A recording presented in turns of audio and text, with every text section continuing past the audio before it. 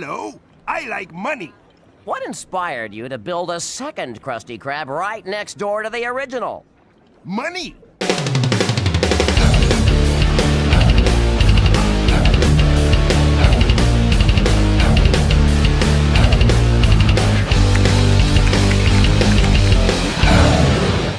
Hey guys, RanterInShades here, exercise my First Amendment rights vlog style. I am a music commentator. That's a term used to refer to YouTubers that make videos involving music discussion that I've taken to really like using. I've been making videos and taking my content in a number of different evolutions for 12 years since starting my channel in 2013, and while I might not have the most views and subscribers around here, 5,000 is no small feat, and while some might find certain takes I've given to be disagreeable, whether it's in the realm of the metal elitist videos, stuff I've said in the Best and Worst Songs series, bands I've played defense for and What's Wrong With, or even some of the more politically charged takes I've given, what cannot be understated is that I am incredibly passionate about what I do, and make that passion apparent through the effort and care that I put into my work. Part of the reason I do that is because I want to make a good impression on new viewers and or peers, and I don't want to be seen by them as a hack who just loves the sound of his own voice, but it's also because I want to be proud of the final product, and I believe it's what you, the audience, deserve to see. There are a lot of mediocre content creators on here, and while it would be easy for me to take the path of least resistance and justify it by saying that it's entertaining, that's not what I want to do. I want my content to be great, have something to say, have something to show for it, have engaging and dynamic editing, and make for an overall positive experience for everyone that chooses to watch, like a lot of my favorite creators. I see myself as someone that goes above and beyond for my work, and it took a number of years for me to feel like I was doing all that I just described. And while I'll be the first to admit that along the way I didn't always have the greatest track record around here, I like to think that after all this time, I've at least managed to turn a lot around for myself and come out a much better creator and person than I was way back when. A lot of my motivation to do that is owed to the influences I've picked up. When I started my channel, I had two primary influences behind my content and the overall message behind my channel: Muse Productions and Cover Killer Nation. Muse was my first favorite YouTuber, specializing at the time in ranting about pop artists I hated in high school and playing the biggest hand in what made posting opinion-based videos look appealing to me as a teenager. While CKN was the first YouTuber I saw speaking out about metal elitism in a constructive manner and becoming more or less the person I wanted to be like when it came to the content I wanted to make. Some other early influences of mine include the likes of Gianriella and Official GATG, along with early editing influences in Nate Talks to You and the late JJ Discussions. Over time, I've taken notice of other YouTubers that I think of today as influences on my content, whether in the realm of presentation, philosophy, or editing. If you were to ask me who I consider an influence of sorts on my work today, they would include Emp Lemon, who I've modeled much of my editing style after, ARTV, Todd in the Shadows, Schaeferless Productions, Sean Fay Wolf of Diamond Axe Studios, Mike the Snare, and one other person that the title of this video kind of gives away. Going back to when I first started my channel, after feeling jaded towards the metal community upon my discovery of people claiming that genres like glam metal, nu metal, and metalcore weren't true or real metal, and that liking them and calling them metal makes you a poser with no credibility to speak on the subject, my original intent was to be the guy that had a video to counter each and every metal elitist talking point. And while I've more or less retired the subject nowadays, it's something I'm still largely associated with and remembered for to this day. As such, I've seen myself in the past get categorized with such metal-oriented commentators as the previously mentioned Cover Killer Nation, to the point where we actually had a running joke about him being my dad, Infidel Amsterdam, Count Blaggereth, and eventually the subject of our video today, a gentleman by the name of Finn McKenty, the owner of a channel called the Punk Rock MBA. This was a channel that specialized in analyzing bands, genres, and scenes from a business perspective. And one thing he talked about a fair bit was gatekeeping or elitism within these communities, and how it hurts them more than it helps them. I first started following Finn in 2019, and one way I perceived him was that he was someone that was taking talking points that people like me have made in the past and bringing them to a wider audience. I don't say that out of bitterness or jealousy, or to imply that I or someone like CKN, Infidel, or Count claim ownership of the subject, cause that'd be stupid. I like when the message gets carried out by channels larger than mine, and that was one such way I developed an immense appreciation for what Finn did for the community. I'll get to more reasons as to why later on, but that was one of the first things that got me to connect with his content for the better part of 5 years. However, if you go to his channel today, his most recent upload was a little over a year ago, on August 26, 2024, and his most recent second channel video, with the exception of an interview he did with Tillian Pearson with laughably poor audio, was uploaded on July 12th. Something was definitely up. Why did he just up and stop uploading out of the blue? Well, on December 12th, he did an interview with YouTuber and podcaster Jesse Lee, where he explains why he decided to quit YouTube. I'd been speculating as to what was going on at least 3 months prior when I noticed I hadn't been seeing him in my subfeed for a while, but this interview finally had him coming out and giving everyone a sense of closure about his sudden disappearance. That was the intent, at least. The interview was very crass, and it left a lot of people confused, bewildered, and even angry. It's not hard at all to understand why, given that some of the things he said that really stood out to them included this. Like, is that why you started making videos, just because of all the negativity? No, it's because, like, I don't really have any interest in music, so I was just doing it for the money, and I hit my financial goals, and so there's really just no reason for me, like, I don't have to keep doing it. A lot of people took that as Finn straight up admitting to being a grifter that had no passion at all for the rock and metal scene, or even for the music community as a whole that he was a prominent figure in on YouTube. Even people in his own audience felt let down that this person that they saw as a voice of reason would turn his back on them, let alone in such a callous manner. With some of the subsequent videos that came out about this that I watched, it seemed pretty obvious that a lot of them just never really liked the guy in the first place and were wanting to flaunt their bias and preconceived notions being validated. But even before a lot of these videos came out, and even when I first listened to the original interview while I was making a little trip out to do some holiday shopping, and by that I mean buying some guitar pedals, I didn't think we were getting the full story. So that's what compelled me to want to make this video. I know that I'm incredibly late to the party on covering this, but you know how it is having prior video commitments to work on, including best and worst songs at the time the interview originally came out, in addition to, having a life outside of YouTube. I had every intention of this being the next video I work on after all my previous commitments were accomplished, and I made it known that I was promising this video, albeit without giving an exact release date. I'd like to thank everyone for being patient with this video if you knew that it was being made, and my hope is that I can still bring something unique to the discussion. Even if I really am late in internet years to talking about this, I believe allowing myself to sit with this topic and allowing my thoughts to marinate over the course of this year can only serve to benefit the video's quality and ensure that I'm going into this with a clear head. This is the most research-driven, right opinion style video I've ever made, and as such, this video was a pain in the ass to research. But as a commentator or a critic, that's more or less required if you really want the project to be thorough, so hopefully the wait was worth it. My mission with this video is to chronicle the evolution of Finn as a creator, along with his change in demeanor over the years, as well as the evolution of my perception of him as a longtime fan that more or less saw all this happen in real time. My hope is that this will paint a picture of what I see as being the real reason why Finn quit YouTube and developed the attitude that he did, and I'm going to do so in a more constructive manner than I've seen most others do, and I mean this as no disrespect at all, except for this guy because he kind of strikes me as a wannabe Keemstar. I'm going to be speaking in this video as if I were talking to Finn personally and helping him to understand where he ultimately went wrong and what my advice for him would be if he were to try again with this YouTube thing.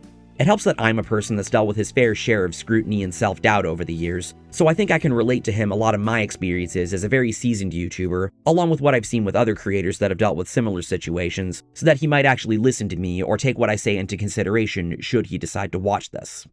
With that said, there are a few things I want to lay out before this discussion begins. If you clicked on this video expecting this to be a Finn bashing video, you're not going to get that. That's not to say I won't be offering any criticism, because I will. Believe me, I will. But even if I wasn't a fan of Finn's content, that's not the video I want this to be. Personally, I believe that if you really want someone to listen to your criticism, you need to address them in a way that shows that you're coming from a place of empathy, like you genuinely want them to improve, and not like you're just wanting to start shit or tear them down. I find that shit to be really toxic, and so when people don't respond to that well, even if there's someone that's proven they can't take criticism, my first reaction is, well, what did you expect? Even if you're someone that puts on a douchebag persona for your videos, that justification only goes so far. I'm a big believer in the golden rule of treating others the way you want to be treated, and if someone were making a video on me, that's how I would want to be spoken to. Which is why I think that most videos made on me are garbage, since they mostly just consist of grasping at straws, and I can tell they aren't being made in good faith. And that's not even being said out of arrogance, as I don't think I'm above criticism at all, and I'm of the understanding that there's at least some criticism to be had of me and my work. But just like in the case of my Muse video, that's not the video I'm wanting this to be for Finn. The other thing I need to make clear is that aside from details about Finn's backstory, there's not going to be any discussion about his private life in this video, and I'm sure you guys know what I'm referring to when I say that. In my view, it is completely irrelevant to everything that I do think is important to discuss as far as what made him quit, so any comments pertaining to it, along with any and all other forms of harassment, will not be tolerated. As another disclaimer, I'm not making this video for drama, clout, or publicity for my channel, though that is certainly a benefit for making a video like this. I'm making this video because I think the issue of Finn's exit from YouTube runs deeper than what I've seen get discussed, and it has a lot to say about the nature of YouTube, YouTube audiences, and doing YouTube professionally. There's a progression to this story, and an array of different themes that I wish to convey that I haven't seen anyone else aim to do when covering it. And even if you want to argue that my having been a fan of Finn's biases my perspective at all, irrespective of how inevitable bias is with discussions in the long run, I believe that taking this approach will help this video to be a great learning experience, not just for Finn if he ever decides to watch this, but also for you, and even for me. Without further ado, let's take our discussion from the top. I present to you the downward spiral of Finn McKenty. Echo Astral has more punk spirit in 1 second than any phony punk-branded YouTube channel could ever contain. Honestly, instead of doing the list, I thought about just announcing my retirement. I mean, I was only doing this for the money anyway. Yeah, I met my financial goals and now I'm out. Fuck you. I feel like that's the ultimate hallmark of somebody who's feeling themselves a little bit too much when they wear sunglasses inside. I know I'm such a poser for using this gag. I'll start this segment by doing something that Finn likes doing, and that's read from Wikipedia, because he actually has an article there. Finnegan Finn McKenty, born September 7th, 1978, is an American marketing strategist, music commentator, writer, and graphic designer who was director of marketing at the online education platform URM Academy. Previously, he ran the YouTube channel The Punk Rock MBA, was executive producer at CreativeLive's music and audio channel, and, under the persona Sergeant D, wrote articles in Metal Sucks and Stuff You Will Hate. Oh, brother, this guy stinks! What? I'm just trying to be funny. I wasn't gonna do it throughout the whole video. What the fuck do you take me for? You think I don't do my own research? Jeez, you people. Fine. I won't joke about that anymore. Let's be serious now. Let's take it from the top for real. Finn was born in Bellingham, Washington, and grew up in Snohomish. He lived with a single mother, whom he would go on to describe as being a very fucked up person. She lived something of a hippie lifestyle, was into a lot of Hindi stuff, and dealt with enough hardships in her life that led her to become an alcoholic. She had been through 4 marriages due to being incapable of maintaining any meaningful relationships. Finn's birth father was a man from Norway who he had only met once when he was 9, and the stepfather he called his father was a corrections officer that he and his mom would live off the money from. His mother has since passed away, and he would go on to cut his stepfather out of his life when his toxicity became too much for him to bear. Finn's family lived a poor lifestyle on welfare and spent much of their time worrying about money. It can be stressful living like that, and oftentimes you find yourself thinking that this is just how life is going to be for you. But having a corrections officer for a stepfather, along with other family members working in corrections, taught him a lot about work ethic. He was of the understanding that eventually, if he wanted to get out of this place, he would have to make some serious moves. Apart from his family's financial woes, Finn lived a conventional childhood in the 80s, playing video games and watching television. His taste in music during this time was predominantly hip-hop, listening to the likes of NWA, Eazy-E, EPMD, Eric B. and Rakim, Slick Rick, and Big Daddy Kane, among others, relating heavily to their themes of overcoming adversity and other struggles of daily life. While he was no doubt aware of other music that was out at the time, his life would change one day in 1990. This is Suicidal Tendencies. They're a crossover thrash metal band of the early 80s, known for being one of the first bands, if not the first band, to combine metal and punk. You more than likely know them for their song Institutionalized, where vocalist Mike Muir rants over top some wild shredding from guitarist Grant Estes about everyone around him thinking he's on drugs, displaying erratic behavior, and that he needs to be sent to an institution. All because he wanted, say it with me, a Pepsi. Just one Pepsi. But what I'm sure you didn't know, I certainly didn't either, is that there was a period in the 80s where the band was banned from playing in Los Angeles. This was mostly due to the band actually being affiliated with a Venice-based gang called the Mercenaries, which led them to be suspected of criminal activity, along with an incident at Perkins Palace where the audience tore out the first 10 rows, which made it impossible for promoters to obtain insurance if Suicidal Tendencies was part of the bill. Finn was watching MTV News one day and caught a report about the band playing their first show in LA since their banning.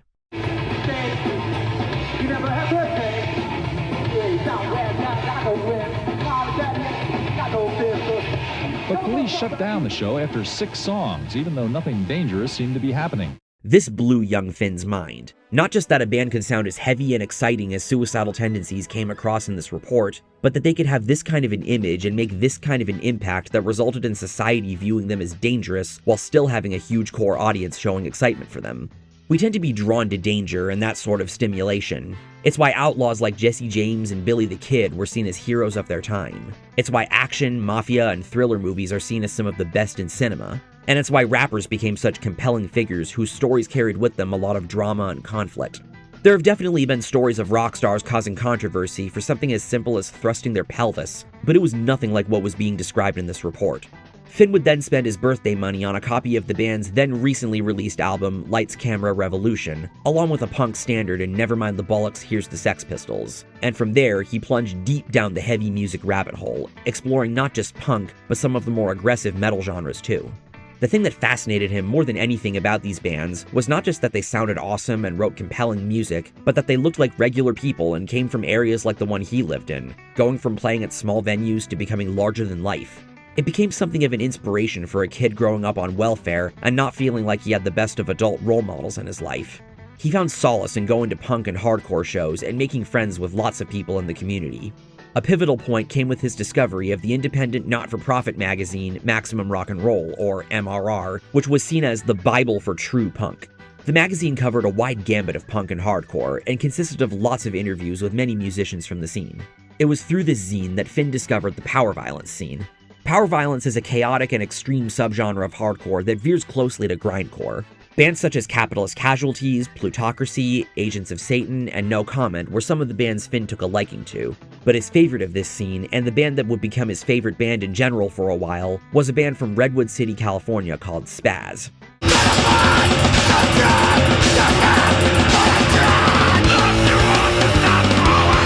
Spaz represented everything Finn was craving. They were basically a beautiful amalgamation of metal, hardcore, and even hip-hop, along with having raw-looking packaging for their releases, and they'll be playing an interesting role in the story later. But it was through MRR exposing him to more and more bands from the scene, along with going to more and more shows, that Finn became more ingrained in the punk community. From hardcore to emo to grindcore to straight edge and even pop punk, he was hyped on it all.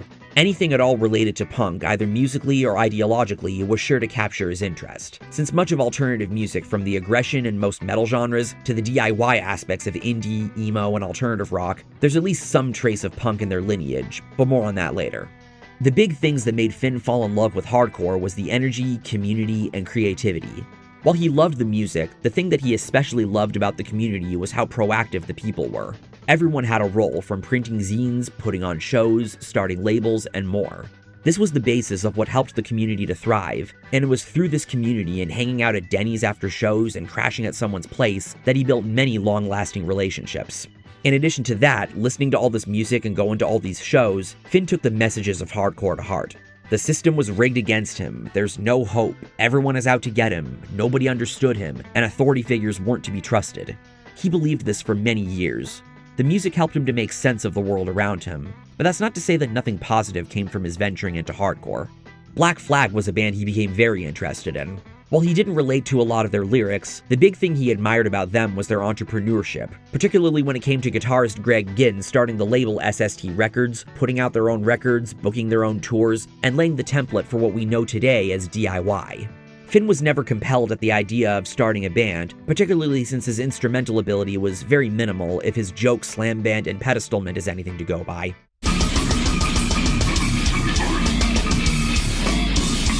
But he was fascinated at the idea of a band being treated as a business, which we'll talk more about later. He also became intrigued by Black Flag's frontman, Henry Rollins. In addition to being a hulk of a man and having the powerful voice that he does, he also liked the way he presented himself in interviews and press appearances, saying things that resonated with him like "kick a bunch of ass while you're still here," and promoting healthy living and self-improvement. And it was of course through Henry that he learned about his then current band, Rollins Band. This not only opened Finn up to the early alternative metal scene that Rollins Band was a part of, along with the likes of White Zombie, Helmet, and Primus, but they were the main band influencing him to attend the first ever Lollapalooza in 1991, whose bill also included Jane's Addiction, Body Count, Susie Sue, The Butthole Surfers, Living Colour, and 9 Inch Nails. I'm grateful that I was there to see it. He also appreciated Gorilla Biscuits having a positive message in songs like Start Today, was inspired by Earth Crisis to take up a vegan diet that lasted a few years, and also took a liking to the Vandals. The Vandals are known for being scrappy and silly, but their bassist Joe Escalante has experience as an attorney and had a radio show about intellectual property and law, which got Finn to view him as his inspiration to become business-minded and sharing that knowledge with average people. And I think that's a good segue into another prominent aspect of Finn's early life, his zines.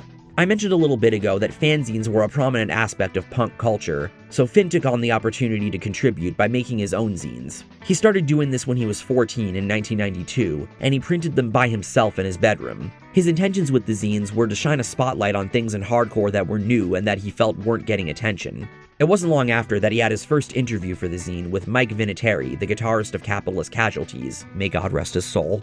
This came as a result of writing a letter to the address listed on the band's record asking for an interview, to which Vinatieri replied giving Finn his number. Another band Finn interviewed for his zine was the previously mentioned Spaz, who, as I stated before, were his favorite band at the time. It was through interviewing them that he became friendly with the band, to the point where they wrote an entire record of songs about Finn.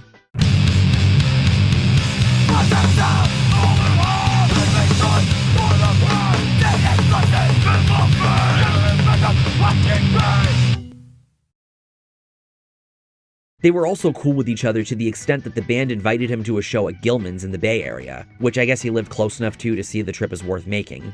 The name Gilman's should sound familiar to you if you've seen my American Idiot video, as that's the place where Green Day built up their credibility in the underground. Finn managed to see Green Day play at Gilman's with bands like Operation Ivy, and being at that venue led him to getting to know a network of other bands from the Bay Area scene, one of those bands being the previously mentioned Capitalist Casualties. He also credits the band Shelter for influencing his thought process. Shelter was a band that was instrumental in inspiring a wave of Hare Krishna bands in hardcore, referred to as Krishnacore. Hare Krishnas are a subsect of Hinduism that worship the Hindu god Krishna, and they believe that the ultimate goal in life is to develop pure love and devotion to him, and they show that devotion through living a simplistic, disciplined, and vegetarian lifestyle and serving others. Finn was intrigued by Shelter's lyrics about the concept of the Veil of Maya, which the progressive death metal band Cynic wrote a song about on their 1993 debut Focus, as well as of course what the progressive metalcore band Veil of Maya got their name from. The Veil of Maya refers to the concept of your perception of reality being distorted through your mind playing tricks on you, and Finn took this concept to heart when it came to his wanting to question everything, which will become important later. This relates to Finn's views on religion, being an atheist because he saw Christianity as being at odds with the kinds of social beliefs that the punk community was endorsing, especially since it was rare in the 90s to be Christian and making and consuming this kind of music, though he has never claimed to have anything against Christian bands. While hardcore was his primary love, there was plenty more heavy music he was seeking out in the early 90s. Today we're of the understanding that there is little sonic separation between punk and metal, and that's how Finn operated. If it was heavy and aggressive, he was sure to take interest in it. While he found much of metal in the 80s to be corny, the 90s saw the genre go through a beautiful metamorphosis, with more aggressive subgenres that had some kind of tie to the DIY scene get a good deal of recognition in the US. As I've talked about in many videos before, the early 90s is remembered today as being one of the biggest and sharpest turning points in music and pop culture in general after the sanitized and goofy 80s. His venturing into this music couldn't have happened at a better time. I already talked about his enjoyment for the 90s alternative metal scene, as well as grindcore being stuff he was into, but being that he was a hardcore kid, thrash metal would of course be one of the main genres of metal he gravitated towards, since that genre is known for being hardcore influenced, with his favorites there being the likes of early Sepultura, Forced Entry, The Accused, and of course, death metal was also music he took to that had a similar brand of aggression, particularly with being his first exposure to harsh vocals, and he would go on to eventually get a tattoo of them, and I'm kind of afraid to know where he got it. He really became immersed in the idea with Cannibal Corpse's Tomb of the Mutilated. Chris Barnes' performance on the album blew him away that a human could make those sounds, and this was of course Barnes in his prime before he became, well,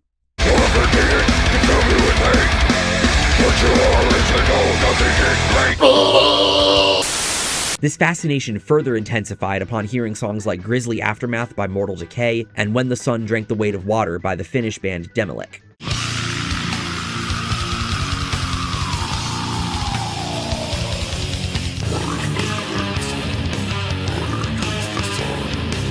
Pantera was another band that played a prominent role in his early metal escapades. They were, after all, one of the most prominent names of the early 90s, and after getting into them through seeing the music video for Mouth for War on Headbangers Ball in 1992, he saw them live with White Zombie that same year, describing the show as one of the coolest he's ever been to, which is say a lot coming from a hardcore kid.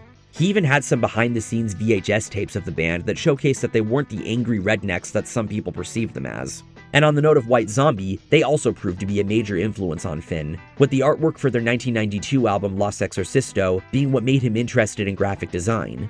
Given how visual artistry is one thing Rob Zombie greatly excelled at, it shouldn't be a shock that his work tantalized Finn in the way that it did, to the extent that he would even try to draw all the artwork himself that came with the album's packaging. Believe it or not, black metal was also music Finn took a level of interest in. Really? He became aware of it through reading about the genre's more publicized controversies in online news groups, and was fascinated that stuff like this was happening at the hands of bands around the world that were holding true to the general DIY standards. The internet was in its infancy in the 90s, but Finn would spend hours reading message boards as well as magazine interviews because he wanted to be as informed as he could about all the goings-on in these scenes. Of course, Finn doesn't have the highest opinion of black metal today, and we'll talk more about that later in the video, and he tends to have more of a preference for the more ambient and avant-garde black metal acts such as Have a Hedge, Torture, and Abruptum. But the rise of black metal's second wave directly coincided with Finn's growing interest in these raw and aggressive DIY scenes. But his favorite metal genre of all was metalcore. Like thrash metal, it takes very prominent influence from hardcore and combines it with a metal sound. To him, it was truly the best of both worlds. Music that was rooted in the hardcore he loved, combined with the metal stylization that he had come to enjoy from the thrash and death metal scenes. He saw the genre's rise in the 90s and creative peak in the 2000s, and he took joy in getting to experience it. While it's debatable if this band is a metalcore band or just a hardcore band, I personally lean more towards the latter. The band from this time that he had really taken to was Hatebreed, which, like Morbid Angel, he has 2 tattoos of, and it's your best guess as to where. In addition to just being a solid band overall, the thing Finn loved about Hatebreed is their emotionally intelligent lyrics. While most bands, especially in hardcore, wrote a lot of angry songs about feeling defeated by the world, and while Hatebreed had their fair share of songs about that stuff too, they also spoke a lot of overcoming your demons and your struggles and becoming a better version of yourself. I'm still far from perfection. I stay relevant. I'm still vigilant. I have so much more to say. I have so much more to fight for. It's really empowering, all things considered, and with the kind of life that Finn lived, it's not hard to see why he related with Hatebreed to the extent that he did. Another band he took a prominent liking to later on was A Day to Remember, who are arguably his favorite band today. In addition to going on record calling Homesick his favorite album, he was blown away by the band's ability to seamlessly blend metalcore-style riffs and big breakdowns with pop-punk melodies and choruses.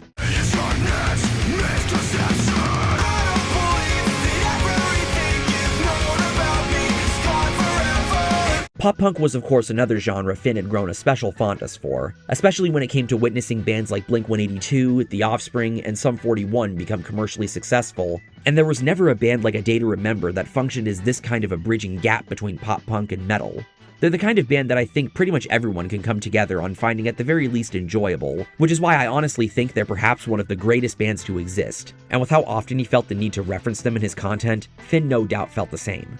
With all of this music entering his life, Finn built a sizable record collection that he took pride in. Though of course, being that this was the 90s and there wasn't a way to demo an album before buying it at a shop, he would buy albums that had cool artwork, such as an instance where he bought an album from a band called Christian Death, only for their music to not sound anything like the artwork or even their name seemed to imply they would.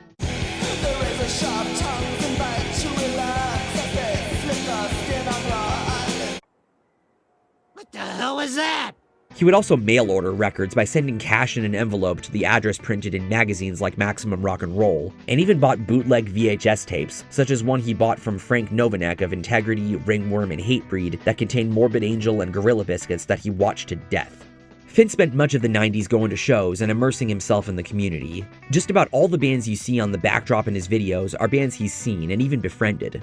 In addition to that, he's also managed to see Tool 3 times on the Opiate Tour, playing to around 500 people, as well as Korn opened for Sick of It All around 1994 when they were just getting a foothold in the alternative scene. He built an extensive concert repertoire that I'm sure puts mine to shame, so as a result, he didn't have too much going on in terms of relationships. In high school, he was of the mindset of thinking he could not be friends with anyone that wasn't into the same music as him. There weren't a lot of people outside of the punk community that he could relate to, and thus he related a lot to the sort of lyrics the Descendants wrote about not having luck with girls. There was even an instance where he hung out with 2 girls who he tried to talk about grindcore acts such as Discordance Access with, basically acting like the guy in this meme here. This ended up being a moment that would stick out in his mind as something that led him to experiencing disillusionment with the scene, which would only become more of a theme the older he got. The first major thing that got Finn to question the punk scene was seeing their reaction to Green Day's big break. Like I said earlier, Green Day were a band that built up a lot of goodwill in the underground, and they never did anything that indicated that they forgot their roots or that they saw themselves as being above the scene that they came from. In Finn's mind, these people should be happy that a band from this kind of a scene had become successful doing something they love without making any compromises and representing their scene along the way. I'm sure there were a handful of people in Green Day's community that were absolutely stoked for them, but in Finn's neck of the woods, it was met with pure derision. This made him realize that there existed a stigma against success within punk, that you need to be underground and struggling lest you be labeled a sellout. They also mocked him for enjoying metal bands like Pantera and Deicide, in much the same way metalheads did for enjoying bands like Blink-182, leading him to wonder if this is where he truly belonged. From there, more of the punk community's flaws became apparent to him. He began to wonder if he was holding himself back from realizing his true potential because of the community's influence. And he also began to see a lot of his parents in the kind of depressive struggles and live fast, die young attitude that they were promoting, and that he didn't have the same jaded, pessimistic outlook that a lot of his peers did. At this point, he was relating a lot more with hip-hop, such as the song Road to the Riches by Kool G Rap, about working hard to achieve your dreams, akin to what he liked about Gorilla Biscuits. So when it came time for Finn to start college, he only went for one semester, paying out of pocket. For as much as the identity crisis he experienced led him to believe this was for the best, deep down in his heart, that hardcore kid still existed. His head wasn't there, instead opting to continue going to shows, making zines, partying, and doing drugs such as Adderall. After dropping out following that single semester, he moved to Cleveland in 1996 to be with his hardcore friends, as well as a girl he was talking to, and a place widely known for having a great hardcore scene. And so the partying continued with people whom he would look back on as not being the greatest of influences, not having the best sense of priorities, not being the greatest at maintaining relationships, and a bunch more stuff that he would look back on as being cringy. Of course, I'd be remiss if I didn't make mention of this funny little story that happened around this time. From SCT Carter, tell us about the wildest thing you've seen happen in a mosh pit, circle pit, wall of death, etc. I saw Earth Crisis in, I think it was probably 97 or 98 in Cleveland. And at the time they had some beef with this band called One Life Crew, who was from Cleveland. If you haven't heard of them, look them up. They're sort of the Tom McDonald of hardcore, very cringe. And so when Earth Crisis came to town, the guys from One Life Crew thought it would be cool to show up and fuck with them at the show and troll them and wear fur coats. And I think they like threw cheese at them or something like that because Earth Crisis is a vegan straight edge band, and so they thought it would be super clever to throw cheese at them because vegans are gay. The guys from One Life Crew and some of their friends were up on stage fighting the guys from Earth Crisis, and I remember Ian from Earth Crisis took his bass like an axe and swung it, like trying to hit one of the guys from One Life Crew, I think, but he missed and hit an Earth Crisis fan. Some poor kid like whacked him in the head with his bass and like almost knocked the kid out. They stopped the show, the lights are on, whatever, and this poor kid sitting on the side of the stage like holding his head with like blood dripping down his face, like someone turned a blood faucet on, and Ian's like, hey man, sorry about that. And the kid's like, oh, it's okay. Like probably trying not to pass out from blood loss. So I don't know who that kid was. I hope he was okay. And that's probably the wildest thing I ever saw at a show. He tried to get some income working at places such as Office Max and Kinko's before he ultimately moved back to Seattle at age 21. From there, he tried to get a job in the tech scene, but he wasn't able to find anything due to the scene imploding at the time. He didn't have any desire to be rich, rather he just wanted to get himself to a position where he didn't have to worry about money anymore, especially with how directionless his life seemed. He had lived much too long feeling like he was towing the line and didn't want to make the kinds of decisions his parents made anymore. The next big turning point came in 2002. He was working at a print shop where his job primarily consisted of monitoring photocopiers when a man named Chase Jarvis walked into the shop. Jarvis is known today for being a successful photographer and for founding the company CreativeLive, which will come into play later. At this time, though, he was a partner at an ad agency called Benchmark 10, and he was having an issue with the project he was printing being screwed up. Finn makes small talk with the man while they're waiting, and Chase mentions the kind of work the startup does and the clients they've worked with. This intrigued Finn, and it sounded like something he wanted to be a part of. So after Chase gave him his info, he contacted him asking if he could have a job. Unfortunately, they didn't have the budget to hire anyone, but told him to keep in touch. Eventually, Finn got fired from the print shop for having a bad attitude, though he wanted to be fired anyway, and he got unemployment. He called Chase again, offering to work for free, and he was given an internship. With this company, Finn worked on projects with the likes of Red Bull and Nintendo, making websites and press releases, which he got paid for, as well as things like making a flash game for the sports apparel company Sully brand, and other miscellaneous projects for companies like Quicksilver, Hurley, Element, and Rockstar. To Finn, these were all great names to be able to put on his resume. Eventually, at age 24, he realized he wasn't getting the kind of traction in Seattle for better jobs doing the kind of work he was wanting to do. So he relocated to a place most people go to in the pursuit of opportunities, New York, with no job and no plan. For a time, he worked in Manhattan at a CD and DVD manufacturing company called NYCD, along with doing freelance work for Chase Jarvis and other clients. But a year later, in 2004, he decided to go back to school. He wasn't getting a lot of good job opportunities, and he felt that getting a degree would help in that regard. He studied graphic design at the University of Cincinnati, since it has one of the best design programs, the DAAP. 2 years later, he decided to switch his major to marketing and got into the College of Business. While he might not have been at the best school for business in the world, he still got a high-quality education, learning the basics of accounting, finance, operations, management, and marketing. Since he was older than most of the students there and had more experience, he put in lots of effort while others did the bare minimum, and he took full advantage of resources such as the library, academic journals, his professor's office hours, and study groups to take in all the information that he could that he likely wouldn't have access to again. He became more financially literate, learning about things like 401ks, stocks, bonds, mutual funds, index funds, and other such shit I'm too ignorant to understand. He graduated with a bachelor's degree in marketing and management with a 3.875 GPA, getting all A's and B's. And the wild part? He was working throughout this time too. A significant job he landed in 2004 when he was 26 was with Flow magazine, an action sports magazine that also came with a DVD and compilation CD. Being from the punk scene, Finn was no stranger to the kind of skater culture the magazine showcased, and the kinds of music included on the compilation CDs, containing such names as Relient K, Say Anything, Shadows Fall, Head Automatica, The Donnas, Queens of the Stone Age, Finch, Rise Against, Jack's Mannequin, and more, was the icing on the cake. Speaking as someone that isn't a sports fan, this sounds like it embodied the spirit of the 2000s, and I kinda love it. Finn's job at this company was editing the content for their DVDs, which is how he learned video production. Since so much of what Flo specialized in was things he was passionate about, this job felt like a dream come true. But Finn eventually quit the job in 2006 because the work was draining, and him being in school at this time didn't help in that regard.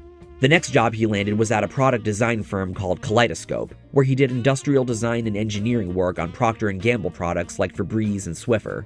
He also led the company's market research about the products and how people used them. By the time he was 30 and in his last year of school, he got hired full-time at this company, earning $40K a year. But it was at this job that he learned a thing or two about how to be humble. He had developed a bit of an ego and had a hard time getting along with his coworkers. He felt the need to lecture them about the job and how good he was at it, essentially being a real-life actually guy. His employer took him into his office to tell him that nobody cares if he is good at his job or not. What matters is if people feel good working with you. This became something that would stick out in his mind as a real moment of getting yanked back down to earth that showed him how not to interact with others, at least in a professional setting. He knew his boss was correct, and that made him feel like shit. Of course, this doesn't mean that Finn didn't have his ear in the ground when it came to the goings-on in music, because another thing he got involved in during this time was blogging.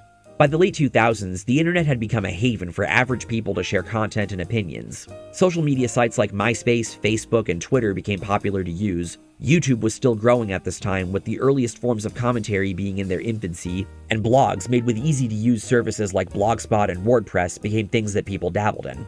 Finn ran one such blog from 2008 to 2010 called Metal Inquisition, which took its name from the 1984 album by the Canadian thrash metal band Piledriver that wrote jokey articles under the name Sergeant D, a funny little reference to Stormtroopers of Death, about old thrash and death metal that seemed pretty on brand for the kind of humor Finn would go on to espouse in his videos. He also had a site called Stuff You Will Hate that had a similar brand of snark towards metal nerds with hints of commentary, and he even sold shirts there.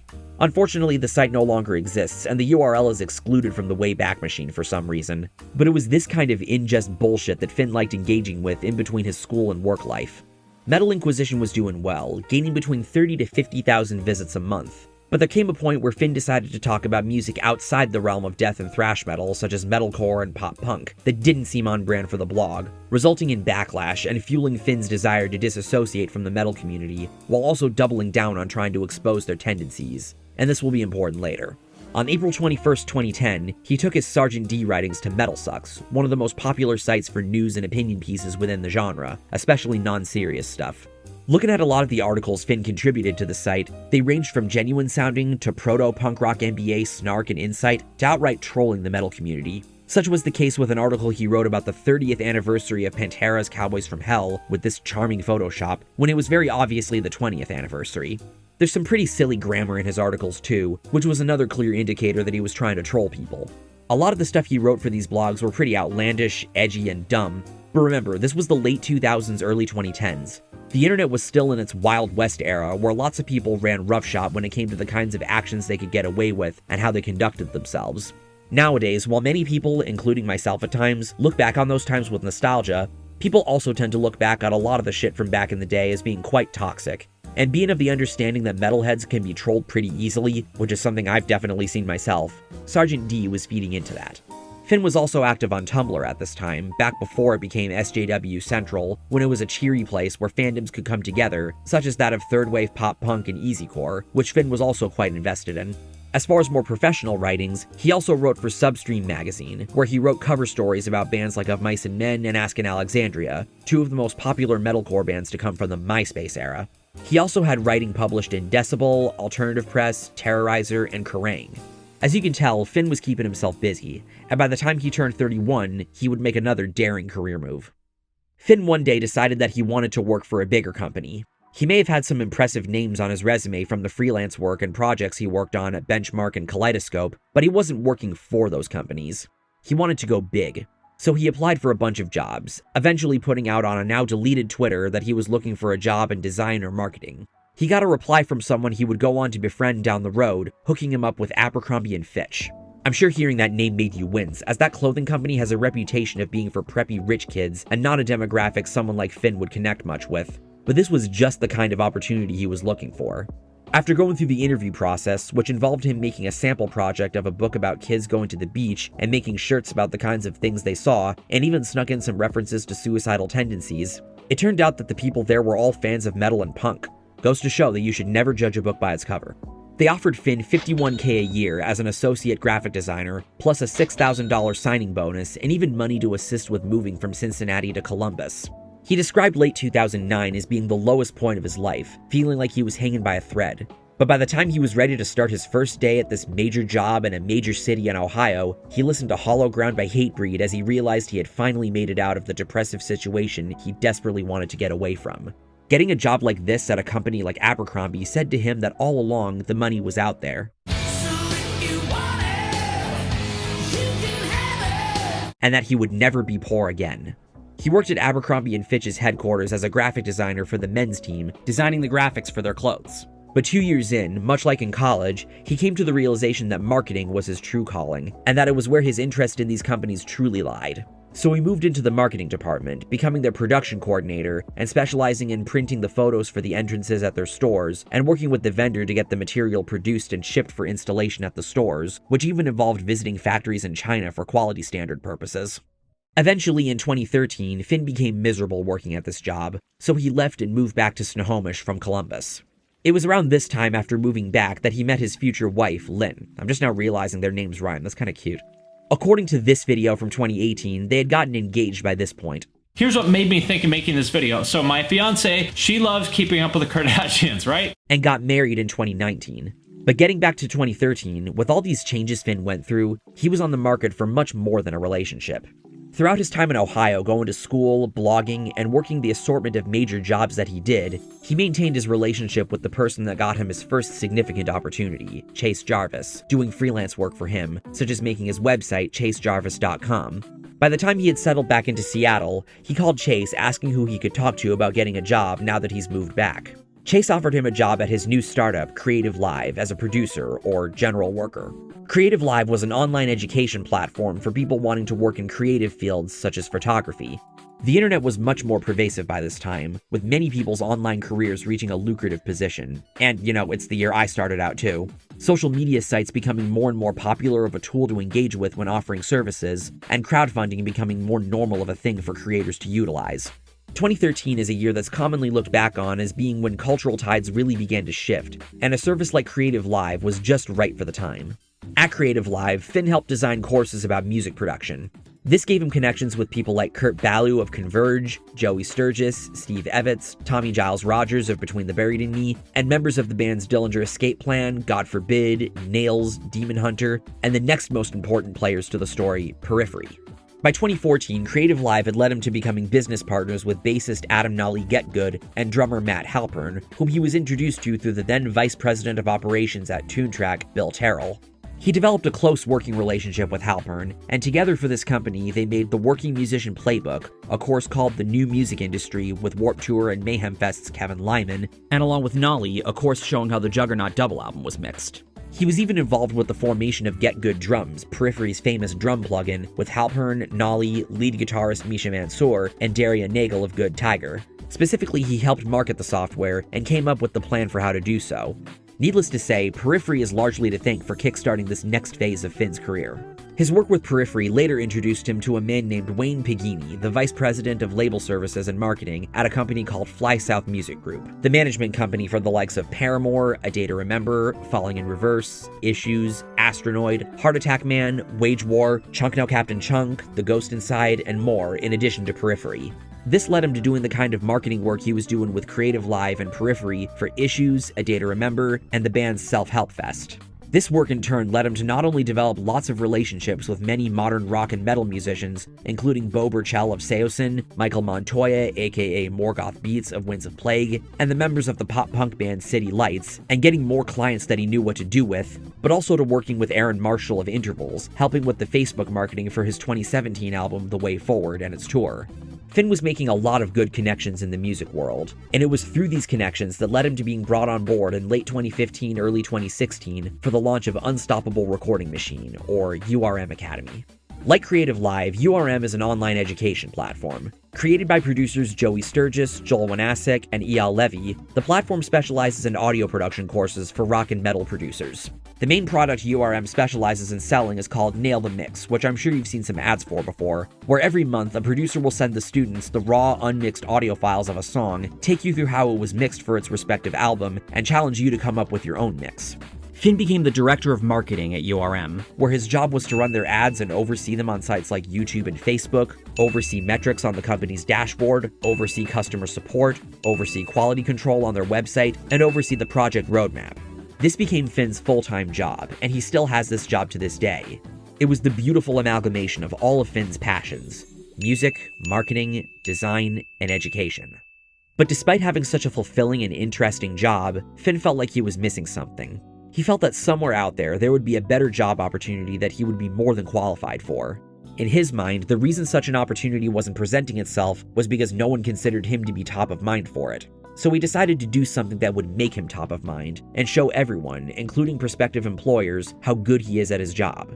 He was going to find a way to publicize his business and marketing expertise so that everyone will know that he is your guy for the job. He had created a YouTube account on March 16, 2016, shortly after posting his final Metal Sucks article, and now he was going to make good use of it. YouTube is the place for video content, a site that many people have created successful careers for themselves on, and one that many businesses and business professionals make use of with how prominent of a fixture it's become in the current media landscape. We're in 2017 now, and YouTube had just had its arguably most culturally significant year that shot the site over the top 1 year prior. Most of us associate 2017 on YouTube as being a turning point year where the tides really began to shift as far as what kind of content was deemed acceptable going forward. Even despite this being the year of things like the Wall Street Journal stink piece and the subsequent adpocalypse, continued demonetization, content beginning to feel more corporatized, and quite a lot more. Seriously, 2017 was a really terrible year for the site. YouTube was still as popular as ever. And if Finn was going to create a public profile for videos demonstrating how learned he is in his field, you can hardly get more public than YouTube. While sites like Facebook, Instagram, and eventually TikTok could certainly be utilized similarly to what Finn was going to do, YouTube content is known for being more personable, high effort, and enduring. This is where much of the attention is going to online, so it seemed like a no-brainer idea to pursue this kind of venture for advancing his career. If he's as competent at his job as he believes he is, he should be able to build a following of sorts online since much of marketing takes place on the internet anyway. Thus was the creation of the Punk Rock MBA. The name was meant to show that while his content is largely business-focused, hence the MBA, even though he doesn't actually have an MBA, he's still a punk at heart. The punk rock part of the name wasn't just there to refer to how he presented himself or how he dressed, it was for the purpose of making him seem more relatable to the average YouTube viewer, especially at the time. Since he was speaking as a guy who grew up in the punk community and revolved much of his life around the music, it showed that while he's made a good career for himself in business, no matter how contradictory it might seem to what's considered punk, he's still able to connect with average people looking to make good career moves and achieve their professional goals, which is one of the reasons why I'm wearing my Set Your Goals shirt for this video. After leaving his job at CreativeLive, September was when he started officially uploading. With the knowledge of the online world he obtained from his blogging days, as well as things he learned about the space from working at CreativeLive and URM Academy, he was plenty aware of the expectations YouTube audiences have for content, and there were plenty of creators he would cite as his main influences as far as how he presented himself. They ranged from BADke, Philion, Leon Lush, Big Herc, Drew Gooden, Geography Now, and even the gamer from Mars and Turkey Tom. While creating content for YouTube was fairly new to Finn, conceptually it wasn't too far removed from the zines he made in the 90s as far as putting his passions on display in an engaging way. And he also had the editing experience from his job at Flow magazine, and experience with graphic design that he would apply to his thumbnails, since that's essential for getting people to click on your videos. Not much is known about the content he was making at the time, as the first video that you see on his channel is an interview with Joey Sturgis posted in March of 2018 about how he rose to become the innovator in modern metal production that he is today. It's not uncommon for YouTubers to depublicize their earliest content as they improve their craft and develop more of an identity for their channel, irrespective of what the audience thinks of them doing that, or if they even notice. Hell, it's something I myself have done with a handful of my videos from 2013 to 2014 that I didn't think had much of a place on my channel anymore, so I get it.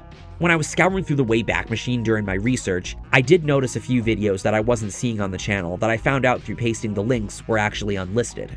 My best guesses as to why Finn unlisted these videos are either because he didn't think that they fit the themes of his eventual content well enough, he didn't think they served much of a purpose compared to the content he would go on to make, he didn't think they aged the best, he thought he conveyed the points better in future videos, he didn't think the production held up to his current standard, he was disappointed by the low view counts, or at the very least he just didn't like them and didn't think we'd be losing much by not having them public on the channel.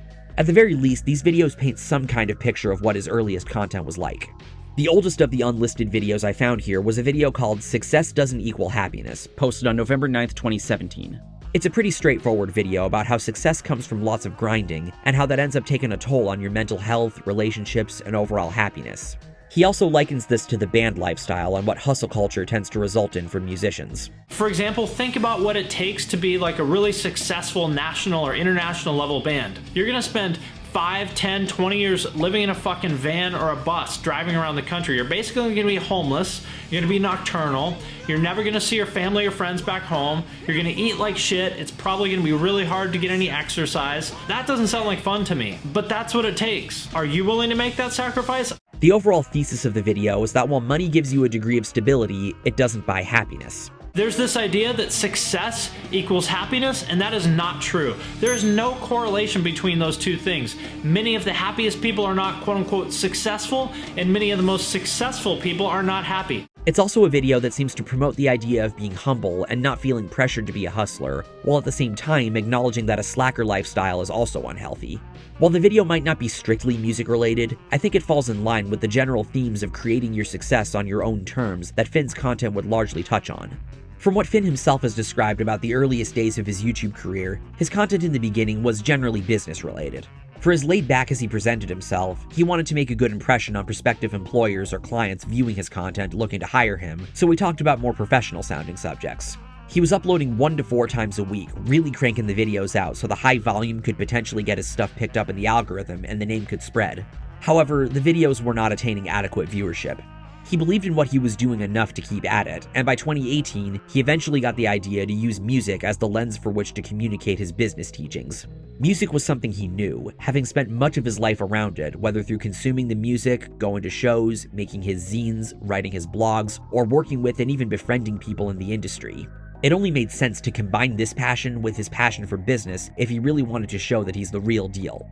Music is also something many people online, especially on YouTube, care very deeply about, so Finn had an idea of the kind of audience to home in on. When he started putting the work into establishing a presence on YouTube, his initial goal was to reach 10,000 subscribers. It's a small number by YouTube standards today, but it's still enough to show that a modest amount of people on the site is aware of your existence, and it seemed like a reasonable goal to set as well, just like the shirt I'm wearing. Channel growth was slow until August 20th, 2018, when he received a shoutout from friend, URM colleague, and fellow Washington resident Ryan Fluff Bruce of Riffs, Beards, and Gear, and formerly of Rest, Repose, and Dragged Under. My suggestion to you this week is to go and check out the YouTube channel Punk Rock MBA.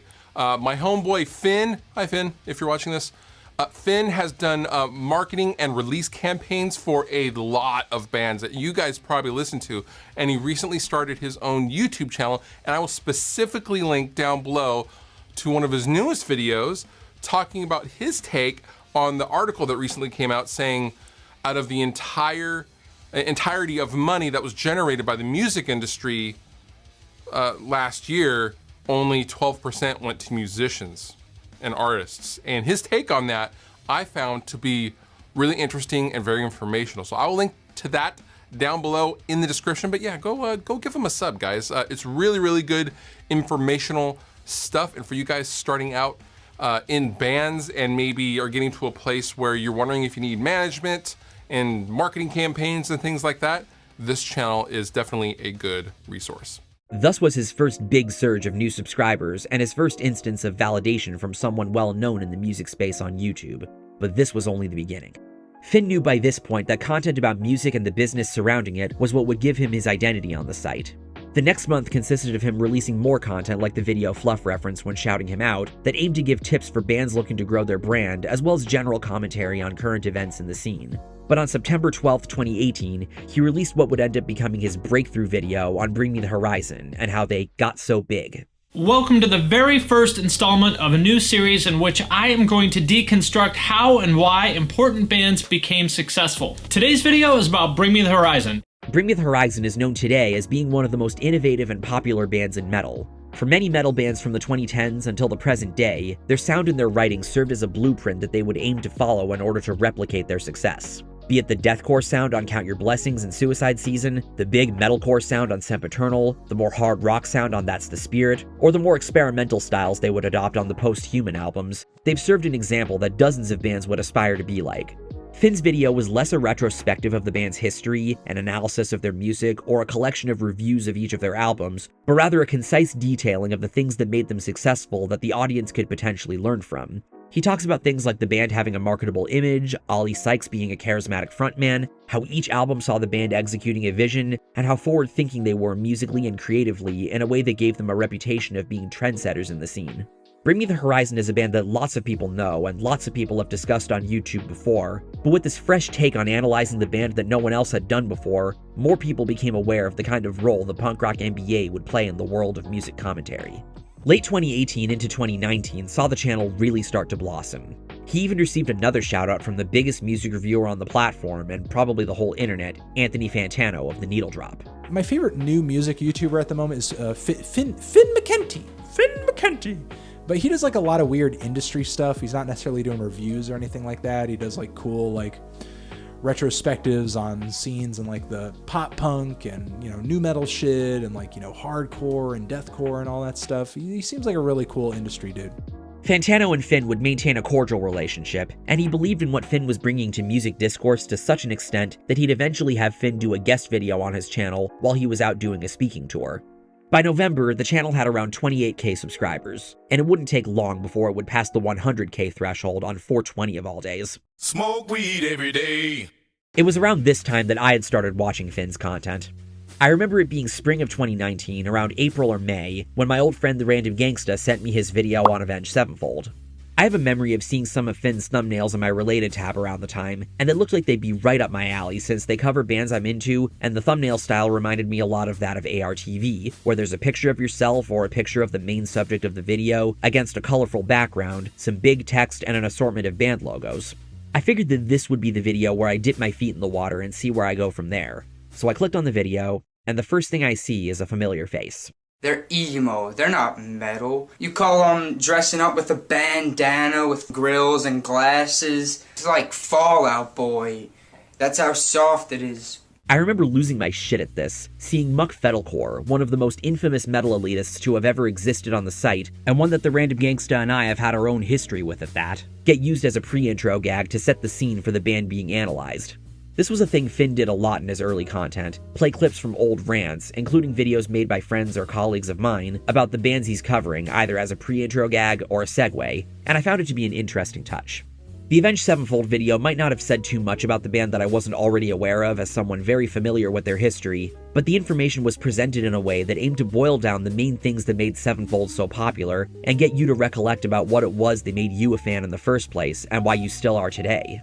In the video, Finn made a point to talk about how each of their albums were unique from one another, how there weren't any other bands doing what they were doing, how their incredible musicianship got them lots of respect from the guitar and drum communities, their featuring in games like Guitar Hero 2 and Call of Duty Black Ops giving them a good reputation with gamers, how they were one of the only metal bands to go to #1 on MTV's TRL, and how they acted like larger-than-life rock stars, which played a big part in how they were able to attract such a devoted fan base. Oftentimes when an artist appears to be the next big thing, we treat them like the next big thing, which means they become the next big thing. With how important and legendary of a band Avenged Sevenfold is considered nowadays, like Bring Me the Horizon, they're a band whose rise plenty of up-and-coming metal bands that cite them as influences would want to take some notes on so that they too can become successful playing this kind of music. And that was the big thing that I'd picked up on watching this video that made me excited to check out more of Finn's content. When I get into a channel, in addition to seeing how frequently they upload so I'm not wasting my time getting into a channel that's no longer active, I like going through their catalog and finding some other videos that look interesting to sample, so that I can get a feel for their content, what it's like, the kinds of takes they give, etc. And I could tell that this channel was different from most other music commentary channels I've watched. If there were any YouTubers I would compare Finn to tonally and functionally, the two main ones that come to mind are Anthony Fantano and Nick Nocturnal. Like Fantano, he can be blunt with his opinions while aiming to be on top of the goings-on in music, but even if you might not agree with some of his takes, you can at least respect the fact that he's speaking honestly, while also throwing in a bit of goofs along the way for good measure. And like Nick, he shows a modicum of enthusiasm for different kinds of bands, including newer bands making a splash, and acts as one of the main advocates for the heavy music scene. And that advocate role will be important later on. Stylistically, the one YouTuber that comes to mind that I'd compare Finn's early content to would be ARTV. Similar to what I said about Finn's thumbnail style being similar to his, they both have a similar speaking style that sounds at least semi-scripted and more natural sounding compared to people who you can tell are reading from a script based on their delivery and speech pace. Like me!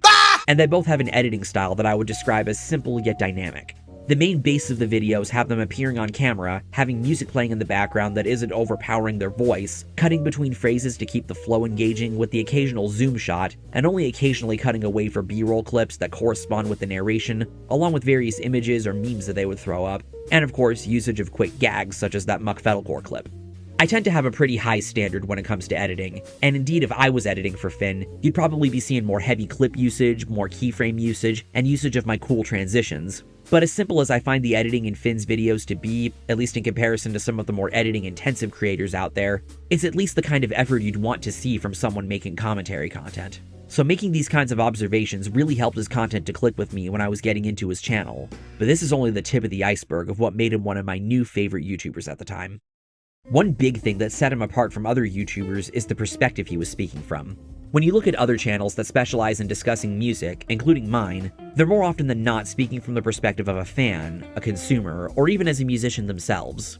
Their videos serve the purpose of either putting an opinion or two out, or providing a perspective on a song, artist, or album that's meant to give an idea as to whether they're deserving of your time and/or money. That's how I've always defined reviews. Finn, however, isn't speaking from the perspective of a consumer, or at least he isn't primarily speaking from that perspective, and his videos don't serve the kind of purpose that reviews do. He's speaking from a business perspective about bands and genres that we know and enjoy, and providing insight into not only how they got to become successful, respected, and remembered, but the kinds of measures you could take to get your band off the ground. Even if he himself might not be a big fan of a particular band, he's of the understanding that they're popular for a reason, and that there's something to be learned about how that came to be. Anyone that knows me knows that outside of what I do on this channel, playing in a band professionally that writes original rock or metal music is what I've wanted to do for many years. A guy like me that wants to pursue that career path but doesn't have much of an understanding of business, marketing, and social media is the exact kind of person I saw Finn's content targeting. I was the prime customer, and it felt like just what I needed at the time. Especially considering this is a guy that has a lot of connections in the music industry. Even if he might not have all the answers on how to get big playing rock and metal music, as no one does, being friendly with a lot of big-name producers, musicians in the scene, and other industry professionals, he has more direct access to learn about how the game is played that his content served to deliver to average people wanting some tips on how they can get a foothold in. Going along with how most music commentators speak from the perspective of consumers, that also implies that they're speaking as outsiders to the music industry. Some music reviewers might receive new albums early in advance so that they can get their review out on or around the day of the album's release, and their work on YouTube may have led them to develop some connections with artists and labels, but it's not the same kind of insider perspective that Finn speaks from. Compared to him, they're lower on the scale of music industry experience, as they're basically just average people with a sizable following making videos giving their opinions on music, not necessarily speaking from the kind of business perspective Finn does. By no means is this to say that their content isn't as valuable as Finn's, just that the insight Finn's content provided was more helpful for up-and-coming artists, especially given his marketing experience and connections in the industry. The only other YouTuber I can think of that speaks from a music industry insider perspective of sorts akin to Finn's is Rick Beato. Beato is a professional producer who's worked with the likes of Shinedown, Fozzy, 12 Stones, and more prior to starting his online career, and this gave him his own share of connections in the industry, just like Finn. His place in the industry and on the platform even gave him the opportunity in 2020 to testify in court in favor of fair use, but the way I see it, there are two main differences between Finn and Rick. For one, Rick has a reputation of being kind of a boomer, with a lot of eye-rolling takes about modern music, whereas the kinds of bands Finn talks about aren't exactly the kinds of artists we'd be likely to see Rick do a What Makes This Song Great about. His content is more geared towards classic rock fans, generally focusing on stuff from the 60s, 70s, and 80s, with the occasional band from the 90s or early 2000s, which isn't exactly stuff Finn specializes in talking about, mainly since he doesn't see himself as having a unique perspective on them compared to the alternative music scene. The other main difference between the two is that Rick isn't speaking from a business perspective. He's speaking from the perspective of a producer and an educator, breaking down a particular song to help the viewer to better understand its construction and develop more of an ear for music. At most, his content might help you to become a better musician or develop more of an understanding of music theory, not necessarily give you the tools needed to market yourself as an artist and make big career moves. That's the role Finn's content aims to serve. In addition to that, being that he was 39 when he started out, Finn's age was another big thing that made him distinct from other creators talking about music. There's obviously no age limit for when it's appropriate to be on YouTube, but most YouTubers I and people around my age watch tend to be in their 20s to their 30s. I'm 32 by the time this video is going to be up, and I sometimes get unnerved thinking about how old a lot of the people I watch are now versus how young they appeared when I first started watching them. Great way to make you feel old. I was 19 when I created this channel after having used the site to watch videos since 2006, and I imagine most people watching this video were around elementary, middle, or even high school aged when they were first introduced to the site.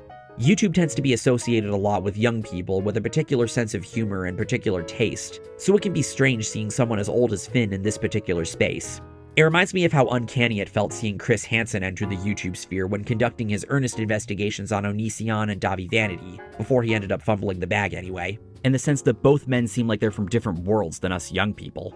But while this was something Finn was insecure about initially, especially given the kind of music he was primarily talking about, him being as old as he was ended up benefiting the perspective he was speaking from. In addition to speaking from the perspective of a music industry insider, he was also speaking from the perspective of someone who saw bands that we like rise to prominence firsthand.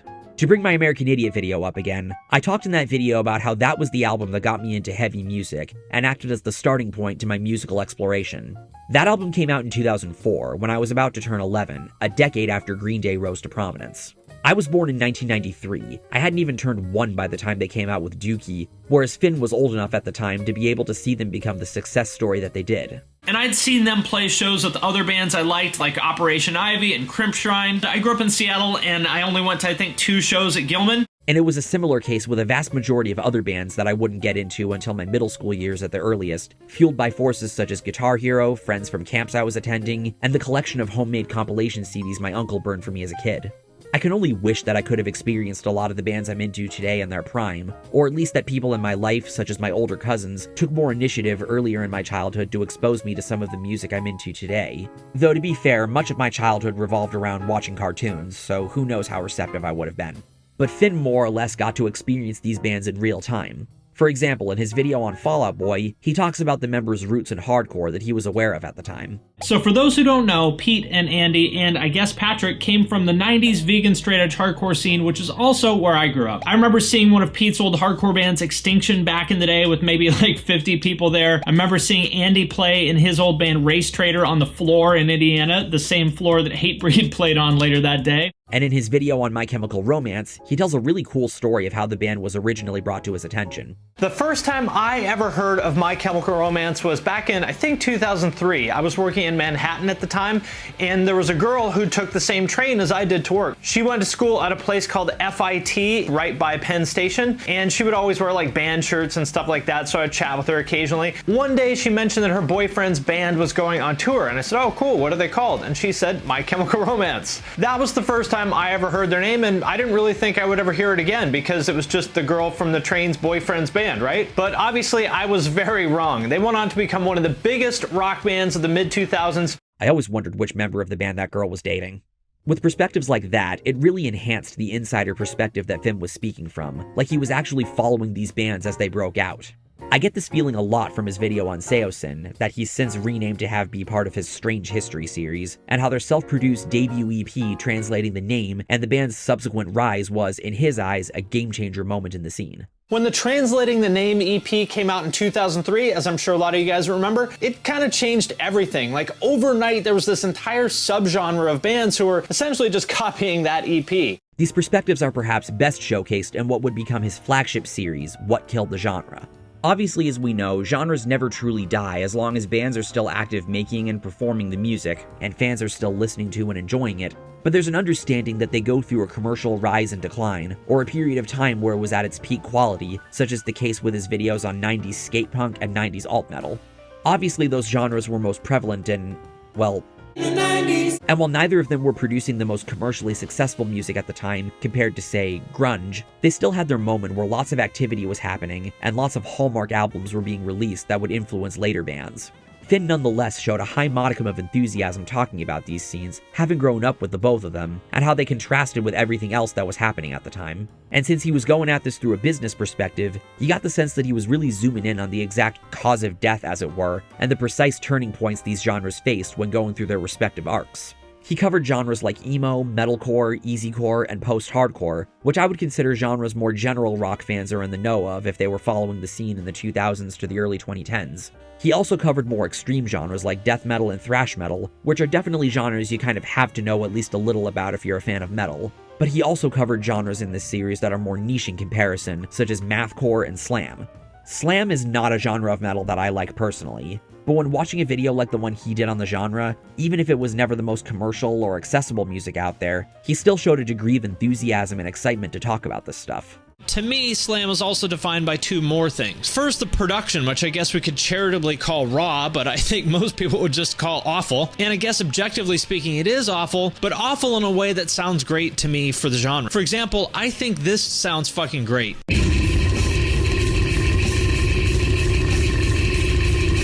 And in videos in the series that covered genres that are more widely known, he would make a point to make mention of who his favorite bands were doing it, his favorite albums the genre produced, as well as some underrated bands he thinks you should know about if you're a fan of the genre.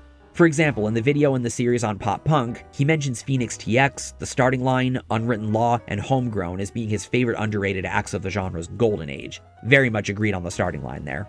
The videos in this series had a particular formula where Finn would discuss the genre's rise, its key bands that contributed to its commercial and/or cultural peak, the different kinds of sonic variants the genre had to offer, various things happening in the culture surrounding it, such as in his video on death metal when he mentions Cannibal Corpse's feat in Ace Ventura, any media coverage the genre attained, and the eventual fall-off. Usually the decline happens as a result of bands either breaking up, changing their sound, or times changing, tastes evolving, and fans growing up and moving on.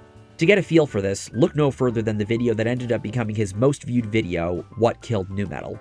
In this video, he discusses the array of different elements that make up its sound, how it became a fixture on the culture with things like the Family Values Tour and Woodstock '99, Fred Durst becoming the genre's main celebrity figurehead, how it evolved throughout the 2000s, and the lasting impact it ended up making on more recent bands. Nu metal blew up because it spoke to a group of people that nobody else was speaking to at the time. Basically, it was this group of people who just didn't quite fit in anywhere else. They were too angry for grunge, like they kind of liked Nirvana but wish they were heavier. They were a little too emo for metal and not urban enough for rap. Nu metal was for people who were, more than anything else, just angry. The video came out at a time when nostalgia for nu metal was beginning to become prominent, and people that previously derided it were beginning to come around on it, so that ended up playing into the video's million-plus view performance. The nostalgia factor is also prevalent in the pop punk video in the series. I love this stuff, even though it was admittedly corny at times. I could never get into Good Charlotte, for example, due to the corniness factor. That was just a bridge too far for me. So I get why it's not for everyone, but I do look back on this stuff with a lot of fond memories.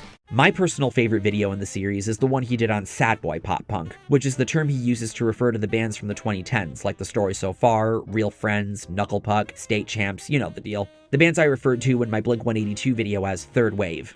This is a scene I was quite passionate about throughout the decade, and I still am quite fond of it. So I enjoyed seeing more in-depth coverage compared to when it was briefly touched on in the pop punk video.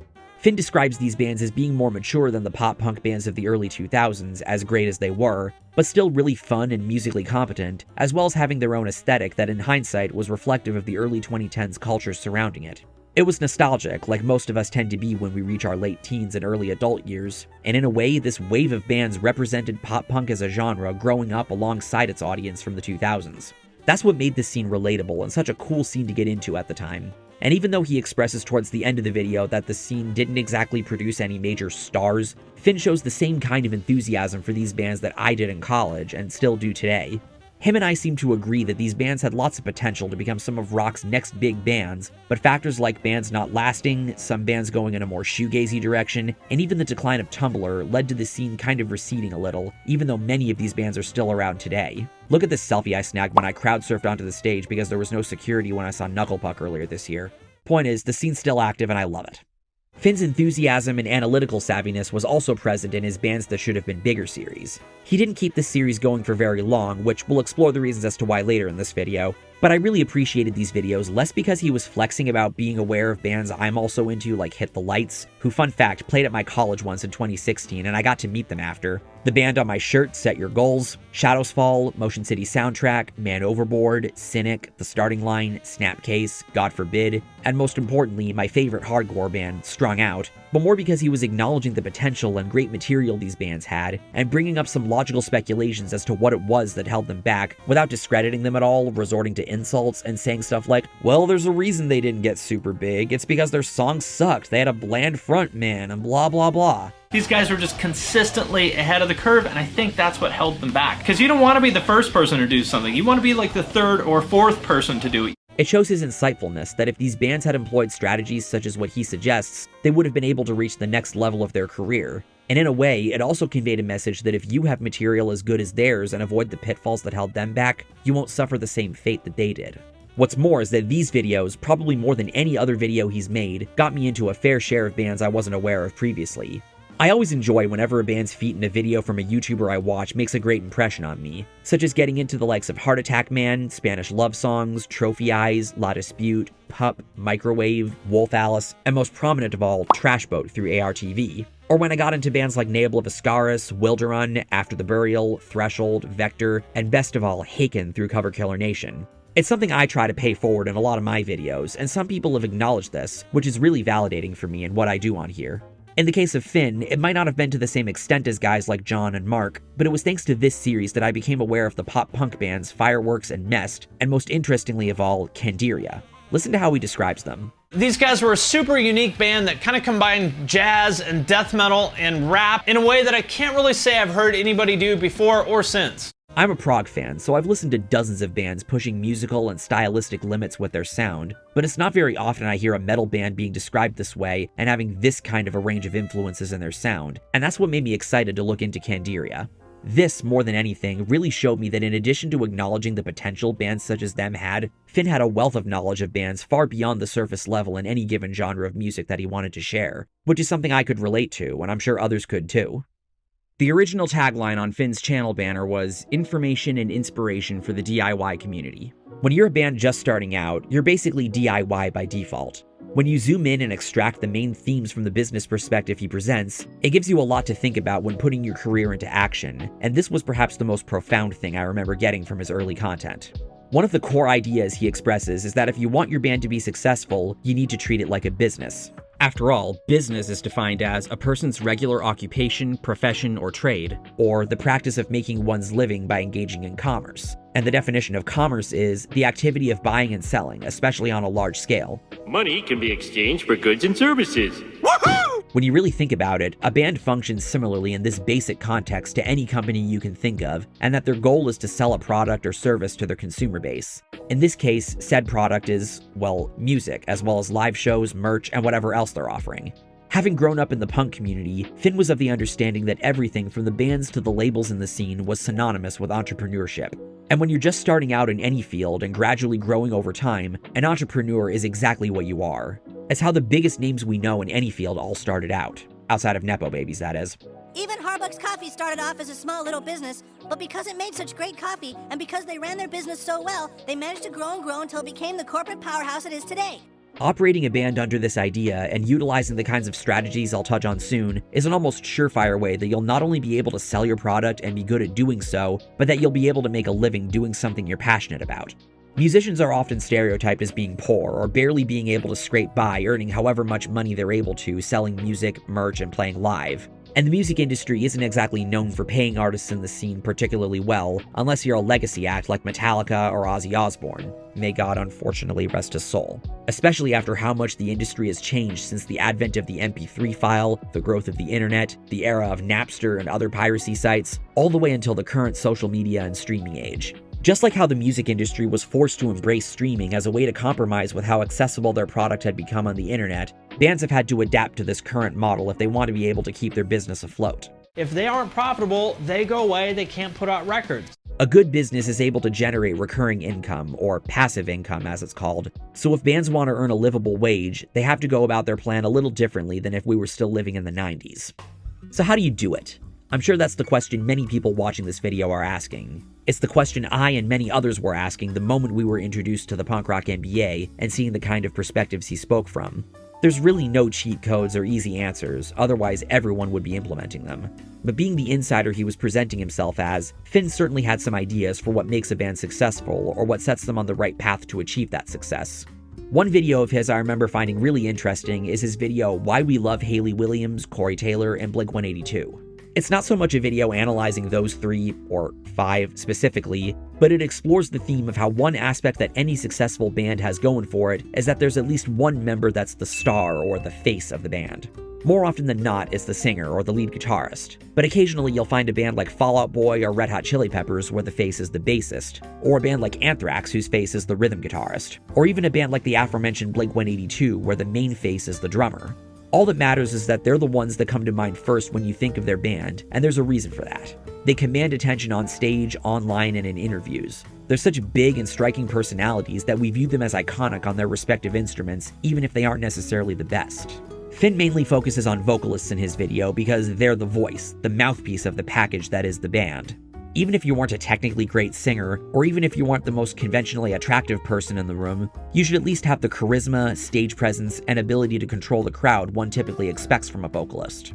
You could make the greatest music ever, but without having that face of the band, no matter if it's the vocalist or not, it'll be unlikely that you'll be able to push yourselves over the top and make it to the level where you can play in the band full time. In the video, Finn uses a quadrant chart to give examples of various singers that are either great or not as great singers versus their levels of charisma and star power, and emphasizes the importance of having a vocalist that can be in either of the upper 2 quadrants.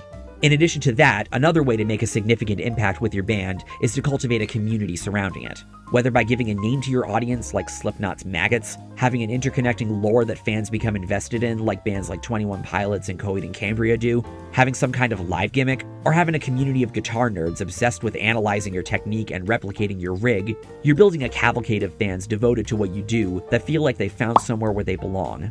Another way this happens is by having the members of the band, especially the face, be the idealized version of the fans. For example, in his How Did They Get So Big video on Blink-182, Finn talks about how all 3 of the members looked like regular, attractive suburban kids, which helped kids from that suburban demographic relate to them or see themselves in them. One of the fundamental principles of human psychology is that like attracts like. Basically, that we seek out people who are like us. It's just the way our brains are programmed. By doing something like that, you show that you know who your audience is and who you're appealing to. A lot of people in the world don't have it so good, and having something like this at play helps them to feel understood, so their relationship with your music only deepens as they stay with you for the long haul. Another video of Finn's I've always found interesting when it came to showing his business savviness, in addition to his enthusiasm from when a band employs a strong business strategy and cultivates a strong community, is his video on Periphery. This video came out when the pandemic had just started, and live events were being postponed if not outright cancelled, including the 2 major reunion tours I had tickets for. Most of band's income comes from touring, so a video like this that gives some ideas of what to do in the event of something as catastrophic as COVID that shakes the foundation of live music, I'm sure was helpful to a lot of people. If nothing else, it showcased other ventures bands could dabble in alongside their primary gig to ensure that money will always be coming in. In addition to being friends with the band and crediting them for helping kickstart his career, Finn holds Periphery as the prime example of a band that thinks outside the box when it comes to how they're able to generate income.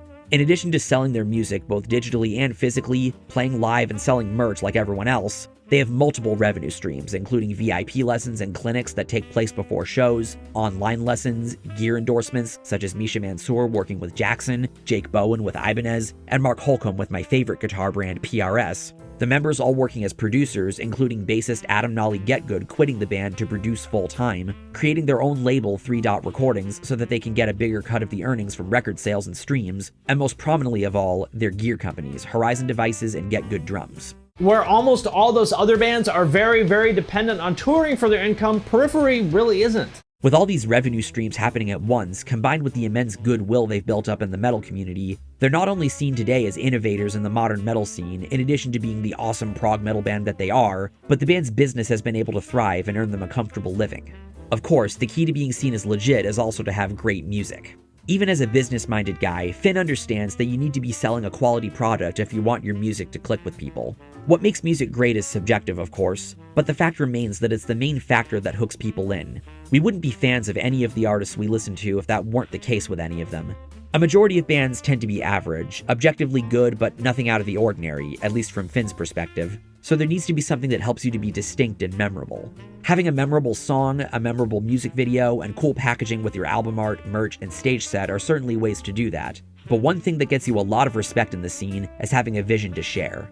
You could basically define an artist's job as bringing their vision to life, and the kinds of artists Finn seems to have lots of appreciation for, whether he's a fan of their music or not, are the kinds that act as a creative visionary. The mastermind for their whole plan was Sean, aka Clown. As most of you probably know, the band was co-founded by Clown, and he had an absolutely crystal clear vision for their packaging from the very beginning of the band. To say he was strategic about it would be a huge understatement, actually. But then the next step is to actually sell your product. Sell yourselves. Make a strong impression. Sell me this pen. This is where the challenge lies for most bands trying to grow their name. But think of any band you know, outside of Nepo Baby bands, I guess. And when you ponder how they were able to reach the point they're at now, where they have as big of an audience as they do, it always boils down to how, along with making a pact with each other to see their vision through and take it as far as they physically can, they each made a commitment to buckle down with marketing. And unless they've called it quits, they're still at it today. Again, while Finn might not have all the answers, he at least comes from a place of first-hand experience as a professional marketer who's worked with several musicians. In his view, there are a lot of different moving parts that factor into how an artist markets themselves. Having a signature style, sound, or aesthetic, networking well, and making strategic connections, since a lot of how artists get big is contingent on who they know, surrounding yourself with the right people, and putting the work into reaching out to others is a proven way of how you get a foothold in. You don't need to spam a shit ton of people, since that comes off as desperate, but if you want to get a response from anyone, you'll need to get over what it is that's holding you back. This even extends to reaching out to another artist to collaborate, since that's not only good for marketing, but it opens you up to another audience and gives fans something to talk about. Having a strong social media presence is another thing Finn emphasizes when it comes to how to market yourself. When you are social on social media, it works. Like I said a little bit ago, we're living in the social media age. So many people rely on social media for their information, and it's how they find out about new things going on in entertainment. Not to mention, it's how a lot of artists get discovered today, and the key ingredient you need as an up-and-coming band is to have that thing that leads people to discover you. Whether it's being featured in a playlist on Spotify, having a viral TikTok, or even having a breakout song on YouTube or Facebook, there are many artists of the past 2 decades whose claim to fame was thanks to one or a combination of these platforms. And your social media game needs to stay consistent so you'll still appear in feeds and people will still remember your existence, or if you have something that you're promoting. There's a video Finn has on his second channel, which we'll talk about that later, where he breaks down a good way to go about utilizing platforms like Instagram as a way to funnel people to your product. Your mix should be heavy on engagement, then do some storytelling stuff, and then at the bottom, again, that's promotion.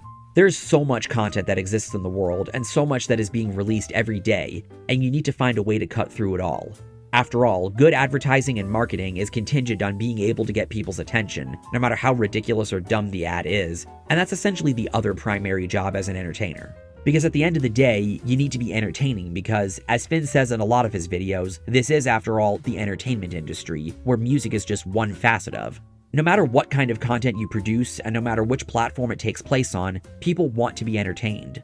I've said in many videos before that the purpose of music and art in general is entertainment. And although what makes something entertaining might also be subjective, that's the end goal everyone has with making art. That's the goal that's being set. For a lot of people, music acts as a form of escapism, so they search for something that can leave a significant impact on them, whether in the music, the lyrics, or the personas. In early 2020, Finn appeared in a video by fellow music commentator Rocked, along with Brian Storm from Rockfeed, Become the Night, ARTV, Spectrum Pulse, and Crash Thompson, a true all-star lineup if you ask me, about how rock can reclaim its place in the mainstream. That conversation will become important later in this video, but here's what Finn said in his part. If I had to narrow it down to one thing that rock needs to do to be more relevant in this decade, I would say get better at making content, get better at social media, get better at storytelling, get better at building yourselves up as personalities that people are interested in. What you need to do is think of yourselves not as musicians, but as social media personalities and influencers who also make music. If all you want to do is show up and play your guitar and you think that that's going to somehow guarantee your career, I think you're wrong. That's just not how the world works these days. In order to be relevant, you got to be where the action is. You got to be better at getting attention, and that means making better content on social media first and foremost. If you look at what rappers are doing, I mean, Lil Pump is the perfect example of this. He became a massive star just by being entertaining on social media. So you may not like that. You may wish you lived in a world where all you had to do is show up and play your guitar, but that's just not reality. I'm sorry. In addition to being open to any change that takes place in the industry, whether it be with new content formats, technology, or different platforms, there's a significant way that he believes the game is played. I don't entirely agree that social media is all that matters when it comes to your career as a musician, but from a marketing perspective, it's nonetheless an important piece of the puzzle, especially since playing the game properly is also important to maintaining relevance in addition to growing your brand. Having some haters, that's not so bad. Being ignored, that's what really hurts, right? Above all else, the main takeaway from Finn's marketing teachings is that if you want your band to succeed, you'll need to put in the work. Again, think of any band you know, no matter how big, no matter if they're still active or not, and no matter if you're a fan or not. At some point or another, each of the members made a pact that they would commit to taking their band as far as it could go, do everything they could to get it off the ground, get noticed, grow an audience, and reach a point where their musical career can become lucrative. It's a big risk doing this, and it is by no means easy, but if you believe in what you're doing, invest in it, be deliberate when doing so, and just do it! To reference my favorite Kiss song from the end of a certain bogus journey, musicians and artists, creators in general, think they should be getting all the money, but they don't want to do all the work and they don't want to take on the risk. That's not how the world works, my friends. Finn is a big believer in the idea that hard work always pays off, because in most instances, that's true. If you're proactive, dedicated, and willing to rise to the occasion, you'll eventually see results. You really can't afford to be lazy in industries like this, so you'll need to be willing to cut back on things that hinder your focus. There's a concept known as the law of reciprocity, which dictates that your actions will be met with a reciprocal reward, and in order to receive that reward, your actions need to align with your ambitions. You also need to have an action plan to set in motion. One way that Finn suggests how to come up with an action plan can be found in his video, Why Musicians Are Poor. The video is mostly spent explaining the concepts of supply and demand, as well as market value, but he also claims there's a responsibility factor from musicians as well. And one thing he says that really gets you to think about your own capabilities is this. Really, what it comes down to is just setting a goal and then working backwards to figure out how you're going to get there. It'll involve stepping outside of your comfort zone, no doubt, and you may have to grind for a long time and feel like you aren't making any progress. But you never know when your breakthrough moment might happen if you act as tactfully and smart as Finn believes you should. Good things do tend to come to those that are willing to put in the effort. Finn even shares an idea that he calls the 1,000 true fans rule that I also found to be very encouraging. You don't actually need a very big following in order to become pretty successful. Like, you've maybe heard the 1,000 true fans thing, which is imagine you had 1,000 people who would reliably support anything that you did. Like, you could have a nice career off that, right? Like, if 1,000 people gave you $100 a year, that's $100,000 a year. And I think anybody could make a pretty nice living off $100,000 a year, right? Even if you consider a lot of this stuff to be somewhat common sense, at the time it felt very validating and encouraging hearing these kinds of insights being presented by someone with the kind of credibility in the industry that Finn had. Back in 2019, when I first got into his content, I was still living at home, and I wasn't in the greatest spot mentally. These sorts of business-focused videos made me feel optimistic that I could one day find it in me to buckle down and implement a lot of the stuff he covers into my own ambitions. And I doubt I was the only one who felt that way. Believe it or not, one other discussion that acted as a motivational tool was the rock is dead discussion. While it would be easy to look at videos like why rap is winning and rock is losing, and of course 3 reasons why rock is dying, as Finn sounding the death knell of rock like Gene Simmons is infamous for doing, which in a way they kind of are, and I'll talk more about that later, I remember seeing the latter video as motivation and inspiration for what both bands and fans alike could do to build newer bands up so that they can one day fill the void that the arena acts of today will one day leave. If the top slots in these festivals are all dominated by the same older bands, it means that we are not developing new stars to take their place when those bands retire. That's a big part of why that video ended up being one of the inspirations behind my video, Why I Hate the Rock is Dead argument, in the sense that I wanted to take a negative premise and turn it into advocacy for a positive.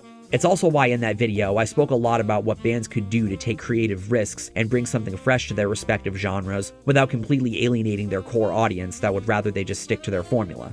To go back to that Rocked video Finn was a part of, the people that took part in that video each brought up some interesting ideas for what the scene could do to improve its state, ranging from legacy acts lending more support to newer acts, collaborating more with artists outside their genre, not trying to get on the charts, focusing more on writing hooks and grooves that can make your music more accessible for general audiences, and even being more inclusive to women. But the one common through line with each of their segments is the sentiment that bands should be innovative. I think it's much easier to say, its time has come and gone, and that's all good, and we should love it for what it is. But that doesn't mean we don't stop pushing it forward. If bands can find a way to keep the spirit and the roots of rock in their music while still managing to innovate and not totally alienate, then maybe we could see a breakthrough of more successful rock groups in the 2020s. You think back to all the biggest times when rock made an impact on the music scene. Moments like when the Beatles played Ed Sullivan, when Hendrix played Woodstock, when people saw Nirvana, when they saw the video for Smells Like Teen Spirit for the first time. Those were groundbreaking moments because the music they were presenting was such a radical shift from what was going on at the time. Obviously, rock is not dead, and you will never convince me otherwise, because as I said before, genres never die as long as the music is still being created, performed, and consumed. But Finn's video, and subsequently Rock's video, and even my video, functioned as a call to action that I think the scene and its audience really needed to hear going into this decade. No matter how pessimistic he might have sounded, I appreciated his willingness to kickstart this discussion when he did, especially from his insider perspective. In a way, it served as further motivation for me to one day implement his ideas into my own career so that I could potentially be part of the solution that I want to see, and maybe even become the next guitar hero too. And going along with that, one thing that Finn argues plays a role in rock's stagnation is a major thing he became known for discussing, and that's of course gatekeeping or elitism. Of course, I'm no stranger to that subject, seeing as that was basically my original claim to fame on here, to the point where my friend and admin Coffee once speculated that Finn might have been aware of my content when it came to establishing his choice of topics, and that he stole my crown. As I said in the intro, him talking about this subject intrigued me, not just because it's something I'm also known for talking about, but because someone with a larger channel than mine was spreading the message further out. In a way, it felt like Finn's discussions on gatekeeping were acting as an extension of my work, seeing as I'd begun slowly moving away from dedicated videos on metal elitists by that point. It really felt like so much of what I'd been saying all those years ago was being validated in a more compelling way than I'd even considered back then. When I began my crusade against metal elitists, I was going at it from a purely musical perspective. Among other flaws in their logic, I genuinely did not understand the idea that genres like glam metal, nu metal, and metalcore that contained the main sonic characteristics that make metal sound the way it does, like juicy leads played with lots of tenacity, chunky rhythms, and big boomy drums, somehow weren't metal, and that arguing otherwise means that you not only don't know shit about metal, but you also have a terrible taste in music. Even though I've become kind of disenchanted towards the subject over the years, there is still a lot about metal elitist logic that grinds my gears to this day. But like most things on his channel, Finn tackled it from, say it with me, a business perspective. He not only finds gatekeeping and elitism in these scenes rude and disrespectful, but he also argues that it holds bands and even genres back from growth, both creatively and in terms of audience size. The idea that a band or a genre can't be mainstream and successful, the idea that a genre can't experiment with different stylistic choices, the idea that a band can't push a message of anything other than pain and frustration in their songs, the idea that everything must remain status quo, all the fault of gatekeeping. There's this weird dynamic where rock bands and fans simultaneously hate on and reject mainstream pop culture, yet are also super mad and butthurt that they're not part of the conversation in mainstream pop culture anymore. And coming from a guy with the kind of music industry insider perspective he was speaking from, it helped give the sense that his ideas and approach to the subject carried a lot more weight to them than even the most logical refutations to metal elitism that I or others had made. This isn't to say that I don't think the points made in my videos or other people's videos are good, as I do think a lot of them hold up pretty well, just that I really appreciated the angle Finn went about it from, as it did a lot to further show the depth of the problem. A video of his that touches on the subject that I remember finding pretty interesting is his video How Slipknot, NoFX, and The Devil Wears Prada went from hated to loved. The video centers around an idea that Finn calls the 10-year rule, that dictates that when the hype for a band dies down after they've reached their peak popularity, they're considered legendary by everyone, including those that previously derided them. The band's credibility in the eyes of the gatekeepers and tastemakers and all those people I make fun of all the time is inversely proportional to the band's relevance. I mentioned earlier when talking about the What Killed Nu Metal video that it came out around the time where nostalgia for the genre was kicking in, so this concept is something I did indeed notice at the time. I even made reference to it in the beginning of both my Korn video and my Bullet for My Valentine video. Some of you might not believe it, but there was a time when Slipknot was one of the most disliked bands in the online metal world. Believe me, I was there. But it was around the time of Point 5 The Great chapter that I noticed the general opinion turning around on them, and now everyone loves them. Avenged Sevenfold is another band that I see as a great example of this. I still have memories of when they were the most hated band in metal in the 2000s to early 2010s, and speaking positively about them got you an overwhelming amount of backlash from the elitists. And those of you that are aware of my own history on here can tell you that I was a victim of that. But nowadays, especially after the release of The Stage, I don't see nearly as much vitriol towards them as I did back in the day, outside of people finding Life Is But a Dream to be mid. Hell, I'd even go as far as to say that Nickelback have gone through this arc as well, as I see more and more people these days are willing to admit that they have some good songs. Hate does eventually die down after a while, and critical reassessment can happen. This is another instance where Finn being old enough to witness these bands in their prime benefited his perspective. I talked before about how he had witnessed the backlash Green Day received from the punk community when they hit big with Dookie, and it was a similar case with bands like Blink-182, Newfound Glory, Bring Me the Horizon, Underoath, and even Limp Bizkit. These are all bands that we think of today as legends in their respective genres, but some of us weren't old enough at the time to realize that this wasn't always the case. It goes to show, again, that there's always a reason behind a band's popularity, and after enough time passes, even if it's influenced by nostalgia, more people will be on the same page about how they were great all along. To an extent, this theme translated to his Most Hated Artists series that was basically a redux version of my series What's Wrong With. Finn's videos aren't known for being particularly long, usually no longer than around 20 or so minutes, so the videos cover 3 artists very briefly, sometimes they're from the same genre, most times they aren't, and go over the main points of contention with the intent of finding something to learn about consumer psychology and why people dislike or even like the things that they do, since that's also a facet of marketing. He's covered some What's Wrong With alumni in Metallica, Five Finger Death Punch, Nickelback, Blink-182, and Insane Clown Posse, as well as common punching bags like Askin Alexandria, Black Veil Brides, Attila, Creed, Imagine Dragons, our old friends Trapped when everyone was clowning on them, and I'd be remiss if I didn't mention his coverage of Design the Skyline, where he played a clip from an old video Blue Magus, aka Cobalt the Crusader, made on them in 2011. Next up, Design the Skyline. What about the band Design the Skyline? Let me tell you something about these guys. This is the worst shit you will ever hear in your entire life. Another noteworthy series Finn had was his viewer comments series that was formatted similarly to what guys like Glenn Fricker and Fluff do, where there isn't a set theme for the videos and they're just a random assortment of comments he wanted to respond to in video form. The series was initially pretty frequent, but gradually spread out more, with the comments featured ranging from curious, to random, to hate comments. Fuck you 1,000 times over. For anyone watching this, Norma Jean was a new genre all their own, which led to the Chariot. This guy is a retarded piece of shit asshole. The Chariot kickstarted the whole fucking world. This dude is a loser fuck who's feeding you bullshit. Okay, well, somebody's got some strong feelings about Norma Jean. I hope I never feel that strongly about anything. And his responses would later become more sarcastic and even defensive than they were at first. When you or most people talk about metalcore, why is it always the 2000s era stuff, like Escape the Fate or whatever bands like that, and never All Out War, Integrity, 100 Demons, and bands like that? Well, this makes me wonder if you've watched a lot of my videos, and I'm not saying that like in a snarky way. I just legitimately wonder if you watch them, because if I'm being honest, I probably find a way to shoehorn 90s metalcore into my videos more often than I should. I'm pretty sure that I talk about it more than anybody else that has any kind of platform. A couple of the ones you might want to watch would be the What Killed Metalcore one, the What Killed Deathcore one. I did a video about Earth Crisis. I talk about Earth Crisis all the time, as you guys make fun of me for in the comments. I talk about it quite a bit in my Fall Out Boy video. I mean, I talk about 90s metalcore quite a bit. But more on that later. I'd also be remiss if I didn't talk a little about some other videos that many would cite as being some of Finn's best videos, and those would be the ones he made on life advice and mental health. They're fairly straightforward, but also practical, saying things like, don't waste your time or money on stupid shit expecting things to come to you, and make the most out of the finite amount of time you have on this earth. And given the kind of life he lived prior to starting his channel, you don't get the sense that he's only making these videos to virtue signal. Even if the things he brings up in these videos might be standard for videos on this subject matter, you could still do a lot worse. Like go into BetterHelp, which, as an aside, it's so weird seeing some YouTubers do sponsorships for them again. Like, I don't want to rule out the possibility that maybe they've changed and rectified the issues I remember being called out back in the day, but it's still strange to see. Another video I feel compelled to include in this category is the video he made on Hatebreed.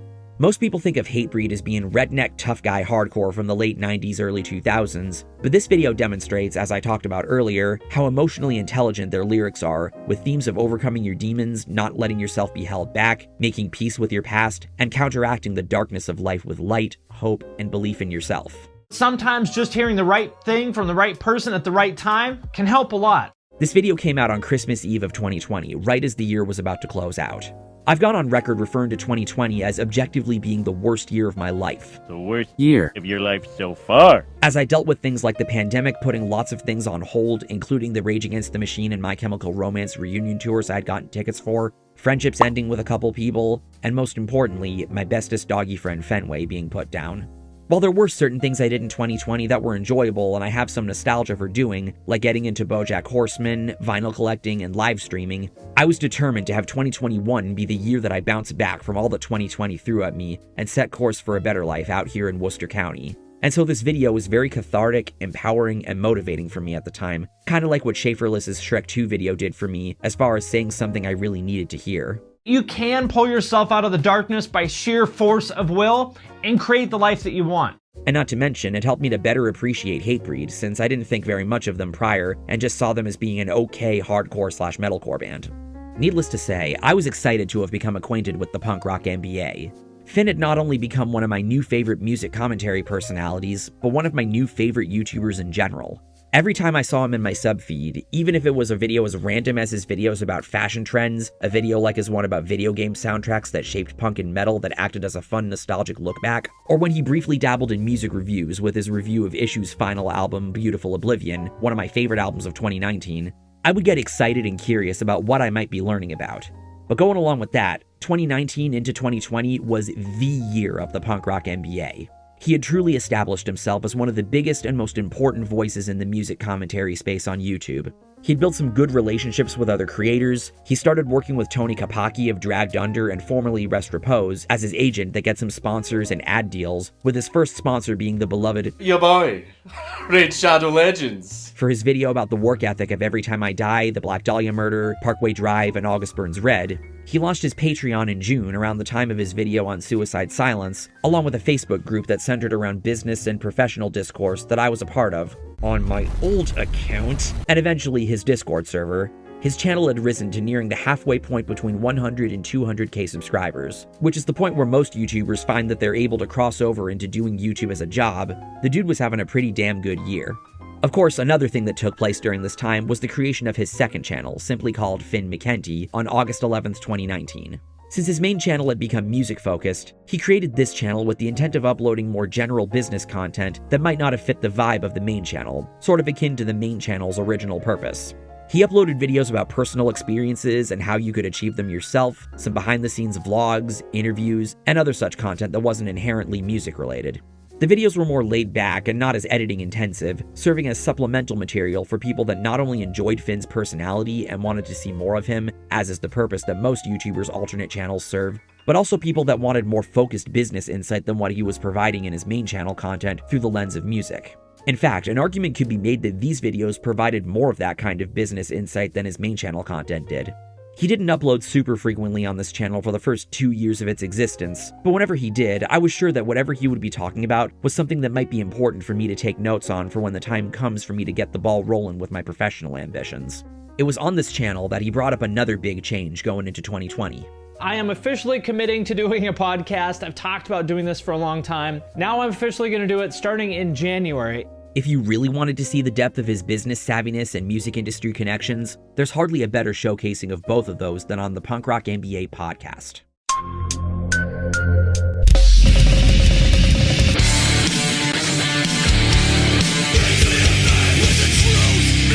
Welcome to the Punk Rock MBA podcast. He had always wanted to make a more business-focused podcast since that was his primary love, but he decided to have a musical tie-in through having most of his guests be musicians he knew or had a connection to, or people that worked in the industry. So after raising enough money on his Patreon, he teamed up with producer and editor Deanna Chapman and launched the podcast on January 6, 2020, with his first guest being Johnny Frank of Bill Murray and formerly of Attack Attack, talking about how he was able to keep his music career going after leaving Attack Attack and the band's subsequent fallout. The podcast had a new episode every week, and since I don't listen to podcasts on any dedicated platform for podcasts like Spotify or Apple Podcasts, to be honest, I don't really listen to much podcasts in general, I listened to them on this site while I would be doing something else like trimming my beard. The discussions were interesting to listen to, especially since, once again, it provided direct insight into what being a professional musician would require you to do, except this time it was straight from the musicians' mouths. 2020 was a mostly steady year for Finn in terms of content. Of course, 2020 was the year of COVID, and a time when lots of creators were finding their footing with being able to thrive online, especially since this was a time when most people were cooped up indoors and finding much of their entertainment online. Finn kept his main series going, along with general music commentary, and even some miscellaneous stuff that was fine, I guess. I've been mostly speaking positively about his content up to this point, but going into 2020 was when I started to notice the vibe changing with how much the channel had grown. It's not uncommon to receive negative feedback on YouTube, no matter how big your channel is, and irrespective of whether it's truly warranted. There are a lot of factors that I believe led Finn to receiving the negative attention that he did in the coming years, and pushed him in the direction towards where we're at today, and while the video isn't exactly going to be chronological starting now, I'm going to detail the main ones. I was still generally enjoying Finn's content by this point, even despite him putting out some videos the previous year that I didn't really vibe with, such as his video New Music is Better Than Old Music, This Is Why, that although has a point I can get behind about how dismissing newer artists and over-glorifying older music can be a toxic mindset to be in, even if he plays a clip from Cover Killer Nation talking about how older rap actually had things to say while rap today is all about partying and bragging. You don't disrespect my YouTube daddy like that, I'll bet he could kick you and your dad's ass. He himself is pretty dismissive of the kinds of things people like about older music, especially when generalizing how much better produced it sounds compared to the 80s and 90s, while mainly only using examples within punk. There's lots of appeal with older music, like the production sound, the kinds of guitar solos that were utilized, the particular vibe, etc. There is great new music being made, and I don't disagree that those born in the wrong generation types are simple-minded with how they approach music discussion, but the way Finn ends up downplaying a lot of music, especially when he uses Firehouse as an example of shallow and generic music of the past, how dare you, I did not find to be a quality refutation. But he seemed reasonable enough. Him heart-reacting the comment I left on that video said to me that he was at least open to deferring views on the matter. And while I was still generally enjoying the content, I'd be lying if I were to say that I didn't notice when he had been starting to slip. The first video I remember really making me double take was his video Nu Metal Is Back. The video mostly centers around bands like I Prevail, Wage War, and Polaris that he claims sound like a genty version of Linkin Park or Breaking Benjamin, or buttcore as he calls it. He also talks about metalcore bands like Northlane and Motionless in White releasing more accessible music than they did when they started out, bands like Code Orange and Varials blending hardcore with a nu metal-y sound, and even bands like Fever 333 and Ocean Grove that have a rap metal sound akin to POD and Limp Bizkit.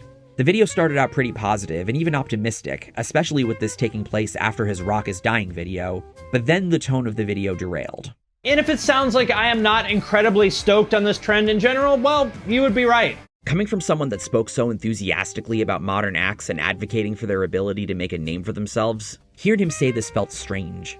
There's a point later in the video where he shows a quadrant chart like he did in the Hayley Williams, Corey Taylor, Blink-182 video of the age of the audience versus how heavy the music is. And after he gives his examples of what kinds of music he thinks goes in each quadrant, he puts these bands right smack in the middle of the chart. I found this to be antithetical to a lot of what he had previously said about music needing to be accessible in order to appeal to a wider audience, and that appeal is implied through his assertion that their audience doesn't skew too young or too old, and that people of most musical preferences can come together on their enjoyment of this music.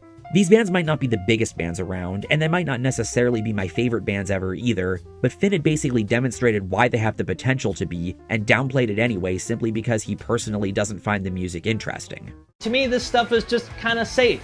Not too heavy, not too pop, it's just kind of straight down the middle. And I personally don't find that interesting. Speaking as someone who is a fan of both gent and alternative metal, I've said many times on here that if something isn't your thing, that's not something I or anybody else has the ability to argue against. I know better than to be that guy that tries to unironically argue that opinions can be wrong, as opposed to the facts surrounding them or the logic behind them. But this video felt like Finn was projecting his disinterest by claiming that there's nothing these bands are doing well because they aren't innovating a style. If the biggest trend in modern rock and metal is doing a watered-down version of Breaking Benjamin and Saliva, what does that tell you about the future of the genre? This raises an important philosophical question. Does an artist need to be innovative in order for their music to be good? There's no denying that artists that innovated, pioneered, or at least popularized a genre are often the most remembered. Be it Van Halen with glam metal, Nirvana with grunge, Korn with nu metal, Animals as leaders in Periphery with gent, Yngwie Malmsteen with neoclassical metal, and quite a bit more. There's a reason these bands are seen as legends, even though I don't like Nirvana. But I'm of the belief that even if a band didn't innovate a genre and just played to what people like about the genre in question, like having a great sound, solid musicianship, and good songs, it shouldn't discredit a band. For example, let's look at the band on my shirt, Set Your Goals. I consider them to be a melodic hardcore band, though they have their poppy tendencies and are often associated with easycore. When most people think of easycore, Newfound Glory, 4 Year Strong, and A Day to Remember are usually the first bands that come to mind. Newfound Glory is often seen as the first band to do this sound, 4 Year Strong is often seen as the band that perfected the sound, and A Day to Remember are of course the band that took the sound to new heights both creatively and commercially. By the logic Finn presents in his video, those are the only easycore bands we should care about, while viewing everything else as uninspired and generic. But yet many people, including myself, still love Set Your Goals and other bands that play in this style for what they are. Finn even talked about them in his Bands That Should Have Been Bigger series, so he no doubt knows this. What about when a band doesn't innovate a genre but are still well-liked and successful? A band that comes to mind when I think of this is Poison. They were absolutely not the first glam metal band to exist, given that their debut album was released in 1986, nor were they the band that popularized the sound, nor were they a band that did anything particularly new and innovative for their genre, outside of being one of the bands that rang in the second wave of glam metal, where every big label wanted to get a piece of that pie, I suppose. But they still had big hits, great musicianship, a charismatic frontman, and even if they aren't the biggest band of their genre, they're still successful, acclaimed, and remembered generally fondly, and they even still played at big arenas, even if it's as an opener for bands like Motley Crue or Def Leppard. Finn might not have outright called bands like I Prevail, Wage War, and Polaris bad bands, but he was making the point that there was nothing special about them since, to him, they aren't doing anything new or interesting.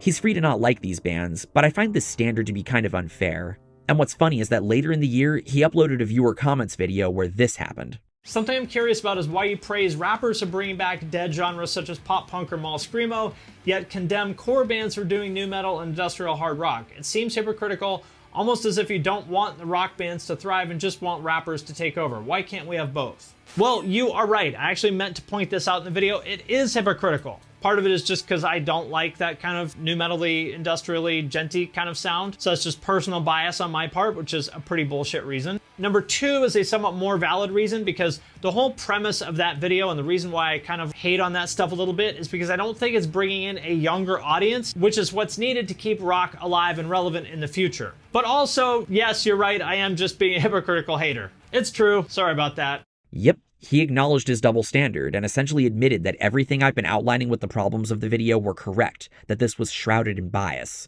And this would only prove to be a theme as the years went on. I previously talked about Finn's driving of the rock is dead discussion as a motivational tool, but as time went on, whenever he would talk about the state of rock and metal, it sounded less like he was wanting to inspire artists and more like he was wanting to bemoan bands for sounding the way they do and doing things a certain way. He wasn't showing that enthusiasm that he did in his early content, and it almost felt like he had a sharp shift in his outlook and attitude. Another video I remember reflecting this was his video, Why Did Rock Stop Being Fun? This video has him try to argue that somewhere along the way, rock took a more serious turn musically and lyrically compared to how it was in the 80s, 90s, and 2000s, and that's the reason why rock isn't as popular these days. From a marketing perspective, in order for a genre to be relevant in pop culture, like rock was until fairly recently, it needs to have at least some artists and songs that make people feel like they're having fun. And rock these days just doesn't really seem to have any interest in that. Rock's vibe these days is more like hanging out in the comments of a Reddit thread than going to a party. In particular, he points to the year 2013 as the year that music really took a sharp turn, and given the cultural turn that took place that year that I previously alluded to, it kind of makes sense why he would think that. Genres like EDM and bro country became big breakout styles, while rock was taking itself more seriously compared to the previous decade, especially with the perceived lack of stars compared to in pop and rap. Much like his view of the nu metal revival, it felt like Finn had a very narrow idea of what makes music fun, at least in certain genres. Let me start by presenting you with a very simple but important idea. People like fun. And for most people, fun means hanging out and doing stuff with other people, like dancing and laughing and having a couple drinks and meeting new people. Not going to shows that are wall-to-wall dudes with beards, standing there motionless with their arms crossed trying to figure out what kind of pickups the guitarist is using. It felt again like he was projecting his disinterest in modern acts, less because he was nostalgically fawning for the good old days like the people he was talking about in the new music is better than old music video, and more because these bands weren't meeting a certain standard that wasn't very clear to begin with. I can't speak for everyone as far as what makes music fun, as much like with various activities in games, that is ultimately subjective. Finn in the video acknowledges that genres like pop punk, Britpop, alternative rock, and even stuff like nu metal, post-grunge, and indie garage rock produced fun songs in the 90s and 2000s, but never stops to think about how much those elements might be present in modern acts. Big hooks and catchy choruses are certainly ways music can be fun no matter the genre, but for a lot of rock and metal fans, the fun can also come from the groovy riffs, the breakdowns, the t-shirt lines as I like calling them, the solos, the big drum fills, and an array of other things. I've gone to over 200 shows in my life, and each one has the crowd having the time of their lives, losing themselves in the music in the moment. They wouldn't be doing that if the music wasn't fun. Hell, if you want a great example of rock music that does have big hooky choruses, sing-along anthems, and even grooves in the music, remember Sad Boy Pop Punk, the subject of my favorite video in the What Killed the Genre series? To me, that ticks all the boxes of fun rock music of the last decade, and that's a big part of why it's a scene I'm so fond of. It might be more serious lyrically than the pop punk of the TRL era, but it still has the kinds of elements that most people would consider fun, which is something Finn even acknowledges when talking about deathcore and mall emo, the term he uses to refer to bands like My Chemical Romance, Fall Out Boy, and The Used. And in the alternative world, this is where we saw the rise of the mall emo scene. Fall Out Boy, My Chemical Romance, Paramore, The Used, and so forth, which was pretty angsty, but it was still fun. And even the heavier stuff like metalcore and deathcore, which may have been pretty dark in general, but still had an element of fun to it. But I guess that doesn't matter. Especially since another route Finn likes taking the discussion in is that rock isn't doing enough to make their music popular with young people or Zoomers, which he blames on the scene having a traditionalist mindset. His video Rock is Stuck in the Past and It's Killing the Genre is my go-to example of this. It seems to have a lot in common with the Rock is Dying video as far as the talking points go. The video touches on things like festival lineups featuring the same legacy acts headlining, as well as the Grammys being out of touch with which bands are the most representative of the current generation of rock. What's really important to understand here is that as much as we may want to blame the festival promoters or the radio program directors for this, it's not their fault. Their job is to give the audience what they want, and what rock fans mostly want seems to be legacy artists. Clinging to the idea of radio being a relevant means of music consumption as opposed to embracing platforms like Spotify and TikTok. It's incredibly powerful, and yet for the most part, rock artists ignore TikTok, or at worst, they're like actively fighting against it. And just in general being really wrapped in tradition in terms of musical boundaries and what kinds of artists get pushed and embraced. look at Post Malone. Rock fans basically ignored him or wrote him off as another one of these face tattoo mumble rappers until he did a song with Ozzy and they found out that he likes Megadeth, and now all of a sudden rock fans think he's great. He even goes as far as to bemoan the idea that bands aren't being more singles-oriented, clinging hard to the idea of the band as opposed to being a solo artist, and fans caring too much about physical media on live shows, which I will touch on later in the video. The thing is, I don't disagree that festivals and the Grammys clinging to legacy acts and the lack of boundary pushing in certain genres are problems. Again, this is stuff I myself have talked about back in my Why I Hate the Rock is Dead argument video. We are without a doubt living in the age of nostalgia, with how many reboots and sequels to shows and movies we've seen get made in the last few years, as well as festivals like When We Were Young and Sick New World popping up, as well as even Warped Tour getting revived. There's even been a rise in pop and rap artists sampling recognizable songs, a few of which I've talked about in my Worst Songs series. But the problem I and others have with videos like this is the finger-pointing attitude that neither offers potential solutions that seem fair or reasonable, nor speaks to the audience in a way that doesn't make them feel like they're being villainized and talked down to. Sure, close-mindedness, purism, and boomer mentalities in the audience can definitely be factors as to why certain genres don't feel like they're evolving, but what I think is the biggest factor that Finn doesn't even consider, at least in videos like this one, is that bands that want to innovate their genre haven't figured out a way to do so that doesn't involve making too radical of a change to their sound to the point that they no longer sound like themselves, or they sound like they're part of a completely different genre than what the audience expects, as well as if it's something they're even comfortable doing. It's a really tricky thing to figure out, and it requires artists to do lots and lots of introspection to figure out the best kinds of moves to make in order to keep things fresh and keep their careers going without upsetting too many people. Change may be necessary for things to evolve, but that doesn't mean that every change will be a good idea, and as someone on the spectrum that enjoys routine and gets really irritated whenever change is thrusted on me by an outside force, I can tell you that that is a damn fact.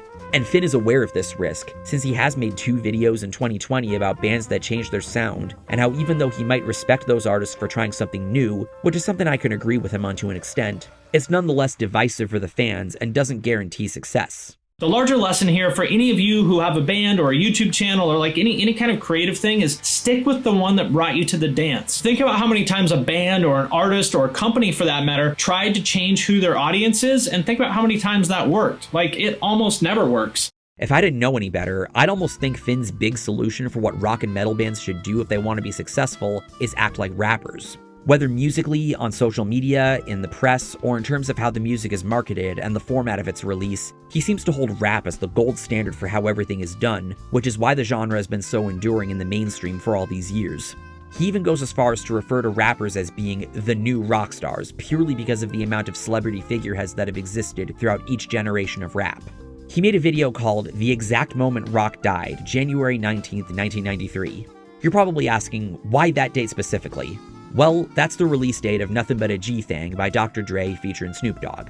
That song was the now legendary, classic, iconic gangster rap song, Nothing But a G-Thang by Dr. Dre, featuring a young Snoop Dogg, which, in my opinion, pretty much laid the foundation for like 80% of modern youth culture, and was ultimately responsible for rap stealing the crown of coolness from rock forever. The way I see it, that song basically did for rap what Smells Like Teen Spirit did for rock. It came along and brought this level of like griminess and authenticity to basically transform the genre overnight, and I would say made an equally, if not bigger, impact on pop culture than grunge did. Being that this was the first single released from Dre's Game Changer album The Chronic, and the highest charting one at that, he points to this song as being what made gangsta rap the hot commodity in the mainstream that it was in the 90s. Obviously, rap was already popular before 1992, including some gangsta rap acts. But since the 90s is seen as rap's breakout decade, and The Chronic is seen as the definitive gangsta rap album that helped the genre to be taken seriously in the mainstream, following some of the cheesier rap hits of the late 80s, early 90s, clearly this must mean that this was the cause of rock's impending downfall, right? I'm not saying that like rock instantly died at that moment or anything like that, because that's obviously not true. The 90s were great for rock, the 2000s were still pretty good, but it did feel like there had been a changing of the guard, like rock had lost its place as the head of the class. As you can tell from that clip I just played, yeah, this is clearly one of those instances where the video's title is clickbait as fuck. That's honestly my biggest issue with this video, because as a discussion about consumer psychology and an analysis of the impact of The Chronic, how rap became a fixture on the culture, and how it evolved in the decades following, it's not bad. It's just his tying of rock into the discussion, even aside from that title, that makes the video's message come across like he was wanting to slam rock and act like it took a turn for the worse, even while knowing that's not actually true, all the while acting like rap is the only thing youth culture cared about going forward and still to this day, and crediting Dr. Dre as the savior responsible for why the culture shifted in the ways that it did. The fact of the matter is that the East Coast West Coast beef back in the 90s got millions and millions of eyeballs on the rap scene and turned rappers into these larger than life characters. They're almost like a real life gangster movie that was playing out before our eyes. I think that took a lot of the attention away from rock, and all of that was built on the foundation that Dr. Dre created, first with NWA and then with The Chronic. This isn't to slander Dre, by the way. The Chronic is one of the greatest rap albums ever created. I just think there are other factors as to why rock went in the direction that it did, and that it isn't fair nor entirely accurate to claim that rap being popular, let alone the release of Nothing But a G-Thang, is the reason behind it. Whenever Finn talks about rap in this way, he reminds me of Paul Giamatti's character in Rock of Ages, when he convinces the main character Drew to sign a record deal after hearing him sing I Wanna Rock, and the label puts him in a boy band because that's what's on the rise right now. He gets the boy band a gig, and when Drew sees the love interest, Sherry, in the crowd, he walks off stage and Giamatti asks what he's doing. Rock is dead! Sellout douchebag. Now, I do consider myself a rap enjoyer. It might not be my favorite genre in the world, but although I'm known to be very picky with how I like my rap to sound, I at least have a taste for it, even if it does skew more towards the old school. In order to explain the problems with Finn's idea that rock bands should act more like rappers, a good question to ask ourselves is what we enjoy about both genres, and how and why we connect with one or the other. I can't speak for most rap fans, but the best I can say when it comes to the appeal the rap I'm into has for me is it really boils down to the vibe. The beats and sample work, especially with groups like A Tribe Called Quest and Wu-Tang Clan, give this smooth and cool feeling, especially when taking into account how they work with the flow over top. The mind activation, react like I'm facing time like Pappy Mason with pins I'm embracing. Even when it comes to rap I'm not into, I imagine that's what the appeal is there too. It's music the listener vibes with. It's a lot like jazz in that sense, and it reminds me a lot of one of my favorite things about Hey Arnold, Jim Lang's acid jazz compositions that make you feel like a city kid living in New York.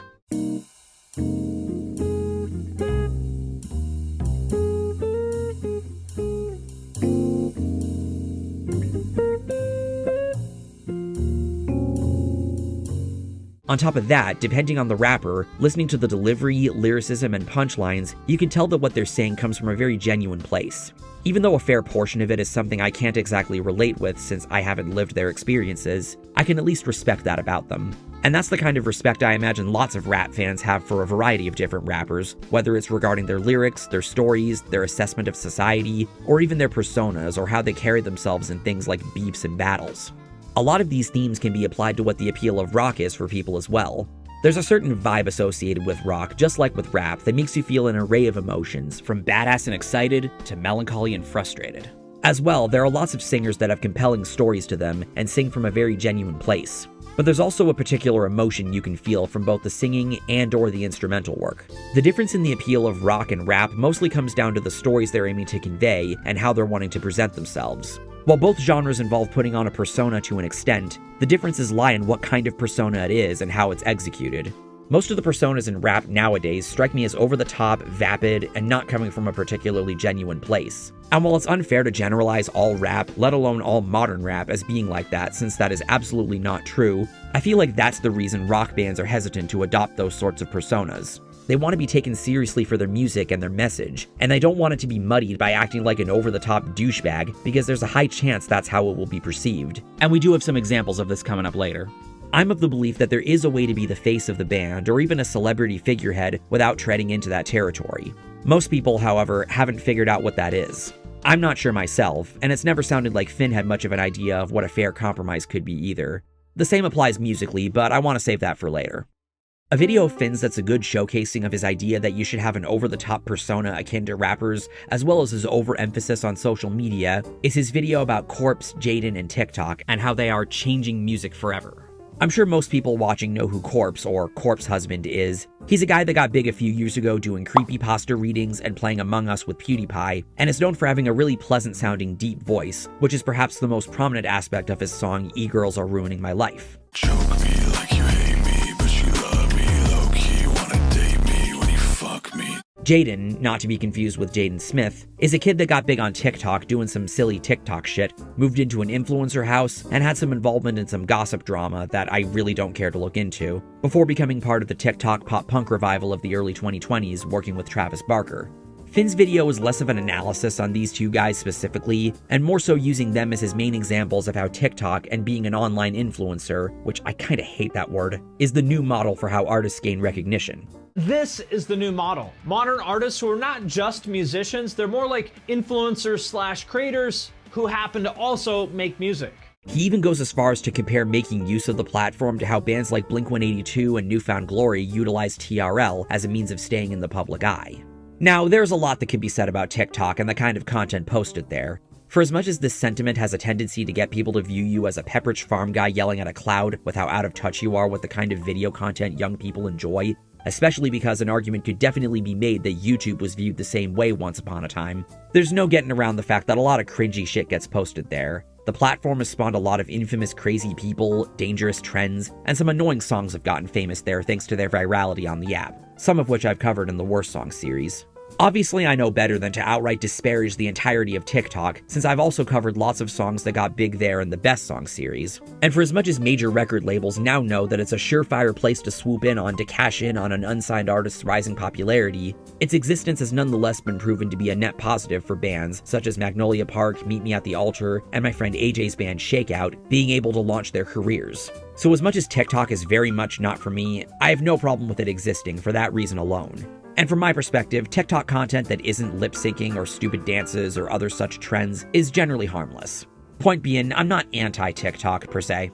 Social media is without a doubt a necessity for artists in today's culture, and for a lot of artists, that may include TikTok, Twitch, and other platforms I'm very out of touch with, like the uncultured boomerlennial that I am. But Finn's insinuation that it's more important than the music itself, and that not acting like an influencer type making use of these platforms is an outright refusal to be part of popular culture, has always come across, to me anyway, that he was not only looking for another reason to put down rock bands, but also missing the point behind why they're pursuing these careers in the first place. If you don't bust your ass to stay relevant, you're gonna get forgotten fast. I've always believed that social media content from either bands or individual members should be supplementary to their primary content, their music. TikTok, Instagram, and even YouTube content can make for good promotional material to bring attention to your music. Again, social media has indeed proven to be a necessity in the current industry. But the way I see it, if I wanted to be a content creator or an influencer, making music and entertaining people with it probably wouldn't be my top priority. That's not to say you shouldn't make use of these platforms, because I agree with Finn that you should, just that this is a fair reason why artists might not take to the idea of treating their music career like being a social media influencer, let alone one with a persona akin to modern rappers. To be fair, it is worth noting that Finn went on to make a video in 2022 called How TikTok Ruined Music that does touch on the drawbacks of TikTok being as much of a fixture in the industry as it is. The main one being that it puts pressure on artists to write songs that have meme potential on the app, essentially reducing the song to a short snippet. In a world where TikTok hype is pretty much everything as far as breaking through and getting attention, there's a kind of sense, which I think is justified and probably accurate, that nothing in the song really matters other than whatever little snippet of it ends up getting used in TikToks, which is usually, 5 or 10 seconds out of a 2, 3, 4 minute song. In addition to that, he also makes the point that the quality of the songwriting as a whole also decreases so that the right moment for TikTok virality can spawn.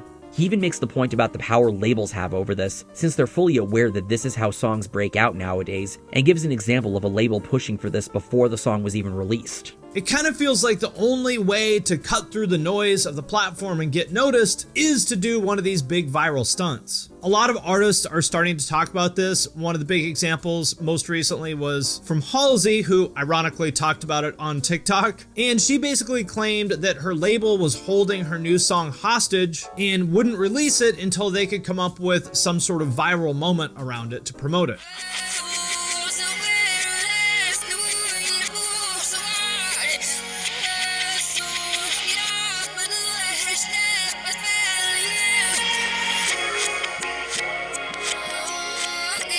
Other than that, the video mostly consists of talking points we've all heard before from Finn, how TikTok is a necessity in the industry, how musicians need to be entertainers since this is the entertainment industry, essentially being content creators, and that it creates the potential for anyone to become a star, as is how lots of artists have gotten discovered. Not the most disagreeable points in favor of the platform I've heard, to be sure, though there is one really egregious moment where he commits a relative privation fallacy. And it's especially hard for me to feel sorry for artists who complain about making TikToks when you think about all the shit that people who have real jobs have to deal with, like working on an oil rig or food service. You know, my dad was a corrections officer, or teachers dealing with these crazy parents. So when I think about it that way, it's just like, sorry if I don't feel sorry for a musician who doesn't want to make a few TikToks to promote their music, when there's someone out there right now doing roofing in the hot summer heat without thousands of people cheering them on. TikTok may be a necessity, and certain arguments against it may be unfair and boomerish, but there was no reason to take the argument in that direction just because some musicians decide that they don't feel the need to get in on TikTok. But getting back to the Corpse Jaden video, that's not the only direction Finn takes it in. This video also makes for a good example of another talking point he likes to push that rubbed lots of people, including me, the wrong way. The future is solo artists like these guys, not bands. Can you think of the last band that blew up? Kind of doesn't really happen anymore. This always came across like he was trying to place a pattern on the kinds of artists that have been the most prominent in the current culture. I'm not about to dispute that idea because it is true that a lot of the biggest names in popular music as of late are individual artists. But even with the go-to justifications he gives for why you should be a solo artist as opposed to being in a band, it's also clear that the current music landscape favors solo artists over bands for a couple reasons. For one, kind of most obviously, it just makes more financial sense, right? Like, you don't have to split the money 4 or 5 ways. But maybe more importantly, in an era in which artists have to be content creators as much as they are musicians, it's much easier for artists to connect with one individual person than a whole band. He misses a crucial reason why being in a band is more appealing to musicians than being a solo artist. Even if you do avoid having to do a revenue split with the other band members, and even if you won't have to worry about clashing with them when it comes to writing your songs and making certain other decisions, maybe that isn't what's truly important to them. Many people who have seen me play guitar and heard the kind of songs I've created on my own with the intent of bringing to a full band setting have told me that I have serious potential and that I should just go solo to save from the trouble of having to find the right people to bring into the fold, since I am a multi-instrumentalist. And the response I've always given them is this: what fun is it making and performing music if you don't have anyone to play with?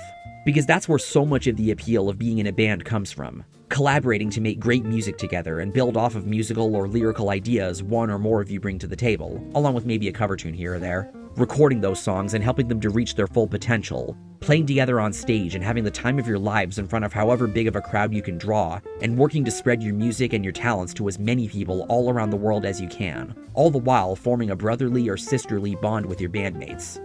To me, that is the true essence of what being in a band means, and that's why I genuinely believe the concept of the band will never, ever die. This is not to say that rock and metal music is less valid or credible if it's made by a solo act, which, believe it or not, is another strawman argument Finn has made. The modern pop punk scene is a great example of that, with almost all the breakout artists being individuals, not bands. And again, for the most part, rock fans and artists push back on this and insist that if it's a solo artist rather than an entire band, that it's somehow not real music. Like, seriously, who has ever said that? Who in their right mind would think making such a generalizing statement like that is a good idea, especially as a rock fan? Ozzy Osbourne, King Diamond, Devin Townsend, Alice Cooper, Meatloaf, Stevie Ray Vaughan, Gary Moore, Prince, Billy Joel, David Bowie, Peter Frampton, John Mayer, Pat Benatar, Lenny Kravitz, Beck, even the most metal vocalist of all time, Rod Stewart. Just the reaction I was hoping I would get. I could go on. You also have solo instrumental guitarists like Steve Vai, Yngwie Malmsteen, Buckethead, Angel Vivaldi, Pliny, your own client Aaron Marshall, and of course my favorite musician and favorite artist, Joe Satriani. Hell, even bands like Tremonti, Arion, Danzig, Beartooth, Daughtry, Mammoth WVH, Dashboard Confessional, The Early November, and Jack's Mannequin are basically solo ventures for the person the respective bands mainly center around. Solo artists and projects that center around a main creative visionary have always been a part of rock and metal. No one is opposed to the concept at all. It's just the idea Finn insists on that these are the only rock acts that become successful in the current industry just because of some select recent acts, which we will get to soon, that completely ignores the main appeal being in a band has for people. Especially when the only justifications he gives just boil down to, oh, you make more money. Oh, it's easier to market solo artists. People connect with individuals, not bands. Bands are a dated concept. Shut the fuck up! He has a similar view of albums versus singles. What upcoming albums by artists are you looking forward to this year? Well, I don't actually really care about albums, I just care about songs. Going along with Finn's idea that artists need to treat their career more like being a content creator in the social media age, his idea of the role of singles plays into that idea. He's of the belief that singles are an effective way for releasing content more consistently because young people's attention spans are just that feeble. Regardless of if that's ageist of him to say, I do believe that singles play a particular role in an artist's release schedule, as it were. But I once again feel like if I wanted to release content at a consistent rate throughout the year, I would just be a YouTuber like Anthony Vincent, Jonathan Young, Nate Wants to Battle, Rashad E.B., and other such people that release their own music videos on the regular. This isn't to talk down on any of those guys, as they're all talented musicians. It's just not the idea most people have of when it's appropriate to release singles. And I especially don't think that they need to be prioritized over albums, or that albums should be treated like they're obsolete. Thanks to streaming and playlist culture, albums matter much, much less than they used to, and now it's really all about singles. My understanding of the role singles play for most bands is that they're meant to be promotional material for an upcoming album or soundtrack that it's being featured in. One-off non-album singles are a thing that happens sometimes, but they're usually tied to a larger work. Along with their corresponding music or lyric videos, they're released over a stretch of time to build up hype for the album they have coming out. It's also typically timed around when the band is going to be going on tour and playing these new songs along with their classic staples, along with when physical copies of the album will be ready on both CD and vinyl. For example, when I got my VIP ticket to see my favorite band, Alter Bridge, for my 26th birthday, the physical CD of Walk the Sky that was part of the VIP package came in the mail a couple weeks later, a few days before the album officially dropped. And when I visited Atticus the Death Metaler earlier this year and we saw Warbringer and Allegiant together, Allegiant had physical copies of their latest album, The Ossuary Lens, at their merch stand, and this was a week before the album's release. The album is the full package, containing not just the few singles that were released in the months leading up to it, but also the songs that complete the album's narrative or story, or if nothing else, just make for other cool songs to listen to in the band's repertoire. But apparently that's just another dated format. And I understand why a lot of you may not like that, because there are certain songs that work well in the context of an album that don't necessarily work well as singles. And there's definitely something to be said for that old school experience of sitting down with like a physical copy of the album, looking at the artwork and the liner notes and listening to it from start to finish as the artist intended. That's how I listened to music a lot when I was a kid, so I get it. But for better or worse, that is just not the world we live in. No matter how much he might think that there isn't a need for albums, they play another kind of role that Finn doesn't even think to consider.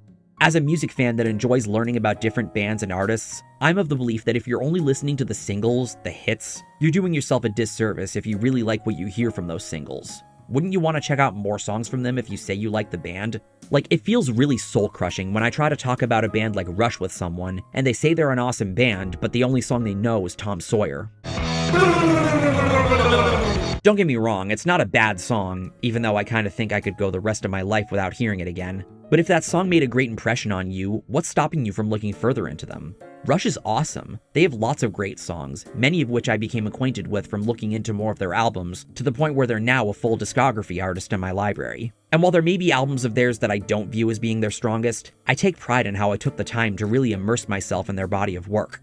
Sure, it's not something that's required of you, and knowing Finn, he'd probably call going to this length to be as true of a fan as you can as being a consequence of gatekeeping, but that's one thing albums exist for. Plus, it saves you from the awkward moment of going to see the band live if that's something you decide to do, and only knowing those small few songs. I guess nobody needs to know that, and the band is still getting paid anyway, but still. It's a similar thing when I'm getting into a band that only has a small number of releases under their belt. For example, when I got into Thank You Scientist, I believe they only had one album and one EP out at the time. Outside of any miscellaneous non-album singles, having the full albums in my library gives me all the content from them that I can get until they announce their next release and I have something new to look forward to. If they're still together, that is. In addition to getting a new batch of songs, part of the fun of following a band's releases is seeing how well they stack up against their previous albums and seeing if the new album might contain some songs that become new favorites. It was through this that Thank You Scientist became one of my new favorite bands, with their last full-length album Terraformer now being my favorite of their albums, and one of the coolest prog albums I've ever heard if I'm being honest. Singles are good for promotional material as well as something fun to put out in between releases, and if you're a band starting out, they make for a good introduction to both help you get noticed as well as get people excited from when you have more coming out and more that will be included in your live sets. An EP or two would make sense at this early stage in your career, but the role albums serve of being the complete experience that gives listeners more to enjoy than just what's on the surface, I don't think should ever be taken for granted. If you like what you hear from an artist's singles, don't hesitate to... But of course, this won't stop Finn from another talking point he likes to lean on when it comes to why singles are the superior format. For the most part, I think that albums have, if you're lucky, 2 or 3 really good songs on them and 7 or 8 like filler ones. Oftentimes you would get excited about an artist after hearing a song, then you would buy the album and you'd be let down. I remember many times where I would spend, $15 or $20 on a CD because I liked the single, only to get it home, press play, and realize that the album was like 80% filler and I had wasted my money. Notice how he doesn't give any examples of albums consisting of primarily filler tracks. Even if he did give examples though, and for the sake of argument, let's use an album I've given this criticism to as a stand-in, Dream Theater's The Astonishing. One could easily respond with this simple statement: not all albums are like The Astonishing. It makes you wonder what albums Finn was thinking of when making the claim that most albums only have a small few great songs while everything else is mid, another word I've grown to really despise. Because from my experience listening to as many albums as I have, I've never gotten that feeling when listening to a vast majority of the albums in my library. Obviously, not all albums are going to be of the same quality, and some albums a band releases might fall short in comparison to their best work, but very rarely is it ever the fault of the non-singles not measuring up to the singles and making for a boring listening experience, at least for me. And it's definitely not to the point where I would use those kinds of albums as the basis for a generalization like the one that's implied in Finn's argument. Even when it comes to tracks on an album that I don't think of as being the strongest, or even the track that's my least favorite, there's at least something enjoyable or interesting about it. The stuff I put at the bottom of my Retrospective videos make for some great examples of this, because even though that track is my least favorite on the album, I'm not even scathingly negative towards it, and I'm able to recognize the strengths they do have. I guess the older I get, the less of a need I feel to be super negative towards songs on an album, especially from a band I respect. But when I'm listening to an album, there's a tone or a vibe that's generally consistent throughout the runtime, which is one thing that makes listening to albums in full as engaging of an experience as it is. And even if you want to go the route of saying that the singles are the best tracks, a lot of the time, the band makes a point to have the rest of the tracks match that quality. In my opinion, that's the hallmark of what makes an album great, is if each track sounds like it could have been a strong single. And most bands, at least in certain genres, shoot for that when writing their albums. Again, it's no guarantee the album will be a hit with fans or even critics, but even casual listeners are able to sense this effort. And what's funny is that Finn is aware of this idea. On his second channel, he has a series where he talks about albums that he considers 10s, where there aren't any skippable tracks. Albums like Green Day's Dookie, Avenged Sevenfold's City of Evil, Blink-182's Enema of the State, Korn's Self-Titled, Pantera's Vulgar Display of Power, Sum 41's All Killer No Filler, fitting title there, Rage Against the Machine's Self-Titled, stuff we touched on during the section on his upbringing like Gorilla Biscuit's Start Today, Descendants' I Don't Want to Grow Up, and Black Flag's First 4 Years, and even more recent albums like The Story So Far's Under Soil and Dirt, Beartooth's Disgusting, Issues Headspace, the album that I mentioned earlier in this video that he referred to as being his favorite album, A Day to Remember's Homesick, and Poppy's I Disagree, which he's gone on record multiple times referring to as his favorite album of the last decade. And for some reason, Taylor Swift's Lover too, which, really? The album with 2 of the most atrocious songs of hers I've ever had the displeasure of hearing, You Need to Calm Down and The Man? Like, I might not hate Taylor Swift, at least not compared to how much I might have when I first started out, but there's no way that album can possibly be a legit 10 out of 10 with those 2 blemishes. The point I'm getting at is that Finn does enjoy full albums and recognizes when an album is strong beyond the hits. I guess I can understand if other albums he's listened to throughout his life don't match the quality of the albums he's gone over in this series, which if that's genuinely how he feels, then fair enough, I suppose. But that's still no ground to act like they mostly consist of filler songs and only a small few good songs. And he's also of the understanding that albums represent a snapshot of a moment in time, be it what the culture was like or where the artist was at in their life. He made a second channel video called Don't Be Like Taylor Swift, around the time when she was beginning the process of re-recording her albums despite Scooter Braun and her label Big Machine Records, so that she would be able to own her own master recordings. It's a noble cause to be sure, especially since it gave us the new version of All Too Well, which is still probably my favorite song I've ever heard of hers. But Finn didn't want this to set a precedent for bands to decide that they want to re-record one or more of their early albums just because they want to make a better sounding version of it, even though that's not what Taylor Swift's primary intent even was behind doing this. He gives examples of A Day to Remember re-recording their 2005 debut and Their Name Was Treason, Suicidal Tendencies re-recording their 1983 self-titled debut, Ice Nine Kills re-recording Safe As Just a Shadow from 2010, and In Flames re-recording Clayman from 2000, and how even if the production is better, it felt like something was missing that made the original interesting and memorable, as well as how it doesn't make sense from a business perspective. It's very rare that people are like, oh, thank God, I'm so glad you redid that classic album. I'm never going to listen to the old one again. I'm only going to listen to the new one because the drums sound better. No, they're going to listen to the old one because it's not about having perfect production. It's about capturing a moment in time. Even if you wanted to argue that Finn was being kind of slippery slope in this video, it shows that he's aware of another facet of albums that compel people to explore them. It almost makes you wonder if he really believed what he was saying about albums being bloated and unnecessary compared to singles, or if it's just him trying to be contrarian. But since I brought up the second channel, remember when I said earlier in the video that Finn didn't upload super frequently on that channel for the first 2 years of its existence? Well, that would change on July 22nd, 2021. He had gotten into live streaming on Twitch, a popular side venture for a lot of YouTubers, a few times a week, and decided to convert his second channel to the place where he would upload his Twitch highlights as well as his podcasts going forward. He aimed for his Twitch streams to have a vibe akin to hanging out with friends at Denny's and cracking jokes after a show like he did when he was growing up in the punk community. When he was growing his channel, he wanted to build a positive community like that, and if the main channel was going to be for his more serious and high-stake content, that community would be better reflected on the second channel. The Twitch highlights were mostly casual dicking around, and he was a lot more unfiltered than on the main channel. The videos ranged from reactions to new music, responses to videos that caught his attention, reactions to news stories, complaining about the Grammys, and even tier lists and other such fun and games. It was a lot like what Nick Nocturnal was known for doing on his Twitch streams, with the casual fun and games aspects the Dickie Dines show is known for. There aren't a lot of videos he made for this channel that I think are super important to analyze, mainly because I could always tell a lot of what he says in these videos are being said in jest, even if I do find a lot of the jokes to be kind of forced. Metal fans like a lot of things that are objectively bad, such as metal. But with where we're at in the story, the introduction of the Twitch highlights do represent a crucial turning point in how Finn's content changed as the years went on. But more on that later. One such video here I do think is important for the discussion about his view of albums is the second Don't Be Like video he posted, this time about Adele. This was in response to when Adele encouraged Spotify to remove the shuffle button from album pages, claiming that albums should be listened to front to back in the exact order the tracks are in because they convey a particular narrative, and artists like her are very intentional with the way they order the tracks. Personally, I did kind of find this to be a non-issue, and it somewhat reminds me of the days when bands like Led Zeppelin, AC/DC, Tool, Radiohead, and Prince didn't have their music available on iTunes, since they didn't like the idea of people not buying their full albums and listening to them front to back, let alone digitally instead of physically. Yes, I'm aware that this is showing my age. But I also think she was preaching some common sense, since I doubt most people when listening to a full album intentionally listen to the songs out of order. Maybe some people do, and I guess it's not really my place to judge, but I highly doubt those people represent the majority. Plus, even if you are someone that purposely listens to the songs on an album out of order, it's not like there aren't other ways for you to do that, such as creating a playlist where you can shuffle the tracks through one click of the button. Maybe that's inconveniencing, but again, there are workarounds, and it doesn't make this any less of a non-issue.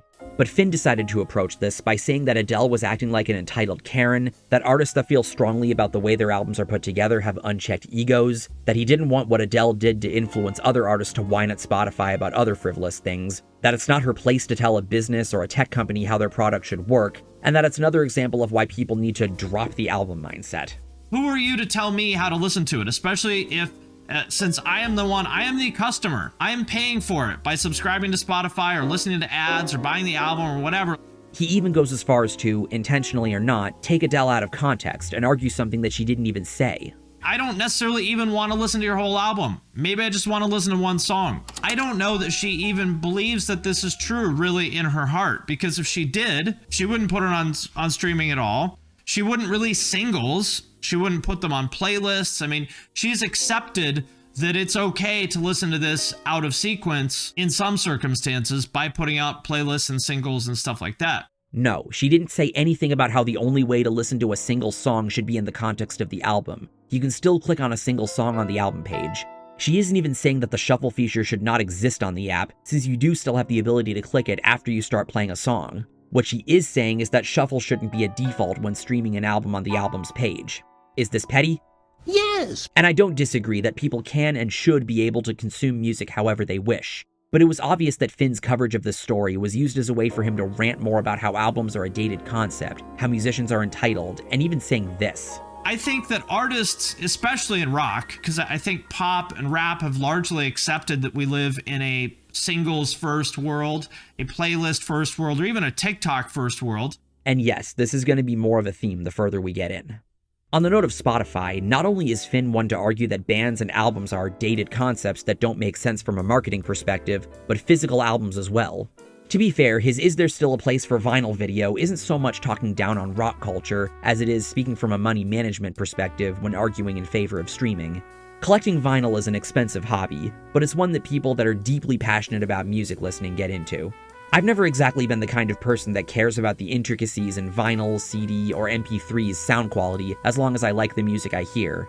The appeal of vinyl for me is seeing what kinds of different colors a record I consider essential comes in, and the experience of sitting down and firing up my vinyl player to immerse myself in its content this way. This may be nerdy shit that I don't expect people that aren't hardcore music fans to understand. In that case, why are you even watching this video? But I can't really say that matters to me because it's something I and a lot of other passionate music fans enjoy taking part in. Finn in this video comes off like he wants to understand both sides of the physical versus streaming debate, but he makes it pretty obvious where his bias leans. I get the appeal of physical media. I was bitten by the collector bug too. But my friends, it's time to move on. But unlike him, I'm actually going to give the most neutral view on streaming and buying music digitally that I can, because while I like having the vinyl collection I've been building over the last 5 years, and I think the CDs I have are neat too, I'm not against streaming. I have a giant iTunes library that automatically syncs with my Apple Music. Even if certain artists, songs, or albums aren't available on the service, they upload to my iCloud so I can listen to them on mobile without them taking up space on my phone. This is without a doubt a more convenient and less expensive way to listen to music, but it's not to a point where I would say something like this. And I get that collecting stuff can be fun because, like I said, I used to do it, but the older I get, the more it just kind of seems like a big waste of space to me. I envy guys like Infidel Amsterdam, Pete from Sea of Tranquility, Notes Reviews, ARTV, and even Muse that have as giant of CD or vinyl collections as they do, and if I had all the money in the world and a room like the library in Beauty and the Beast, getting every album in my library on physical would certainly be a thing I would do, if only for the bragging rights. Finn is even aware of one of the advantages physical has over streaming. And reason number 2 is I buy physical media because I want to own my music. I don't want to rent it. And so the logic here is, well, I don't like streaming because the problem is that there's no guarantee that you will have access to this stuff forever. For example, I noticed that maybe like a month or two ago, Leeway's first 2 albums suddenly disappeared from Spotify for what I guess are some sort of legal issues.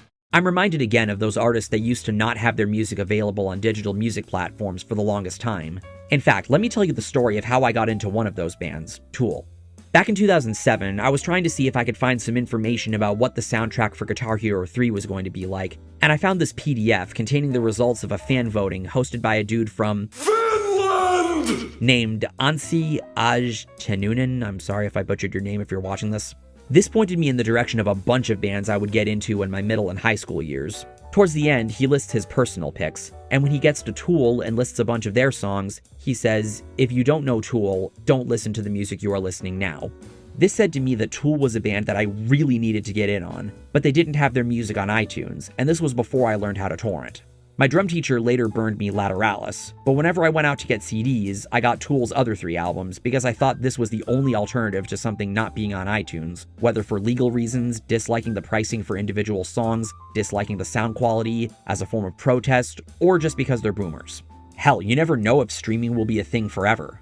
There's an episode of South Park that I think of as having a message that holds up really well, almost to a disturbing degree, and it's the one where the internet goes down and society devolves into chaos because so much of their daily lives involve having the ability to connect to the internet, from news to shopping to entertainment and even relationships, and of course porn. It's an episode that reminds you to never take things like the internet for granted, because there could come a day where it just goes away, and that same idea applies to individual websites and services. A popular phenomenon online is the subject of lost media. Stuff like books, episodes of shows, televised events, and even commercials that weren't archived by anyone and were thus lost to time.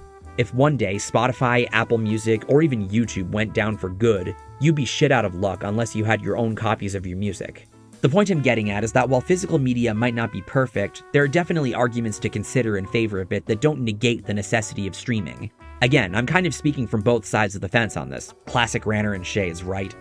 But at a lot of points in this video, it feels like Finn is reaching hard to downplay the different appeals vinyl and CDs have and lionize streaming just because it's modern. If it's about the artwork, well then selling vinyl or CDs doesn't really make sense, right? Because if you're selling vinyl so that people have a larger version of the artwork and maybe they can hang it up on a wall, then the vinyl is kind of just a glorified poster then, and why not just sell posters? Having instant access to pretty much everything ever recorded on this thing that I carry around in my pocket versus like putting tapes in my backpack like I did when I was in high school, or one of those clunky old CD wallets. If you're buying that at a record store and this artist is on a label, you really have no idea how much of that money is actually ending up in the artist's pocket. That depends on a lot of things. For example, how many different middlemen there are in the equation. There's the retailer, there's the distributor, there's the label, and by the time that actually gets to the artist, a lot of people have taken a cut and the artist may see very little or even none of that.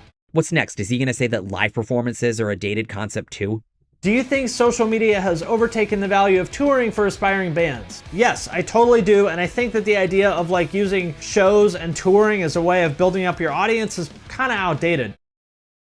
Don't tell me you were someone that got excited when bands were doing live stream concerts during COVID because you thought that this would be the future, especially when you yourself not only understand the appeal, but understand the role they play in the business. It's great to be excited about the possibilities the future has in store, but no matter how popular social media is, there are just some things that it can't take the place of, no matter how much you try to argue that this is coming from a place of traditionalism and closed-mindedness.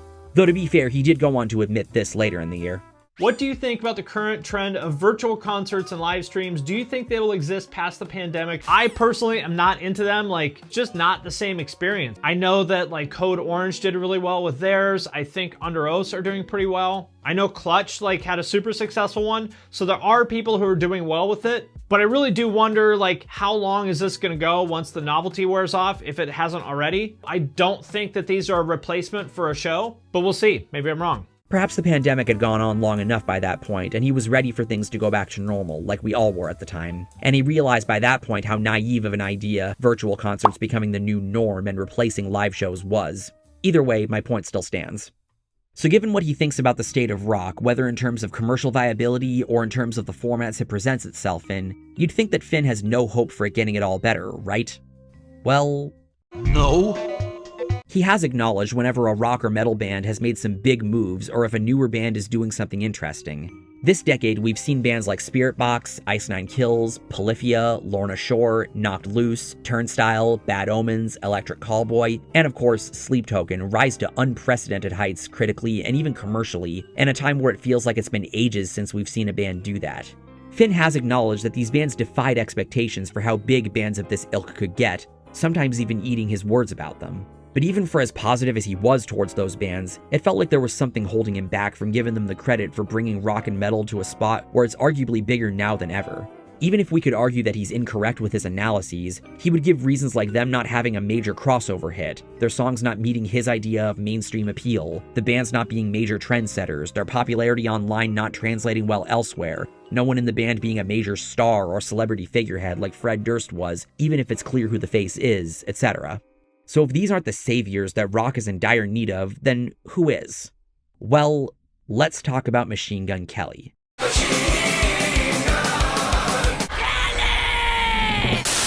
Machine Gun Kelly, or MGK as we'll be calling him, is a rapper of the white variety who rose to prominence in the early 2010s, around when rap was transitioning out of the Young Money era, as I like to call it. For a young guy from Cleveland who was relatively new in the rap game, he was doing some big numbers. I imagine most of you originally heard of him through the beef that he had with Eminem in 2018, where M called him out for making some, tweets about his then 16-year-old daughter. He responded with the diss track Rap Devil that spent most of its runtime calling M old and past his prime, which although might not be incorrect given that a lot of his more recent material doesn't stack up well against albums like the Slim Shady LP, the Marshall Mathers LP, or even the Eminem Show, the diss as a whole didn't feel like it carried a lot of weight, which is why when M fired back with Killshot and put MGK in his place, the common consensus was that M won the beef. Although this wasn't career-ending for MGK, as he still retained a strong audience that stuck by him through the Eminem beef and beyond, he more or less faded from public consciousness for a short while, until 2020 when he released his fifth album, Tickets to My Downfall. This album was unique for him in that instead of a rap album, he got a hot pink Schecter and made a pop-punk album, with Blink-182's Travis Barker producing as well as lending his drumming talents. I mentioned earlier when talking about Jaden and the Corpse Jaden video that he was part of the early 2020s pop-punk revival, otherwise known as the Rappers Turned Pop-Punkers, which Travis handled the production and drumming for. Well, Tickets to My Downfall put MGK at the forefront of this movement. The album went to #1 on the Billboard 200, his first album to do so, and it produced some successful singles like My Ex's Best Friend and Bloody Valentine. I swear to God, I never fall in love. Then you showed up and I can't get enough of it. While the album was a hit with his audience, the greater rock community didn't take particularly kindly to it, with their main criticisms boiling down to the music being nothing more than a pastiche of pop punk and nothing all that special compared to other better releases the genre had to offer, including a handful that came out that year, and not liking the fact that a guy who's primarily known as a rapper was stealing the thunder from bands who have been grinding for years for the chance to potentially reach this kind of a milestone, or at the very least keep their careers steady. As for me, I thought the album was okay for what it was, maybe not deserving of being on a worst albums list like I saw a number of people doing, but definitely not an album I would right away recommend for anyone wanting some new pop punk to listen to. But Finn, however, was through the roof about it, not so much because he loved the album or even MGK himself, but because of what it represented. A couple years ago, I would have said rock is dead as shit. There's not a single mainstream song with a guitar in it anywhere. Put a fork in it, it's done. But that's not true anymore. There's actually a ton of guitars in mainstream music now. But the twist is that it's coming from artists who we would think of as rappers, not rock bands. As we've discussed before, one of Finn's prevailing ideas is that rock was in a drought both creatively and commercially. While Tickets to My Downfall was by no means reinventing the wheel or bringing a creative twist to pop punk, since the sound on the album was compared a lot to Blink-182, go figure, Travis is on the album, what mattered to Finn was that the album went to #1, it spawned a hit single, and MGK was doing more to act the part of a rock star than the vast majority of musicians in the scene were by that point. And there are people who give me some hope. MGK being the most recent example of that, he clearly gets it. He said, "In the state of rock and roll depends on rock stars." He's 100% right. He heavily perpetuated the idea that MGK was the most relevant person in rock due to his involvement in celebrity culture, a true icon for putting pop punk back on the map, and that we as rock fans should be excited about this because it could lead to a trickle-down effect of younger people getting into more rock bands and even starting their own bands inspired by this trend that MGK was at the forefront of. We all have our gateway artists, the one that started it all. As stated before, that band for me was Green Day. As far as metal goes, I'd say it was probably Black Sabbath, since Iron Man was the first metal song and the first Guitar Hero that I really liked. If you ask most people who their gateway rock or metal band was, the names you'd be guaranteed to hear the most would be Metallica, Slipknot, Linkin Park, Avenged Sevenfold, Green Day like me, Blink-182, My Chemical Romance, Nirvana, Guns N' Roses, Pantera. Hell, there's probably someone out there unafraid to name Nickelback as their gateway. It's not outside the realm of possibility that MGK could have been someone's gateway into pop punk or heavier music, but not only does that not sound like a great choice for a gateway, it's debatable how much that actually happened with kids in the early 2020s. The difference between the bands I named off and MGK is that they all have enduring classics that stood the test of time. Newer bands that pop up are more likely to name them as their main influences. Even to this day, when someone gets into metal, no matter their age, songs like Master of Puppets and Before I Forget are usually the culprit. And while an argument could be made that an artist could be so huge when they first break out that them being a gateway for someone is inevitable, as that's what I believe was the case with bands like Linkin Park and Blink in the 2000s, the difference then is that those bands were each a cultural phenomenon of their time. MGK might have been popular, but I don't think he had nearly the same impact. This would cause Finn to rely heavily on an idea we discussed previously, the 10-year rule. Probably the whole Tickets to My Downfall album would be my guess. It's going to go down as a classic, and I know that people are going to hate this. I know that, everyone, we're going to put this on YouTube, and I know everyone in the comments is going to be raging and, calling me an MGK stan and blah, blah, blah. But I'm telling you, it went to #1 on Billboard. It put the genre of pop punk back on the map. It sold millions of copies. There are millions and millions of kids who discovered this kind of music through him. Again, people are going to look back on it in the same way as people look back on Blink and Sum 41 and all those other TRL gateway pop punk bands from the 2000s, which, if you remember back then, everybody, all the, credible people, the gatekeepers and media people and stuff, hated all that shit. They hated it. He would bring up how bands like Green Day and Blink-182 that we view as iconic today were derided by both critics and gatekeepers early on. I would be inclined to agree with him for two reasons. The first is that he was there to experience Green Day's and Blink's rise to prominence, so he is speaking from a first-hand perspective like we talked about earlier in the video. The second is because I said earlier in the video that Nickelback is a band that went through the arc that Finn described in his Slipknot NoFX Devil Wears Prada video. When I was in middle school and high school, Nickelback was the band that everyone loved to hate, but nowadays people have softened up on them and even admitted that they have some good songs. So what makes MGK different? I think it boils down to bands like Green Day and Blink making so much noise that whatever contempt there might have been in the 90s and 2000s was getting drowned out. It's not like sites like Pitchfork were speaking for the majority, as though that's even how reviews are supposed to work. There were more people that loved these bands than hated them, and while MGK may be popular, that's no guarantee that Tickets to My Downfall, or even his second pop-punk album, Mainstream Sellout, are going to experience a critical reevaluation and go down as classics. Let me bring up two other groups that were pretty big at one point in time, where the hate was very much drowning out whatever positive regard they might have had. It's been over a decade since both groups debuted, and to this day, every time one or both of them gets brought up, everyone, including me, cringes at the mention of their name. And I'm sorry in advance for making you do the same when I reveal who it is I'm talking about. Blood on the Dance Floor and Brokencyde. Brokencyde? It just seems like some fucking random mishmashed noise. I can't appreciate it on any level. I don't care if they write their own songs. I don't care if they play their own music. It comes out sounding like shit no matter what. I've never spoken to a single person that has ever said they liked either BOTDF or Brokencyde. Even during a time when 2000s nostalgia is a thing a lot of people are indulging in, neither of them are ever brought up. To be fair, Davi Vanity is one of the most disgusting people to ever make music, so it's unlikely that people are jumping at the opportunity to listen to or reminisce about BOTDF anyway, irrespective of how terrible their music was, but BOTDF and Brokencyde disprove the idea that the 10-year rule always works. Yes, these may be bad faith examples, I will concede to that, and we can't predict the future for what the consensus will be regarding MGK's pop-punk albums, but that applies just as much to Finn's argument as it does mine. Either way, I've always found it kind of disingenuous the way he would cling to this give it time idea to defend his devil's advocacy for the guy as being a credible rock icon. So why did rock fans, or even bands, not embrace MGK as one of their own?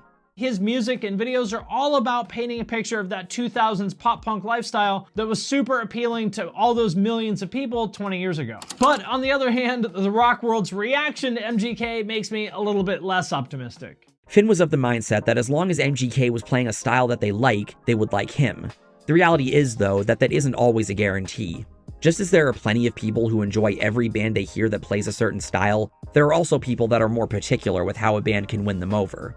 Even people who claim they listen to literally everything are a rarity. Finn also had a habit of mentioning that MGK's album went to #1 on Billboard, and that we should be excited about this because it gives way to his trickle-down pipeline effect, and that's reason enough to not hate him. And you have to think that MGK and Mod Sun and Lil Huddy blowing up can only help cool, smaller artists like Nothing Nowhere, Meet Me at the Altar, or Point North. So regardless of what happens from here, I'm stoked. And if you like pop punk or just rock in general, I think you should be stoked too. He would also use this as a gotcha for people who say that they want rock to be popular again, only to move the goalposts and get mad once it actually happens. It's this weird thing I've talked about before where on the one hand, rock fans say that they wish rock was bigger, but then on the other hand, anytime someone tries to get into the club and be part of the rock scene, they're met with all this hostility and they're pushed out. It's important to note that I don't hate MGK, and I'm not sure it would be fair to claim that rock fans' criticism of him comes from a place of hatred. Not all criticism is based in hatred.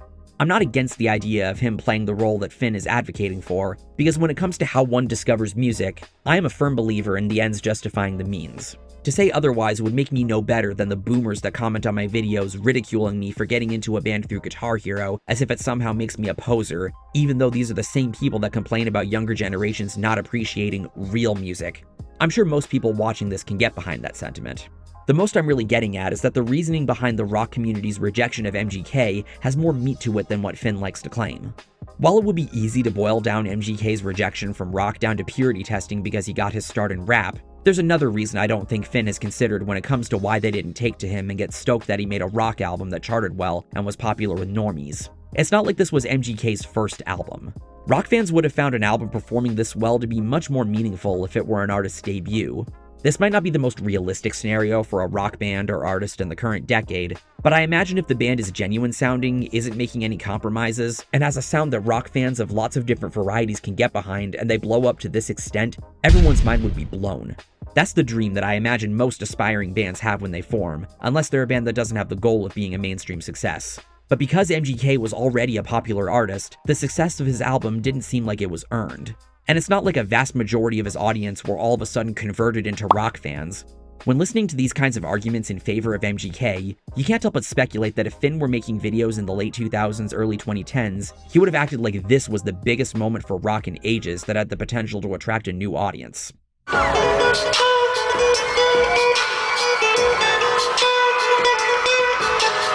While I'm not denying the possibility that this was the case for a handful of his fans, most of them liked Tickets to My Downfall not because they thought it was a banger pop punk album, but because they already like MGK.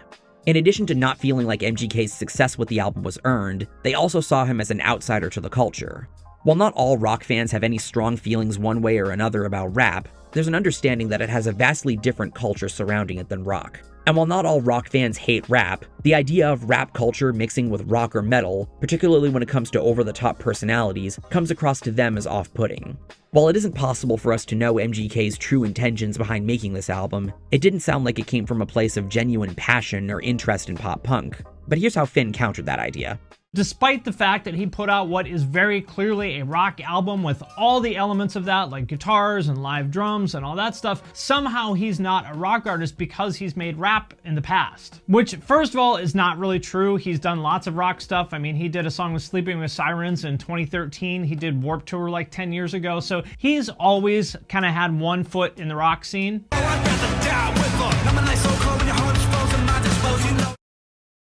That's it? That's what makes him credible as a part of rock culture prior to this album? This sounds like such a reach. Warped has had rappers be part of their lineup before, but you don't see people trying to argue that they're part of rock culture, aside from the Rock and Roll Hall of Fame when they inducted Eminem, I guess. And the collab with Sleeping with Sirens, if anything, doesn't so much prove that MGK is part of rock culture, since it is, after all, one fucking song, but rather that he and the band are cool with each other, maybe like each other's music, and wanted to try doing something together. What's funny is that this isn't the only time Finn's made this kind of a reach.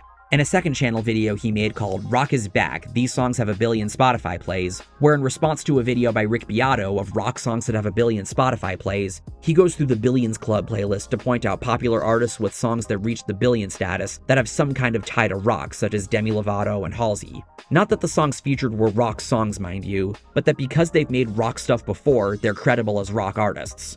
But whatever, I can concede that those artists have at least put out material that sounds the part. What's egregious about this video is stuff like this. Marshmello, he did songs with A Day to Remember, and I feel like he did another one that I'm not thinking of. Feels like he kind of I don't want to say fell off, but we haven't heard from him in a while. Regardless, I'll call him sort of, on the very periphery, no pun intended, of rock. Yes, because making one song with a rock band, let alone one that doesn't sound like an A Day to Remember song, makes you a rock artist or part of the culture. Plus, is that song the one that's on the playlist? No. So this is irrelevant and a massive stretch. But anyway, being that MGK wasn't seen by a lot of people as being a part of rock culture, that's what made his infamous Comfortable Shoes rant so obnoxious to hear. I want some attitude, dude. This is what I will tell you. I did Warped Tour, and these would wear comfortable shoes on stage every day.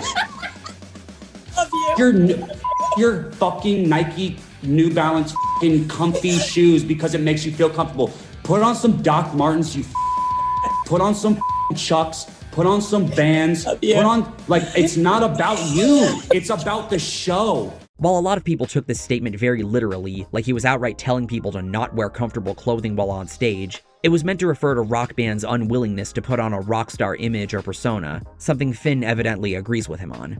The issue, again, lies in the fact that MGK is an outsider to the culture he's trying to preach to. It came off as condescending and rude, and people, least of all rock fans, tend to not care for people that act like that. And we have an example of someone acting this way that Finn also tried to play devil's advocate for coming up in a moment.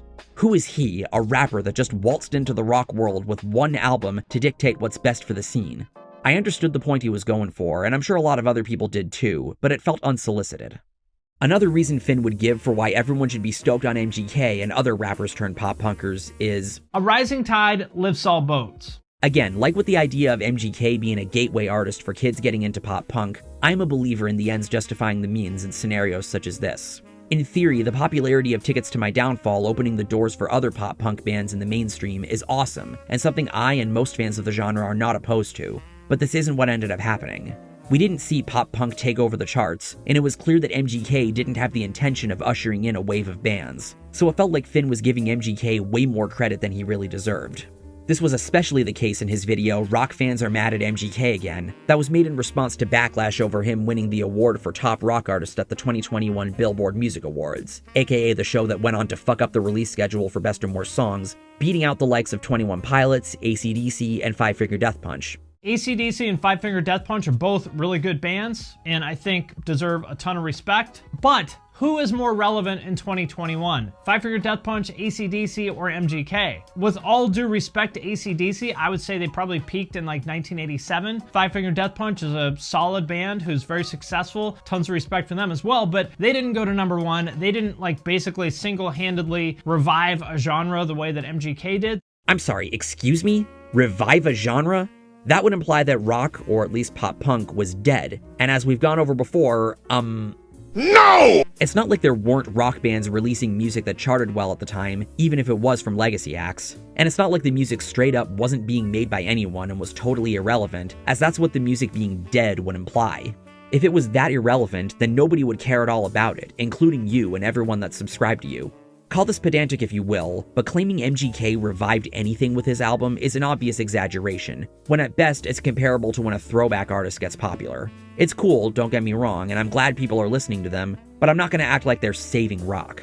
Finn made similar arguments regarding a popular artist making rock relevant again with Olivia Rodrigo, especially after the runaway success of her hit Good For You, which showed very prominent Paramore influence. With the kind of stuff he said about the song, you'd think he jumped at the opportunity to act like it was the best thing to happen to rock when the opportunity arose.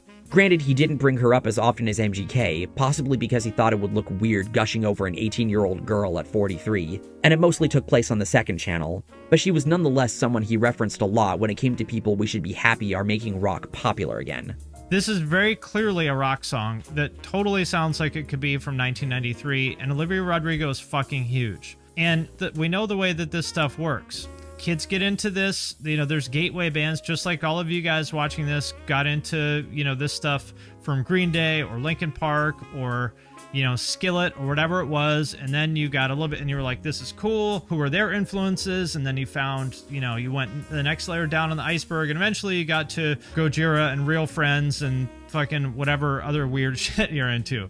This is how it works. So we should be excited if you care about, rock in general being more popular. You should be excited to see MGK. You should be excited to see Olivia Rodrigo. The Olivia Rodrigo to Infinite Annihilator pipeline. Exactly. Don't get me wrong, I like Olivia. Her being a rocker at her core, the Avril Lavigne of the 2020s as I've called her before, is precisely the reason why I put Good For You at #1 in Best Songs of 2021, and why I was disappointed Bad Idea Right had to be relegated to the honorable mentions in Best Songs of 2023 due to it not making the year-end chart that year. She has a lot of potential to make some exceptional rock songs that go beyond even what songs like Brutal, Deja Vu, Ballad of a Homeschool Girl, Get Him Back, etc. accomplished. My only issue with her, and the issue I hear from most rock fans about her, is that it seems like her label is pushing more for her ballads like Driver's License and Vampire, rather than the stuff it sounds like she wants to make. She doesn't come across as a culture vulture for rock like MGK, but it oftentimes feels like she's being marketed as a ballad artist, kinda like how people view Adele, or how I described REO Speedwagon when I was first getting into them back in 2009. So whenever Finn would bring Olivia up when talking about rock artists that are relevant in the current culture, I found myself a lot of the time feeling like he was getting a little too excited about her, at least more than I think was really warranted, which is something I made sure to avoid whenever I talked about her in my year-end videos. Though he does say this about her in his second channel video, Billie Eilish is Saving Rock, another rage bait title there. The reason it won't be accepted is because she is a she. Rock don't like she's. Well, that is a fact. Trust me, we'll talk about that later. Getting back to MGK, his apologism was also brought to the forefront in his very first Twitch highlight video on his second channel. This was regarding Ben Barlow, the vocalist of Neck Deep, putting out a rant on his Instagram story indirectly referring to MGK and how much of a poser he finds him. He later clarified that he isn't against pop punk getting recognition, just that it felt like a slap in the face to bands like Neck Deep that have been working hard and proving that there is still an audience for the genre. As you can probably guess, I'm not a huge fan of this. It's a little bit disappointing from somebody that, seemed like he was pretty chill. And despite the fact that he says he's not gatekeeping, that is, in fact, exactly what he's doing, which is unfortunate. Finn responds with more whataboutism about Green Day and Blink being hated in the 90s and how we shouldn't be hating on the guy because he's making the genre relevant. Anybody can go, tweet about a random local band, but only MGK has the ability to make this stuff relevant in a global mainstream context. There's also a moment where, sort of like he did in the Adele video, he responds to Barlow with points that don't make for a sufficient counter-argument, as they don't really address his greater overall point. He says, basically, you know, that MGK is just catering to celebrities and normies, and he's not doing anything for the genre, and he should be using his platform to help put on other bands. Well, there's a lot of things that I have, a lot of questions that I have about this, or thoughts, or things that I would like to poke at here. Number one, I would say, well, Ben, you're not using your platform to put on younger bands right now. You're complaining about MGK. So how are you any different? Second, I think there's a larger question of, like, do artists have a responsibility to use the platform that they spent years building to put on other people? I don't think they do. I mean, it's nice if they do. Like, I think it's cool when they do, as Travis Barker has been doing recently. But does he have an obligation to do that? I don't think so. I don't disagree with the notion that a bigger artist doesn't have an obligation to shout out a younger act. I've always been one to advocate for choice over obligation. But all this really amounts to is, no, you. His overall point is that MGK is an outsider who, in his eyes, isn't making a point to be part of the culture of pop punk. Saying that Barlow doesn't shout out younger bands, which you don't even prove by the way, doesn't disprove his idea. Plus, it's not like Neck Deep have never taken any smaller bands out on tour with them. They might not be the biggest band in the world, but they're for sure one of the biggest in the third wave pop punk scene, the sad boy pop punk scene, and they still hold true to those values. If a rising tide lifts all boats, as you like saying, wouldn't that be showing more in MGK's actions? It was clear this video was made with the intent of complaining more about people complaining about MGK, and not taking different perspectives such as the ones I've laid out here into consideration. It wouldn't be long after this, though, that Finn would have to eat his words a little, as September 19th, 2021 was the day of the infamous Corey Taylor diss at Riot Fest. Hey, you wanna know what I'm really happy that I'm not doing? Being 50 years old, wearing a fucking weird mask on a fucking stage, talking shit. So anyway, what's everyone's favorite candy? Reese's Pieces? Fun fact, that's a question I like asking randomly on Discord whenever the call's been quiet for a bit. I made a whole video about this situation for my Crybabies of Rock series, so you can check that out if you want to know my full thoughts. The short version is that while Corey Taylor might have said some boomerish things about him before and came off as somewhat bitter about MGK's success, MGK was being unprofessional and just as bitter, if not more, especially when it came to taking shots at Corey regarding a potential guest part on his album. And coming from the guy who said that rock was missing its rock star attitude in the Shoes rant, it was hypocritical of him to take shots at a band that's highly regarded for being as in-your-face as he thinks bands should.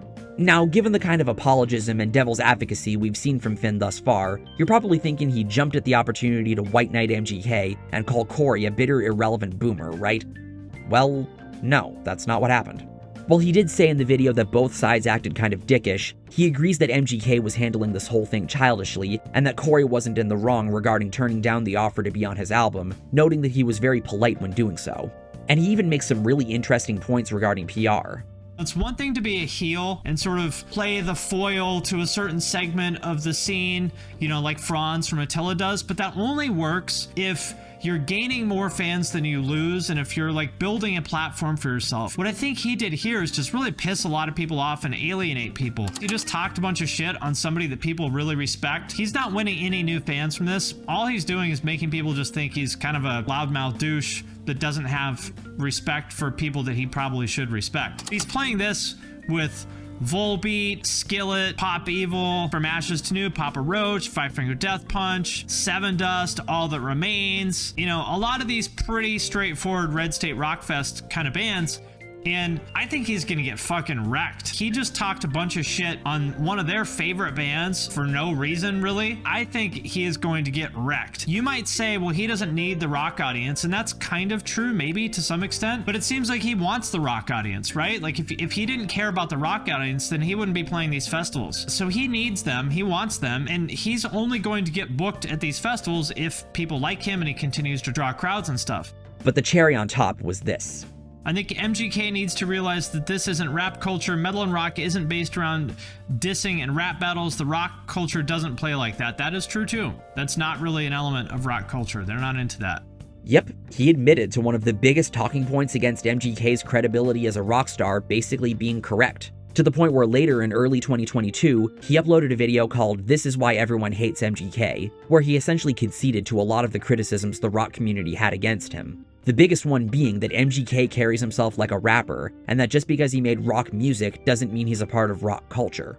I used to think that when people said he wasn't part of the culture, I was like, what are you talking about? He played Warped Tour, he did songs with Sleeping with Sirens. To this day, he still covers Operation Ivy. He's selling millions of copies of his rock album. Like, how is he not part of the culture? But thinking about it more, although everything I just said is true, actually, they're right. He's not part of the culture. Because at the end of the day, it's really not about the music. It's about the values and norms. I could sort of flip that on its head and use myself as an example. Like, I've been listening to rap for over 30 years now, and I probably know more about the history and stuff than most rap fans and probably even a lot of newer rappers. But am I part of hip-hop culture? No, I'm not. I'm just a guy who listens to a lot of rap, right? These are two different things. He talks about rap and rock having different core values, with raps being status, which is why you see so much flexing and asserting dominance over one another, which isn't something you see much of in rock, whose core value he says is respecting tradition, which is something MGK went against when beefing with an icon as revered and beloved as Corey Taylor.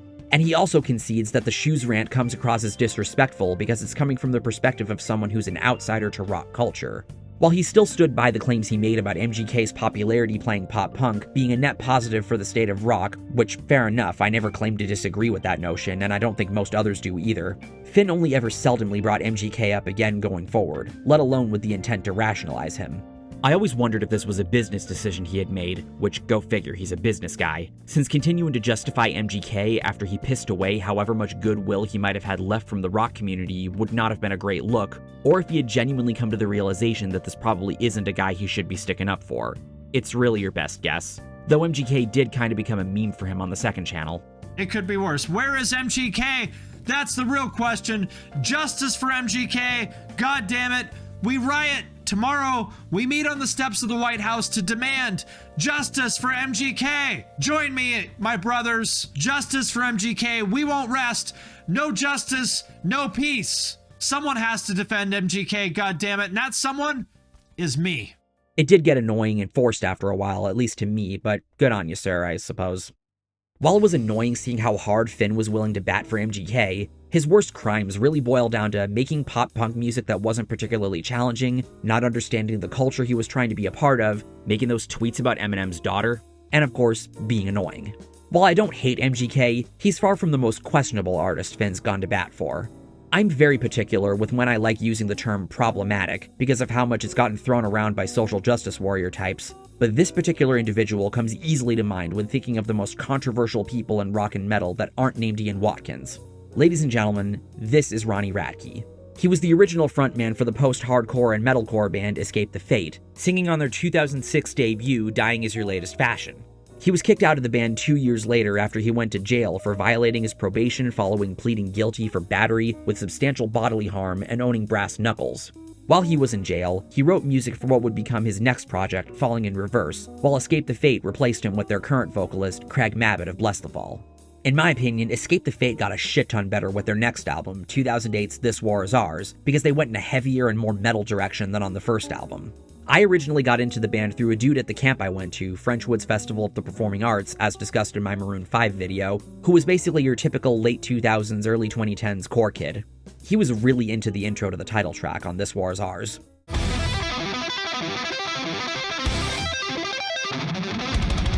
This right here is my favorite song of theirs. I remember coming home after my third and final summer there in 2010 and making a point to look into the band, among others, with how great of an impression This War Is Ours made on me. I remember one of the first songs I listened to was Not Good Enough for Truth and Cliche, aka Sitting in this room playing Russian roulette, finger on the trigger, seal, mine's here, Juliet. If that impression sucks, I really don't care. And I was not impressed. A, because I found the vocals really annoying, and B, it sounded nothing like that sick-ass sweeping intro in This War Is Ours.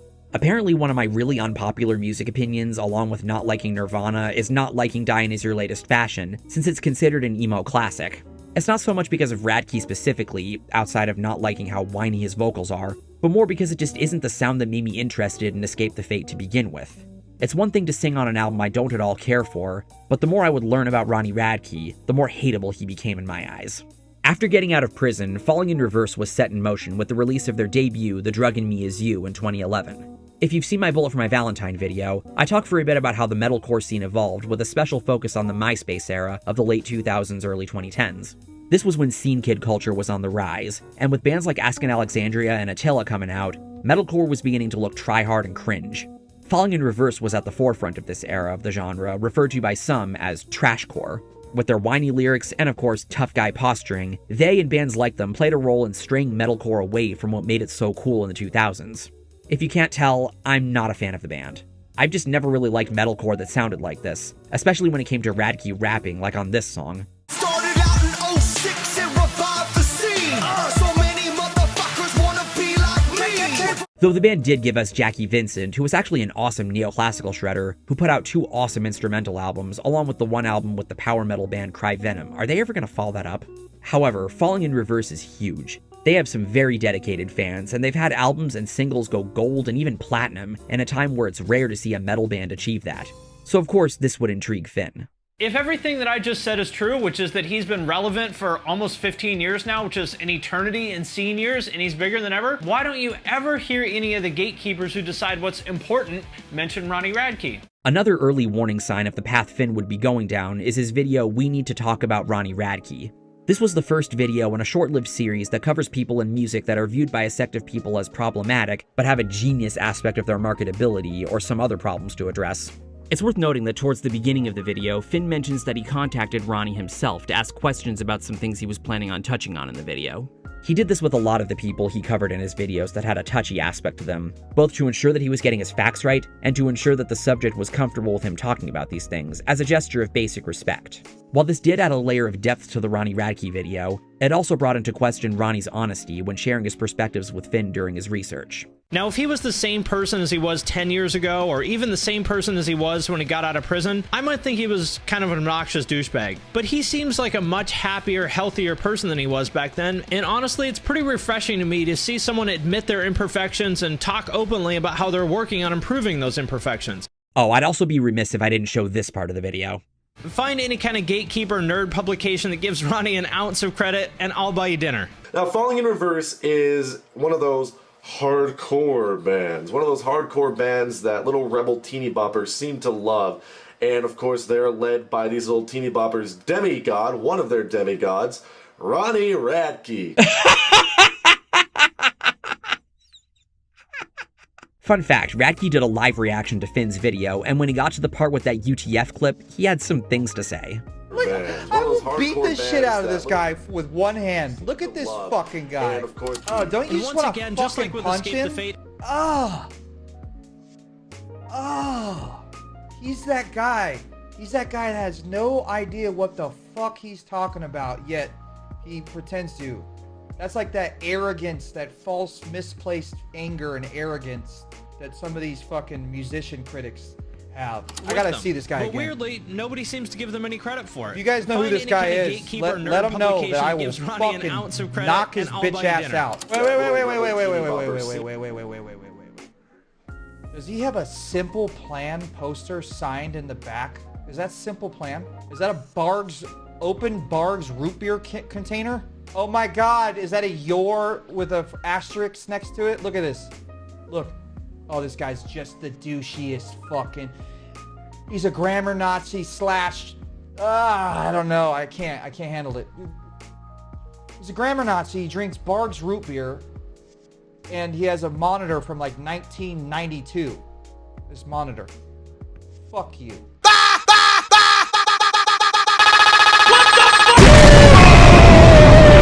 Boom, roasted! Boom, roasted! Yeah, it's pretty childish, but if you know the history that my friends, colleagues, and I had with the guy, it's understandable why I would look at that as being such a glorious roast. Anyway, Finn's video mainly covers his rise, his band's significance in the scene, and their impact. But he also describes Ronnie as a guy people love to hate, and touches a little on the things that make people dislike him. It gave the impression that he was trying to be fair, but when you say things like this... Don't jump on the bandwagon and shit on some new artist just because all your new friends are shitting on him. If you don't like it, that's cool, but don't be that guy. Don't be a headline reader. Don't just repeat the things you hear other people say without looking into the facts. It gives the impression that you're being dismissive of the problems people have with Radke, even though you are aware of them. In addition to people not liking Falling in Reverse or Radke as a vocalist, he's done a lot to get himself branded as controversial. For instance, there was an incident in 2012 where the band was performing at Six Flags for the park's Fright Fest, and he threw 3 mic stands into the audience, injuring 2 people. He was charged with simple assault and aggravated assault, but was released on a $25,000 bail. People remember this incident not just because people got hurt at a show, but because it resulted in Six Flags putting a ban on metal bands from performing at the park, which, as far as I can tell, is still in effect to this day. When Finn touched on this incident in his video, here's what he had to say. Didn't he hit some girl with a mic stand? Yes, he did. For whatever reason, he thought it would be cool to throw the mic stand into the crowd and hit a couple fans a few years ago. Probably not the smartest thing in the world for him to do, and he seems to genuinely regret his poor judgment on that. The main thing that I do regret is the incident involving the microphone stand, and I apologize profusely for that. It was a stupid move on my part. I'm sure Radke was very regretful of his actions considering they got him in trouble, but considering his self-centered attitude, is it any wonder why people might doubt his sincerity when saying that? Another problem a lot of people, including me, have with Ronnie that Finn is absolutely aware of is his tendency to lash out at people for speaking negatively about him and his music. He threatened ARTV for giving him a bad review, and Finn even shows a screenshot of that in his video, and although this took place after Finn's video, he even tried to sue Anthony Fantano for the same thing, and lost. And he apparently pulled an Onision serving the wrong Chris Hansen in the process too. What a loser. I get that it's not a great feeling seeing something you made get negatively critiqued by someone you don't know, irrespective of the product's objective quality, especially if they have a large following. But doing things like this is not healthy or productive. It makes you look thin-skinned, insecure, petty, short-fused, and not someone people are going to want much to do with. And what's sad is that it's not just online music review nerds Radke is lashed out at. It's extended to real life as well. He's beaten people up. There was that incident where he stopped a show when he saw someone in the crowd wearing an anti-Ronnie Radke shirt, which, although I do question why a person would waste their time and money to do something like that, the way he reacted on stage further showcased how hot-headed and easily set off he is. I beat up people like dudes on his shoulders. I'm not playing with you. And if I won't do it, my dad's biker gang will, homeboy. You think I'm fucking playing? Fuck you. There's also his tendency to start beef with other bands. The one that comes readily to mind is when he mocked Spiritbox for pulling out from going on tour with Fallen in Reverse and acting like they need him for the publicity. Even in situations like the beef he had with Eddie Trunk and Sebastian Bach of Skid Row over his canceling of a show due to the laptop containing his backing tracks going missing, where he wasn't in the wrong considering backing tracks containing certain instruments or vocal tracks not being performed on stage or if a member is absent are kind of a standard for live music, whether guys like Trunk or Bach realize it or not. He acted really immaturely when he didn't need to. That's not even the worst reason he's given for canceling a show. He's canceled shows due to not liking mild weather, and he's even gone as far as to cancel shows just because, Nah, I don't really feel like it. and called his own fans entitled when they asked him what was going on. People don't understand. You guys just get fucking mad because you can't see your favorite singer. You understand what fucking venues do? There's a whole fucking laundry list of things of reasons why shows get canceled, guys. It's not like, I don't feel so good. Or even then, if someone doesn't feel good, you guys still fucking berate us. When somebody's sick and they have to cancel, you guys still fucking berate everyone. So go fuck yourself. Fuck you. I fucking hate fans like that. You're not a fucking fan. You're an entitled, spoiled little fucking brat. Go fuck off. You think people just cancel shows to cancel them? Yeah, some people do. You know, some people do that. Who cares? You don't need an explanation on why we canceled the show. Just know that it's probably for a fucking important reason. So go fuck off. There's safety things. There's reasons for there's people's personal healths. There's safety issues that happen. There's literally so many laundry list of things that are potentially at play here. It's not just, you know what? I don't want to play Vienna. Cancel it. Fuck these people. That's not how this works. Wah, I didn't get to see my fucking favorite band play. You know what I mean? Like that, like that's how you sound. You just make the band members not like you. You understand? So stop being a spoiled little brat and fucking gotta suck it up. And of course, there's all the edgelord shit he said about LGBT people, which is not a great look either. I don't bring all this up to advocate for Ronnie to be cancelled, nor to shame anyone watching who enjoys Falling in Reverse's music, or even the first Escape the Fate album. I'll be the first to admit that Watch the World Burn is a pretty sick song. Kill the syllables of the letter of Philippa. I'm a lyrical, typical supervillain. I'm venomous and I'm never gonna stop until they put me on top of the list. I can't control the monster any longer that's inside. It's just to put into perspective why he's widely disliked, since Finn was confident enough to borderline downplay it, especially when giving his reasons why he holds Radke to the standard that he does. Is he an asshole on Twitter sometimes? Absolutely. But you cannot deny this song. 114 million views. Those are huge numbers for a rock band. I mean, it's not like that's a fallacy or something. Like with MGK, it's obvious that the reason Finn praises Ronnie Radke so much is because he fits his idea of what a rock star is supposed to be. He's a big personality, a guy who has lore to him akin to rappers. How could you not want to check out a song made by this like murderous gangster on the run? Because that is what our brains are programmed to pay attention to. And this is by no means limited to rap, to be clear. This is exactly how rock works too. For example, Ronnie Radke, how much of his trajectory is because of the attention that he got for going to prison for being involved with a murder. He did not kill anybody, just to be clear, but he did go to prison. And not to mention, he's also someone that essentially treats his band like a solo project because bands are for old people or something. I mean, look at maybe the two biggest breakout successes of rock in the past 5 or 10 years, Falling in Reverse and Panic at the Disco. Both of those started as bands and have now essentially turned into solo artists over time. Finn never stops to think that people like Radke are the reason rock artists are hesitant to act more like rappers. In addition to what we talked about before with how rap culture contrasts with rock culture, they see a guy like him running his mouth, lashing out at people who say the wrong thing to him, and being really petty and whiny. To them, he makes for a fine showcasing of how not to act if you really want respect in this industry. To that, one might argue that he's just playing the part of a villain. To that, I say, people may enjoy a villain, not many people care for a jerk.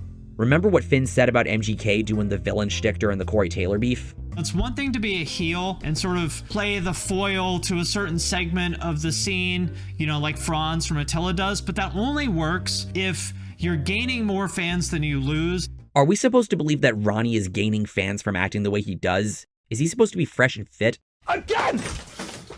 You fucking idiots! Because it's people like them that go for that same type of brand, and it's no less of a bad look there. Even people who enjoy Radke's music are hardly ever one to get behind the counterproductive chicanery he engages in.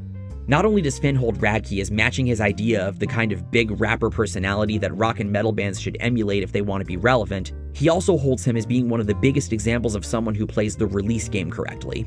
I do have to give credit to forward-thinking rock artists like Bring Me the Horizon and Ronnie Radke of Falling in Reverse, who have been emphasizing singles for a while now, and you can see the success that they've had with that. Again, it feels like he's trying to make a correlation between how successful an artist is and the format of their releases. Yes, Falling in Reverse is successful. They have big numbers to them. There's no taking away from that. But that doesn't mean that A, people have to like or even respect Ronnie, especially given the kind of behavior they see from him, B, it's an indicator of quality, or C, that he should be treated as the gold standard that rock and metal bands should model their careers after. Of course, that's not going to stop Finn from making this argument. So I think he is most definitely going to be a gateway artist, you know, that people are going to point back to him in 10 years again, in the same way as people look at like Limp Bizkit or something like that. You sure it won't be that they'll look back on him for being a prick? Because that's the crucial difference between Ronnie and Fred Durst. Not only has Durst never made threats towards people who gave his music negative reviews or lashed out at other bands, but he was at least entertaining, and Limp Bizkit's music is at least dumb fun. And while he has had his fair share of beefs, such as when Rage Against the Machine's Tim Comerford apologized for Limp Bizkit, as well as of course his beef with Eminem. But now the shit is broken, you can't do nothing to fix it. So I'm telling you right now, motherfucker Limp Bizkit. Fun fact, that's my favorite diss track of all time. It's not like these beefs were a domineering aspect of Durst's career or his media presence like it is with Radke. With how far Finn is willing to go with his devil's advocacy, it makes you wonder if there's a different reason for it underneath all the grime. And from reading his lyrics, which by the way are a lot more substantial than I think people realize, what I see is someone who was probably in a pretty fucked up place when he was younger, who's now trying to be a better person. And as somebody who's gone through a similar kind of journey, I honestly relate to a lot of it pretty hard. I had a feeling there might be some personal bias somewhere. I could tell that was also the reason behind why he also felt the need to mention how Radke raises money for cancer, as if that really amounts to anything in the greater discussion. I can't fault Finn too much for that, considering we all have our biases for why we like and dislike certain things. Finn has definitely lived that kind of a life, which is why he connected so much with hardcore. With Ronnie Radke, while I don't know his life story and the ins and outs of what he's dealt with in his life before becoming famous, with how vapid he comes across in his antics and even in his music, just like what we talked about when it came to Finn running his questions about certain aspects of his life by him prior to working on this video, you feel this inkling to doubt the sincerity knowing what we know about the kind of person Ronnie is. Well, whatever. Maybe Ronnie Radke is someone Finn separates the art from the artist with. I can't gut onto anyone for doing that, considering there are plenty of musicians, actors, producers, etc. that have said or done things that I don't agree with or condone that I still enjoy the work of. You're allowed to have more than one thought at a time. But in 2021, Finn released a video called Can You Separate the Art from the Artist? The video is currently deleted from his channel for reasons that aren't clear to me, but thank God for the Wayback Machine. The video was made around the time when Evan Rachel Wood's allegations against Marilyn Manson were originally brought to light, hence why his name is put in parentheses in the title, along with Tim Lambesis of As I Lay Dying.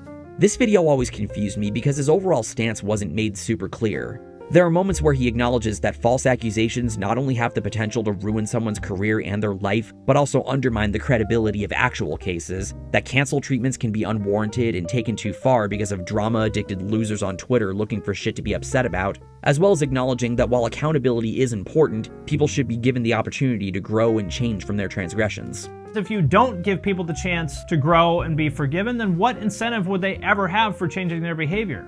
But there are other points made in the video that you can tell come from a place of wanting to believe alleged victims, or at least not disbelieve them. I have no personal knowledge of any of the details there beyond what anybody else has read on, websites and stuff and social media, so I can't comment on what did or didn't happen, but you have to think that where there's smoke, there's fire. Where there's smoke, there's fire. I understand that notion because you don't want to be disrespectful of someone else's experiences, but there comes a point where that tendency is blinding you from what might actually be the truth of a situation. How do we deal with what I would call unproven but credible allegations? For example, Marilyn Manson. As far as I'm aware of, he hasn't actually been found guilty of anything. If I'm wrong about that, please correct me. But what he's accused of is credible enough that the LA County Sheriffs are investigating it. Or Davi Vanity from Blood on the Dance Floor, who, as far as I'm aware of, is in the same kind of situation. And although in the strictly legal sense of it, they're innocent until proven guilty, I think most people have a hard time kind of just ignoring it and looking past it and saying, oh well, innocent until proven guilty, when it's a serious enough matter that the police are involved. He never explains what makes the accusations against Manson credible. The reason I think so many people were quick to believe the allegations at the time was because Manson was always known for having a creepy aura to him. But the truth is, gut feelings aren't a substitute for credible evidence, especially when information would later come out that ERW and her accomplice Ilma Gore were alleged to have impersonated an FBI agent to give the impression that Manson was being federally investigated, sent letters to women to make accusations towards him with a list of things to make mention of, attempted to hack into his computer, phone, and email, and even created a fake email to claim Manson was sending people porn. Now, I'm not saying that this is reason enough to never believe victims in any situation, because that is way too extreme, and we do not advocate for black and white thinking here. What I am saying is that you should proceed into these situations with a degree of skepticism as the story unfolds. That's the difference between someone like Marilyn Manson and Davi Vanity, as Finn brought up in that clip. With him, the evidence is airtight across multiple accounts, but with Manson, there are a lot of contradicting details, so it isn't as cut and dry. Whatever the case, while cancel culture does go hand in hand with these kinds of conversations, I have a video on the subject you can check out if you want a more in-depth discussion. This is about separating the art from the artist. I've been a staunch advocate of the idea for years because with how flawed and prone to making mistakes human beings naturally are, it's unfair to hold people to an impossibly high standard. I think we just have to understand that entertainers, whether that's like actors or musicians or artists or YouTubers or anybody else, they're not necessarily great people just because you like their work. To put it simply, if I let these sorts of things affect my ability to enjoy things, as that's what the purpose of art is, I probably wouldn't enjoy anything. Because if you take a hard stance against something, you need to be consistent about it and not make exceptions for anyone else guilty of it or of anything similar. While hypocrisy may be inevitable in humans, you should still strive to account for any glaring inconsistencies in your morals. That's why I've always been one to set the bar high for the kind of behavior I consider irredeemable. I'm also reminded when thinking about this subject and the kinds of artists I take this route with, of something I remember the YouTuber formerly known as the Double Agent saying. I am completely willing to separate the art from the artist, but only when the art is good. If I like a song and the person who made it is a domestic abuser, then I'll separate the art from the artist. If I hate a song, and the person who made it is a domestic abuser, that makes the song worse. I am completely open about the fact that I hold this double standard, and this is clearly how everyone operates in practice, so I think we'd all just be happier if we admitted it. Everyone likes that new Doja Cat song, even though it's produced by an alleged rapist. We all still listen to the Beatles, even though John Lennon beat his wife. And what's funny about Finn's video is that for as much as he makes a bunch of points that suggest he doesn't like questioning allegations against people, despite also saying that you shouldn't blindly believe everything you hear, especially on sites like Twitter, He's aware of this idea. I think the most important thing to take away here is that you have to separate the art from the artist. As much as it may feel wrong or difficult to do that, you have to understand that you don't really know the people who are making the things that you like. He knows that separating the art from the artist is a necessity, just like people like me have been saying all this time. If this is how Finn operates when it comes to someone like Radke, it would be hypocritical of me to act like he isn't entitled to do so if he wants. That would give him, or anybody else, the opportunity to bring up the kinds of musicians you or I give that treatment to. But now let's talk about Tim Lambesis, the other person mentioned in the title of the video. As I Lay Dying, the band Lambesis fronted, is seen by many as one of the definitive 2000s metalcore bands that exemplified the sound, along with Killswitch Engage and All That Remains. But in 2013, he was convicted for attempting to put a hit on his wife, during which time the rest of the band distanced themselves from him and formed the alternative metal band Woven War.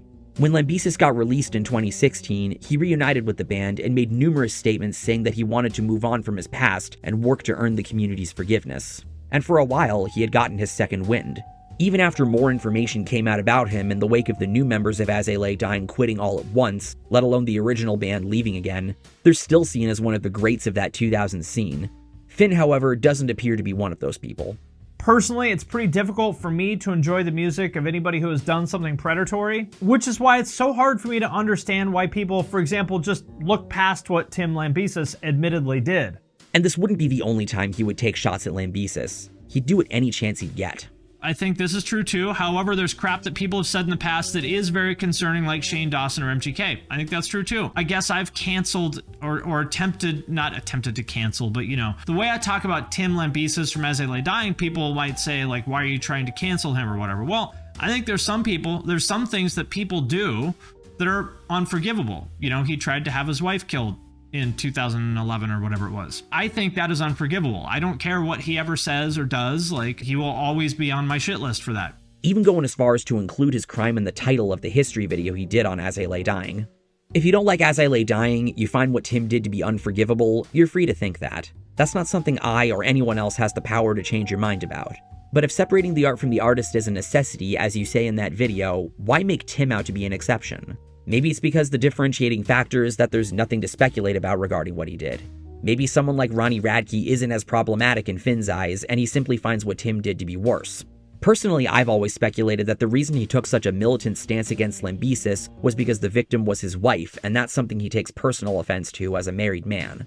I felt similarly listening to him rationalize Justin Bieber in his Most Hated Artist series, since so much of what he was talking about hinged on the fact that he got married and loves his wife. He really truly did want to be a better and different person. And since then, he's become one of my personal favorite people in mainstream pop culture, who's honestly kind of inspiring. He seems like a good dude. He's pretty much done like a complete 180. He went from being that obnoxious douchebag party kid to now putting everything he's got into getting off drugs and being a good husband. He's become this like super G-rated, church-going, married guy, and it's honestly really cool to see. And that's something that really resonates with me because that's pretty much the exact same transition I went through back in like 2013. But as a fan, it just helps me enjoy the game better if I know the coach loves his wife.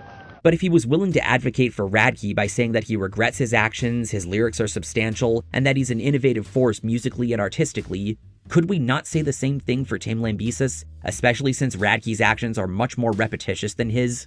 He does, after all, say in a second channel video he did regarding Cannibal Corpse's George Corpsegrinder Fisher being given the cancel treatment over some edgy comments he made years ago that it's not reflective of who he is today. We should hold people accountable for things that they do that are actually wrong, that actually hurt people. We should hold them accountable for that. But in order for that accountability to mean anything, we also have to allow people to change and forgive people for minor things. And he also said in a viewer comments video regarding separating the art from the artist that the kinds of shitty behavior that makes him not want to listen to a person's music includes, in his own words, being a dick on Twitter. Personally, if I think somebody is a shitty person, that makes me kind of not want to listen to their music. And a shitty person could be, you know, obviously like the guy from Lost Prophets, a complete piece of shit. But to me personally, like even if someone is just like a dick on Twitter, that makes me kind of not really like their music. Well, there's hardly a bigger dick on Twitter than Radke, and I don't mean that sexually. By no means am I wanting to downplay Tim Lambesis' actions. What he did, especially the more recent stuff, was terrible. Again, you're allowed to have more than one thought at a time. This is just to point out an inconsistency in Finn's standard, the kind that tends to rear its head when a person takes a hard stance against certain actions. Bias is inevitable with humans, but I could tell that when it came to people like Lambesis, it was slipping in. But the thing is, I can't entirely blame him. There's a video Rocked made this year regarding the allegations against Jesse Lacey, the vocalist of the alternative rock and emo band Brand New, in the wake of their reunion tour being announced after the 7-year-long hiatus they took when they originally came out. It's not a video I really like, A, because, full disclosure, Brand New is one such band I separate the art from the artist with, and B, because there were numerous moments where he was decrying people who do enjoy the band, saying, "What's it gonna take for you to dump them?" That's my Rocked impression. Which is a guilt-tripping tactic I really dislike when a person invokes. But there's one point in the video that I do agree with when he says this. I talked about this on the podcast a few weeks ago back when the tour got announced, and I said that I have no interest in seeing Brand New on tour. That's just me. I was never a fan of the group. What if all this behavior from Jesse Lacey over the years was from someone who was not beloved and had such good music? If it was this just sleazebag glam rock star from the 80s doing this? People would want that guy in jail. Or if this was from a controversial person like Kid Rock or Ronnie Radke that got exposed for doing all this, people would want those people locked up forever. I've made digs at the likes of Ronnie Radke, Davi Vanity, and Ian Watkins in this video, people I've never been a fan of in the first place. But I acknowledge that there are people in the world that might want to separate the art from the artist with them, or choose not to with artists that I or others do. I might question their choice, but it's their opinion and I only have so much control over it. At the end of the day, it's a choice that differs from person to person that there aren't any be-all end-all answers to. But in my opinion, it doesn't make it any less of a necessity when it comes to evaluating art. That's what made Finn's video feel lopsided. It felt like he was wanting to take a neutral approach, but it ended up coming out as two completely different messages. It was even to the point where his ending point about how separating the art from the artist is a necessity felt contradictory to his points about how he doesn't feel inclined to practice it with artists with allegations that even so much as seem credible. It makes you wonder if maybe he misspoke or worded himself poorly or meant to go with a different argument, or maybe he didn't check over his script to make sure the points sounded fair and consistent. Perhaps those are the reasons he ended up deleting the video. Or maybe he ended up becoming aware of some potential inconsistencies the video could be used to challenge him with regarding some of his ideas like what I did during this segment. Maybe someone pointed this out to him at the time and, realizing they had a point, didn't want the video to potentially be a liability for him. We can only speculate. Much like how Finn's biases affected his evaluation of certain artists, like I talked about earlier with the Nu Metal Is Back video, it also affected how he represented certain genres that he made dedicated videos about. I feel like these are the videos that get brought up the most often whenever an average person that has problems with Finn and his content talks about him, as they actually ended up going down as some of his most heavily disliked videos. It doesn't so much come from a place of being butthurt that he criticized music they like, as much as he would like to say otherwise, which we'll discuss later, but rather that he didn't properly represent them in a way that showed that he took the time to really understand them, often missing the point of the genre and bringing into question how much research went into the respective videos. Why do you think you get so many people hating on you in your comment section on YouTube? Well, I actually think it's pretty simple, because I am one of the only people on the internet with any kind of a following that criticizes metal. I actually went over one of the biggest examples of him doing this in my Dream Theater video, when given a brief rundown of the issues I have with his video on progressive music, or prog. It's for that reason that I won't spend too much time on this one, but to give a long story short, he spends a lot of the video boiling prog down to being nothing more than riff salad that doesn't specialize in writing actual songs. He has a very reductive view in this video of what makes a song, and when he negatively compares prog to pop to make this distinction, he ends up undermining what the core idea of prog is supposed to be, pushing the musical, compositional, and even lyrical boundaries of pop music, which refers to music that abides by a pop structure and writing style. To the vast majority of people, a song is defined primarily by two things, the vocal melody and the lyrics, especially in the chorus. Like if you ask anybody, hey, do you know that song Party in the USA? They're not gonna tell you whatever the guitar part was in that song. They're gonna say, oh yeah, the one that goes... As I said in the Dream Theater video, that's kind of the point, as it's how prog differentiates itself from everything else around it. Songs can be so much more than just a vocal melody, lyrics, and a big chorus, and that's a big aspect of what prog represents, or at least what it's supposed to represent. He also tries to claim it's the fault of prog that rock and metal fans and bands emphasize instrumental prowess to the extent that they do. He makes it out like it's the reason the rock and metal scene seems like a boring, overindulgent wankfest that alienates everyone that isn't a guitarist themselves. If you care about the future of guitar music, and rock in general, the best thing that you can do is actually to think less about guitar and more about songs. Or next time you look out into the crowd of a rock show, it's gonna be a bunch of dudes with beards standing there like this, trying to figure out what string gauge the guitarist is using, and that is not a good thing for the long-term health of the genre. And he also acts like it's because of a genre like prog that rock fans come across as dismissive of the talent in genres like pop and rap, as if there couldn't be other reasons a person might not be into it, such as not liking the instrumentation, or the lyrics, or the production certain artists make use of. No, it's because complexity good, simplicity bad, and it's all because of prog. There's nothing wrong with simplicity at all, nor is there anything wrong with pop, and I know I'm not the only fan of this music that thinks this. I agree that rock and metal music can be both technical as well as catchy, which Finn uses Van Halen as his example of, as that's how I would describe some of my favorite music. But prog isn't this virus that contaminated the well-being of rock and metal, and it shouldn't be undermined and treated like it has no inherent value just because pop music is, well, popular. It's almost like that's what pop is short for or something. He also mentions Periphery as the prog band that's the main exception for these sorts of problems, but doesn't take into consideration how much those elements he appreciates about them could be present in other bands in the genre. One thing I'm kind of surprised I didn't pick up on when making the Dream Theater video was that there's a moment in the prog video where Finn kind of contradicts himself.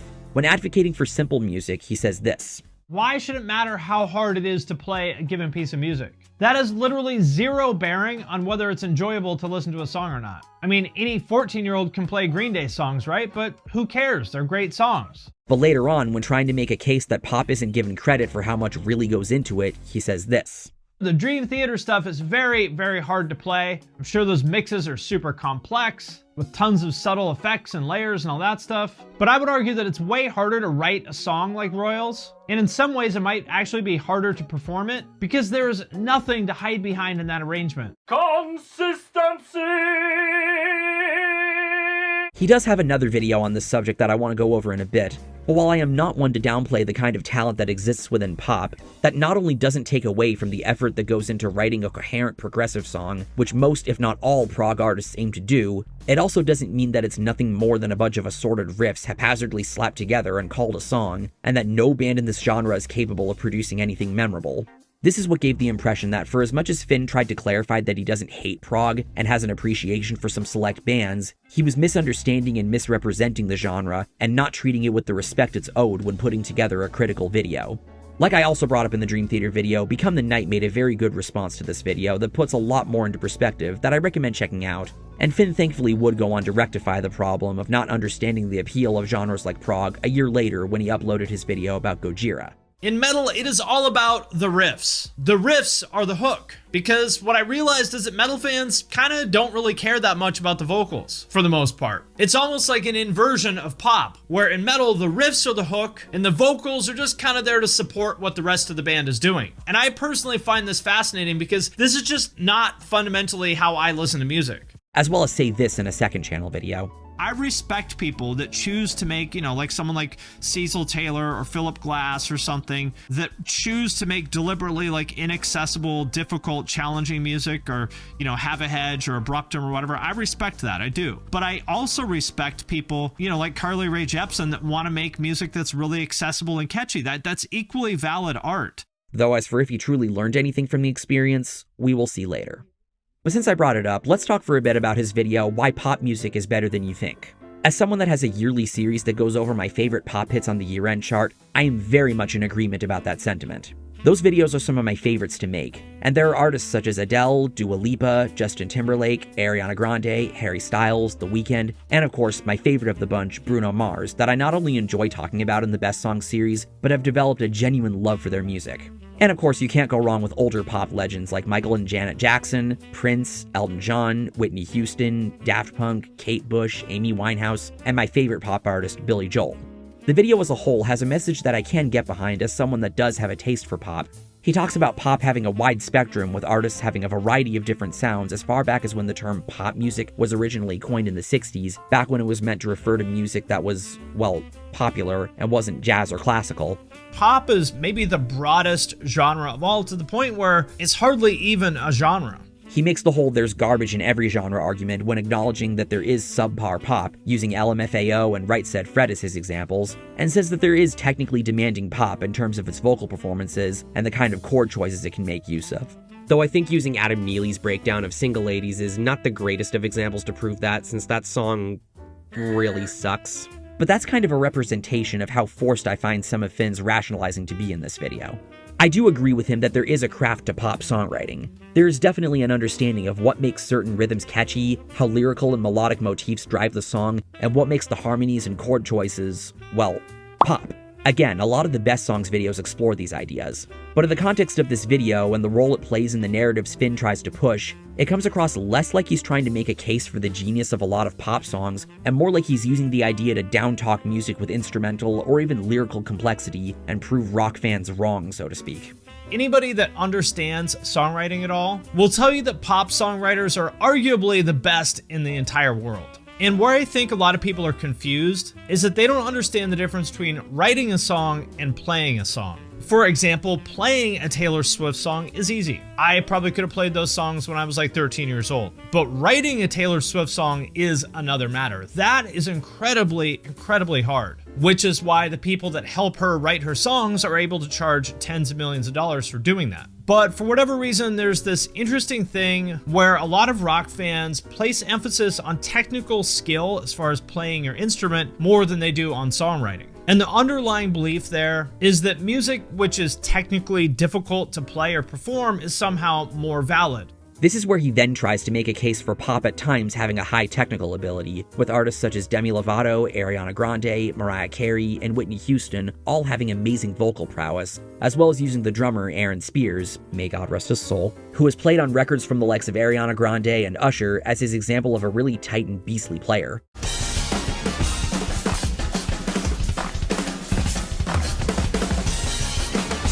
Again, nothing I disagree with. But it's illogical to act like just because those singers are talented means that all pop singers can match that ability, and that people that aren't fans of pop must kowtow to that. And as much as Aaron Spears is an awesome drummer, I kind of wish Finn used more examples of session musicians that play on these pop records that have insane chops, since he had already used Spears as his example of this in the Prog video, not even an example of him playing on the records that he did, mind you, and implying that he doesn't have as much knowledge of any other tight hired guns outside of him. No mention of guys like Steve Lukather or really anyone from Toto. There's a reason those guys were highly sought after for the studio. They're legit one of the most talented bands ever. Josh Freese, someone I'd expect Finn to know about his pop credits as a fan of the Vandals. Dan Huff, check out the band he was a part of, Giant, if you're a glam metal and AOR fan. Michael Landau, a name that people who've watched my Power Ballads video might remember, and Nile Rodgers, who have all played on pop albums. Hell, there's a video I remember watching from 66 Samus reacting to Jonathan Moffat, who played drums for Michael Jackson, and he sounded tight and in the pocket playing those MJ songs. The same idea applies to his point about how certain pop artists' lyrics can be dark, serious, and not as shallow as one might think. I agree with that on principle, but the comparison he makes is kind of wild. When you look at a lot of even like really big mainstream artists like Halsey or Demi Lovato, their lyrics are oftentimes actually really dark, to the point where like they can almost be like terror or hate breed lyrics. All the times I went and fucked it up. I wonder when I love me is enough. Is enough.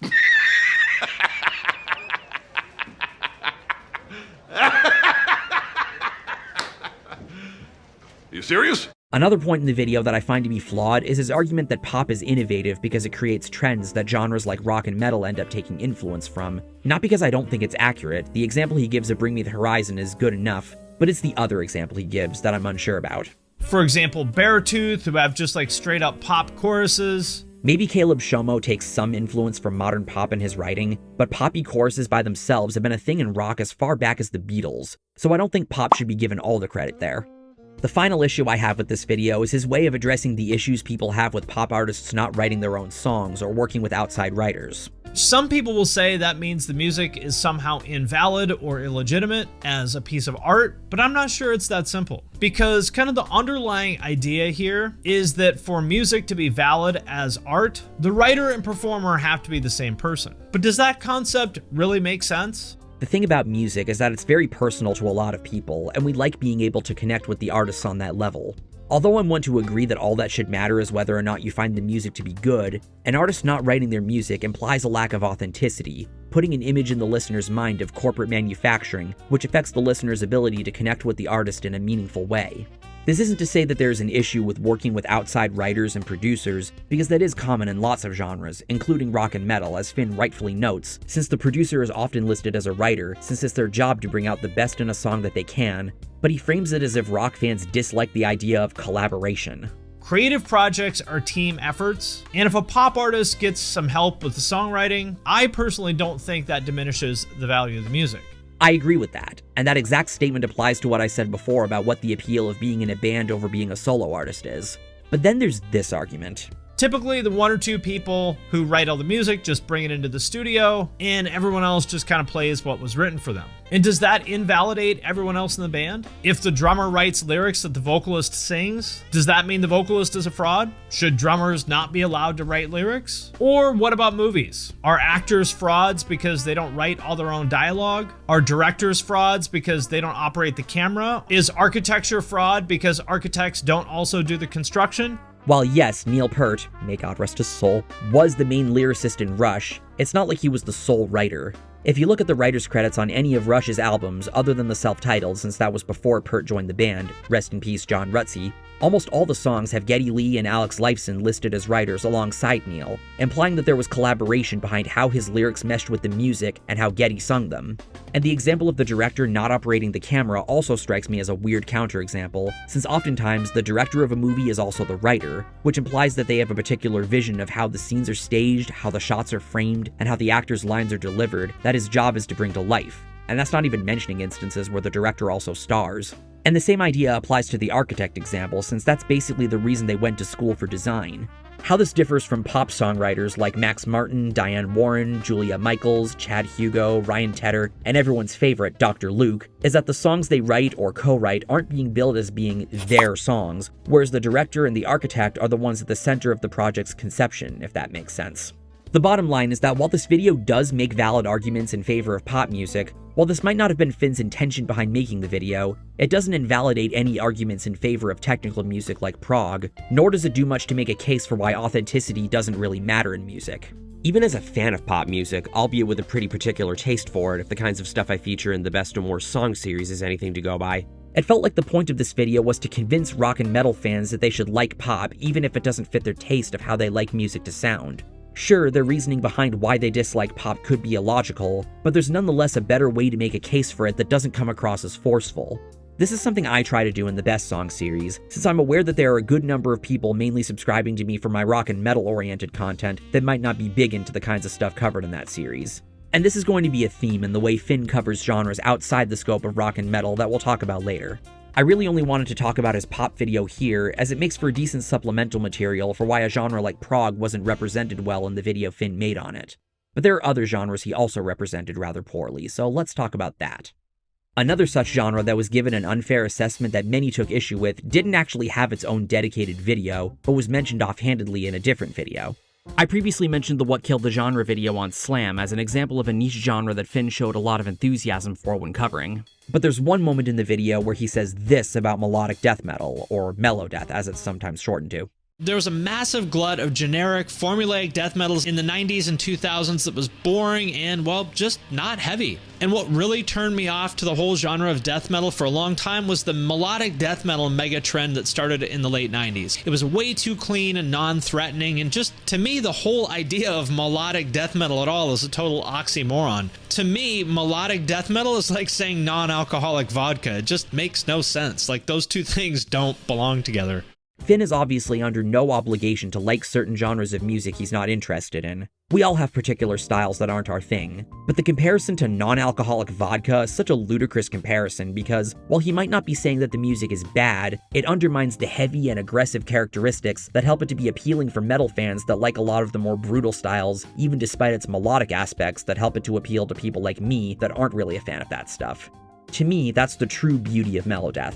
It functions as the middle ground between the extreme brutal shit and stuff like metalcore that has a catchy and melodic appeal. There's a video from Andrew Baina that I remember watching about writing melodic death metal. He's a guitarist that normally specializes in playing metalcore and deathcore stuff, so it wasn't hard at all for me to pick up on how blurred the lines were between the two styles when it came to how the video's demo song was executed. The main musical difference I picked up on that he noted boiled down to the drums. So we were just talking about drums and how much of a difference in the mood and the feel it can make on the song. Like Johnny was just saying, you know, you can play kind of the same riff for melodic death metal or metalcore, but really the main differentiating factor will be the drums. The drums that are in these songs, especially like a lot of the Amon Amarth stuff, it's fast and it's like 16th notes the whole time. Yeah. But the big difference is, like I was telling Andrew, I wrote the drums for this song first. Like, I didn't write any guitars until I finished writing the drums because I knew exactly what they were gonna do. Yeah, for sure. You know, the snare's gonna be on 2 and 4, and the kicks are gonna be doing 16th notes or 8th note triplets, one of the two, basically. There's also where I would say maybe more of the groove aspect comes in is in the ride bell. So the ride bell usually does some pretty cool stuff. Yeah, like the accent notes. Accent notes, like dotted quarter stuff to kind of spice it up a little bit. But besides that, everything is like pretty on grid, I would say. To illustrate this point, with all that being said, what we're actually going to do is we're going to take that exact same Palm Muty riff that we just played, and we're going to play it again, except we're going to change the drums to a more, you know, let's say metalcore sounding thing. So you can really see how much of a difference the drums make to the overall mood of the song, and what really could differentiate something in this case from, you know, being metalcore to melodic death metal really could be something as simply changing the drums.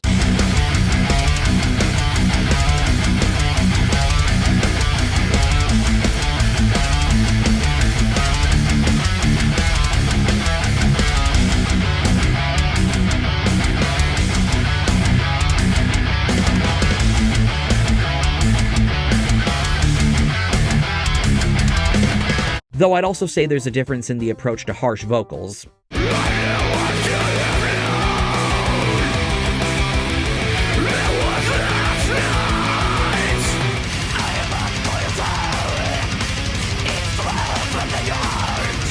This makes sense considering, as I covered in my Bullet for My Valentine video, one of the key influences for metalcore's sound in the 2000s was Melodeath, specifically At the Gates' album Slaughter of the Soul. Rest in peace to Thomas Lindbergh, by the way.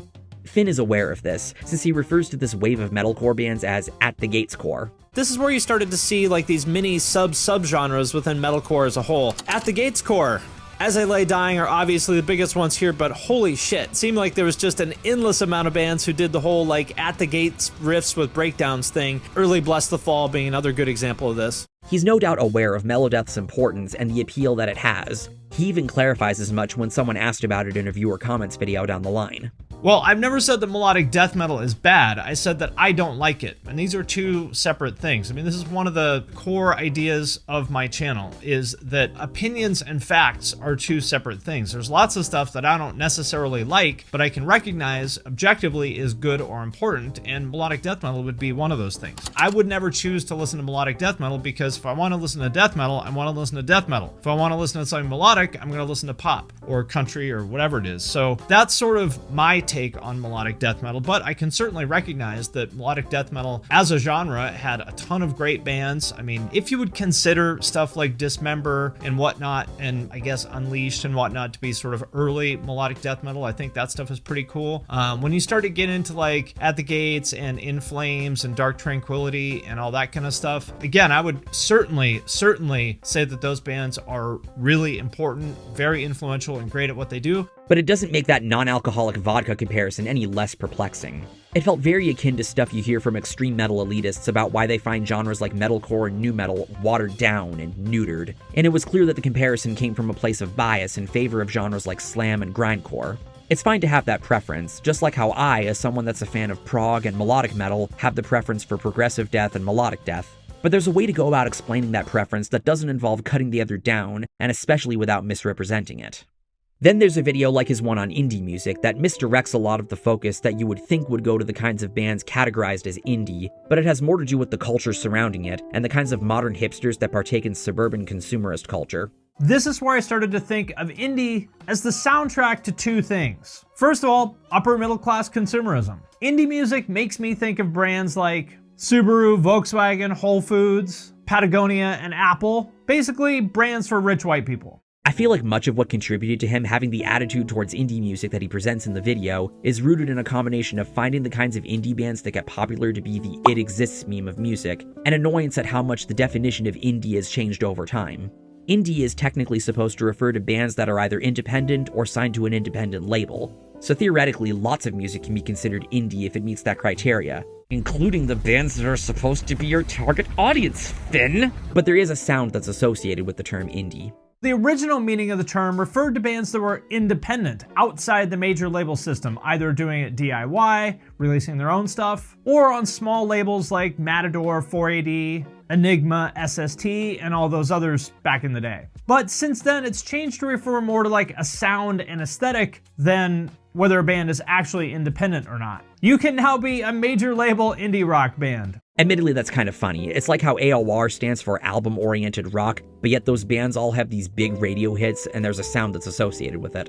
When most people think of indie, they think of an archaeologist and adventurer played by Harrison Ford who wears a fedora, carries a whip, has some witty dialogue, a deep knowledge of ancient civilizations, and a fear of snakes. But when they think of indie music, they think of alternative rock that prides itself on its DIY aspect, but doesn't have the bite or crunch that a band like Incubus or Queens of the Stone Age has.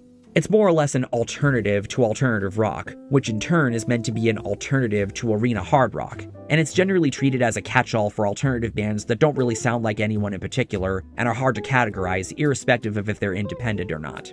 The bands that tend to come to mind range from garage rock like The Strokes and the Arctic Monkeys, more post-punk stuff like Block Party, Modest Mouse, and the Kaiser Chiefs, real emo like American Football, The Early November, and Microwave, psychedelic stuff like Tame Impala, Portugal the Man, and the Flaming Lips, art pop rock like Florence and the Machine and Vampire Weekend, pop rock like Foster the People, Saint Motel, and the band Camino, bedroom pop like Biba Doobie, modern shoegaze like Pity Sex and Teenage Wrist, folk stuff like Boy Genius, and even the boring-ass commercial core stuff the Grammys always splurge over like Arcade Fire, Mumford & Sons, and the Lumineers. Seriously, I don't hate these bands, but I genuinely don't understand what these people see in them. All stuff that I, as someone that prefers to think of music genres more simplistically, categorize under the almighty catch-all label of alternative rock. I know, I'm such an ignorant normie. A lot of music that the general public calls indie is stuff I tend to respect more than I like, but that's just me speaking from the perspective of someone that mostly listens to heavier music. But the appreciation I have for these kinds of bands mostly revolves around how they break up the monotony of pop music and surface something different and interesting that maybe has the potential to do to mainstream music what grunge did to the arena rock of the 80s, as anyone who's watched Best Songs of 2012 knows. Finn is someone who likes the idea of indie music, since there is a DIY aspect to the bands just like with the punk and hardcore bands he grew up on. My introduction to the world of indie music was back in the early 90s when I was first getting into punk and hardcore and metal. And back then, of course, it was way harder to discover new music than it is now, where you can just go stream whatever you want. So I would read basically any kind of music magazine I could get my hands on. And there wasn't a lot to choose from, so oftentimes that ended up being like Rolling Stone or Spin. And anytime they mentioned something even like remotely related to punk, I would check it out. They're doing their own thing and not jumping on any trends, even as the concept grew in popularity, which is the big thing I've always respected about these sorts of bands, even if the music isn't my favorite. But the main point of contention in Finn's video comes from this idea. To me, it feels like it doesn't really stand for anything. It's not especially happy or angry or sad. It's definitely not threatening or challenging in any way. It's just kind of there. Well, does music need to stand for anything? Music can have a lot of deep meaning associated with it when it's commenting on the culture of its time, or when it has something profound to convey about the human experience. But oftentimes, music can just exist to be cool and rock out, where it doesn't really matter if it has anything compelling to say. After all, a lot of why we listen to the music that we do is because we want to feel good immersing ourselves in the tonalities and textures of the instrumentation and production. We can relate to or appreciate the lyrics too if you're someone that likes paying attention to lyrics, especially in genres like rap where the lyrics and their delivery are at the forefront. But even if the lyrics are simplistic, if not nonsensical, or if they don't really have anything interesting to say, it doesn't mean the music couldn't mean any less to someone. I've made fun of my fair share of dumb pop and rap lyrics in my Worst Songs series, but I go into that knowing that someone could just as easily see something more than what I do. So this sounds like another instance of Finn's bias seeping in just because he personally isn't interested in the kind of music that's labeled as indie. I would hear these magazine writers gush about these quote-unquote college rock bands like Pavement or Sonic Youth or the Pixies, always kind of positioning those bands as though they were this like really edgy, extreme, aggressive shit. For example, Husker Du's music is an ear-splitting roar of frenzied power chords and life is pain screams. I would see that and be like, oh, it's kind of corny, but sounds cool. So get the album, take it home, and it sounded like this.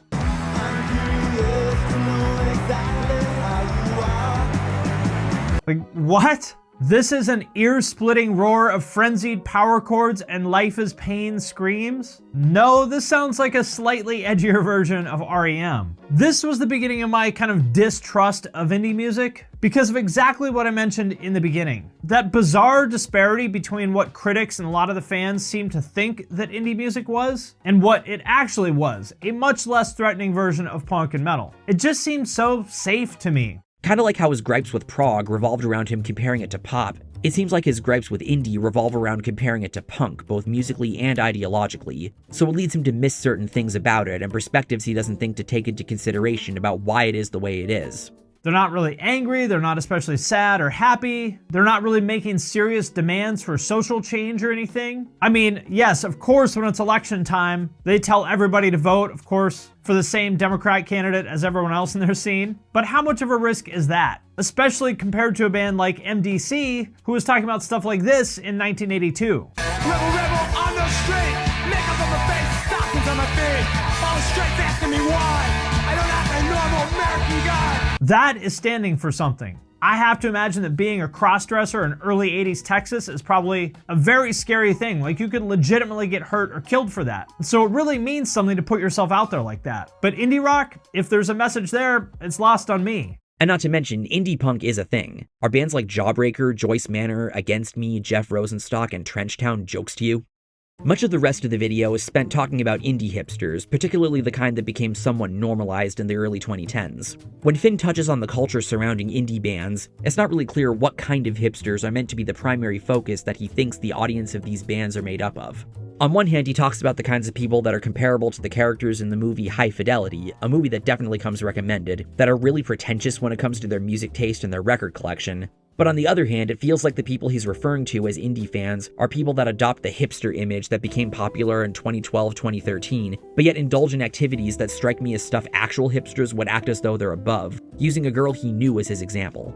It's so materialistic, consumerist, and hedonistic. For as much as they think of themselves as being so rebellious and different, really, it's no different than kind of the most basic version of American culture. They just buy different brands of stuff and have different haircuts. It makes me think of this one kind of stereotypical indie girl that I used to work with. She was always talking about how she wanted to go on vacation to Iceland, and every day she would get a new package delivered with some like boutique dress in it or whatever. She spent more time doing online shopping at her desk than work, and she spent the weekends getting wasted at dive bars, sleeping in till 10 a.m., going to brunch to nurse her hangover, and then doing it all over again, just like that Asher Roth song. She kind of gave me a window into that, but I vividly remember the exact moment that I realized this. I'd been hanging out with this girl and partying with her and her rich friends for a week or so, and it just suddenly hit me. I was like, you know, I think I realized something. When me and my friends do drugs, it's because we hate ourselves and we kind of halfway sort of want to die because it's less painful than being alive. But when you and your friends do drugs, it's because your lives are too easy and you're bored. And she just kind of laughed and was like, yeah, exactly. And I was like, that's actually kind of dark. It sounds more like he's describing college kids there than full-fledged hipsters, let alone general fans of indie music. And it's not helped by the fact that the term indie is so broad, we don't know what kind of indie artists these people are listening to. As well as conflating indie fans with passionate music fans when he tries to convey that indie culture is defined by materialism and how it isn't healthy. Almost like he's trying to tie it into one of the central arguments of the Is There Still a Place for Vinyl video. You'll also find a lot of those my taste in music is my personality type of people in the indie scene, like out of that movie High Fidelity. You're totally elitist. You feel like the unappreciated scholars, so you shit on the people who know less than you. And if you've seen that movie, you know that those people are not somebody to aspire to be like. They're sad people who have nothing in their life but their stupid record collection. And that's what it comes down to, consumerism. In the indie scene, you are largely defined by what you consume. What music you listen to, do you go to the right brunch spots, what beer you drink, what brand of boots you wear, what dive bars you hang out at. Your identity is comprised of where you spend your money, basically. And personally, I just don't like consumerism or any kind of culture that revolves around materialism. This is the same reason I don't like hypebeast culture, because it's just consumerism with a cool haircut. I don't think consumerism is healthy for our mental health. It's definitely not healthy for the planet. And I don't think it's something we should embrace as a subculture. Once again, this will prove to be a theme the further we go. Personally, I find the indie video to be far from the worst that Finn's made. It helps that while I like a lot of artists that are considered or could be considered as being under the indie umbrella, I wouldn't call myself the hugest fan of a lot of the stuff that most people think of when they think indie. It also helps that, while I guess you could say I have my own share of hipster opinions depending on how you define it, I've never been fond of the really snobby hipsters. Hell, you could even argue that my channel was founded on my distaste for those kinds of people that exist within the metal community. No matter the genre, I've always found those kinds of people to be quite annoying. But even if he wasn't as scathingly negative towards the music, the reason this video became as heavily disliked as it did had largely to do with the kinds of broad generalizations Finn made about everything from the bands to the audience, as well as a lot of tired stereotypes he perpetuates. To some extent, every genre has a uniform. It's kind of the nature of the beast. But it's that specifically pretentious quality to it in the indie scene that's a big turnoff to me. Like back in 2013 or so when beard, bacon, craft beer culture was at its peak. And you go to the hipster part of town and you feel like you walked in on a contest of who can have the zaniest beard. And look, if they're happy, that's what matters, good for them. Like, they don't exist to try to please me, so who cares what I think? But I personally find attention-seeking behavior like that very tiresome. Especially when you're trying to get attention for something as superficial and meaningless as having a beard. Again, indie is such a broad term. You can only quantify it so much when talking about all that exists under the umbrella. And that's why there's a part of me that thinks that maybe the video could have been better and would have been more positively received had he accounted for those blind spots. But then there's this infamous video. The video that is his most disliked, and one that people often point to when they think about what made Finn polarizing, or when his content really took a turn from what it once was. Are you planning on making a video on Norwegian black metal? As you know, that scene has some insane history that could provide some good content. I don't think I will do a video about black metal, and the reason why is because I don't think I really have anything to add. It might not be the worst, at least not in my opinion, but it's certainly a controversial one. I'm of course talking about the black metal video. A lot of people have asked me to do a video about black metal, and I always kind of said no because I wasn't really sure what I could possibly add, because this has been documented so many times, right? And also, to be honest, I don't like it. Now, I should clarify that I am not a fan of black metal either. I can appreciate it on an artistic level, but it's never been music I enjoy. It mainly has to do with not liking the riff style, the vocals, and the production, so when the video originally came out, I was kind of okay with it for that reason. It didn't seem like a video that fit the theme of music industry and marketing insight that much of his content centered around at the time. Rather, it just seemed like a video about a metal subgenre that a lot of people like and had some importance to the scene that he didn't have much of a personal connection with compared to his videos on slam or death metal. But I was feeling petty and thinking, oh hey, a video speaking negatively about music I also dislike? Cool!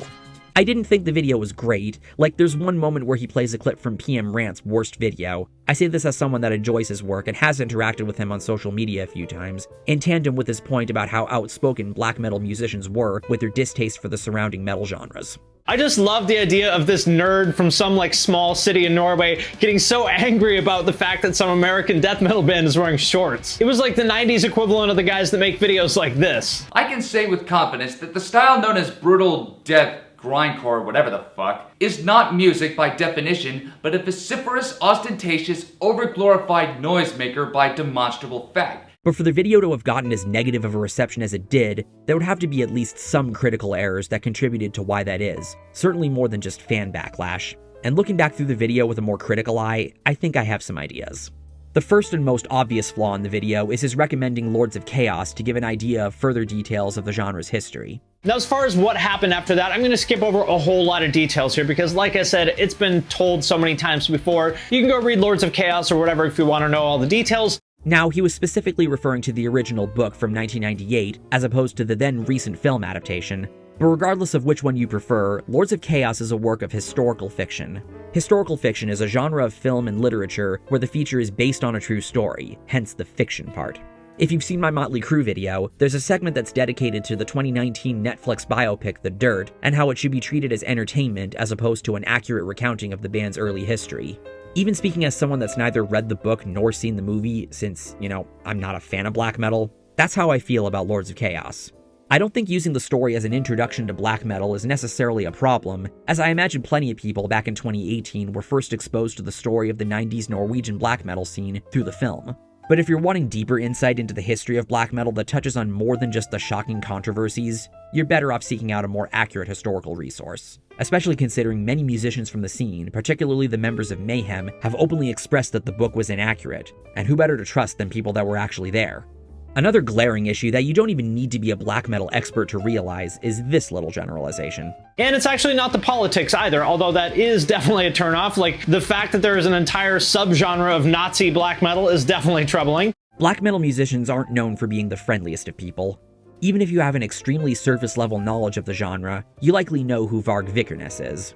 While many know him as the brains behind Burzum, he's also known for burning churches, murdering Mayhem guitarist Euronymous, having some very radical views, much of which he published on his short-lived YouTube channel, Thulian Perspective, and of course coining this famous phrase on said channel.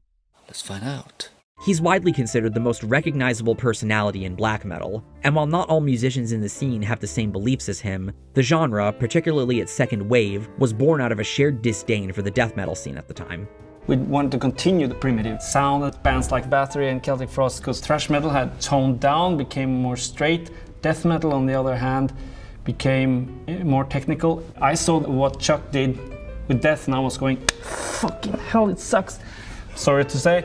So we wanted to escape the modern metal style, the clicky drums and all that. They didn't like how clean and overly technical metal as a whole was sounding. They wanted it to return to the vicious and raw sound they believed it was always meant to sound like, hence the cheap-sounding production. This was what made, and continues to make, the genre divisive amongst metal fans because while lots of them, such as me, hate the sound, others had immense respect and admiration for these bands, serving as the antithesis to what metal had become. Among these bands was a subset called National Socialist Black Metal, or NSBM. National Socialism is a very formal way of saying Nazism. And I'm not even using the term hyperbolically like how Wokescolds use it to describe anybody that's either conservative or a Trump supporter. I'm talking literal white supremacists spouting anti-Semitism and ethnic separatism, in addition to immense hatred of religion. That's what this sect of bands promotes in their music, and it is understandably very off-putting. But the reality is that not all black metal bands are NSBM, nor is NSBM a one-to-one representation of black metal as a whole. It's unfortunate that people exist that espouse these kinds of beliefs, especially post-World War II, but to use NSBM as the basis of a generalization of an entire genre of music is unfair and you know it. It's like using skinhead punk bands like Screwdriver as the basis of saying what all punk is like when we know that that is absolutely not true. I don't even like this music, let alone agree with any of the musicians' beliefs, and even I know better. Like all genres of music, black metal covers a wide gambit of themes, and the bands consist of a variety of personalities that contrast with that of NSBM. The genre is widely known for its themes of Satanism, but many bands cover themes of paganism and its many trees, literature ranging from J.R.R. Tolkien to H.P. Lovecraft and everything in between, legends of folklore, stuff like space, nature, horror stories, the Wild West. Hell, there's even a subgenre of black metal called unblack metal, aka Christian black metal. It sounds oxymoronic, but these bands exist. Not to mention bands like Anal Nathrak and Wolves in the Throne Room, whose members are openly left-leaning. Even then, when it comes to NSBM, I imagine a fair bit of people that listen to these bands do so not because they agree with their ideology, but because, shocker, they like the musical characteristics and possibly find the lyrics fascinating to learn about. It's kind of like how I feel about the song 1 in a Million by Guns N' Roses. It's a song that uses a lot of slurs and stereotypes of marginalized groups, sung from the perspective of an ignorant fish out of water like Axl Rose was when he moved to LA from Indiana. Me listening to the song isn't indicative of endorsing these views. In addition to simply enjoying GNR's music, I always just found it funny hearing Axl say shit like this and how it's meant to be played straight. Immigrants and faggots, they make no sense to me. They come to our country and think they'll do as they please. Like start some mini Iran or spread some fucking disease. They talk so many goddamn ways, it's all Greek to me. Like, I love you, GNR, but come on, how can I not laugh at that? It's also similar to what I've brought up before in both my Rage Against the Machine video and my Stryper video, about how bands like them whose music centers around beliefs I don't personally agree with as someone that's neither religious nor far left-leaning doesn't dissuade me from enjoying their work musically, let alone considering both bands to be two of my all-time favorites. Because once again, the purpose of art is entertainment, and while there are definitely fans of NSBM that like the music because they identify with the band's beliefs, and those people definitely deserve to be side-eyed, Most people, especially fans of heavy music, listen to music because they enjoy how it sounds, and in a genre like black metal, they enjoy boundaries being pushed both musically and theatrically. The final big-ticket criticism Finn had for black metal in his video was that the genre had become stale, monotonous, and even no longer threatening. My problem with black metal is actually much more simple than that. I think it's boring. Boring music, boring forced edginess, boring recycled imagery, stale. It's just not interesting to me. If there ever was something interesting and fresh about black metal, well, that was like Driven Underground decades ago. Sure, it was interesting when Mayhem and Darkthrone did the like lo-fi recordings and spikes and corpse paint thing 25, 30 years ago, but it was a lot less interesting when 9,000 bands came out that were like exact carbon copies of every single thing that those bands ever did. Like, it's not rebellious to sound like shit when everybody sounds like shit, right? It sounds like he's trying to do a Syndrome quote there. He's no doubt aware that this eventually becomes the case for lots of genres that have lasted a long time, especially ones that were created as a reactionary movement like black metal. It almost sounds as though he's speaking as someone that burned himself out on the music, which is normal. However, even speaking from the perspective of a professional marketer, he is unable to speak for the majority. This statement was soon after used to point out a double standard by fellow music commentator WyattXHim, someone who mainly specializes in covering extreme metal genres. He uploaded a video responding to some select statements from 3 of Finn's videos: his slam video, his death metal video, and of course, the black metal video.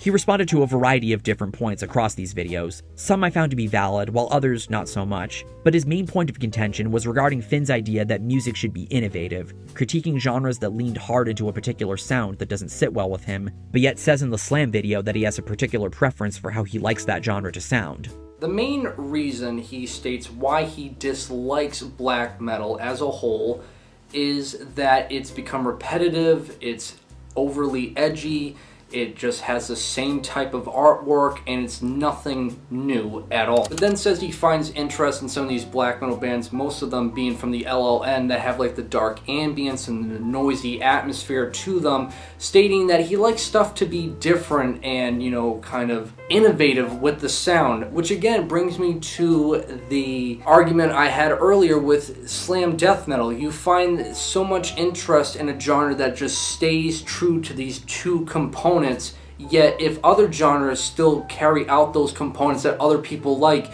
you criticize it that it just becomes stale and boring. You're really making me confused as to how you critique music. This established Wyatt as Finn's most prominent critic, and this won't be the last time he appears in the story. The video received an unprecedented amount of backlash. Many people in the comments pointed out what they perceived as poor research and unfair generalizations, and while many sounded unreasonable and made some personal attacks, others were well-intentioned and trying to point out the relevant missteps present in the video. Will you be revisiting black metal with a more open mind and checking out newer, less pure black metal bands who haven't stuck to mixing D&D with lo-fi necro sound? The answer is no, but here's why. A lot of the comments on that video rely on the premise that I don't know that much about black metal or that I haven't heard a lot of it. It's really just not true. I certainly don't know as much about black metal as I do like death metal or thrash or metalcore or lots of other genres, but I mean, I've been paying attention to it since 1994. I'm not new to it. And I actually like that necro D&D kind of stuff. I mean, the examples I showed in that video were like Have a Hedge, Abruptum, and some of the LLN bands. The bands he mentioned liking in his original video were bands of the ambient atmospheric variety, like I mentioned way earlier in the video. It's not my place to judge his taste in black metal or argue that he knows little to nothing about it. If this is the kind of stuff he prefers, then more power to him. The issue, if anything, was that they didn't make for the greatest of counterexamples after making the kinds of generalizations that he did about black metal's prototypical sounds. He would go on to express regret for making the video. Is there any video you regret making? Yes, there's 2. Well, 1.5. The first one is my black metal video. I was fairly critical of it, although in my defense, probably 75% of what I said about black metal in that video was positive, but the reaction to that video was just awful. Thousands and thousands of super angry comments on that video. People made reaction videos about how awful it was, like it's the most disliked video on my channel by a mile. I think it has something like 4,000 dislikes. I just got like a flood of negative attention for it, which felt bad. And in hindsight, I should have known better. You make a video about black metal, especially a critical one, and of course that's what's gonna happen. And to be honest, I did come off as kind of a pompous dick in that video, so I was inviting that kind of energy. And that's just not smart. That's not what I wanna do with my channel. That's not what I wanna do with my life. That's not the kind of behavior that I wanna encourage in other people. So if I was to make a video about black metal, I would do it very differently.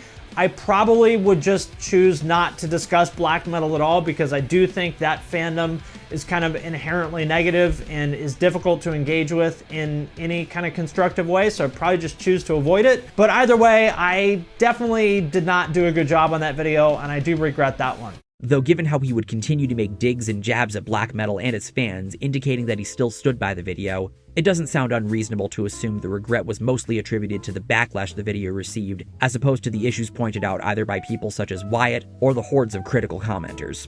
He would later try to remedy the situation by making 2 videos, one on the second channel and one on the main channel. The second channel video, entitled The Black Metal Masterclass, showcased a selection of black metal bands he claimed to like. These bands, featuring the likes of Vaughn, Immortal, Movot, and Emmett, in addition to the bands previously mentioned, ranged from ambient to extremely raw, akin to the kinds of bands he enjoyed in the 90s. The main channel video, The Bizarre Truth About Black Metal, was more of a retrospective of the genre, discussing its strengths and what made it important, almost like an attempt at atoning for the original black metal video, with this video representing what he wanted the original video to be at the time. In the early 90s, second wave of black metal was certainly the defining period for the genre, but what's really interesting to me is how much longevity it's had since then. I personally don't believe Finn truly dislikes black metal, and that he does have his own taste for it, and that much of the ire he expressed was misplaced and was in reality meant for both the fans and the more radical groups. But it was because of the original black metal video's poor presentation that it would haunt Finn for the rest of his career. Some of you may be wondering how Finn justifies his enjoyment of this kind of extreme music while praising more poppy genres. For most music fans, it's simply because their taste is just that varied, but the explanation Finn would always give never made sense to me. I like stuff that's either super fucking heavy, like Demolisher or Cerebral Incubation, or stuff that's super pop, like Charlie XCX or Lady Gaga, or I guess you'd put Blink-182 over there. I'm an extremist. I want something to be either, super heavy or super pop. I want to listen to either Lady Gaga or Cerebral Incubation. I don't want stuff that's like in the middle. I do sincerely respect any artist that has that kind of crystal clear dedication to making art that's difficult to consume and really designed to deliberately alienate and push away casual fans. And people might be surprised to hear that because I've praised pop and so forth so many times, but what it comes down to is that I'm a purist. I want music or art in general to either be the most polished, accessible thing it can possibly be, like Ariana Grande or something, on one end, or I want it to be the most avant-garde, repellent, inaccessible thing you can imagine. What I don't respect is art or music that just plays it down the middle, that doesn't commit to one extreme or the other. I always found this justification to be a cop-out, and the reason why is because of the consistent praise he's given to genres like pop-punk, metalcore, skate-punk, 90s alt-metal, even hardcore I would throw in this camp.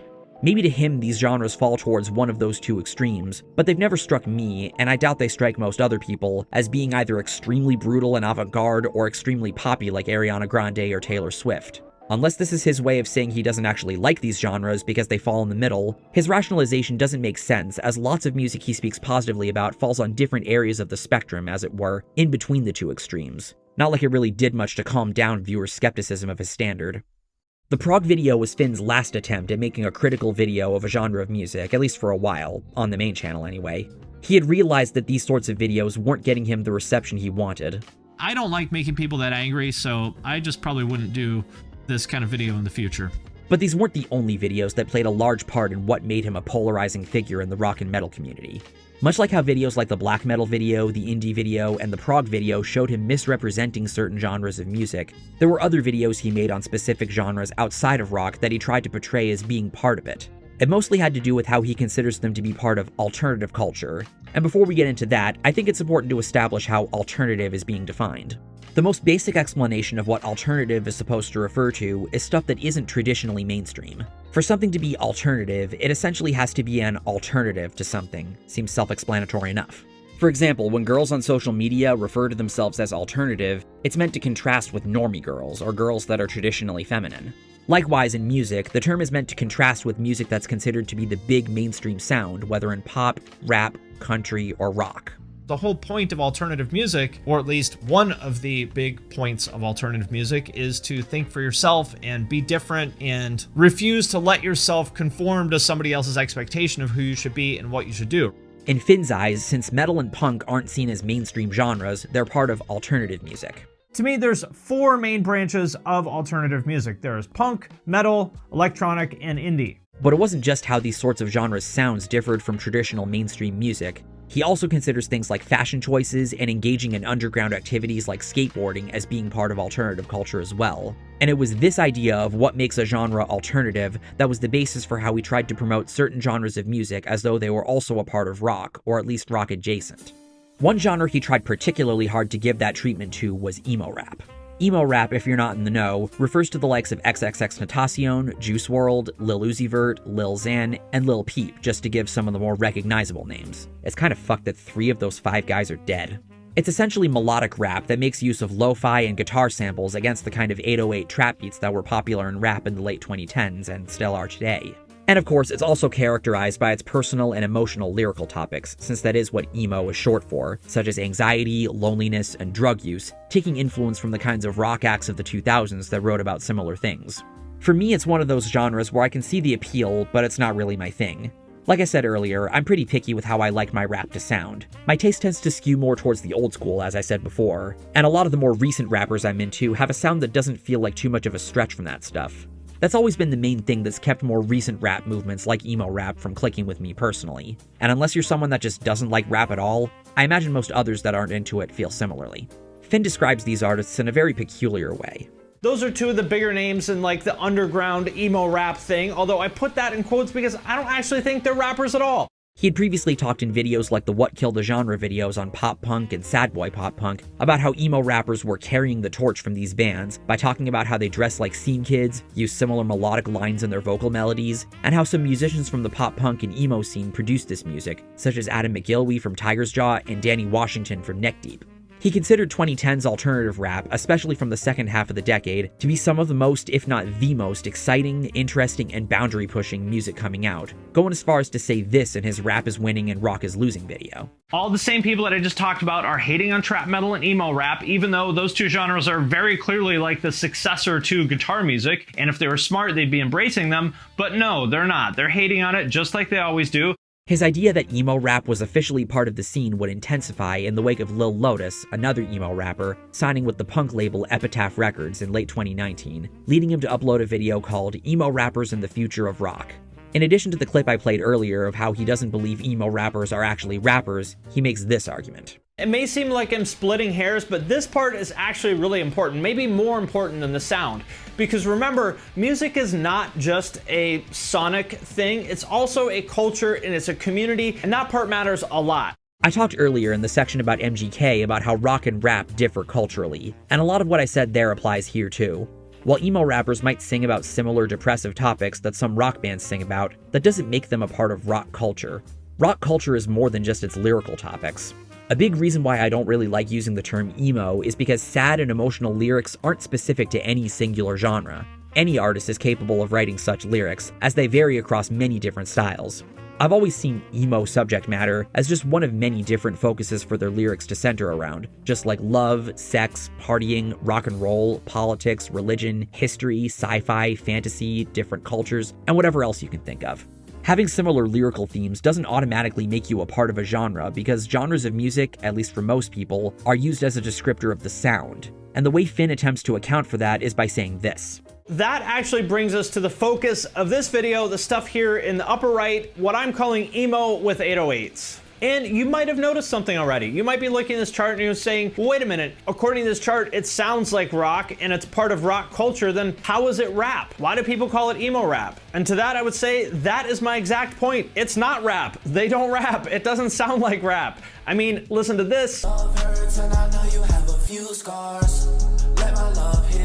Or this. Yeah, I don't like silence, cause then all of these thoughts and feelings bubble up inside and or this. I killed off the side me, left a loser in the past and now I'm glowing. If you really care about me, then it show me. There's no rapping, they're not talking about hood shit, it's a guy singing over guitars about like emotional high school shit. To me, it just sounds like Blink-182 or The Story So Far, or maybe something like Title Fight or Tiger's Jaw or something, but just with 808s instead of acoustic drums. Hence, emo with 808s. While I don't like using the term emo as a musical descriptor, I recognize that it can be helpful with differentiating certain bands' sounds from straight pop punk or straight alternative rock with the different kinds of musical elements they utilize.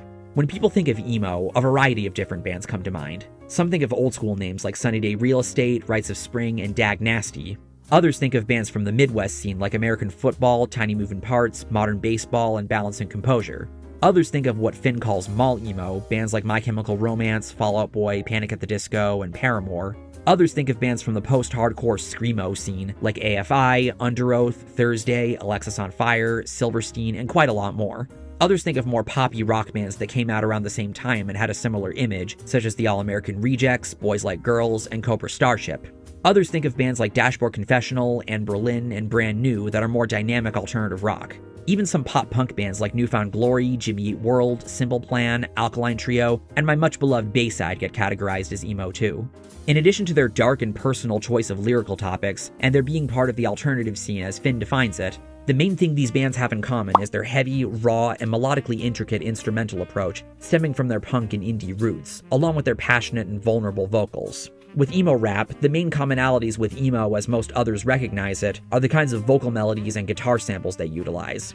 I won't deny that those elements can sound pleasant to people that have an ear for that kind of stuff. It reminds me a lot of what I said about Stay by the Kid Laroi and Best Songs of 2022, about how its melodic ideas make the song sound like it wants to be a pop-punk song. But no matter how much Finn wants to justify emo rap as being part of the rock scene because of supposed cultural similarities in the music, the same way he believes that punk is more than just a genre of music, it's an attitude and set of values that go against some kind of figurative or literal establishment, which to a degree I can agree with. That's just not how most people categorize music.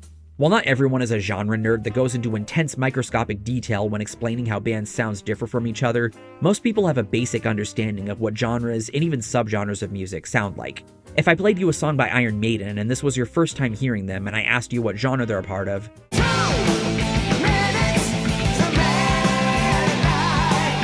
you'd be able to tell me that they're a heavy metal band. They have that sound. And say I played you a song by Korn immediately after and you've never heard them before either.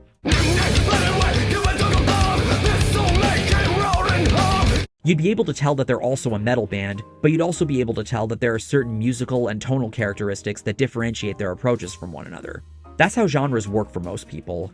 Even in an era where lots of genre blending takes place with artists, to the extent that some people try to argue that the concept of genre is dead, people at least have enough of an understanding of what certain genres sound like to come up with a way to categorize artists that makes sense, even if it means coming up with a whole new label, which is what I imagine was the case for all genres in their infancy.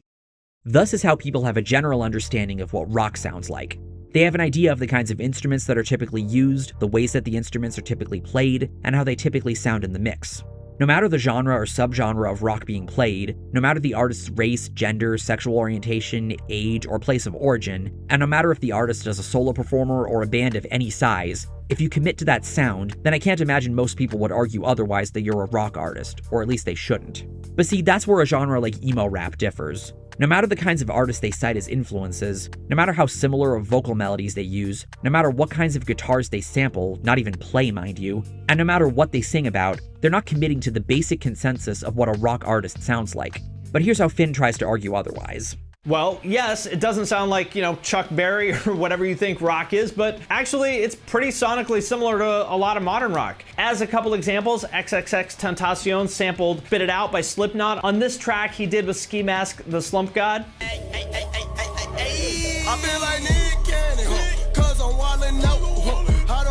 And he did this song with Travis Barker.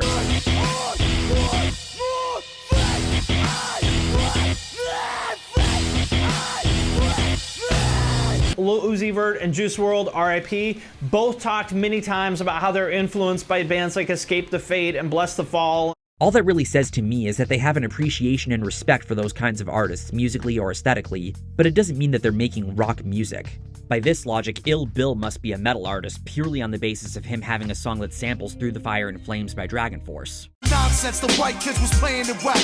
Cause I'm from the projects and my neighbors is black. I had to prove white boys could thump too. But fuck skin color, I was about to call myself a tough Jew. Now, sampling does take place in rock and metal sometimes. You look at bands like Slipknot and Linkin Park, and they both have a member that specializes in samples in addition to synth and keyboard work. Plus, it's also a key characteristic of industrial music. Samplers play their role in shaping their respective band's sound, but it's not to the degree that the core elements of what make them a rock or metal band, I don't consider Linkin Park metal, are being drowned out by all this outside influence. I don't get that impression with emo rap, because those core elements aren't present. It's the same with 808s and trap beats. I'm really not saying like rap is the new rock. I'm saying this stuff is rock. There's nothing rap about it. This is just rock. Rock has 808s in it now, so get used to it. They do have their place in rock and metal, such as Polyphia's tasteful implementation of them on their most recent work. I find in most modern rock and metal genres, 808s are used very sparingly so as to not come off as too overbearing and serve the song. In a genre like emo rap, though, it's such a core aspect of its sound that it once again alienates these artists from having a rock sound like Finn is trying to suggest. The reality is that emo rap is not rock. With all the elements that make up its sound, the appropriate conclusion to reach is that it's a genre of rap. It's even in the name. No matter how different it might sound from the kind of rap I'm into, or the kind of music most people recognize as rap, it doesn't make it any less a part of it. Just like how nu metal sounds different from traditional metal, but it doesn't make that any less a part of metal. An interesting thing to note is that Finn would go on to try his hand at music that defined every year of a decade videos, inspired of course by Mike the Snare, that focused on alternative music. In the video he made for this series about alternative music in the 2010s, he had Lil Peep as his artist of choice for the year 2017. While he tries to argue in this segment about how Peep and artists like him were responsible for what made solo artists the norm instead of bands, which we've discussed before in this video, he also says this. The closest thing you would get to a guitarist is when they would sample a riff from an emo band like Senses Fail or Mineral. So now it's the closest thing you would get. It seems that by this point, he had come to the realization that it takes more than sampling of guitars to make these artists credible as rock artists. To be clear, I'm not trying to say that emo rap is bad or not real music, just that it's not this facet of rock that Finn seems to think that it is, nor is the genre and the other genres we'll be talking about soon being part of alternative culture an indication that because someone likes alternative rock, it means that they'll like this too because it's also alternative. It's very easy for us to sort of get stuck in a rut of being like, oh, I only like this kind of music in this genre made by people who look like this, and to just like go down this road the rest of your life, which I find very disappointing and also very ironic considering that the whole point of alternative music, or at least one of the big points of alternative music, is to think for yourself and be different and refuse to let yourself conform to somebody else's expectation of who you should be and what you should do, right? So it's very ironic to me that in spite of that, so many people do become these very like blinkered conformist thinkers who really unfortunately shut themselves off to a whole lot of great music by refusing to listen to anything outside of their comfort zone. And I hope my reasoning makes sense because this is not the only genre Finn tried to do this with. He also tried the same kind of forcing tactic to a lesser extent with Tyler the Creator and his rap collective and all-around creative agency, Odd Future. In 2021, he posted a video called The Strange History of Tyler the Creator and Odd Future, but that wasn't the original title. It was originally called How Tyler the Creator and Odd Future Saved the Rock Scene. What? My best guess as to why he changed the title is either because he received a lot of complaints about it in the comments, or because it was underperforming, so he did that thing a lot of YouTubers do where they change the title to improve the video's click-through rate so it'll perform better in the algorithm. Either way, just like with the video about Nothing But a G Thing, it was obvious that the title was total clickbait designed to rile people up in the comments for making such a suggestion. Because as a retrospective of Tyler's impact on alternative culture and even popular culture, it's not bad. There's definitely something to be said about it. It sounded really weird and aggressive, especially by the standards of 2011, when nobody was doing this kind of stuff. It had the shock value of Jackass or G.G. Allen. Of course the alternative kids loved it. He was speaking their language. The video was uploaded around the same time as Jay Aubrey's documentary on Tyler, and it did push me in the direction of looking into his music, as well as the Odd Future albums and related albums from members like Earl Sweatshirt and Mellow Hype/Mellow High. But irrespective of all that, the question remains, what connection do these guys have with rock? There's no denying that Odd Future and all their associated personalities are an alternative rap group. They neither look nor sound like traditional mainstream rappers. When most people think of mainstream rap, they think of people like Drake, Nicki Minaj, Lil Wayne, Cardi B, people like that are seen as overglorified, phony, and vapid that they serve as an alternative to in just about every way you can think of. For a lot of people, that's where their appeal lies. But as we established before, being part of alternative culture doesn't make you a part of the rock scene, especially when the only justifications Finn gives in his video for how they connect boil down to the group being friends with the hardcore band Trash Talk, pioneering the kinds of social media marketing that artists use today, and this. And I think their focus on merch and the aesthetic of that merch is a big part of why it caught on with alternative kids. Merch has always been a bigger part of rock culture, like the band t-shirt thing, as compared to rap. And Odd Future were really fucking good at merch. And now you've got all the rock bands like Silent Planet, 100th, and Grayscale who treat their own merch almost like an apparel brand. And I'm not sure if you asked them if they were like directly influenced by Odd Future, but I think indirectly, at least, the lineage is definitely there. I'm sorry, but none of these are exclusive to rock culture. It makes you wonder if he even knows what rock culture is supposed to refer to, because it certainly amounts to more than having sick merch designs and having a social media presence. He also tries to make a case for alternative rappers like Lil Peep, Lil Uzi Vert, and Post Malone acting as a gateway into alternative and emo music that Tyler and the gang set in motion. In my opinion, the biggest development in music in the past 10 years or so has been the fusion of rap and alternative culture. That is what gave us all these huge genre-defining artists like Lil Peep, Lil Uzi Vert, Post Malone, and Juice WRLD, who have generated billions of streams and made tons and tons of kids aware of their influences, for example, like Mineral and All Time Low. Now, you can think what you want about any of that, but to me, personally, I feel like that breathed new life into the alternative music scene in a time where it really needed it. It was kind of on life support as Warped Tour was dying out. There's really no new artists coming along to fill the void until all of those people came along and brought it back to life. And who set the stage for all of that? I'm not going to say that they were single-handedly responsible for all of that, but I do think that Odd Future deserves a lot of the credit for it. And in fact, I think you can say that in a way, Odd Future saved the rock scene. With the exception of Post Malone, since he does have a certain song featuring the recently deceased Ozzy Osbourne and a sick-ass guitar solo that I'm sure acted as a gateway into rock for a lot of people, and vice versa with helping rock fans to get into Post's music, I fail to see the connection. Just like his Olivia Rodrigo to Infant Annihilator pipeline, it feels like such a transitive property association argument. While I do recognize that a lot of popular styles of rap today would not have been possible without the popularity of Tyler the Creator and Odd Future, there really isn't any big case for the feasibility of how this would lead someone towards rock. Finn doesn't even give examples of when this has happened, that someone got into rock or emo alternative through Odd Future's fashion choices, not even their music, or the sample choices from artists they influenced, not even their own sample choices. This is such a massive reach to claim that there is any connection at all here, and that's why I can't fully get behind the video, for as decent of a retrospective as it otherwise is. He also made this argument about Lil Uzi Vert. In 2023, when Uzi released his album Pink Tape, Finn posted a video on his second channel called Lil Uzi Vert Just Saved Rock, again with that clickbait title. The video was mostly reacting to some songs on the album, but he also says that Uzi has been a confirmed rocker ever since 2018 when he was seen moshing at a Lorna Shore concert. This was before Will Ramos joined the band, FYI. And the fact that this album contains features from the likes of Bring Me the Horizon and Baby Metal, as well as a cover of Chop Suey by System of a Down, makes this the biggest thing to happen to rock in a long time.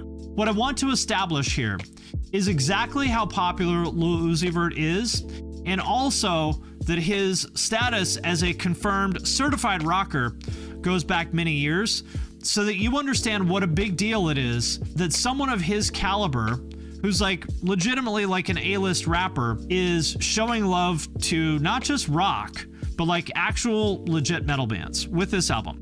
Granted, he doesn't think the songs are amazing since they sounded to him more like Bring Me the Horizon and Baby Metal songs than they did Lil Uzi Vert songs, and that the album as a whole was a letdown because it didn't sound enough like his old stuff.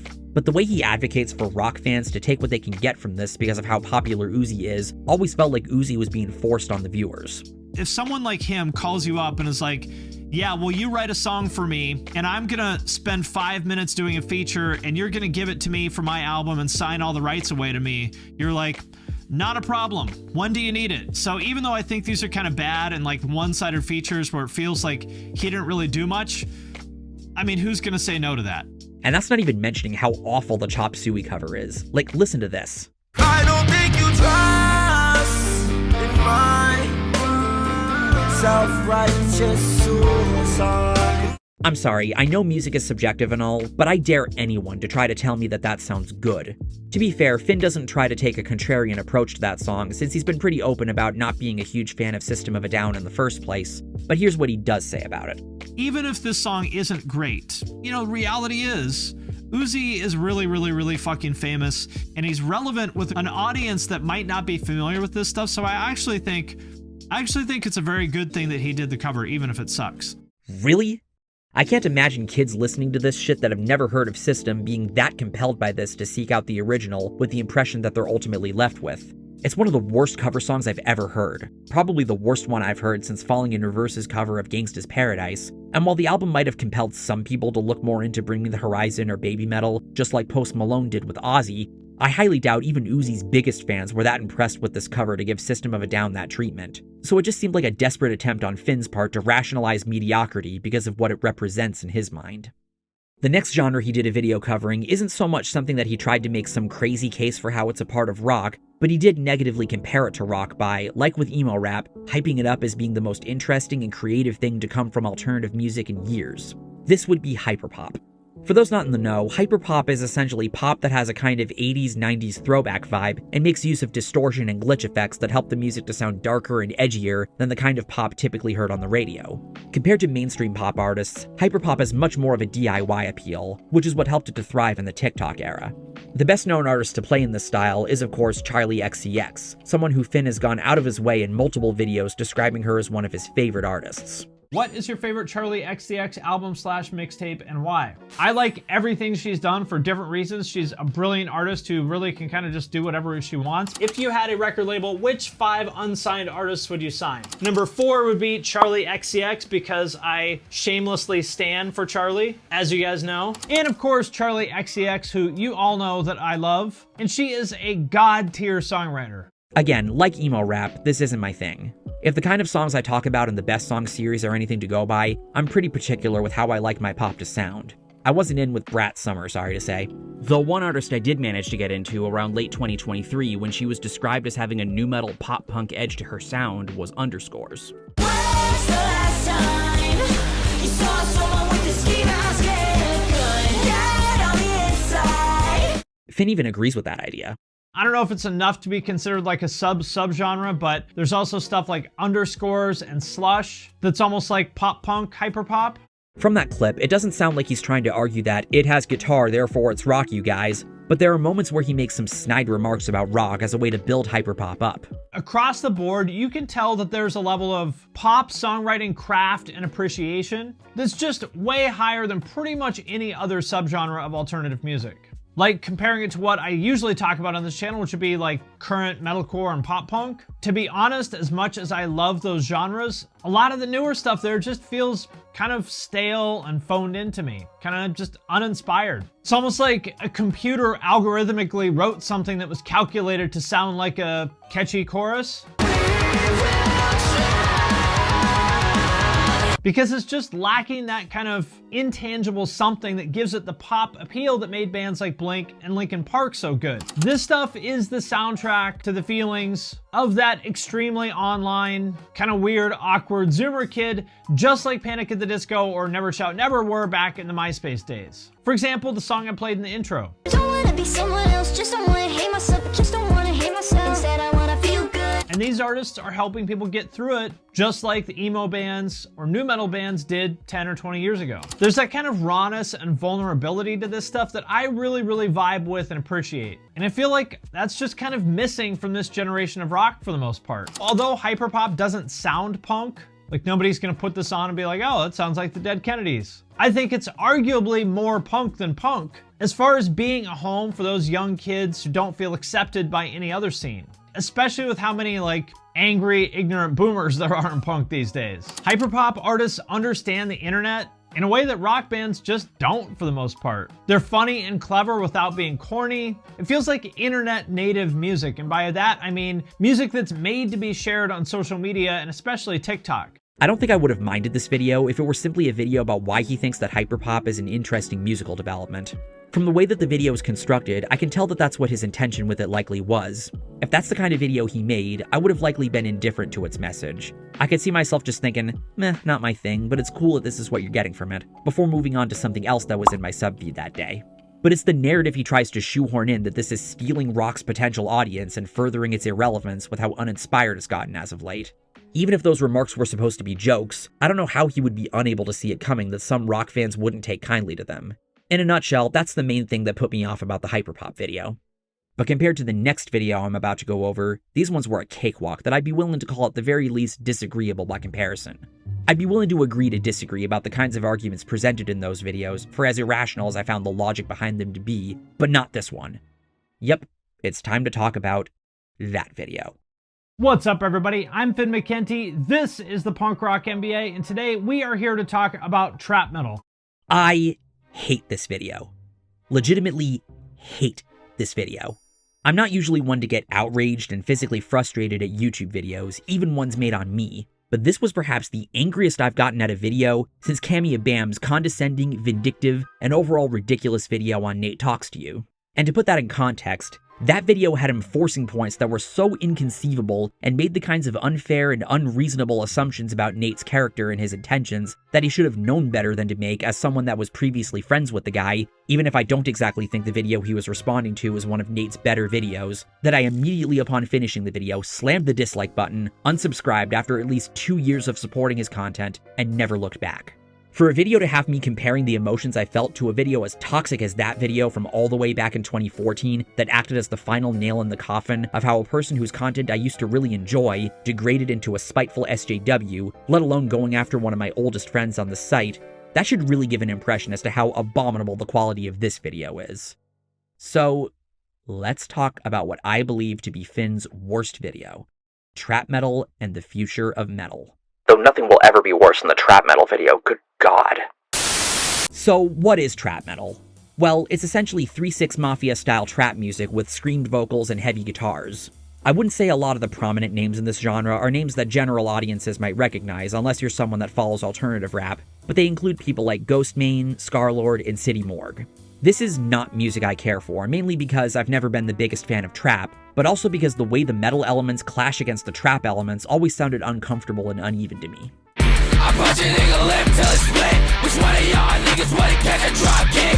It's also debatable if I would call this metal, because like I talked about with that Andrew Baina video about melodic death metal, the characteristic of metal that's arguably the most defining comes not from the guitars or even the vocals, but the drums. You could play in whatever tuning you want and have the most scorching guitar tone, and it wouldn't sound nearly as heavy without the big, bold, and boomy drums backing it. I like to think of trap metal as being like the inverse of rap metal, in the sense that while bands like Rage Against the Machine, Body Count, and POD have their vocalists rapping over metal instrumentation, trap metal artists have their screamed vocals overtop rap instrumentals that feature heavy guitars. So instead of rap metal, it's essentially metal rap, hence why I'm more inclined to look at this as a genre of rap rather than metal. Finn, however, viewed the genre, like emo rap, as some of the most exciting and interesting music he had heard in a long time.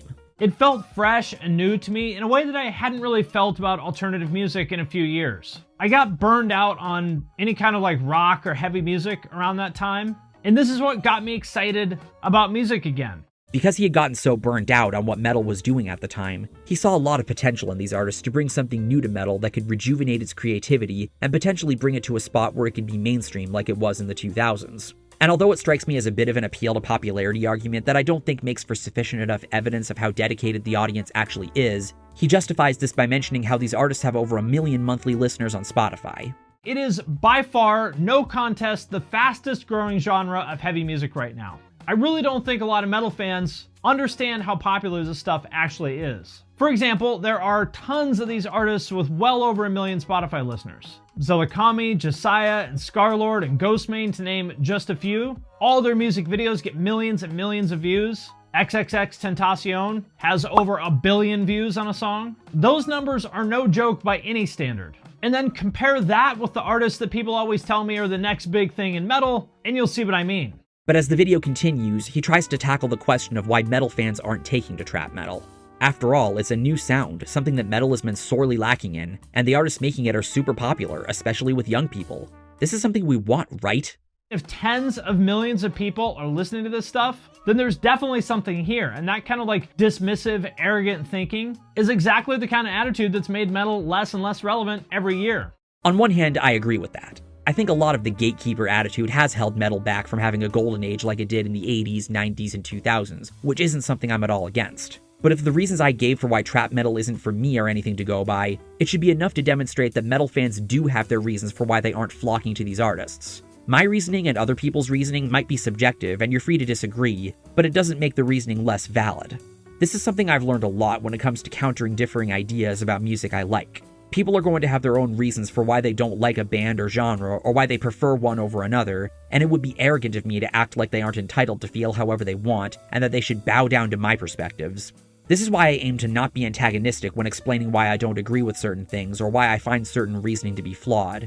If you want to know why I've more or less moved away from videos calling out metal elitists, this is kind of why.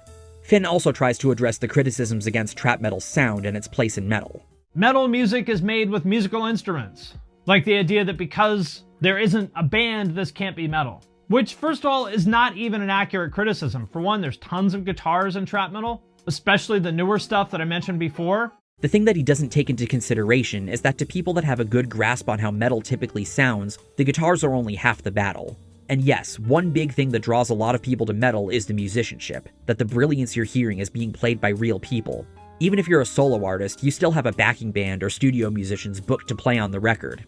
That's not what's going on in trap metal, so one of the big things that attracts people to metal is not present. It's instead replaced by a sample, which although might sound good to people that like the sound of distorted guitars no matter the context, stands counter to the expectation of what a metal record consists of. He also addresses the point about the trap drums. I've pretty much already discussed the idea of trap drums' place in metal earlier in this video, and I've already talked about how they in a sense take away from how drums are a key thing that helps metal to sound the way it does and differentiate it from other genres that feature guitars. But that's not the only way Finn tries to advocate for them. Metal fans need to get over their weird obsession with quote-unquote real drums, which is also very ironic to me considering that the drums in almost all modern metal are fake as fuck.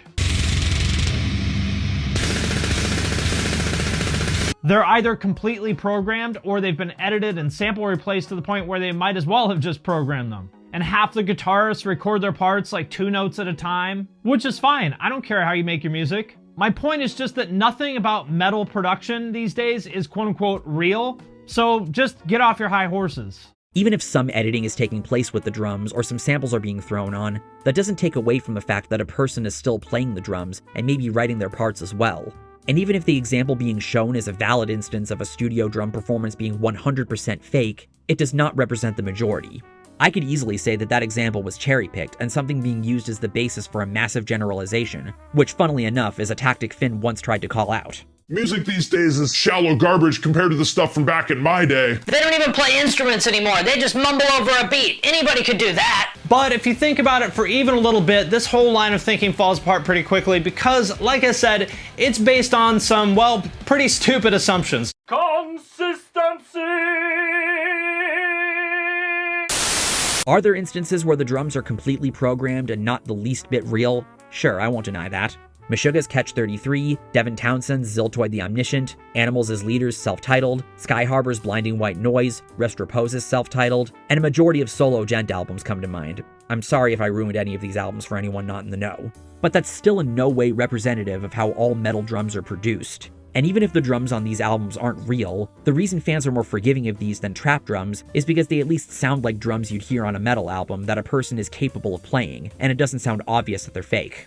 To deviate a little, Finn actually makes a similar defense for autotune. Let's say that autotune is cheating and it's fake and it's terrible. Well, I hate to break it to you, but these days, just about every aspect of recorded music is quote-unquote fake. Contrary to popular belief, autotune isn't a tool only used by the T-Pains of the world. Pitch correction being applied on vocal tracks for modern releases is an industry standard across many genres. Your favorite rock and metal releases from the last couple decades or so likely have some pitch correction being applied on the vocals, and along with various other effects being applied, it's done for the purpose of helping them to sound good.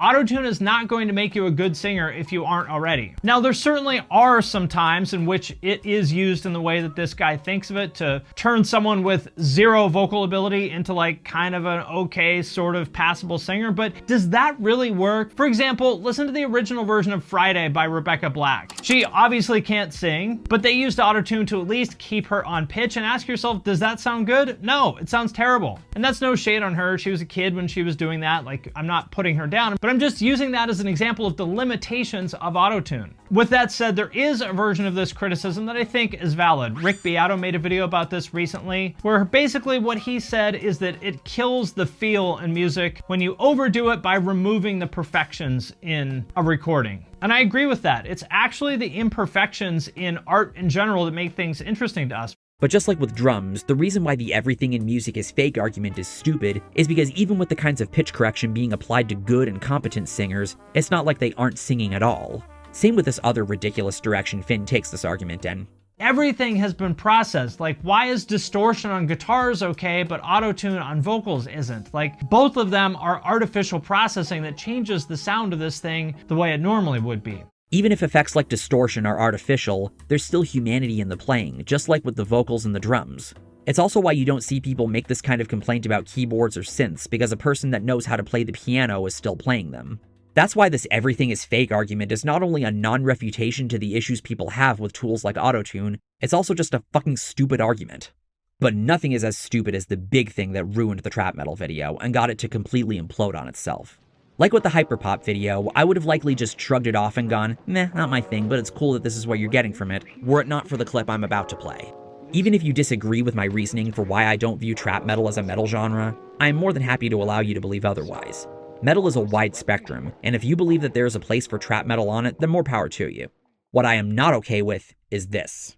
Let's also address the elephant in the room, racism, and the role that plays in how resistant the metal scene has been to accept trap metal.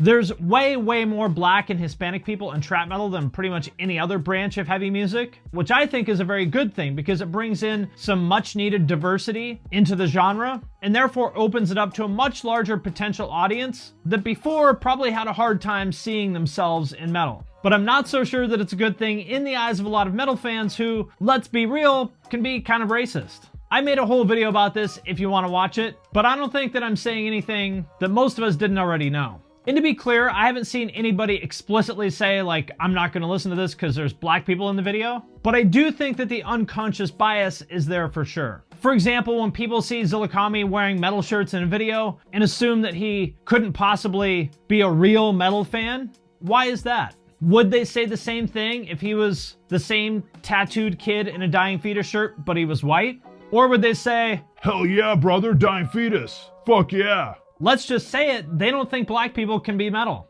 And I know I'm gonna get a lot of pushback on that, but what else am I supposed to think when the fans gush over all these bands full of like generic white dudes, but the moment they see a Black person and hear some trap drums, they get all butthurt? It's really just not a good look. Because if they're not racist, they're sure acting like it. What the fuck? What the fuck is wrong with you? Why would you say that, Finn? This has nothing to do with race, and you know it! There are without a doubt racist metal fans that exist, but if someone doesn't like trap metal, and more often than not has less to do with who the artist is, and more that they don't like trap beats, they don't like how the vocals sound, they don't like the production, literally anything about the music itself. And take it from me, someone who used to hate rap, race was never on my mind when given my reasons at the time. It had to do with the lack of rock instrumentation, which is why I was able to enjoy a band like Rage Against the Machine, who have 3 brilliant musicians backing the rapping powerhouse that is Zach De La Rocha. And as I said in my What's Wrong With on them, what got me to change my mind was deciding that there wasn't any logical reason why the only way I can enjoy Ice-T is when he's fronting Body Count. This is why I've always hated it whenever someone tries to argue that not liking rap music or any variant of rap music is because you're racist. Because if this were really about race, these people wouldn't be listening to any rock or metal music made by or featuring people of color.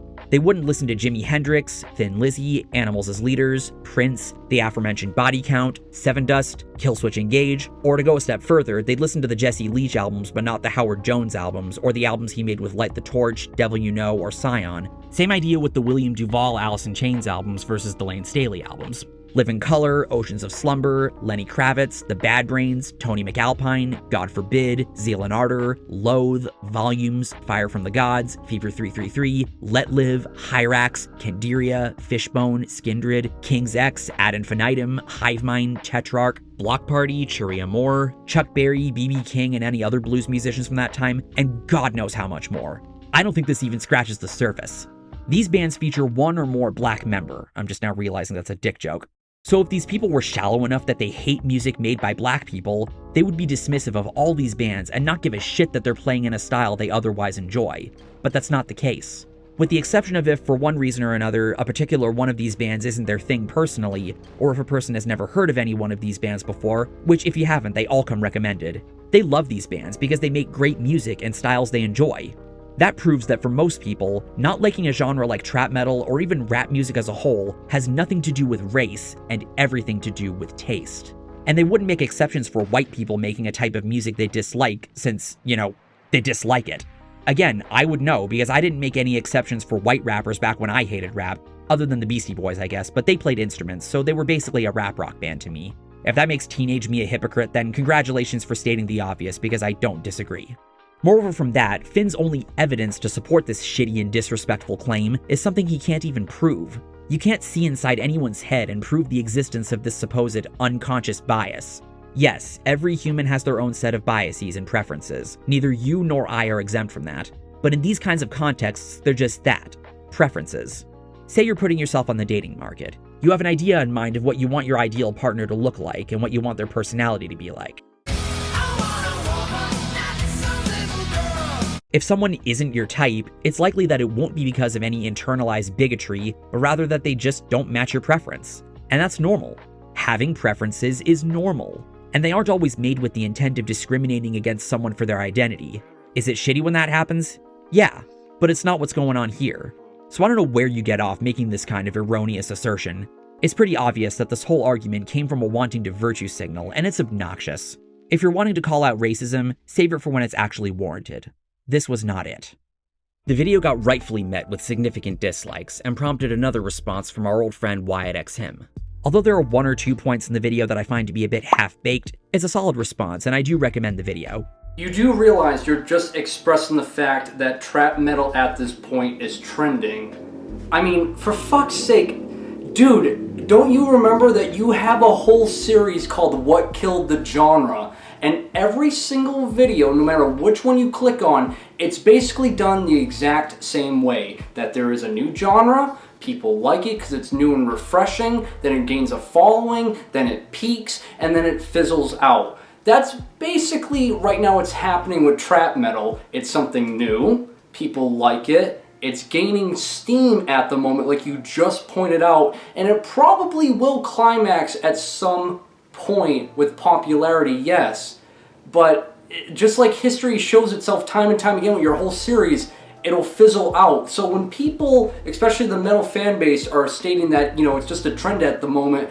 and it might just fizzle out within the, the coming years, there's a lot of evidence from your own videos that kind of prove it.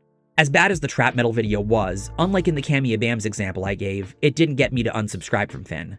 I was disappointed with the video because I genuinely believed, and still do believe, that he's better than this. But it was clear to me at this point that the Finn from 2019 I developed such an attachment to was gone. I still considered myself a fan of his work, but I never viewed him the same after this video.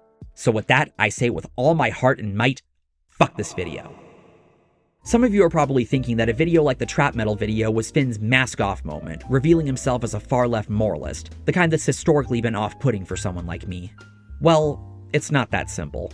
Finn's politics are kind of weird, but then again, so are mine apparently, so it's not like I'm one to talk, but let me explain.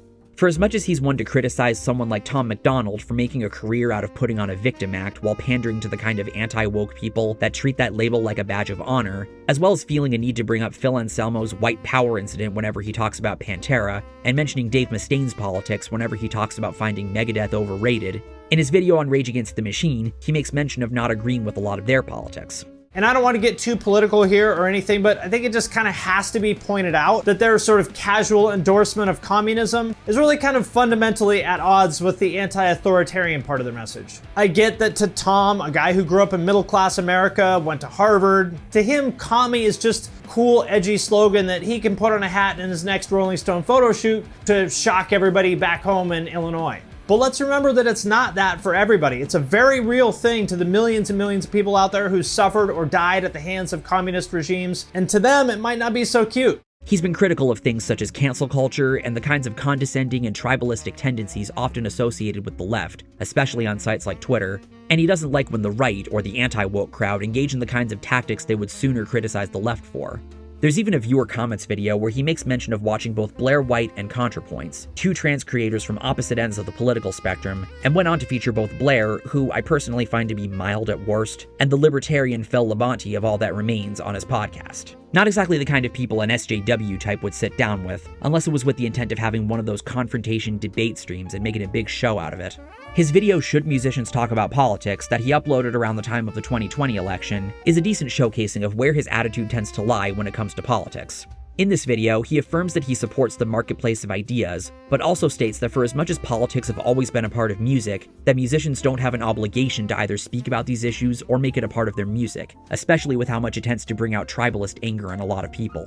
It's actually better to say nothing at all than to just spout off a bunch of loudmouth, poorly informed, angry rants and think that somehow you're helping, when really you're just that boomer aunt or uncle, you just have a bigger audience. He makes a point throughout the video to not let any bias seep through, like so many other creators have a tendency to do when inserting their political opinions in their analyses. And while he does believe that most musicians aren't experts on this stuff, he also makes sure he isn't gatekeeping who in music can discuss political issues as long as they're at the very least informed when doing so. I would encourage musicians, or, really anybody, to think twice before just blurting stuff out. For better or worse, your words and actions carry a lot of weight with your audience, and a lot of them will either consciously or unconsciously emulate the way you act. I have a feeling if he ever decided to watch my Crybabies of Rock videos on either Buddy Nielsen of Census Fail or Chris Taylor Brown of Trapped, two musicians on both sides of the political spectrum notorious for the kind of behavior he speaks about in this video, he would very likely agree with the message being conveyed.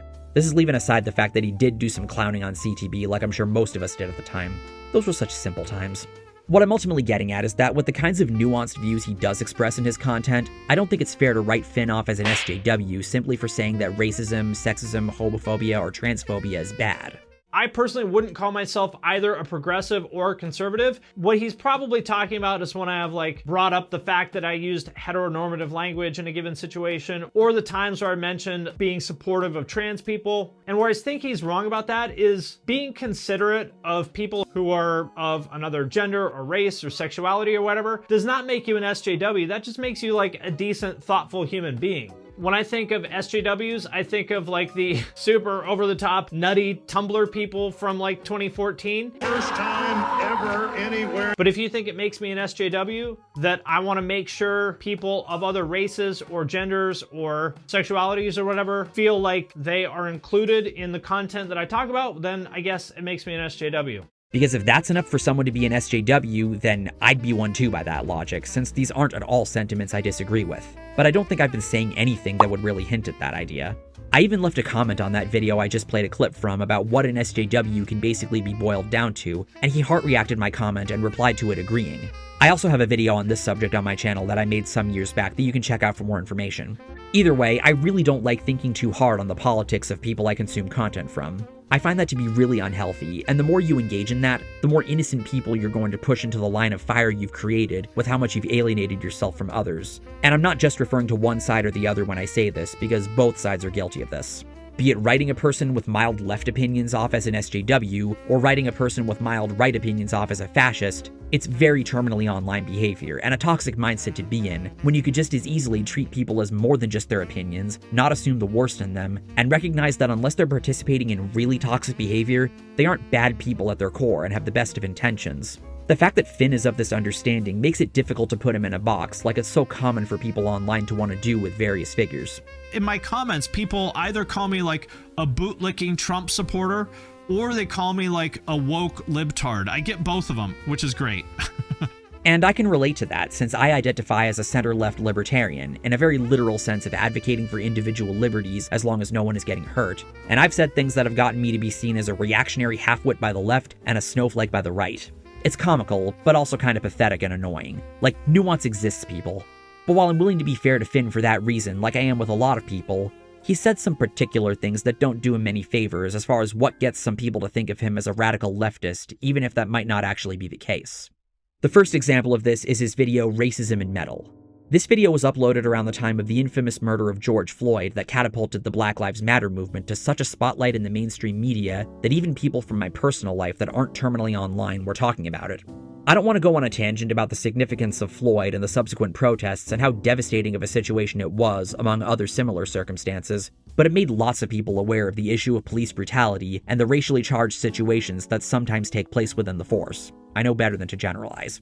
I remember lots of creators at the time were releasing videos with an anti-racism message that were meant to express solidarity with BLM and others that were in their feelings over what was going on, with this video being no exception. And not that there's anything wrong with that by itself, of course. If it's something you feel strongly about that you feel compelled to make a video speaking out about, that is not something I can take away from you. But the issue I've always had with these kinds of videos is how preachy and virtue signally they tend to get, which this racism in metal video was unfortunately guilty of. To be clear, the issue is not the fact that Finn is speaking out against racism that takes place in metal. Racism absolutely exists, and malicious prejudice should absolutely be called out. I do believe Finn had some genuinely good intentions with making this video, even if it was uploaded in the wake of George Floyd and the Black Lives Matter protests. The problems with the video mainly lie in the presentation. In the beginning of the video, he shows a variety of comments he's received over the years with the names censored, not saying which videos most of them take place on, and relying on the viewer to pause the video to read them and figure out for themselves which video they might be found on, as a means of showcasing evidence of people subscribing to conspiracy theories like Jews controlling the media and enforcing a demographic replacement. I'll be fair and say that it makes for valid enough evidence of their existence, and he could very well have kept the usernames and location of the comments anonymous so that there'll be no way his own viewers could seek these commenters out and harass them. But the problem reveals itself when he shows comments bashing rap as examples of racism taking place in his comments, which, as we've gone over before, outside of a comment or two that make mention of the word black, isn't proof of racism. They are definitely ignorant, but reading these comments, I don't really get racist vibes from most of them. And it's absolutely the same with his showcasing of comments on his black metal video criticizing his presentation of the genre, particularly his using NSBM as the basis for his generalization and pointing out a double standard with regards to Nazism that exists in punk. It's like, what did you think that phrase Nazi punks fuck off that the Dead Kennedys coined was originally meant to refer to? Nazis in general? And the last category of comments is all the people who, anytime I have brought up racism in the rock and metal scene in other videos, there's a certain group of people who A, gets really defensive, B, starts deflecting or minimizing or dismissing it like it's not that big of a deal. For anybody who doesn't know, NSBM is National Socialist Black Metal. And essentially what this person is saying is like, oh, big deal. Why are you focusing on the handful of bands that are Nazis? And by the way, there are Nazi punk bands too. Minimizing it by saying it's not that big of a deal, deflecting it by saying, well, what about this? A lot of whataboutism. While NSBM is for sure evidence of racist bands existing in black metal, I'm not getting racist vibes from reading most of those comments either. While I could very well be reading these comments differently than he is, none of these people seem to be advocating for racism nor downplaying it. And as I said previously with regard to the black metal video, liking or appreciating the genre isn't sufficient enough proof of a person being racist either, as their enjoyment could very well come from other aspects besides the ideology. This isn't me trying to downplay it either, for the record. I just think that there might be some projection of his disagreement with the way he frames the comments being shown. He also makes the unconscious bias argument in this video, and the example he tries to use of this is pretty hysterical. I think the vast majority of people in rock and metal are not explicitly racist. Like, I don't think there's people sitting in front of their computer like writing hateful essays full of slurs, but I do think there's a lot of people that have an unconscious bias that manifests itself in the way they react to certain things. For example, like I said, Cardi B, people get so angry anytime I mention her, and they're probably gonna do it in the comments here. Just two of them here. I love Cardi B, dropped. Oof, as soon as you mentioned Cardi B, non-ironically, I lost respect in your point of view. And if you don't like her, that's fine. But I think we should ask ourselves, is it coincidence that people get unreasonably angry about this person who, admittedly, she is obnoxious, but she's not the only obnoxious person in the world. So is it a coincidence that they get exceptionally angry about her, a very vocal woman of color? Maybe. Or maybe it's also possible that these people have an unconscious bias where they find somebody like her threatening because she is a very vocal woman of color. And I'm not saying like if you don't like Cardi B, you're racist. That would be a stupid thing to say. But I am using that as an example of something that I see and a question that all of us, including myself, should ask ourselves like, is it possible that I have some unconscious biases towards certain groups of people? Yes, not liking Cardi B totally comes from a place of not liking loud women of color and finding her threatening. It couldn't possibly come from a place of not liking her lyrics, especially the really cringy ones, not liking the abrasive demeanor in her music, not liking her sound, not being huge on female rappers irrespective of race, or once again, just not liking rap in general, or at the very least, she doesn't fit their taste in rap. I've talked about Cardi B in a lot of my Worst Songs videos, and whenever I do, my commentary is always relevant to the song being discussed, just like with any other artist I've covered in the series, with my main issues with her essentially being outlined just now, at least most of them. I know I'm not known for being hip to a lot of female rappers of nowadays, but there are some female rappers I do like, such as Lauryn Hill, Rhapsody, not to be confused with Rhapsody of Fire, Moni Love, and my personal favorite, Jean Grey. But again, this is an issue of taste that you are trying to portray as implying worse than it really does. To be fair to Finn, the most prevalent issues with the video lie with its featured guest, Mike Seatown of Dead End Hip Hop, someone he actually knew from the hardcore scene he grew up in. I'll give credit for actually showcasing a black perspective as opposed to acting as a white savior and speaking for a group he isn't a part of, and that although an argument could be made that Finn might be using Mike as a shield from criticism, Mike shares some of his experiences in the metal scene that aim to make his position compelling. I dealt with a lot of low-key racism in the same scene. Situations where people thought if they were out in the streets fighting overt racism, then it was okay for them to make subtle racist comments. The same guys who were standing arm in arm with me protesting at Klan rallies were calling me token at shows. I knew what I was getting into when I got involved in the metal scene in the mid-90s. I dealt with a lot of shit, from being physically kicked, to being told to leave, to being threatened if I didn't go to the back of the venue. And I've been dealing with this shit for 25 plus years. I don't want this to come off as me, who is clearly not black, telling a black person how to feel, or that his feelings don't matter, as that would be wholly insensitive, disrespectful, and not in the least bit my intention. His experiences and perspectives are his experiences and perspectives, and that's not something I can take away from him. But the main issue that I have with his segment is how laden it is with vague generalizations and shaming tactics. Let me tell you, those are the primary reasons why political videos tend to have a bad rap in these kinds of communities, at least for me. Even back in the days when I was more hyped on the anti-SJW stuff before I burned myself out on the culture war and minimized my involvement in political discussions, I put in a considerable amount of effort to make sure that I wasn't falling into that trap and exercising nuance.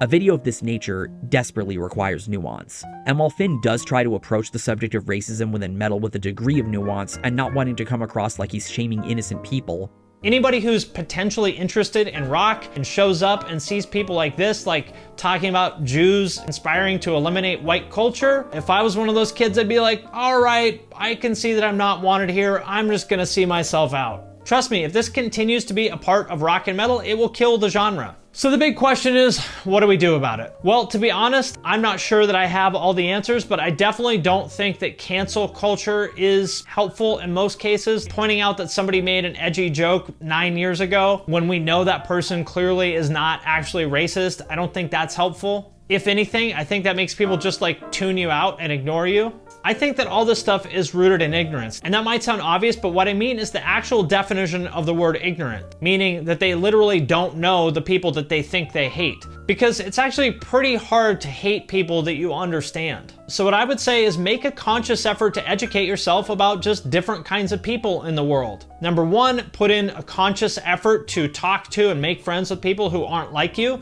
in terms of race, gender, sexual orientation, income, education, political beliefs. Like, put yourself out there and try to get to know people, even especially people that you think you wouldn't get along with. You might be surprised. I bet you'll find out that you have a lot more in common than you think. I can't really say the same for Mr. Seatown. Like I said, his segment starts out okay. He says racism is a thing that exists everywhere, that saying it doesn't is naive and illogical, and gives that brief explanation of the kind of racism he's dealt with in the scene. No problem so far. It isn't about here when I started to feel he was losing me. And honestly, I think racism is alive, well, and strong within metal. And I'm not just talking about NSBM, but I'm talking about across the board. Black metal, death metal, power metal, all of it. Notice how he never elaborates on the kind of racism that exists in these genres. This wasn't me deceptively cutting him off. The original video is still up if you want to see for yourself if you wish. It is interesting how he considers black metal and NSBM separate genres. I'm willing to let the black metal part of that clip slide since, although he would be incorrect about the extent of it as we've gone over before when we were going over the black metal video, people are at least of the understanding that there are a handful of racist people in the scene.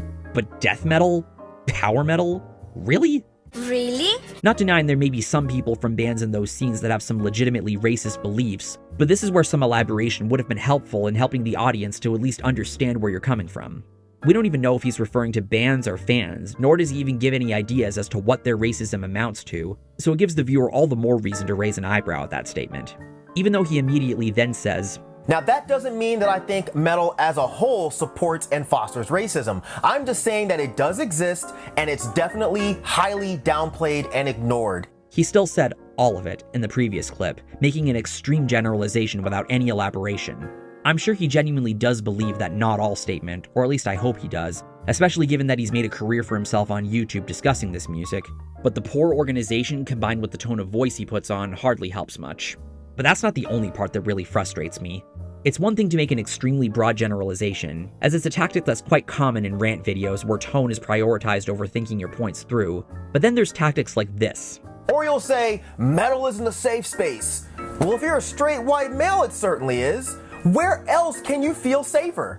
I see more of you complaining about Antifa than you do white supremacists. Why? Because Antifa affects you because they cancel your concerts or some of them physically attack you.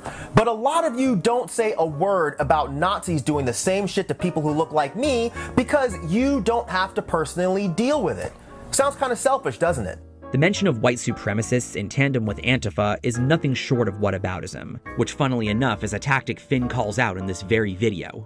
I'm not going to act like it isn't possible that white supremacists have ever protested a concert for whatever reason, but no matter what extremist group you wish to focus on, people in general heavily dislike being shamed for liking things, as well as things they like getting banned, censored, or shut down just because a group of people doesn't like them. It's not only totalitarian, it's also flat out unfair, especially when the individuals haven't done anything to truly warrant it, as those people tend to be the ones often targeted by these groups, if not caught in the crossfire. I really don't want to make this an issue of which side is worse with this, because it's not relevant to my point. But if I could wager a guess as to why some people might focus more on Antifa, it could be because that's who we hear about more pulling these stunts. Again, it's not to say that it doesn't or couldn't happen with white supremacists, but that's the best explanation I think I can offer. And as for the safe space part, I don't disagree that safe spaces aren't an inherently harmful concept, as people in general want to feel like they can be in an environment where they are cared for and respected. Back in the day, safe spaces got stereotyped as these echo chambers where any problematic viewpoint and the people that made them were blacklisted, which opened the floodgates for claims of hypocrisy when it came to the logic behind it. But for people that aren't terminally online, they think of safe spaces as the former definition, which isn't a problem at all. The problem with when Mike brings them up, however, is that it's done as a guilt-tripping tactic, and it's especially the same here. When people complain about racism, y'all will be the first ones to say, keep politics out of metal, which is a ridiculous statement because politics have always been a part of metal. But that aside, are you telling the white supremacist bands to keep politics out of metal? Of course not. What this typically translates to is, I don't want to talk about anything that's going to make me feel personally uncomfortable or make me feel like an other, which ironically, a lot of times is what your black and brown peers are feeling. He's not wrong about politics having always had a place in metal. One of the most beloved metal songs of all time, War Pigs by Black Sabbath, is one such instance. There's also the classic examples of Rage Against the Machine and System of a Down being bands that are generally loved by the scene, even by people that don't necessarily agree with their politics or aren't aware of System's pro-Armenia message. But from my perspective, when people complain about politics in music, they aren't referring to bands like them that approach their subjects with a degree of nuance. They're either talking about bands that flood their social media with complaints about either fascists or woke shit, as opposed to things that are relevant to their band activity, bands that go on political tirades at their shows when most people are going to these shows to get away from that shit and don't want it taking up valuable concert time, or most importantly, songs like this. You just got knocked the fuck out!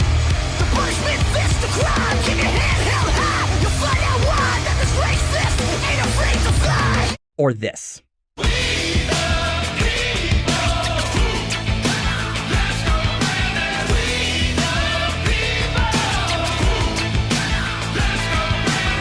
Notice how the examples I provided weren't exclusive to one side or the other, because that's once again irrelevant, at least with people that aren't letting their bias cloud their judgment, which I'd like to believe most people don't do. And as for, oh, they don't want to talk about uncomfortable subjects, of course they don't. That's why they're called uncomfortable subjects. Unless they're a masochist or have a humiliation kink, people don't like feeling uncomfortable or being made to feel uncomfortable. And they especially don't like being made to feel guilty, because that's exactly the reason why a person would say that. That's why I can't say I believe Mike when he says this immediately after. This isn't about making you feel bad for being white or accepted. It's about understanding that this level and this system of inequality exists, and if you gave a shit about people and the genre, then it would be a good idea for all of us to have a conversation about it. It might not have been said with the intent of making anyone feel a sense of white guilt, but it's certainly being said with the intent of making people feel guilty for not wanting to talk about touchy subjects like this. This isn't to say that they don't care about it or disagree that it's a problem that exists. They just want to enjoy music without being made to feel bad about it or told that they're somehow part of the problem or that they're what's wrong with society. And that's why people like me don't take well to these sorts of discussions in fandoms such as music.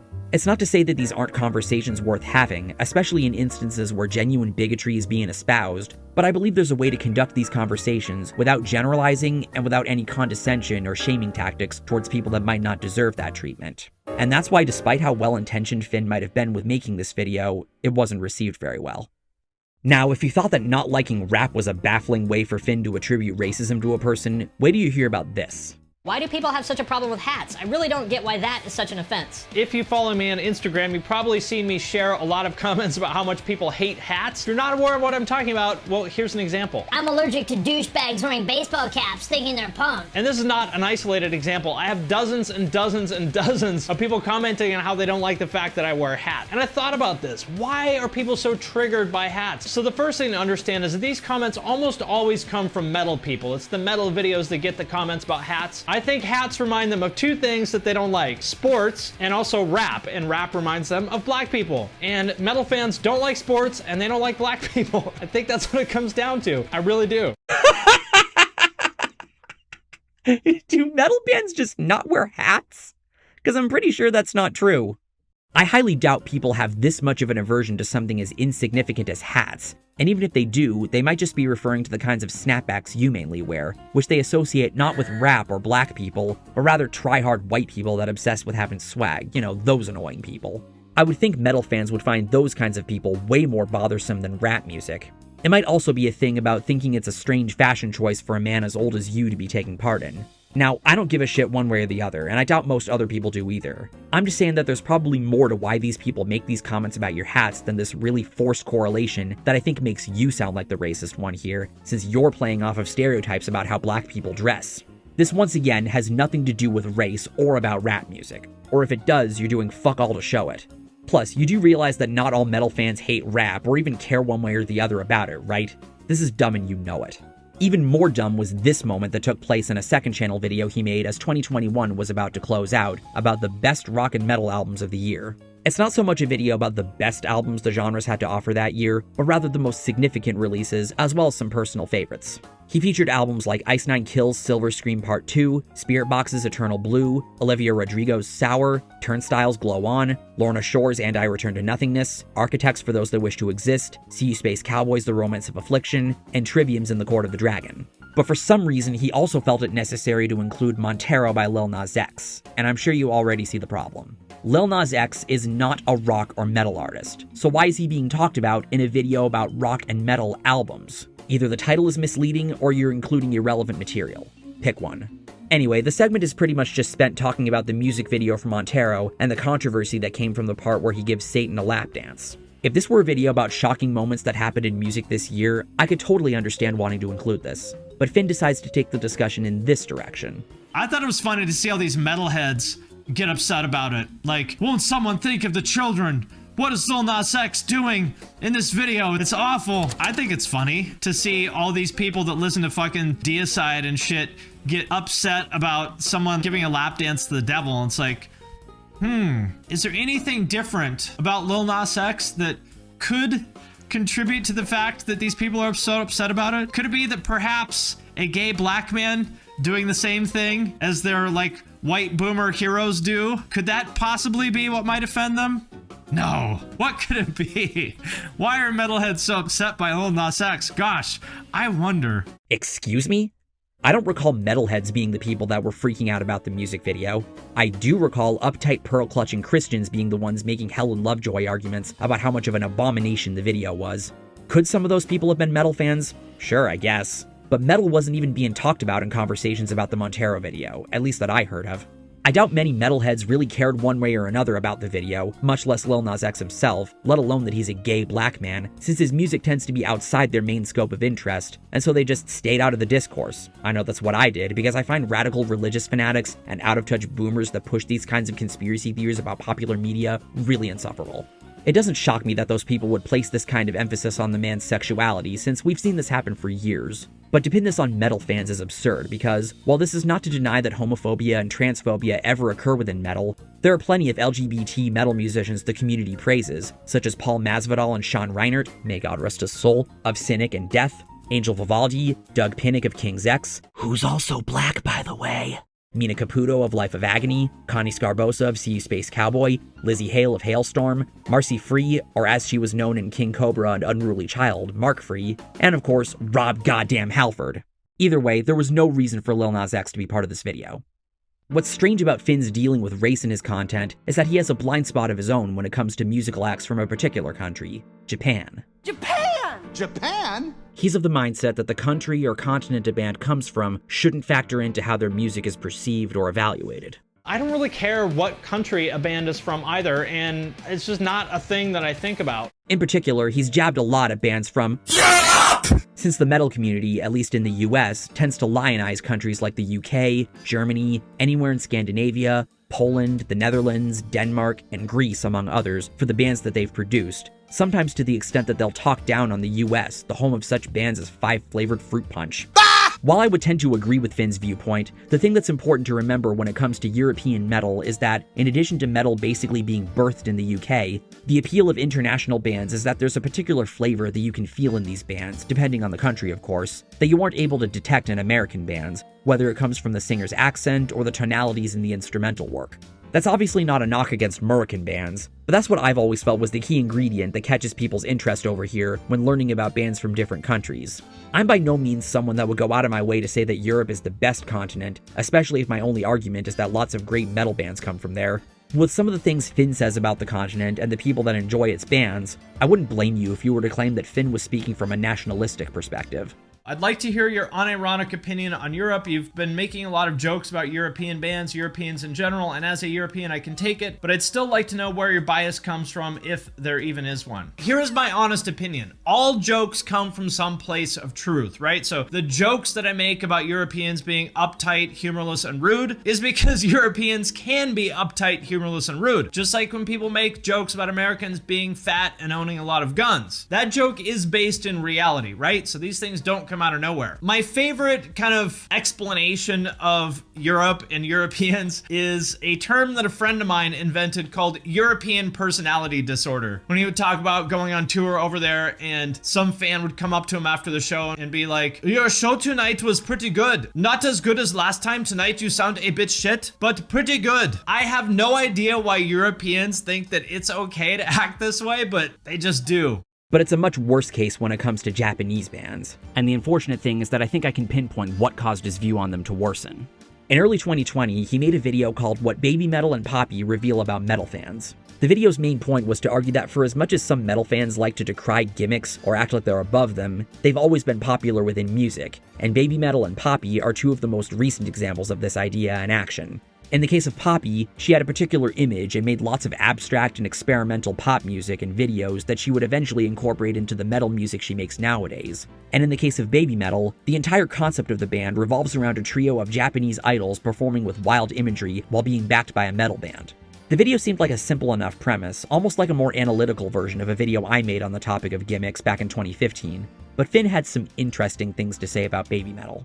Personally, I would say that Baby Metal fits in the bottom left. Their music is certainly good, but I think it's only good. I think it's pretty standard by the numbers modern metal with pretty corny, cheesy J-pop vocals. There's nothing wrong with it, but there's also nothing really right with it either. And that's kind of been my complaint with a lot of J-pop and J-rock since I first heard it in the 90s. It's just kind of formulaic and bland to me. And would they be anywhere near as successful as they are now without the gimmick of kawaii metal? I would say absolutely not. And again, I'm not making a value judgment here. The fact that they have a gimmick and that they rely on it pretty heavily doesn't invalidate what they're doing at all. My point is that they're less a band than they are musical entertainment. Like, I would put them in the same category as like Disney on Ice rather than Slipknot. And what's interesting to me is that they are everything metal fans claim to hate. They're a manufactured industry plant group that doesn't write their own music, doesn't play any instruments. I'm pretty sure they lip sync live. They seem to be driven much more by marketing than they do art, and yet they get a pass from metal fans because they have this zany gimmick. Now, I should clarify that I'm not the biggest fan of Baby Metal either. I don't think there's anything wrong with them musically, I'm just not super huge on them. I even deliberately skipped their set when they went on tour in 2023 because I was just going for Deathclog, whose set, by the way, was fun as hell. You know, when you go to a show and you're standing next to a person who smells like BO and old shoes and shit, and all you don't know then that person might be you. Take a shower at some point in your life and then come to the show. But making those statements about the band got him an unprecedented amount of backlash from their fans. Much like with the black metal video, Finn would go on to express regret for making this video because he was taken aback by the response it got. The other one that I kind of sort of regret is the one a couple weeks ago about baby metal and poppy. Now, this one I give myself a little bit more of a break on because what I didn't know is that baby metal fans are super sensitive and touchy. You know, there's some of these bands that are like a third rail that I will never touch. System of a Down, Dance Gavin Dance, Tool, Deftones, like all those bands where the fandom is really sensitive, and if you say anything at all critical, they're gonna like jump on your shit. Well, I didn't know this, but it turns out baby metal is on that list as well. If you look at the comments in that video, you'll see why. Like, their fans just like appeared like a swarm of defensive locusts. And more than that, you just really can't have any kind of productive discussion with those people, because if you say anything at all critical, they're just gonna react emotionally and get super defensive instead of actually discussing the point with you. It shouldn't be much of a shock that the video would get this kind of backlash, considering most of what he said about baby metal's concept was rooted in assumptions, aided by the fact that a band like this that's part of idol culture is bound to have a pretty rabid fan base. People in general don't take particularly kindly to when someone speaks negatively about something they love, especially when it sounds like the person is talking out their ass. And in the baby metal and poppy metal... And in the baby metal and poppy video, it sounded like Finn was talking out his ass when making those comments.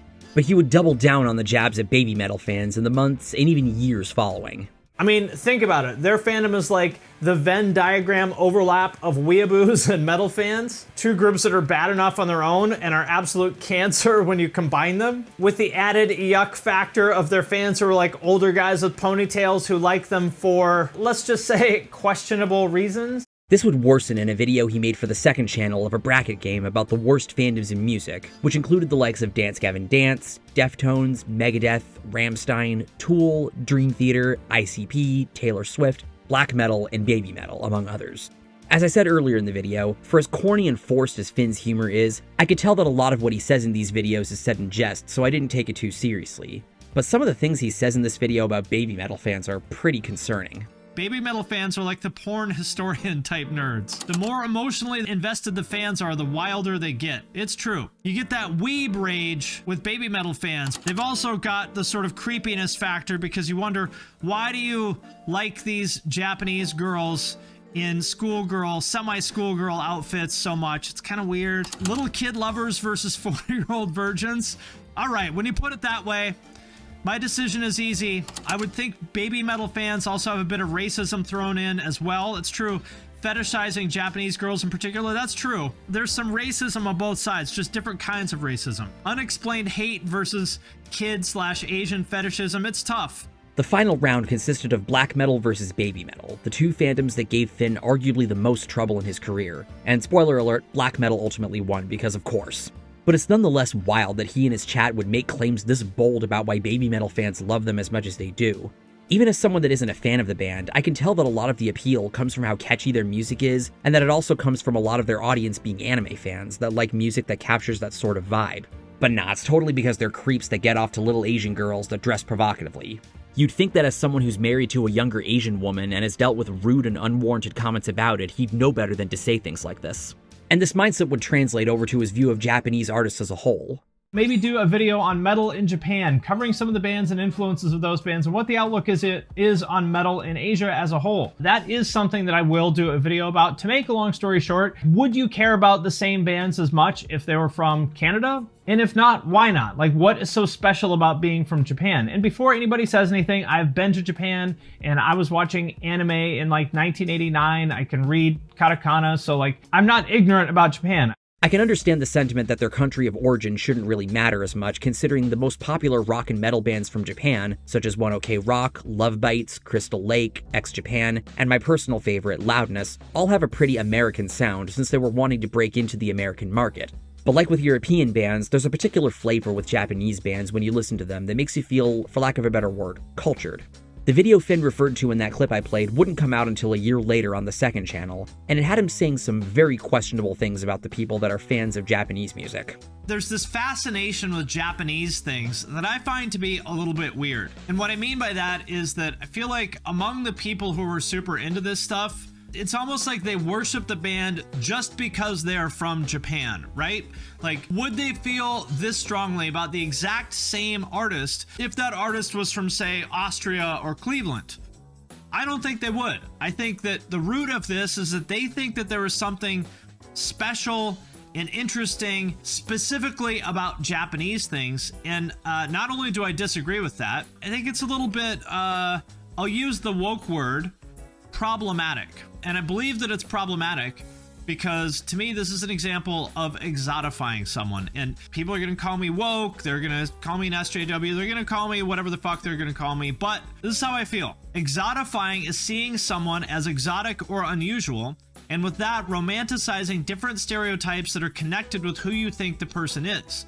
The term describes a process in which you attribute a set of stereotypes to a person based on their appearance and how they fall outside of the norm. Now ask yourself this question: does that describe the relationship that people have with Japanese metal? I think it does. He essentially argues that the people that like these bands are fetishizing them because they're Japanese. Or in other words, they're weeaboos, people that are obsessed with Japanese things, particularly anime and manga, often to the degree that they will hold them up as the pinnacle of art while calling everything else inferior. Outside of my brief time as a Pokemon fan when I was 5 or 6, with the first movie being, to my recollection, the very first movie I saw in theaters, along with the couple Studio Ghibli films I've seen, I am no anime fan. And anime fans, particularly the really obsessive kind, do kind of weird me out as well. And while I'm normally one to advocate against having a fandom be your reason to not like something, they're part of the reason why I've never had any interest in getting into any anime.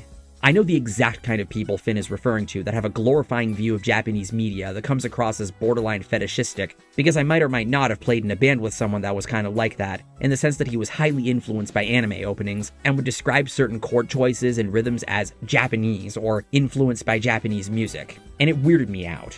Though he's also the person that got me into 1OK Rock through this fixation, and also influenced my appreciation for John Feldman as a producer, since he produced their breakthrough English album 3535 in 2015. But I find it lousy nonetheless that he would use these people as the basis for a generalization about fans of Japanese bands, as well as claim that the only reason they like these bands or make special mention that they're from Japan is because they're exotifying them. And it's especially strange that he would say things like this while also speaking out against racism in metal, since these jabs at the expense of people that have a strong enjoyment of Japanese music and media in general almost border on some kind of prejudicial bias against the culture that produces them. He's free not to care for these bands and even say that American bands are the best if that's his genuine opinion. But while I don't exactly disagree that weebs are kind of weird, I know better than to correlate them with people that enjoy bands that happen to be from Japan, as most of the people I see that are into these bands aren't Japanophiles, but rather people that have a high appreciation for their take on Western styles. Another video I want to talk about that I can't think of where it should go in the structure, but it probably makes the most sense to have it in tandem with the more political stuff, is a second channel video he made called Can You Be an Alt-Christian? It's a video that's largely spent reacting to emo and metal TikTok videos, until he gets to one made by a user called Cheeky Misfit that mentions that she listens to metal and punk, is bisexual, swears, is friendly with atheists, interested by a lot of occult phenomena, and is also a Christian. This led to Finn going on a lengthy tangent about why he thinks that Christianity and alternative culture don't mix, which, as I mentioned earlier in this video, is what influenced him to become an atheist. To be a Christian would require me to believe some things that I don't believe and can't believe, and I'm not going to go along with, so I guess I'm not Christian anymore. I'm not here to challenge his disbelief in a god or rejection of religion. Everyone has their own beliefs of where we come from and how we should live our lives, and I've never seen it as being my place to question a person on that, as long as they aren't talking down on others for their lifestyle choices. What I do question, however, is Finn's absolutist view on what a Christian is and what an alternative is. There is a fundamental problem between being a Christian and participating in alternative culture as it exists now, because the fact of the matter is that, like, you know, the Bible, or really any Abrahamic religion, but we'll just talk about Christians, is not compatible with being woke or LGBT friendly or any of that. It just isn't. So, like, this girl here who says, you know, that she's bisexual and friends with lots of witches and atheists, she also misspelled atheist, that's not compatible with what the Bible says. I mean, you can, you know, a lot of these people, they'll do a lot of sort of mental gymnastics to justify why these things are compatible and why it's okay to be a Christian but not be intolerant, and it's not. What you need to do if you want to be an alternative Christian, is you need to either distort the Bible to the point where you are misrepresenting what it actually says in order to fit it around like your progressive beliefs, or you can't be progressive, in which case you really are not going to be able to be part of alternative culture now. You can't be like, you know, anti-gay and be part of alternative culture now. That wouldn't be socially acceptable, and it shouldn't be. Isn't it just a modern Christian thing to just cherry pick whatever you want to justify what you feel? Yes, it is. That is not real Christianity. I mean, it's just not. Like, if you don't you don't get to pick and choose the word of God because it's compatible with your beliefs, or it's compatible with your lifestyle, I should say. I really don't like this idea that to be Christian means that you are intolerant, prudish, heavily conservative, and you live your entire life by the Bible to a T. And it's the same with the idea that to be part of alternative culture means that you need to be a woke progressive and have no place in your life for religion of any kind, much less Christianity. All a Christian really is to me is someone that not only worships and believes in God and that he created the universe, but also follows the teachings of Jesus Christ, the actual Jesus, as opposed to the semi-serious recurring gag I have about Dave Grohl, and accepts him as their Lord and Savior. From my understanding as someone who was raised Jewish and has spent the last decade and a half identifying as deist, there's no one true way to be a Christian because everyone interprets the Bible differently and has different beliefs and opinions outside the scope of their faith. Unfortunately, this has led to the creation of radical groups that interpret the Bible in a very extreme and hyper-literal way, but they aren't representative of what all Christians are like or how all Christians should be. Like, we aren't living in the 80s anymore. Although I do believe in a God as an easy way for me to rationalize the universe's creation because it's something I really don't like thinking too hard about, I simply don't feel a need for religion in my life. That said, I really don't like generalizing people who follow a religion, or non-religion for that matter. There are many people I know who identify as Christian but are laid back with and are open to modern ideas and aren't stuck-up prudes. Some of them are even LGBT. They can identify as Christian for a number of reasons, whether it be certain aspects or morals from the Bible that they apply to their life, or something else entirely. It's not really my place to question how true of a Christian they are, or how true they are to alternative culture. Maybe they're an open-minded person, or they just happen to like the art and also happen to follow a belief system that's compatible with Christianity. Maybe they're a friendly and non-judgmental person, which is what helps them to get along with people of different belief systems. Maybe being a Christian is only one aspect of their identity and they don't make it their entire personality. I don't believe these two things are mutually exclusive, or at the very least I don't think they need to be. Believing otherwise is very black and white, and is also a no true Scotsman, which is the same fallacy metal purists commit all the time, a trap that I would think Finn would know better than to allow himself to fall into. He is, after all, aware of Christian bands in the alternative scene, including but not limited to Under Oath, August Burns Red, The Devil Wears Prada, Reliant K, Anne Berlin, Flyleaf, POD, The Red Jumpsuit Apparatus, and quite a lot more. This barely scratches the surface of the kinds of Christian acts I'm into. At the end of the day, all that really matters is if you're a decent person, and if modern alternative art is open for all to enjoy and partake in, who are you to tell a person that they can't simply because they identify as being part of a religion that tends to get a bad rap thanks to its fundamentalists?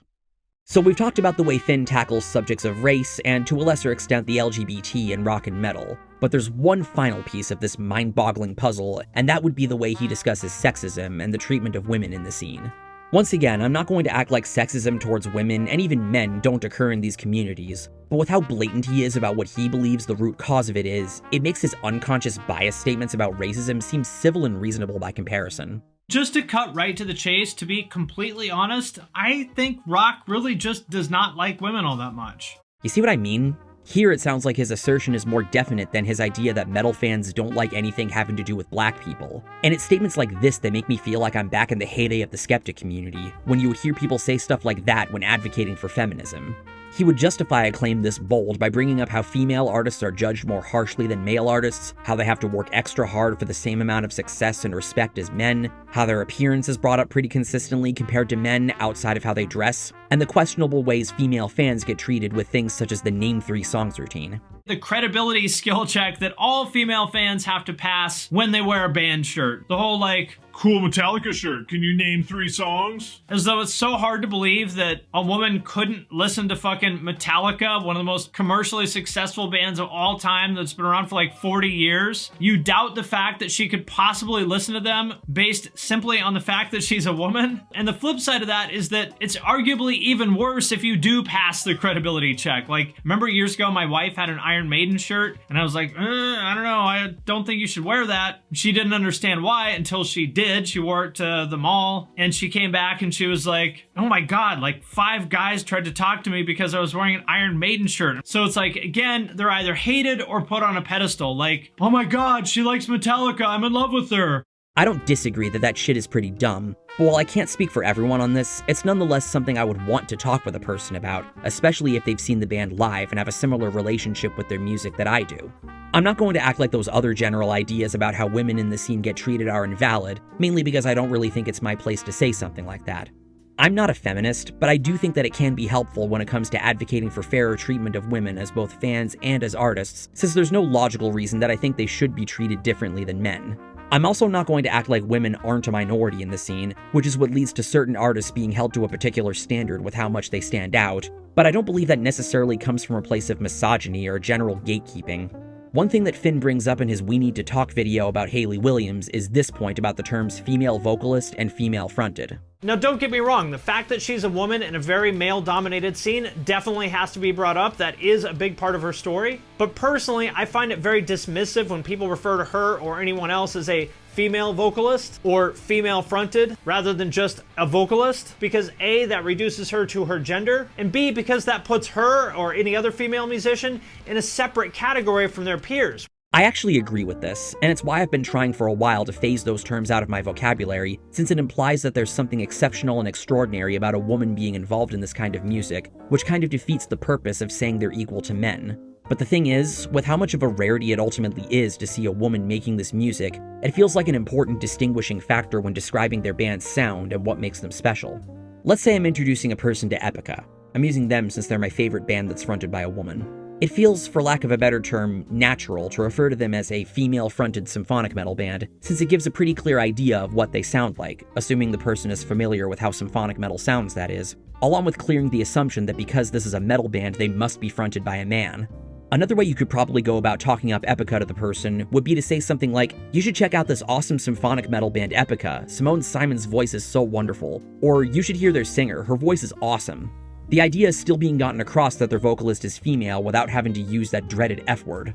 The only real problem is that it's a lot wordier. It's a lot like the problem some people have with when progressives advocate for certain language to be used, because it's essentially forcing their entire understanding of language that they've had for so many years to be dismantled. I'm not saying they're necessarily right to feel that way, but that's what I imagine is the justification for the necessity of terms like female-fronted, and that's why, as much as I would really love to rid that term from my vocabulary for the reasons Finn gives, it doesn't seem likely that it'll happen anytime soon. Finn would later make a second channel video elaborating on this idea, and while I again agree with the main premise for the reasons I gave earlier, this justification he gives doesn't seem like it makes as strong of a case against the term as he thinks. One thing I hear people say sometimes is that, well, I don't care about the gender of the musicians in a band, but women have higher voices, so, it actually does change the sound of the music. And again, that's not really true either. Anthony Green has a higher voice than most women do, than, like, say, Tatiana from Ginger, or Tillian, or, like, there's tons of people in the scene, tons of, like, male singers that have really high voices, and, of course, on balance, most women tend to have higher voices than most men, but that's not even true across the board. This kind of reminds me of when I first heard the song Somewhere Only We Know by Keane when it was used in my bar mitzvah slideshow, and I thought for years that their singer was a woman because of the soft texture to the voice. I walked across an empty land. I knew the pathway like the back of my hand. Yep, that's a dude. Pretty wild, huh? There are without a doubt men with very high vocals that are revered for their strong ability, but when hearing a woman hit that same pitch, you still feel a sense of softness in their voice compared to the man really pushing himself and projecting hard. And that's leaving aside the fact that there are differences in the way male and female vocal cords are shaped, which affects the tone of the sound coming out, even if they're hitting the same pitch. It's a lot like playing the exact same note on different but related instruments, like saxophone and clarinet, for example, where you can hear differences in the reverberation that comes from how the reeds work and how the instrument's bodies are shaped. Either way, it not only shows a lack of understanding of tonality, but it also doesn't really do anything to refute the need to distinguish female vocals when describing their band's sound. Finn likes referring to his thought process behind how he reaches the conclusions that he does as first principles thinking. It's essentially a reverse form of deductive reasoning where you begin with an assumption and work backwards to determine what gets you to reach that conclusion. I've always found this idea flawed, or at least I do here, because it's rooted in an assumption rather than objective fact, and it doesn't account for much evidence to the contrary. And I think that's the reason why statements like rock and metal fans don't like women don't sit right with a lot of people. The first thing I wanted to talk about is the double standard that I see. That women, specifically female artists, are judged by a different set of standards than male artists. Basically, they're judged way more harshly than their male peers would be. For example, look at any time somebody brings up Hayley Williams or Gwen Stefani, to name two people. What's the first thing that you see people bring up with them? Probably that they're sellouts, that they just used the scene as a way to get popular, they never really cared about the music, that they went pop, and that was their plan all along. That they were never like real rockers or whatever. I'm not going to act like there isn't a particular standard being applied to bands like Paramore, since when I think back to when I used to not like them when I was in middle and high school, it was back when I was predominantly listening to classic rock and metal, and along with the fact that they came out around the same time Disney Channel rock artists like Hannah Montana, the Jonas Brothers, Camp Rock, and the like were popular, that I saw myself being very much above. Go figure, I was a teenage boy. They seemed too poppy and girly for me. Obviously, I don't feel that way about them anymore. Their first 3 albums are really fun and well-made pop-punk albums. But at the time, I think it was another instance of their style not clicking with me, since if it really had to do with the band being fronted by a woman, then I wouldn't have been listening to bands like Heart, Nightwish, Fleetwood Mac, Evanescence, Vixen, Lita Ford, and quite a lot more at that point. There's obviously a lot more in my collection nowadays, so don't think I'm intentionally leaving anyone out. While every human has their own set of biases, as we've gone over before, I don't believe that there's any real aversion towards women and rock and metal bands or thinking of them as less valuable. While sexism towards women very much exists, the singer's gender doesn't typically act as a massive hindrance towards men's enjoyment of the music, especially if they're playing in a style they enjoy. And even if their appearance gets brought up when talking about their respective bands, unless they're saying some really juvenile and unwarranted shit, the most I can really say is that women are attractive to men and to some women. Get over it. Oh, male gaze. If women and some men are allowed to comment on how a man looks in a respectful manner where no one is getting hurt, then women should be able to get that treatment too. And no one is against the idea of women being into this music either, if anything because it gives us guys something to bond with them over that we're deeply passionate about. Personally, the idea of being able to connect with a woman over our mutual enjoyment of certain music is very meaningful and even attractive to me, and not something I would ever be dismissive of in any way. Of course, another direction Finn takes this discussion in is when it comes to a female artist acting not only as female representation in rock or metal, but also acting as the entry point for women to enter the scene, both of which nobody in their right mind is against. We talked before about his Olivia Rodrigo to Infant Annihilator pipeline, but much like he's repeatedly said about MGK, he makes the same you should be happy argument, but takes it a step further. You should be happy when an artist comes along like MGK or whoever that's bringing young girls into the scene, because guess what? As I've talked about before, teenage girls are the arbiters of pop culture. They are the ones more than any other group of people who decides what's cool, and you should respect that because, like it or not, they're the ones that hold the power here. Any genre of music that doesn't have young women involved is basically doomed to be kind of a niche sideline incel kind of thing. So even if you don't like this stuff, you should be happy for the existence of people like her and Olivia Rodrigo. If you can't relate to the taste of young women, your ability to judge what will do well in culture is non-existent. That's a fact. If you are out of sync with what young women like, then you do not have your finger on culture, and you never will, and that's okay. But you should probably just excuse yourself from the conversation. Again, female representation in both bands and fans is always welcome and something that I definitely like seeing. But this is such a reductive way to view marketability that I'd think someone who has a career in marketing would have a much better understanding of than this. While having an appeal for women is certainly a way to be able to appeal to general audiences, young women aren't the only people that make up general audiences. When we think of the most popular things in media and pop culture, the strongest factor in how they were able to become popular is their ability to appeal to general audiences. There are definitely certain industries that target young women because of how they tend to be the main purveyors of trends in things such as fashion, beauty, and yes, entertainment, especially with the way that they're marketed. But claiming that they dictate popular culture and that the only way to succeed as an artist is to appeal to them lacks nuance and doesn't tell the full story.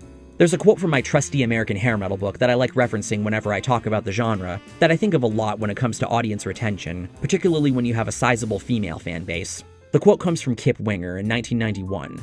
"Girl audiences are fickle. The year we came out, we were cool. Then they decided they loved Skid Row. Then Warrant. Now it's Mark Slaughter. It gives bands a way in, but those fans don't stay with you.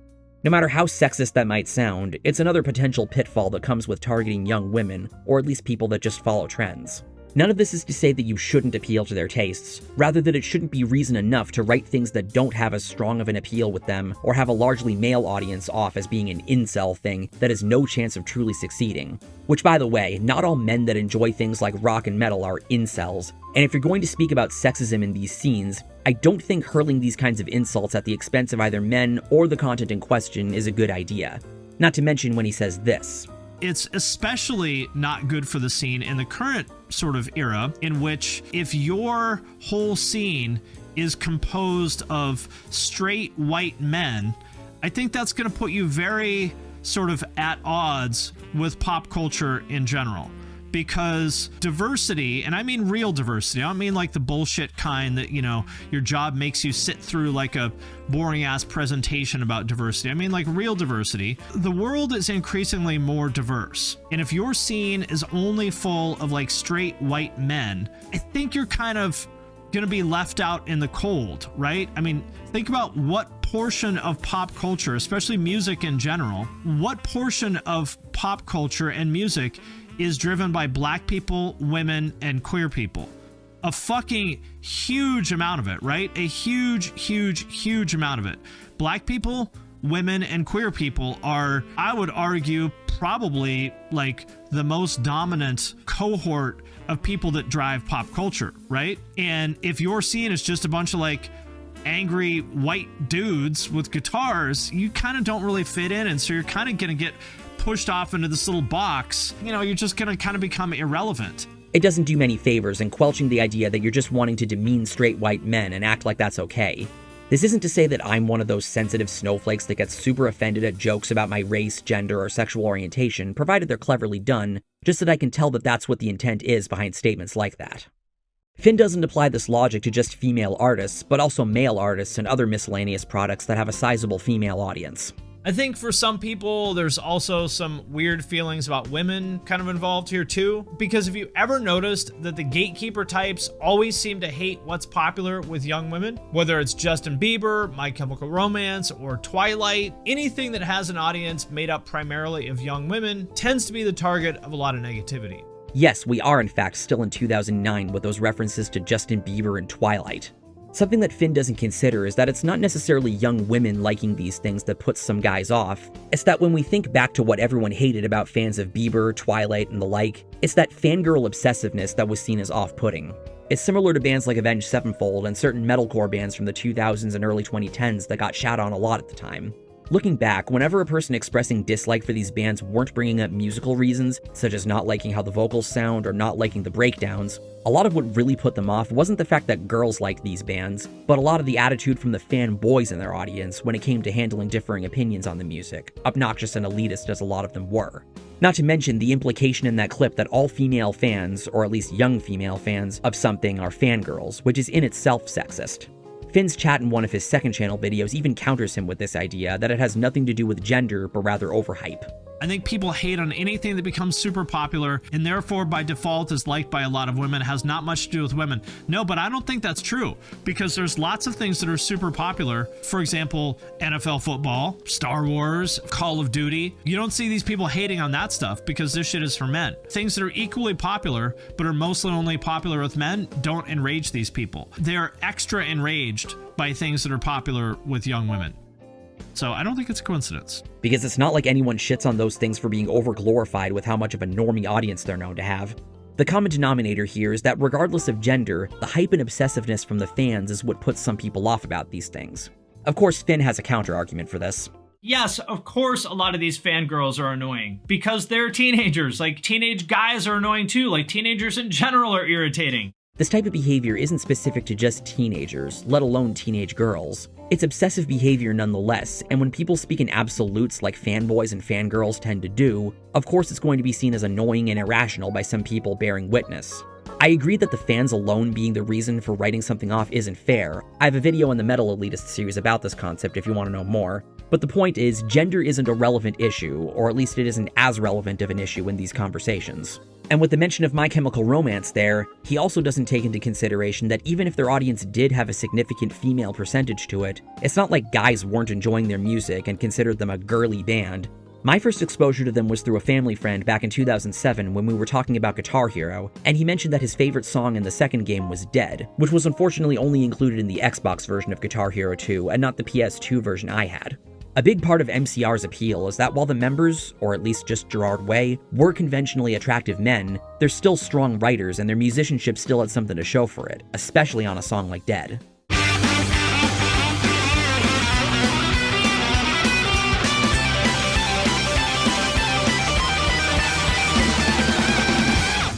So it's not like they were just some pretty faces for young girls to fawn over, just like how artists like Orianthi, Vixen, Phantom Blue, Crucified, Rock Goddess, Love Bites, and other such bands consisting of all women are more than just pretty faces for me to fawn over.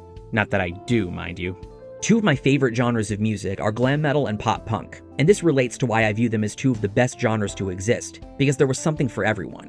Women did enjoy the music and found a lot of the guys in the bands to be hot, but the bands also rocked, which was, and still is, the primary appeal for their fan base as a whole. I remember when I saw State Champs in New York with a college buddy of mine in 2017, and from my perspective at least, the crowd there did appear to be largely female, and I wasn't put off there either. I still had a pretty fun time at that show, and they're still one of my favorite bands. There's also a moment in Finn's video where he tries to pull out a potential double standard. They only talk about women in this way. And the example that really crystallizes this to me is the way that people think about Cardi B versus Tim Lambesis. Anytime we bring up Cardi B, you're gonna get a million comments from butthurt dudes talking about how she drugged and robbed guys at the strip club back when she was a stripper, and how that makes her a horrible person and will never support her, and she should be in prison and blah, blah, blah. But the way people talk about Tim Lambesis is the exact opposite of that. In Tim's case, you bring him up, and it's like, well, I don't know, man. I don't see what's the big deal here. He made a mistake. He paid his debt. Why don't you just move on? Why do you keep hanging on this? We're gonna cling to the fact that Cardi B robbed some losers at a strip club 6 or 7 years ago forever, as though that's like the worst thing anybody's ever done. But with Tim, we're just ready to move on because he did a couple years in prison and that erases the fact that it ever happened. Like, it's fine if you like Cardi B, but is there really a need to be this defensive of her if the last time she was brought up is anything to go by? I'm not going to repeat everything I said earlier in the video about Tim Lambesis, other than how it appears to be another instance of Finn's hate boner for the guy rearing its ugly head, but I haven't been hearing anyone bring up the drugging and robbing men shit about Cardi B in over half a decade, even at the time of this video. I believe that anybody still clinging to that is only doing so because it validates their confirmation biases, since they already don't like her. Hell, it's the only reason why I even made a passing reference to it in Worst Songs of 2019 during the segment on her song Money. And you know something? That was kinda tactless of me, and it's for that reason that I kind of regret saying that. But in my defense, I at least am not holding that story over people's heads that want to still enjoy Cardi B's music and saying, how can you still like her when she did this and that, like some people like doing, especially if I wouldn't want them pulling that shit with me about an artist who did something problematic whose music I still like, as that would be gallantly hypocritical of me. No matter what, I don't see this as being a gender thing, or even a race thing. It's just another instance of people wanting to separate the art from the artist and give benefit of the doubt to someone whose music they like, and at worst just flexing their hate boner for someone they already didn't like in the first place. And of course, it wouldn't be a video about metal having a sexism problem without this argument being made. The third thing I wanted to talk about is all the sexist or misogynist lyrics and imagery in rock. In particular metal, I think, and for the most part, nobody really thinks anything of it. Like Cannibal Corpse can go play a song called Intros Ripped from a Virgin's Cunt and nobody thinks anything of it, but I make a video like this and people are gonna get super upset. So what does that tell you? The most common thing people will say about that is, oh, they're just doing it for shock value, or they're like playing a character, and I think that's probably true. Like, I don't think that all these death metal bands that use imagery of women getting mutilated or write these lyrics about that kind of stuff, I don't think that they necessarily hate women. Some of them do. Like, for example, there's a band called Female Nosebreaker. But let's say that's true and that it is primarily just for shock value. Well, it's still not cool, because of course it's going to make women feel at least a little bit uncomfortable, even if they know that. Like, for example, let's say that you're a woman who's into metal and you're like, you know what, I want to go see Cannibal Corpse, and you see some guy on stage grunt that this next song is called Fucked with a Knife, and then you see all these dudes in the crowd cheer him on. How would that make you feel? I don't know about you, but if I was a woman surrounded by dudes who are very excited about a song called Fucked with a Knife, I probably wouldn't feel very safe. Are any old school viewers experiencing deja vu? Because Finn saying what he said in this video about Cannibal Corpse makes him sound just like the article from the Debunking the Metal is Sexist theory video I did with Official GATG back in early 2016. Specifically the parts where the article talks about some bands' more violent lyrics and acting as though both the bands and fans legitimately believe what they're singing about, while showing quotes from musicians such as Corpse Grinder acknowledging that that's not the case whatsoever, and that no one in their audience actually takes their lyrics that seriously because they're able to separate fiction from reality. Finn even acknowledges in that clip that much of the lyrics and imagery come from a place of artistic expression and not from a place of misogyny, but yet he still finds a way to act as though women aren't of that understanding and will be uncomfortable with this content and feel unsafe at shows. In a way, this feels more demeaning towards women than anything a band like Cannibal Corpse conveys in their songs, especially since he's trying to speak for people that not only aren't him, but are of the opposite sex. Strangely enough, he doesn't have a featured guest in this video to talk about her experiences like he did with Mike Seatown in the Racism in Metal video. Before I move on, I wanted to mention two things really quickly. Number one, I thought about having a guest in this video, a woman, to talk about her experiences, but the reason I decided not to do that is because I know this video is going to upset a lot of people, and I felt like that might end up just putting this person in the crosshairs for a lot of abuse, so that's the reason why I chose not to. I don't know if that was the right call or not, but that was my thought process. It almost makes me wonder if that's the real reason, and not just that he knew he wasn't going to get anything juicy from any of these women that he could use to create a narrative just for the sake of virtue signaling. Look, sexism does exist, and if the jabs I've been making at the manosphere or the red pill community in my videos are anything to go by, it is not something I'm on board with. And I do agree that being inclusive to women, both as artists and as fans, is good for the well-being of the scene. But these kinds of narratives about rock and metal fans not liking women make me feel like Metalgate never truly ended, if anybody remembers that. And they don't help improve the state of things. They only create more drama and friction over how outlandish of claims they are, something I thought someone like Finn would know better than to contribute to. Whenever I feel like I'm being condescended to with these kinds of talking points, there's a video I like going back to that I think everyone needs to see. I've talked about this on my channel before. It's the famous speech from David Draymond of Disturbed that I was present for at the Xfinity Center in Mansfield back in the summer of 2016. Hashtags do not determine your fucking fate, people.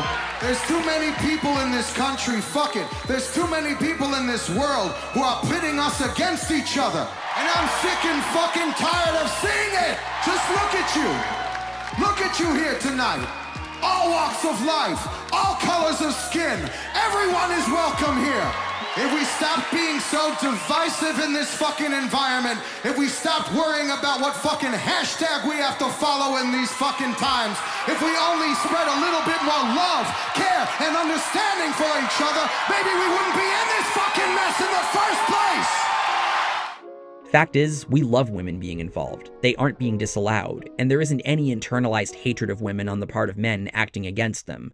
And you know what's funny? Finn knows this. You might be saying, all right, you made a couple valid points, but I don't really think that's true because look at all the female artists in metal and rock who are super respected. Arch Enemy, Spirit Box, Smashing Pumpkins, Ginger, Hailstorm, and that is true. Thus contradicting your entire rock fans don't like women premise. Marvelous. These videos I've been discussing were among the ones that put Finn at odds with his viewers. At times, I couldn't help but feel bad about the hate he would receive, as it reminds me a lot of the backlash I've experienced over the years, particularly when it came to my anti-metal elitist crusade. But with takes like the ones I've been showcasing, it's hard to say that he wasn't at least a little deserving of criticism, especially with the attitude he conveyed.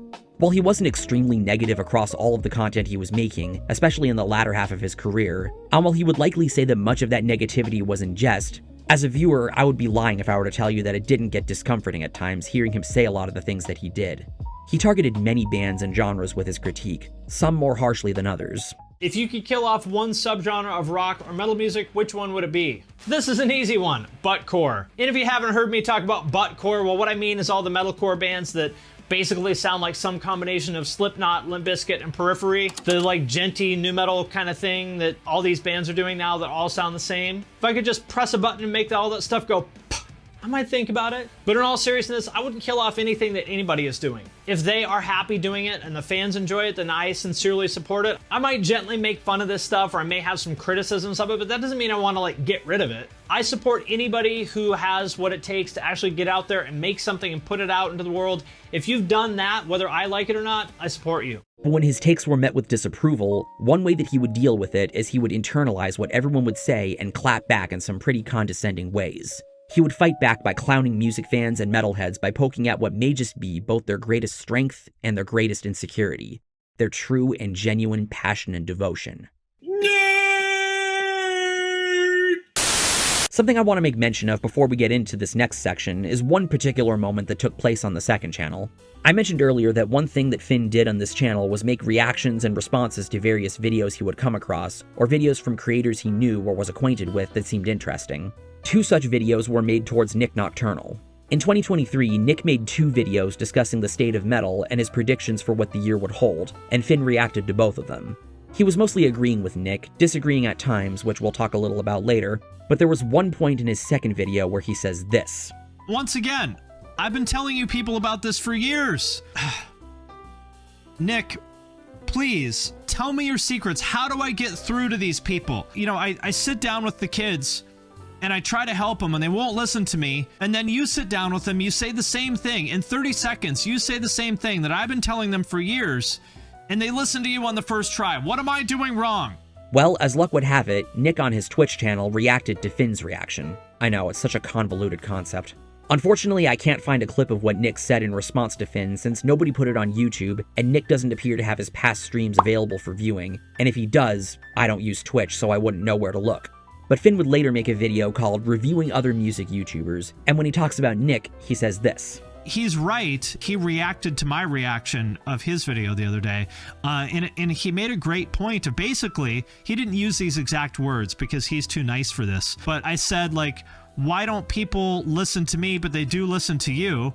And in so many words, he said, because you're a fucking dick, and nobody wants to listen to you because you're a dick and you yell at people. And I was like, you know, he's right. He's right. And his, you know, success is proof of that. I want you to keep that in mind as we continue with the rest of this video. I am a music nerd. Everybody who even knows of my existence can tell you that. Music has been a major part of my life for as long as I can remember, even in the years leading up to American Idiot acting as the starting point to my musical exploration. It's something I enjoy learning about, and it's something I enjoy talking about with people. While you could attribute this to my being on the spectrum, it's nonetheless an easy thing for me to talk about and connect with people on, and it's led to some of my most meaningful friendships in my life. This isn't to say that I have no other interests outside of listening to and playing music, but it can be difficult for me to relate much to people on matters that are outside that scope of interest, and it's led some people to use terms to describe me like one-note, boring, close-minded, unempathetic, and acting like this is the reason why I like to keep a relatively small friend circle. I like to think of myself as an easy person to get along with, so I don't think any of that is true, but it's been an insecurity of mine for many years of my life, especially when I've heard about and received grief about it from my own parents at points. It doesn't make me like myself any less, but I bring this up because of how demeaning it could be hearing Finn make consistent jabs at passionate music fans, calling them nerds that make music their personality, making them out to be like copies of the nerdy kid from Polar Express, and that it's going to ruin all your potential relationships with people. The reason why people get bent out of shape about this comes down to like tribalism and group identity. Meaning that for some people, listening to metal and being a quote-unquote metalhead is their entire identity. Not even just playing metal, but consuming metal. Like, I buy metal merch, I listen to metal on Spotify, I have metal vinyl in my house. Like, this is who I am. I am a consumer of metal. That's my entire identity. Obviously, there are people that make their music taste their personality out there in the world, but it's disingenuous to categorize a person that way just because they enjoy talking about music and are extremely passionate about it, especially when the problem isn't even the music in the first place. Some people are just parasocial or fixative on things, especially when they give them a sense of comfort, joy, and even escapism that they might not get from very many other sources in their lives. I think we all have that one thing that we find solace in. For some people, it isn't even a form of media like music, movies, or video games. It could be an activity like working out, playing or watching sports, doing art, cooking, taking care of a pet, even their job. When people become invested in something, they can come across as quite nerdy, and it can hurt when someone says straight to your face, even if it's meant to be a joke, "Was that? I think it's the sound of no one caring." And that's what it felt like Finn was doing a lot of the time when he would make his jabs at nerds.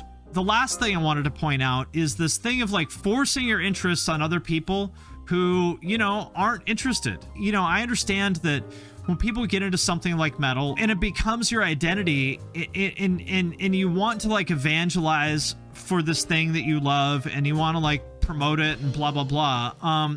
But but don't do it. Like, if people are not interested in it, just don't. And again, this is bigger than just music. It's about, like, I think it's not a stretch to say that a lot of metalheads, you know, maybe don't have the world's best social skills. And I'm saying this as somebody who's, like, you know, probably a little bit on the autism spectrum. So for me to say that you don't have great social skills and you don't have great emotional intelligence, for me to say that is pretty bad. That's another thing right there. There came a point where Finn talked with his psychiatrist who suggested that he might be on the spectrum. I'm not saying this to excuse him of anything, but that would make a lot of sense given that neurodivergent people have a hard time being self-aware of how they come across to people and putting themselves in another person's shoes when considering how they might interpret them. I have a funny way of being able to tell that someone might be on the spectrum based on the kinds of mannerisms and personality traits I've learned about when learning about myself and my own neurodivergence. I remember when both Repsion and ARTV made videos about being diagnosed with autism later in their lives than I'm sure most are, and being like, I had a feeling, given what I've come to know about their personalities from all the years I've followed the both of them, and it could very likely be a reason why I've related a lot to the both of them over the years, and it would appear that it's no different with Finn. As someone also on the spectrum, I can sympathize with whatever struggles he might deal with having an autism spectrum disorder, but while this is not to say that all music fans and metalheads are neurodivergent and there's no way to see into all of these people's minds, I would think that that would be reason enough for Finn to show a little empathy for them, rather than say stuff like this. This is the third reason, is autism. And I'm not joking, like there is an actual, like there are studies about this. I'm not going to read the whole thing, but this is on PubMed. This is not like some blogger making an opinion. Basically, this is somebody has done a study suggesting that people who are into extreme music like punk and metal and stuff like that tend to like exhibit autistic characteristics.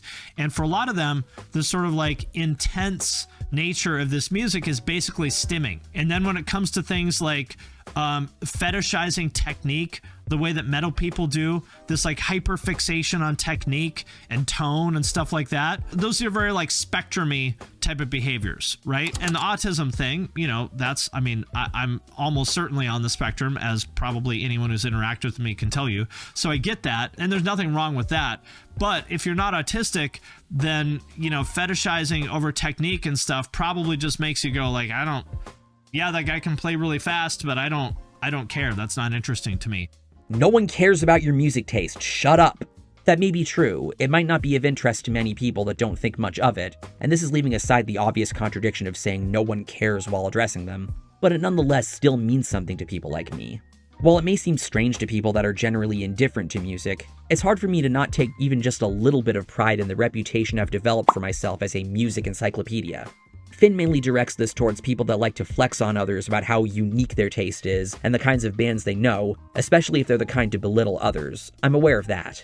To me, it's kind of silly to make such a huge deal out of the fact that you listen to some certain band, especially because literally the only people who will have any clue what it is are the tiny number of other people that understand what it means to have a Saxon patch on your vest, which is like 0.00001% of the population. While there is a part of me that agrees with him, since this is more or less the image I've developed in my mind of what people whose taste primarily consists of death metal are like, as well as what I used to think people who only listened to indie rock were like back in high school, he uses terms like nerds so flagrantly and broadly that people that are passionate about metal and guitar music end up being burned by the line of fire by association. Listening to music is not an accomplishment. The fact that you pressed play on a different song than somebody else does not make you better than them. And having good taste in music is not a substitute for personality. You didn't create the music, you just consumed it. And it's statements like that that get him to sound like he's trying to shame people for being deeply invested in something that others might not share that passion for, as if there's something wrong with that. What's wrong with me, you want to know? What's wrong with me? I could ask you the exact same thing. You see what I did there? What's more is he also goes the route of trying to attribute a particular personality type to people that are drawn to genres like metal.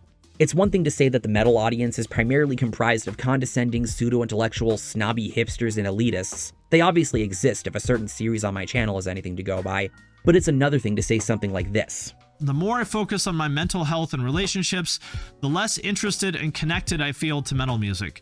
Well, listen, I've talked about this before, and I especially feel it now. I've talked about this before, but it just really continues to be more true for me every year. You know, the fact of the matter is that nobody gets into metal because everything's okay. right? Like, you don't get into Infinite Annihilator and Cannibal Corpse, or even hardcore for that matter, like Death Threat or Hatebreed or whatever. You don't get into this stuff because everything's okay. Like, why do you resonate with these kind of like really dark lyrics, right? There's a couple reasons. So this kind of like dark imagery and like anger, like all these emotions, there's a couple reasons why it might resonate with you. Number one might be because you grew up in a fucked up house and you're like an angry person, like you identify with this stuff because you are also angry. That was the case for me when I was younger, and there's nothing wrong with that, but you would hope that you grow out of that as you grow older, right? Like, you don't want to be like that angry, you know. When I was 13 or 14 years old, I thought nobody understood me and the world was wrong, and, you know, I didn't like authority figures and all that kind of stuff that a lot of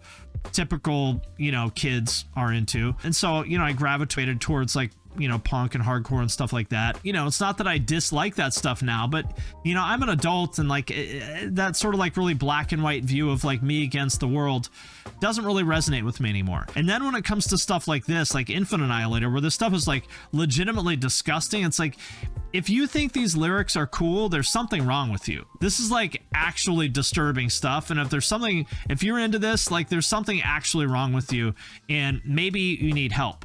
Just because that's what got you to connect with punk doesn't mean that that's how everyone connects with aggressive music. While it is possible that a person could find the lyrics in this music relatable, Finn again doesn't stop to think about other more practical ways that the music could appeal to them.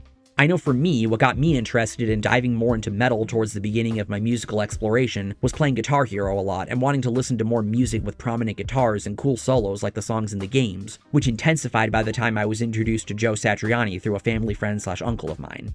I imagine most metal fans have a similar kind of story about what originally attracted them to this sound, and depending on the person and what they were listening to, their taste branched off in a particular direction to where genres like death metal or black metal are their favorite, just like prog metal, alternative metal, and glam metal are for me. It doesn't mean they're a bitter and miserable person with no desire to be happy, and they just cannot relate to anyone outside of their proverbial bubble, especially when, unlike what Finn says in this clip, the problem is that, you know, by being one of these like asshole metal gatekeepers, in general, having this like closed-minded kind of mentality, you're shutting yourself off to just like more than just music. It's about life in general. Much like I spent a lot of time talking about in my Just Enjoy Music video, their taste could extend far beyond extreme metal, and they may have plenty of friends and even romantic partners that they might not have much in common with musically, if anything at all. There's really no need to compare metalheads to incels that fall into the red pill rabbit hole and use those manosphere douches to validate how toxic, lonely, and miserable they are. Oh god, I really hope that didn't sound too bread-tubey. I just really, really loathe those people. Music makes people happy. Whether it functions as a method of catharsis for the listener, or if their only care is, haha, guitar go, brr, brr, there's a meaningful relationship with the art at the heart of why we listen to music. I feel that when people shift the focus to how autistic us music fans can get, they sort of lose sight of that central idea of what music can mean to people. I think that's a little bit unhealthy, right? Yeah, Marvel and Disney fans are guilty of this, or Harry Potter fans. It's a little bit unhealthy. Like, I don't think we do that about food, right? Or maybe we do. There was like the bacon people back in the day. Anime, yeah. It's a weird thing that maybe only in the past 20 years or so, I feel like this whole thing where people turn media consumption into their entire identity, I feel like it's kind of a new thing. At times, listening to Finn make the kinds of devil's advocate arguments against the investment lots of people have with music gives an impression of him being akin to a group like the PMRC. Well, that's what sort of happens in a second channel video he made reacting to a 1987 report about heavy metal. As I've discussed in my Motley Crue video, while most of us remember the 80s as being an awesome era for metal, with how much of an outsider style of music it was, even with its more commercial bands, it drew a lot of backlash from concerned parents that didn't have an understanding of allowing art to exist and artists to express themselves in whatever way they wish. Even after the infamous Senate hearing where Twisted Sister's Dee Snider heroically testified in favor of metal and free expression, there was still a chip on these people's shoulders that lingered throughout the rest of the decade that resulted in reports such as this. Hundreds of thousands of teenagers are locked onto so-called heavy metal music. This video also has Finn point out valid instances of hypocrisy with metal fans, namely how they claim to not care about image while also fixating on how others look, as well as how they have a tendency to adopt a victim mentality while acting like just as much of bullies as the people they claim antagonize them. There's this narrative that the preps and the jocks are always fucking with the outcast emo kids and metalheads and stuff, which, you know, sometimes is probably true, but I'd say 99% of the time it's the opposite. These preps, they don't give a fuck about the metal kids. They're just like going to fucking prom or whatever normal kids do, and then getting a bunch of shit for it from the metal kids, and they're like, what did I ever do to you? What did I ever do to you? The media basically has flipped this narrative on its head because the people who write movies and TV shows are all angry, resentful, bitter nerds who in their heads are the victims, but in reality, normies don't even give a fuck. Exactly, the bullied outcasts are the worst bullies in my experience. That's exactly right. Preps are too Chad to care, exactly. The video is otherwise just your standard Finn McKenty reaction video where he makes a lot of those forced jokes, but the main thing that makes this video so weird for me is when he says this. There's a lot of people that aren't liking that I'm saying that this stuff is a negative influence. Think about this. If you believe that music can have a positive influence on people, which I think we would all agree that it can, it would be intellectually dishonest to think that music can't also have a negative influence, right? I mean, if it has the ability to influence your thoughts and therefore your actions, then that influence has to go both ways. It sounds like the kind of thing someone says when they try to blame the media a person consumes for the violent act they committed. This idea was also explored in an earlier video Finn made on the main channel about Frankie Palmieri, the vocalist of the deathcore band Emo, a band I personally don't care for but I understand the appeal of, posting on Twitter about why he doesn't look fondly at much of his lyrics because they came from a very dark and painful place he was at in his life that he's since made lots of strides to rise above, that those songs didn't do much to improve his situation, and while he doesn't think he needs to apologize for them or disown them since they played their role in shaping who he is today, he's able to look back on the person he was and recognize that he wasn't healthy, especially when he was in a way making his suffering a part of his identity. Seeing Palmieri tweet about this struck a chord with Finn, as it reminded him of the kind of negativity culture that was associated with the scene he came from. The video is a decent showcasing of how a person can grow from their past, one that I can kind of relate to myself, but it's when he takes the discussion in this direction that it ends up derailing a little. There's this fine line between catharsis and getting stuff out of your system and wallowing in it. Like when he says here, analyze how what my time spent swimming in the cesspool of my own misery has led me, what screaming night after night for years about unresolved pain has done to my psyche. You know, that's true for him as the artist, but I think it can also be true for us as listeners as well, and you gotta be honest with yourself about that. Is it actually making you feel better to listen to music with angry, negative emotions in it all the time, like a lot of people do, like I used to? If it is, cool, you know yourself better than I do, but I think you gotta be honest and say, maybe it's not. The implication there is that metal, or at least this kind of metal, is only for angry, perpetually miserable people that are content living an unhealthy lifestyle. And he even calls it selfish to have Frankie write these sorts of songs at this stage of his career and play them live when he wants to be better, which is similar to comments he's made about the concept of anniversary shows. I'm not personally very interested in anniversary tours because I don't want to see a bunch of old people playing songs they wrote a long time ago that no longer mean the same thing to them. He doesn't stop to think that even if the artists have grown a lot in the years since these songs were written, the songs could also be a testament in and of themselves for how far they've come. They could mean so much more to the listener, such as helping them at a bleak time in their life. Songs written from a personal place tend to leave the most impact on the listener, and they could also be just good songs on their own. I'm all for growing from your past, but that doesn't mean music from that time necessarily needs to be disowned by either the artists or the fans. This questioning of necessity within the culture of music even extends at times to Finn's view of reviewers. In 2023, he made a second channel video reacting to a video from Anthony Fantano regarding Ed Sheeran stating in an interview with Rolling Stone that he doesn't see the point of music critics, in written form at least, since music is so accessible now in the streaming era that you're able to listen to it more easily than back in the day, so there isn't as much of a need for reviews to give an impression of whether it's worth your time and or money.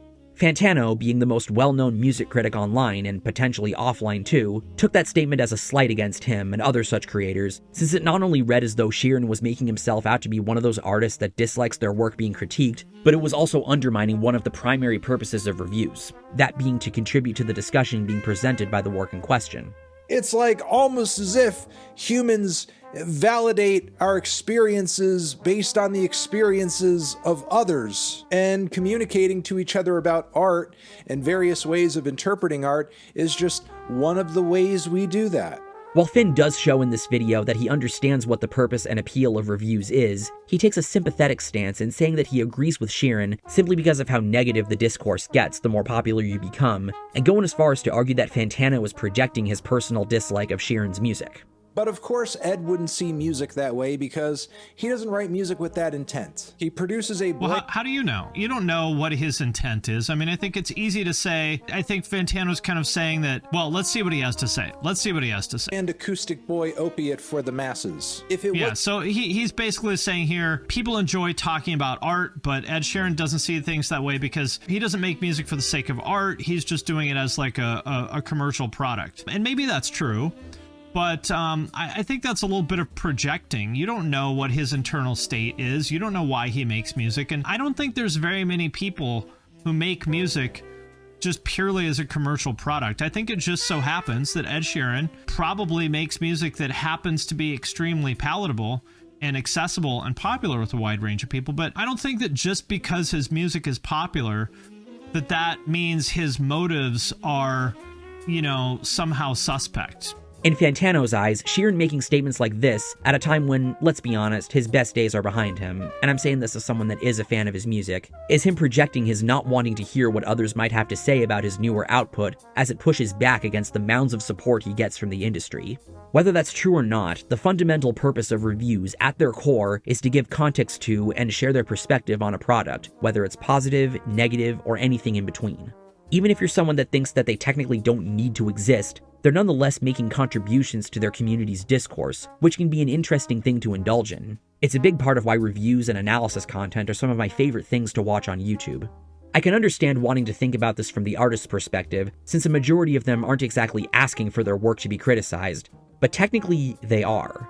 If something for consumption exists in the world, people are going to give their thoughts on it if they feel compelled to do so, or if their audience is curious. And as much as taking a really venomous approach might give a wrong impression, even the harshest of negative criticism can be helpful for not just them, but also for others, so they know what to aim to avoid doing in their artistic endeavors. Fantano might have had a condescending demeanor in his video, and his bias against Ed Sheeran might have been a bit too clear, but it didn't make his point less valid. And I think Finn focusing too much on that, whether or not it was because he really wanted to defend Sheeran, ended up making this into another instance of him finding in-depth music discussion and analysis, at least regarding popular music, to be pointless and unnecessary, even though he knows what the point is.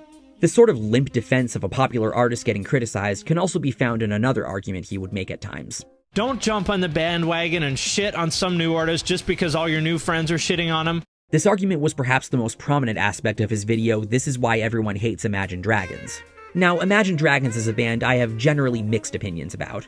I do think they have a few decent songs like Believer, Demons, and even Whatever It Takes, and I used to really appreciate the kind of representation they give to rock on the Hot 100, which was my primary reason for featuring them in the Best Song series the few times that I did. But as their sound got more and more poppy as the years went on, the blander and phonier they would sound. It's to the degree that nowadays, Imagine Dragons is often used as a term to describe a band taking their sound in a poppy and synthetic direction and putting out what many fans see as their weakest material. Finn's video starts out kind of like a What's Wrong With video, as a decent dive into the various aspects of the band to determine what it is that gets them the amount of hate that they do, such as how overexposed they've gotten. What he concludes is such a head-scratcher. I think the real reasons for it have more to do with the universal human need for group identity. And if you'll bear with me for a minute, I'll explain what I mean. Humans are social creatures. We all want to belong to something bigger than ourselves and identify as part of that group. We all want to belong as something larger than ourselves, identify as part of that group, and have other people see us as part of it. And now, if you're wondering what all this has to do with Imagine Dragons, here's the connection. There's a group of people out there whose identity revolves around disliking and rejecting any kind of mainstream music because they want people to see them as someone who has quote-unquote good taste in music. This is the group identity that they've chosen, and it's very important for them that the world sees them as such. Yep, apparently people only dislike Imagine Dragons because they want to be part of a bandwagon. It couldn't possibly be because of how bland and overplayed their music has gotten, which I say as someone who has spoken positively about them before and mostly stand by, like Thunder really didn't need to be on the best list in 2017. I don't think group identity has anything to do with this, and I think you know that.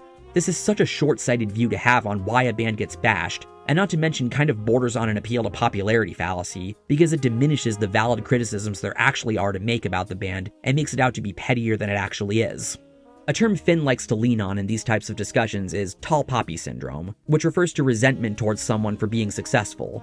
He had used this term before in his Green Day video that we talked about early on in our story, and it made sense there because there were lots of people in the Gilman scene that complained that they had sold out when they signed their major label deal. And as I said before, I'm inclined to believe Finn on that since he was actually there to witness that. I do not think it makes sense to attribute the term towards the disliking of bands like Imagine Dragons, because it does go beyond they suck because they're popular. While their music might not be the worst out there is musical discussion that's brought up to support their opinion, with no implication at all that there's any resentment towards their success. And more often than not, it's the same with other bands that a person has a negative opinion on. Accusations of tall poppy syndrome, to me, just sound like a smart-sounding way of making the jealous argument, without considering if it really makes sense to do so. I guess it would make sense in terms of resenting the fact that Imagine Dragons gets undeserved recognition and industry acclaim compared to a band with a more genuine and less synthetic sound, but again, that's not what usually gets brought up when complaining about them. The focus is almost always on their sound and overexposure. This would lead Finn to another one of his grand conclusions about rock and metal fans, kind of like how they don't like women or don't like black people, that they just hate money and success. Basically, what it comes down to is that I think our scene has a lot of toxic, dysfunctional, self-limiting ideas about money and success, and it's kind of a big deal. This kind of thinking is a big part of why it's so damn hard for bands to make any money, and I actually think it plays a very significant role in the overall decline of rock and metal in general. Losers hate winners. That's what I like to say. A thing that lots of music fans dread is seeing a band we love, or at least respect, make a radical change either to their sound or their model, especially when it's clearly being done with the intent of receiving a major payout. While there are definitely people that have a toxic view that this kind of success is bad, and it's definitely counterproductive if we really want these bands that we like to be able to make a living doing what they do and potentially become a new gateway for a new generation of fans, this is another idea of Finn's that I find to be really reductive because it dodges the heart of what these kinds of moves represent for some fans. For example, another one of my really unpopular music opinions is that I really dislike the Black Album from Metallica, in addition to Load, Reload, 72 Seasons, and of course Saint Anger, though that one's a given. I don't dislike those albums because they were commercially successful and made Metallica a lot of money, nor do I think Metallica is undeserving of their success. They're still Metallica, and while they might not be my favorite band in the world, I still love them. I dislike those albums because they strayed far from what it is I do like about them, the aggression and genuine heart. They represented the band hitting some kind of creative wall and not really trying, though with Saint Anger, the context behind it is a lot sadder and we really don't need to get into that. But it's this kind of stuff that people dislike about a band becoming popular. It doesn't mean that they want bands to stay struggling and suffering, they just don't want them to become corrupted by success or by the idea of success. In fact, a lot of metal's recent successes have been met with lots of positivity, but even despite these being things that Finn claims to want bands to shoot for, he'll still sometimes move the goalposts. This attitude was a tragically prominent aspect of one of his reactions to Nick Nocturnal that I mentioned earlier. The video had Nick showing lots of excitement towards various accomplishments that had been taking place throughout the year, but Finn would often respond by trying to be realistic, as a means of saying that it's not that big a deal. For example, when Nick talks about Knocked Loose's feat at Coachella, rather than nod in agreement about how that's a big moment, he says this. Yeah, okay. But remember, there were like hardcore bands and stuff like that that played on the late night shows, you know, back in the 90s and stuff. It's cool, but that doesn't necessarily, I don't know that means that metal is blowing up. And when Nick talks about how much more popular nu metal is now, he just butts in to argue semantics. Well, no, it's not more popular than it's ever been, but it's more popular than it's been since the 2000s, for sure. But it's not more popular than it's ever been. I mean, I've talked about this before, but I mean, nu metal was as mainstream as it gets in like 2002, and it's not at that level now. But it's definitely more popular than it has been since then. Even when Nick brings up Sleep Token's out of nowhere success that they had with Take Me Back to Eden, he has this so what attitude about it. But see, again, look, I don't mean to be a hater. 2.7 million views in 2 months. That's great, okay? It really is. But let's look up, Gunna. 4.8 million views in 2 weeks. We've got a long way to go, is my point. And that's not to like dunk on Sleep Token. I'm not trying to put them down. I'm just saying, like, to pretend that Sleep Token is in the same universe as Gunna is just, it's not true. Like, Finn, this is what you wanted, right? I don't even think there's anything wrong with having a why stop there mindset, because I'm inclined to agree about that. But I don't think it's worth having this dismissive attitude just because it doesn't match up to the 2000s. I definitely don't think it's bigger than it's ever been. That's for sure. I mean, I guess it depends what you're talking about with metal. If you're talking about like, Lorna Shore, yeah, it's probably bigger than it's been since Suicide Silence was on top.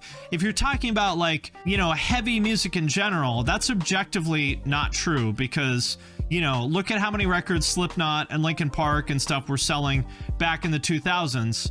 It's definitely not bigger than it was back then. He has a very glorifying view of the 2000s, heralding it as the time when metal peaked.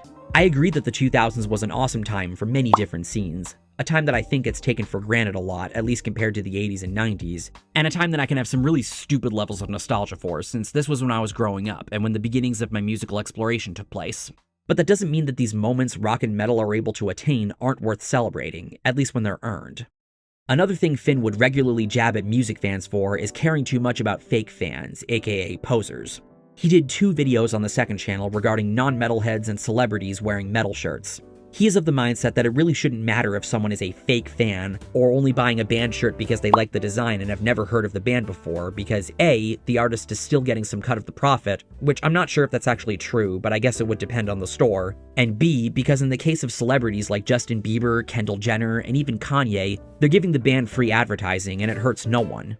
More money from fake fans? Cool, whatever. Both of these sentiments are fairly reasonable in my opinion, but much like I said in the section about how Finn discusses sexism in the scene regarding women wearing band shirts, they make for good conversation starters as it appears that we have a mutual interest. And if it turns out that that mutual interest isn't actually there, it's kind of a blow to the proverbial dick, because the idea behind owning a band shirt is that you at least have a modicum of interest in their music, even if it is only a small few songs. To which Finn would then respond with, "Why? Who cares?" Yes, this is a first world problem, and it's really not that important. But from the perspective of someone that wants to establish some kind of connection stemming from this thing they care very deeply for, it feels bad when someone breaks the illusion like that.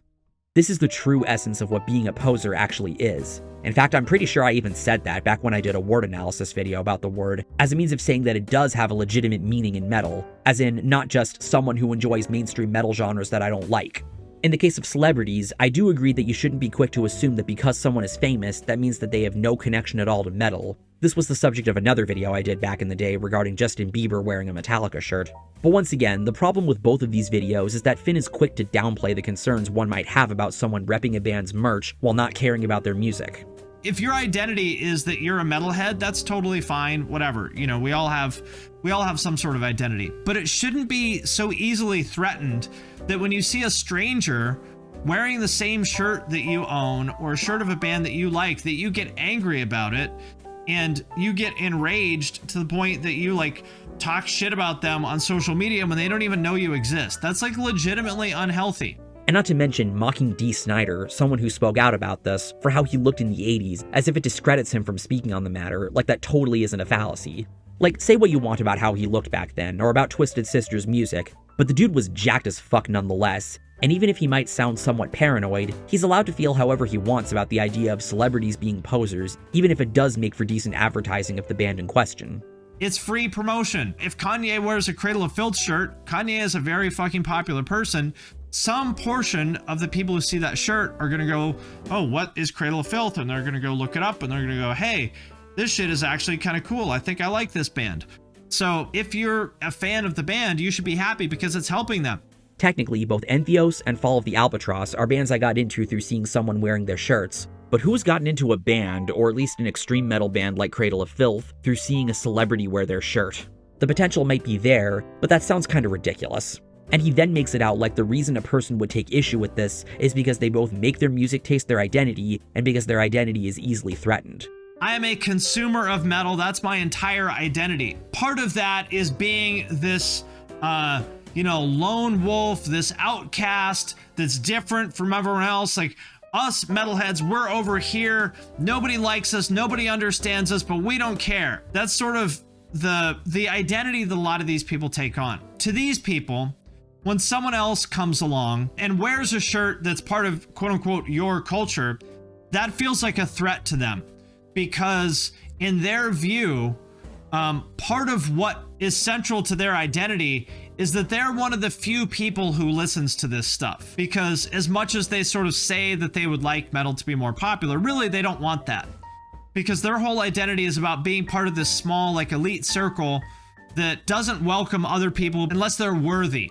And of course, someone like Halsey or Justin Bieber or Kendall Jenner couldn't possibly be worthy because they're one of the popular ones. You know, to me, that's like legitimately sad.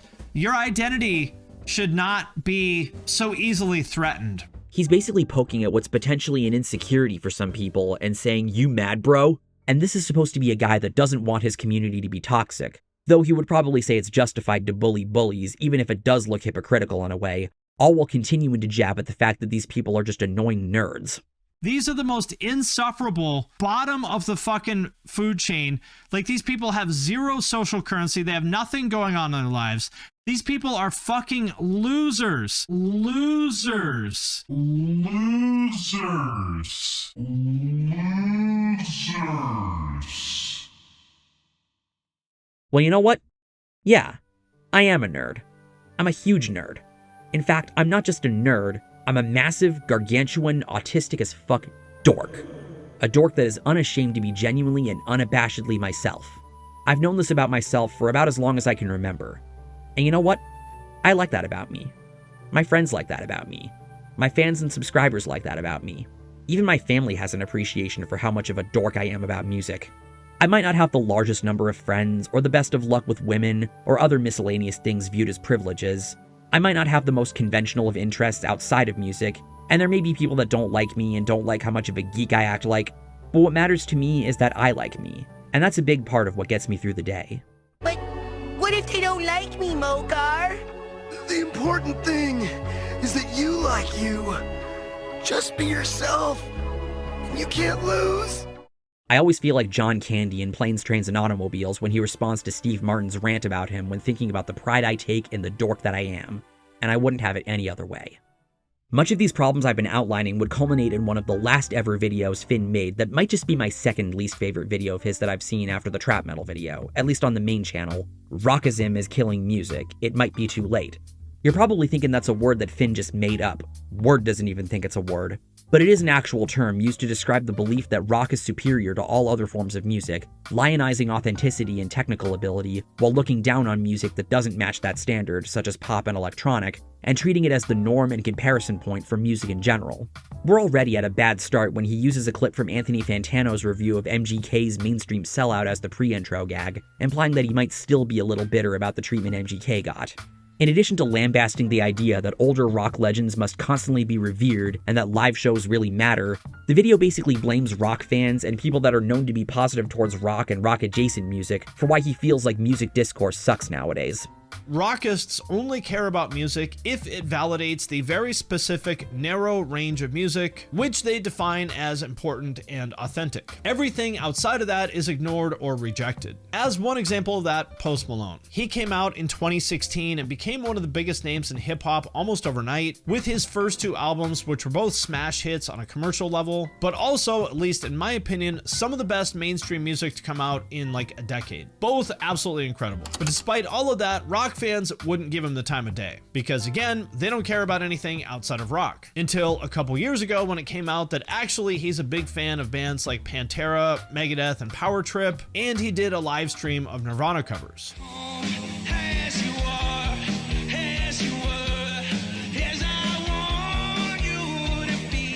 And then suddenly everyone decided that actually Post Malone was cool and his music was actually pretty good. They wouldn't acknowledge the validity of his music until he kissed the ring of what they believed to be quote-unquote real music. In other words, old rock bands. Or as another example, back in the 2000s, Sum 41. The same people who hated Blink-182, Good Charlotte, and New Found Glory would give Sum 41 at least a little bit of credit because they name-dropped Iron Maiden and Judas Priest in Fat Lip. The point here is that in this rockist paradigm, artists are only seen as interesting or valid if they pay tribute to or somehow have some sort of tie to the classics of the rock canon. Like how metal fans who generally hate rap seem to sort of accept Public Enemy because they did a song with Anthrax 35 years ago. Those are some questionable observations. While yes, people in the rock community did start paying attention to Post Malone around the time of Take What You Want, I, and I'm sure a lot of others, have been aware of his ties to rock since 2017-2018. And while he does have good material on his first two albums, let's be real, Hollywood's Bleeding is definitely his best, and Take What You Want is definitely a big part of why. With the Sum 41 example, I highly doubt that a mere mention of Iron Maiden and Judas Priest in one song was what got so many people to love them. It couldn't possibly be because their music has always had more of a metallic edge, even early on in their career, compared to a band like Blink-182 or Good Charlotte, because that's a big part of why I consider them one of the all-time best in pop punk, and one of my favorite bands in general. And the Public Enemy example sounds silly as well. Even back when I hated rap, I was at least aware that Public Enemy had a message that they prided themselves on that I could at the very least respect, even if Flavor of Love kind of went against that. I would think that a group like the Beastie Boys, The Roots, or Cypress Hill would make for better examples, since they actually play instruments. Questlove is legitimately one of my favorite drummers. Finn also ties this rockism idea into many of his previous talking points. His view that innovation isn't taking place in music, his questioning of why people take issue with the involvement of outside writers, his idea that rock fans just straight up hate music that isn't made with guitars and acoustic instruments, and his view that caring about fake fans is toxic. But he also claims it's to blame for why reviews, especially of popular music, aren't as positive, how it feels like reviewers are trying to find fault so that their review seems more objective, and even tries to tie that into people shitting on popular things as though that's where their cred comes from. It almost feels like this contest where everybody is trying to outdo each other and who can be more critical and find fault in like literally anything and everything. It's almost like the more critical you are, the more valid your opinions are. Like on this Reddit thread about albums ruined by bad production, one of the commenters brings up Rick Rubin as an example. And obviously it's totally okay if you're not a fan of everything he's done, but like really now we're saying that Rick Rubin sucks? That's what level of just like negative assholes we've become? That one of the greatest producers of all time, even he sucks? Honestly, I think it's sad. And I think that this is because for a lot of these rockist types, their entire identity is about being the guy with quote unquote good taste in music. And they think that the best way to show people that you have good taste is by criticizing every little detail about stuff that other people like. And much like he did in his response to Fantano, he ends up undermining the whole purpose of music discourse and reviews in general. The reality is, while it's great to be positive about new music, it's something I love doing in my videos, it's illogical to act like there is nothing to be even slightly critical of, even in the best of content. Even if they're tiny nitpicks, you aren't doing your due diligence as a reviewer to not make mention of them. It doesn't mean that these people are cynical, overly negative, and looking for any and all possible things to complain about, even if it's true that the negativity bias exists, especially on a site like YouTube. It means that they understand what's expected of them as a critic, even as they're of the understanding that they're just providing a singular perspective out of the potentially millions that exist about the content in question. They know they're not the authority, and I've never claimed to be an authority on music discourse either, for the record. A part of me does agree with Finn when he says this. In the words, again, of Douglas Wolk, quote, "It chains both artists and their audience to an ideal rooted in a particular moment of the past." Since it relates to the core message of just enjoy music, but I just don't think that's what's going on in the world of music criticism. When he defines rockism in this video, particularly the part about how rock is treated as the comparison point for pop music, I also couldn't help but feel like I was being indirectly called out. Because those that follow the Best Songs series know that for the longest time, I considered 2012 to be the best year for pop music in the 2010s, due in large part to how much indie, rock, and rock-adjacent hits were on the year-end chart that year. Only recently did 2024 give that year a run for its money, and potentially top it for basically the same reason, along with the Kendrick and Drake beef, of course. Finn would probably look at both of those videos where I'm at my most glowingly positive towards pop music, and say that I'm looking at a lot of the songs I talked about from too much of a rockist perspective, since much of what I enjoy about songs like 50 Ways to Say Goodbye by Train, Everybody Talks by Neon Trees, White Horse by Chris Stapleton, and Beautiful Things by Benson Boone was the rock sound they each had. I've made it no secret in the Best and Worst Songs series that I'm largely viewing these pop songs from the perspective of someone that primarily listens to guitar music and doesn't pay super close attention to the pop charts compared to someone like Todd in the Shadows, Spectrum Pulse, or Sean from Diamond Axe Studios, who are a lot more knowledgeable about it since their job largely revolves around their ability to stay on top of it, which is something I both respect and hate about guys like them. But in my opinion, that's what I've always believed made my perspective unique, and it's perhaps the thing that I enjoy the most about contributing to that discourse. I don't think it makes my perspectives or others' perspectives less valid if that's the angle it's being approached from, since at the end of the day, it's always going to be subjective. If you haven't picked up on it yet, I'm surprised you need me of all people to explain it to you, but if the way he pushed back against those nerds weren't enough of a giveaway, Finn was not the greatest at dealing with criticism. What is perhaps the biggest prerequisite to functioning in the world, whether on YouTube, at work, school, social groups, and in industries like the entertainment industry or any other professional setting, is the ability to take criticism, because you're going to be getting a lot of it, whether you like it or not. It's not always nice. Sometimes it can be in bad faith or delivered in an overly aggressive tone, but the core purpose of criticism in these settings, at least good criticism, is to help push you in the direction to be the best version of yourself that you can. How do you deal with the hate and bad comments? By the way, love your videos, keep up the amazing work. Most of the time it doesn't really bother me. The one thing that really does kind of bum me out is when people make fun of the way I look. That does hurt my feelings because I am sensitive about that because I'm old and I don't like to be reminded of it. But it just comes with the territory, you gotta accept it. I wouldn't go as far as to say that Finn wasn't of this understanding. There have been moments in videos like the viewer comments videos where he seemed to take it in stride. For example, a comment that he featured in a video from mid-2019 that took place on his video about Screamo covers, pointing out how unfair it was for him to compare Our Last Night's viewership on cover songs they made 5 years ago by that point with the viewership on songs from their then latest release. Actually, he is totally right. And just to be clear, I didn't do that on purpose. I was just a little bit sloppy. So Nick, thank you for calling me out on that. Good point. Even though that is him admitting to doing poor research. Smooth. Not to mention, the fact that he kept at creating content for 7 years implies that he was at the very least somewhat able to push through it and not let it get him down, as is the case with lots of creators that are commonly considered lolcows whose reputation precedes them. But the manner of which Finn would react to various comments and criticisms towards himself and towards videos he made that weren't received the way that he hoped did a number in not helping his case when it came to how people tended to view him. And if you ask most people aware of him, what his content was like, and even have a basic understanding of his history on YouTube, this was arguably the most crucial aspect of Finn's downfall. His channel was growing at a moderately fast rate. March 8th, 2021 was when he passed 300k subscribers, July 29th, 2022 was when he passed 400k, and on August 15th, 2023, he reached 500,000 subscribers, and the second channel had passed 100k on November 5th, 2022. His career had reached a point where YouTube had become a job for him alongside his job at URM Academy, possibly even his primary income source. He was making enough to afford to buy a house in 2021, which was timed very well for the arrival of his son in 2023. The bigger your channel grows, the more the algorithm pushes your content out to more and more people, the more eyes are on you. While lots of people are watching and enjoying your content, there's also a larger critical eye that's observing you both in and outside of your audience. There are countless people on this website that dream of becoming big and respected and making a career out of something that started out as a fun hobby or budding idea they wanted to try out, but they aren't aware of the hurdles they need to get themselves over if they want to achieve that. As I said earlier in the video, you don't need to be a large channel in order to receive criticism for your production, arguments, research, or attitude in your videos.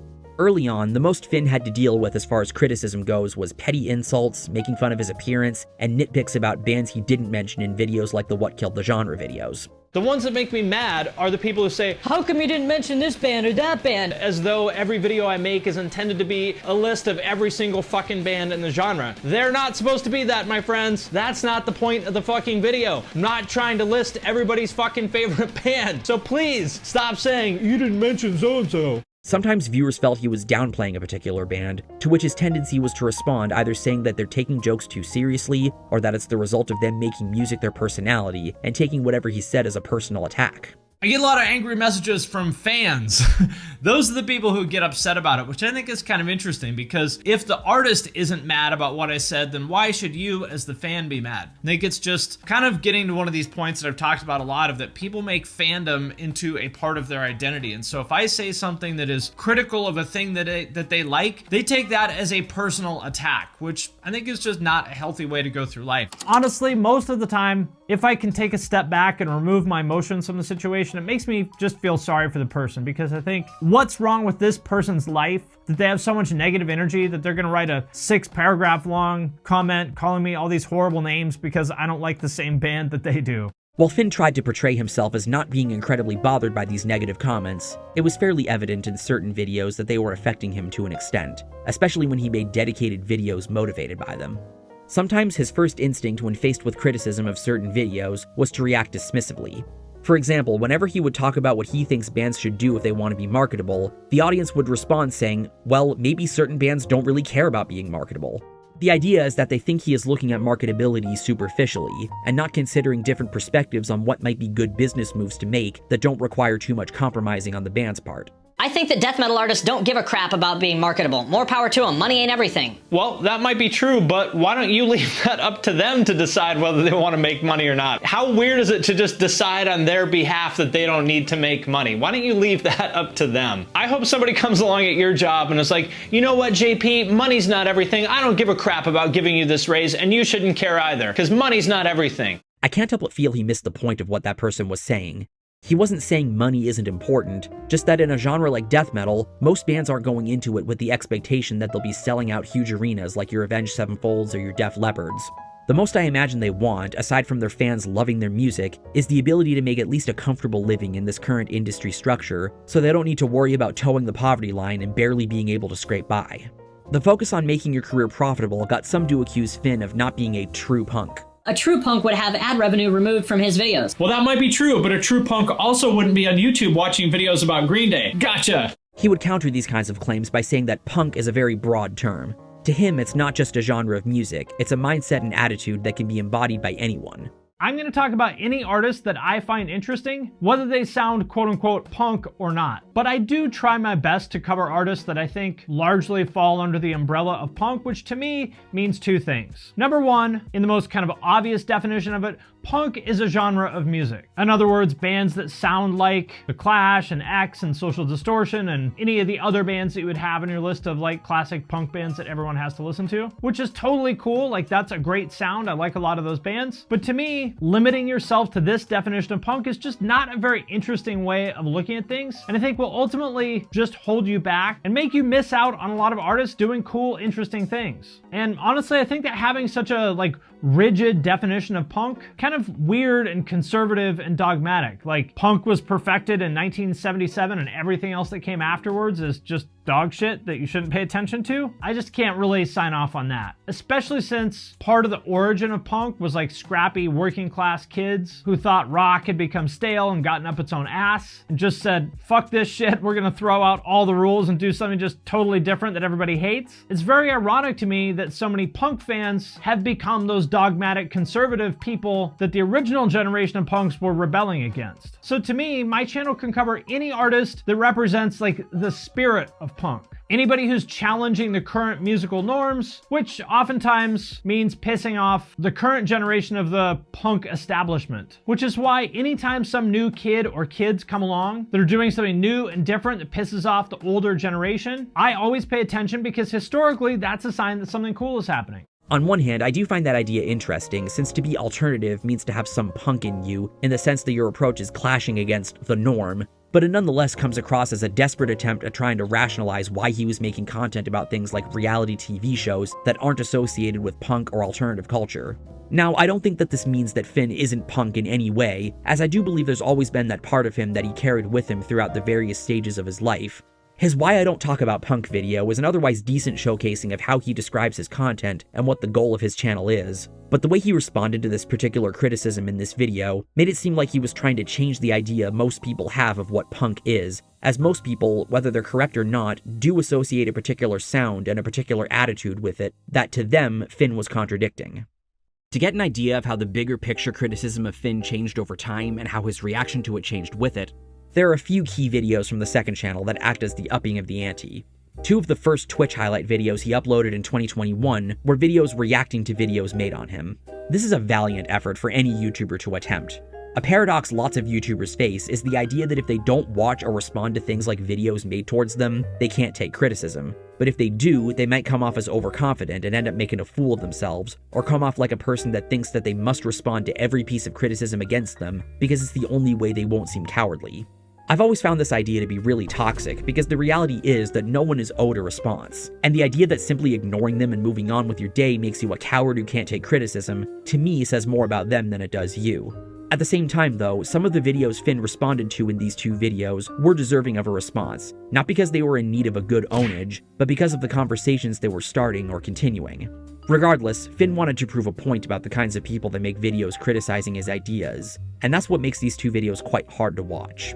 The first video in the duology started out with Finn feeling very overconfident, but that's mostly because he was reacting to easy targets such as hipster black metal, who's an obvious troll, who I'm still waiting for him to do a video on me like one of his fans said he was going to do back in 2017. Do it, you coward! What are you waiting for? As well as people not really disagreeing with him, such as the user Caleb Will Try It, giving his perspective on Memphis Mayfire's Maddie Mullins in response to the segment on them in the Most Hated Artists series. Listen to how he sounds in the first half of the video. You're not in it for life. You're a tourist. Don't get me wrong. Man, I wish I was a tourist, but here I am, 42 years old, talking about music on Twitch. I wish that I was a tourist, but sadly, this guy could not be more wrong. But when he got to become the Knight's response to the Prog video, his tone of voice changes. Every person in this fucking world can sing Twinkle Twinkle Little Star. It's a great song, but it's not great because it has as much value as Beethoven's fucking Fifth. And pretending Well, why not? I mean, I don't think that he's made a compelling case. Again, you've got to go back to first principles thinking. First principles thinking is the idea of beginning with a fundamental premise and going from there. In other words, if you believe that Beethoven's Fifth is fundamentally more valuable than Twinkle Twinkle Little Star, why? I think you could certainly make the case that, you know, for example, if we're talking about like a piece of music is valuable because it brings other people joy, Twinkle Twinkle Little Star, it's very arguable, has brought people more joy than Beethoven's Fifth. He doesn't sound as confident arguing against Mike because as someone much more knowledgeable about prog, he does a good job explaining how Finn's view of the genre is flawed, to the point where much of Finn's interjections don't prove him wrong at all. Nobody gives a shit about how fast you can play. That is bullshit. Yngwie Malmsteen, the epitome of guitar machismo masturbation, sells out shows specifically to who? Who does he sell his tickets to? Because people care how fast he can play. To other people who play guitar. To be fair, he probably wasn't prepared for what Mike was going to counter his video with, and maybe the intent wasn't even to prove him or any of the other people he responded to wrong. It still wasn't a great look, even if it did eventually lead to him inviting Mike onto his podcast where they would talk out their differences and become close colleagues. The second video of the duology is a lot more painful. Why? Because, well, one of the videos he chose to respond to was Wyatt X Him's response to the trap metal video. I remember feeling very anxious about how this was going to go down because Wyatt made some very good points about how dogshit of a video it is. I thought, maybe Finn will be convinced of his video's faults. Maybe he'll provide some clarity to some things Wyatt brings up. Oh, 2021 Shays, you naive little man. All of his responses to Wyatt were either missing the point of what was said. Judas Priest as a template for this, okay? They've been around since the 70s. That's 50 years they've been active. That's 50 years of influence on countless artists out there. The reason why metal will always have... I'm not really sure I would agree that that's 50 years of influence. I could be wrong, but I don't think too many current artists are naming Judas Priest as an influence. I think that was what you heard in, like, you know, maybe Anthrax's generation, you know, in the early 80s. Or not even really responding to his points at all. Literally, you could have just said, hey guys, I just look at the surface of extreme metal. I haven't dived in. I have probably been listening to death metal longer than this person has been alive. I've been listening to death metal since like 1990. And he stops the video right as Wyatt was about to make one of his strongest points, when he brings up the concept of what killed the genre being about genres that were once trendy but aren't anymore, to counter his idea that metal fans are wrong to dismiss trap metal as being a fad. And of course doesn't get to the part about what Wyatt had to say about his claim that not liking trap metal is a sign of racism. Can't have that, can we? And the other videos covered in the video didn't fare much better. With the exception of the second video he covered by user Mr. Deadman, whose video basically just amounted to questioning why Finn was at all surprised by the swarm of negative reactions from baby metal fans on the video discussing them, these weren't particularly easy targets. There's one moment in the next video by user Eddie Metal, again responding to the trap metal video, where he once again doesn't respond to the actual point. Genre has no bearing on metal music, no relevance regarding the advancement of the metal genre, because they're not connected. They aren't stylistically related, so such a title is as ridiculous as Tech Death and the Future of Country. Today we are here to talk about... But it wouldn't be weird if there was actually a bunch of tech death and country crossover artists, then it would be a perfectly sensible video to make. But then there's the final video featured from Stevik McKay, the lead guitarist from 12 Foot Ninja, regarding Spotify royalties.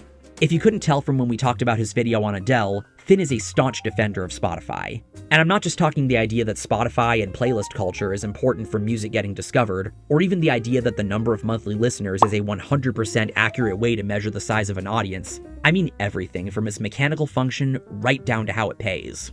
For those that don't know, the way Spotify pays artists is that the percentage of money that goes to artists refers to artists as a whole, not a singular artist. Whenever Spotify comes out with a report that aims to dispel the claim that they don't pay artists, this is what they mean. The payment going to artists gets divided across each artist on the platform, and even then, if they aren't independent, it goes to their label, who take their cut, along with the producer and any other co-writers, with the remainder going to the artist, which then gets divided across the band members.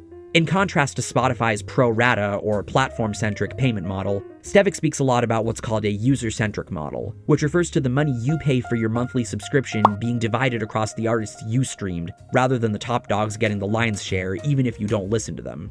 It's sort of like the way YouTube pays its creators based on ad impressions per a certain number of views, and unless their video is copyright claimed or demonetized, or you as the viewer are using an ad blocker and haven't gotten snuffed out by YouTube for it, your viewing of the video directly contributes to how much revenue they're able to earn. Spotify doesn't have a reputation of paying artists very well, allegedly a fraction of a cent per stream, and in my opinion, the user-centric approach does sound like it would improve artists' earnings. Finn, however, was dismissive of this idea because, well, he just thinks everything's fine the way it is, and who are you to complain? This doesn't make sense. He's saying that Pantera should get this $6.99. Like, that doesn't even make sense. So this model is called the pro rata model, and there is an alternative model, and that is called the user-centric model. Spotify user just plays walk, Pantera gets $6.99. I'm going to go through a few articles to explain. Why? I'm so confused why they would get $6.99 for playing Walk once. Oh, I see. Yeah. Deanna said, I think he's implying that that's the only song they play the entire month. Okay, I gotcha. Spotify's existing pro rata model pays 0.4% of blockbuster artists 9.9% of subscriber money. When the user... Why? I don't understand why... It sounds like he's saying this is a bad thing, but I don't understand why it would be. It is generally the case that in hits-driven businesses like entertainment, the top fraction of hits generates the vast majority of engagement and revenue. So this is the part he's not addressing here is what portion of plays. So it might be 0.4% of artists, but 0.4% of artists could very well account for 80% of streams, right? So that's the part he's leaving out here. It doesn't matter how many artists are out there, it matters how many streams they're getting. He's very dismissive in general about a lot of what Stevik brings up, because just like in the Adele video, he thinks that people that complain about Spotify are entitled. A lot of these arguments to me just come down to it's not fair. I'm open to that idea, but who gets to define what fair is? Maybe Drake doesn't think it's fair that some fucking random death metal band who just got one play a week gets a disproportionate share of the Spotify royalties under this model. So I'm not convinced so far. It's not persuasive to me that there's 99.6% of artists on this platform that feel like they're not getting paid enough. Lots of people feel lots of things. That doesn't make me believe that their feelings are valid. Tell me why this isn't fair. I am certain that Drake probably generates more streams than like every random DIY bedroom project combined tenfold over. Why shouldn't he make more money? Sure, there may be some entitlement at play. An argument can be made that humans are inherently selfish, particularly when they're expecting to be rewarded for their efforts. But remember, these artists are wanting to make a reasonable living from their music, which is something you've always advocated for them to be able to do without being called sellouts. So if Spotify must be part of this equation, then of course they would want to get more out of it than what they're currently getting from the app. He also reinforces the idea that because Spotify is good for discovery, and that's a big part of why artists have their music available to stream there even if they don't like how it pays, it should imply that there isn't much wrong with the platform, when all that really proves is that Spotify and other streaming services are a necessity in the current landscape, while completely sidestepping the issue at hand. It further showcases his bias, his dismissive tendencies, and his doubling down on the idea that musicians are entitled, even though it could be argued that a business not rectifying concerns being expressed is bad for PR. This kind of goes to show why Finn didn't make any more videos like this after this. He knew he couldn't just respond to easy targets, but he wasn't coming up with compelling retorts when responding to more challenging opponents like Mike, Wyatt, and Stevik. A video that's directly motivated by the backlash to a singular video is a second channel video he made called Time to Be Honest With You. He had posted a reaction to Era's song Nigh to Silence, one of the last singles to be released from their self-titled album, a little over a week prior, and while he wasn't scathingly negative towards Era, given what we know by now about his feelings towards Gent, he wasn't exactly positive either. He calls the song a generic assortment of Gent riffs and not a song, and tries to be constructive by saying that if they break out of their comfort zone like what Wage War did with Manic, they might make more interesting music. It's not something I agree with, since in my opinion, Era is the best band in progressive metalcore with such excellent riff writing and consistently great albums. but it's far from the meanest thing Finn has said about a band. But the video did not get great feedback from the audience. They felt that he was being unfair and letting his bias against gent take control, as well as not showing much understanding of the fact that their technical approach to progressive metalcore is exactly what makes them a favorite in the genre, so what good would come from them getting rid of that? And along with other videos he made where he gave similar criticism not being received well by the audience, it compelled him to make a video addressing this.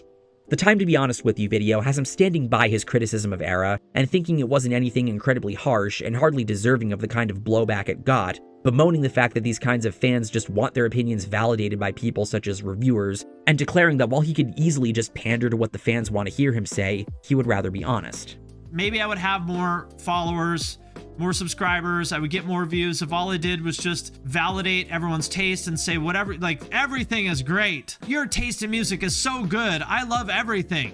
Maybe I would get more views that way, but it is not what I want to do, and I don't think it's what the world needs. And he also likens this to the idea of echo chambers, where people don't want their beliefs challenged and don't want to think critically, along with making his usual point that people like this are the kind to take negativity towards something they like as a personal attack.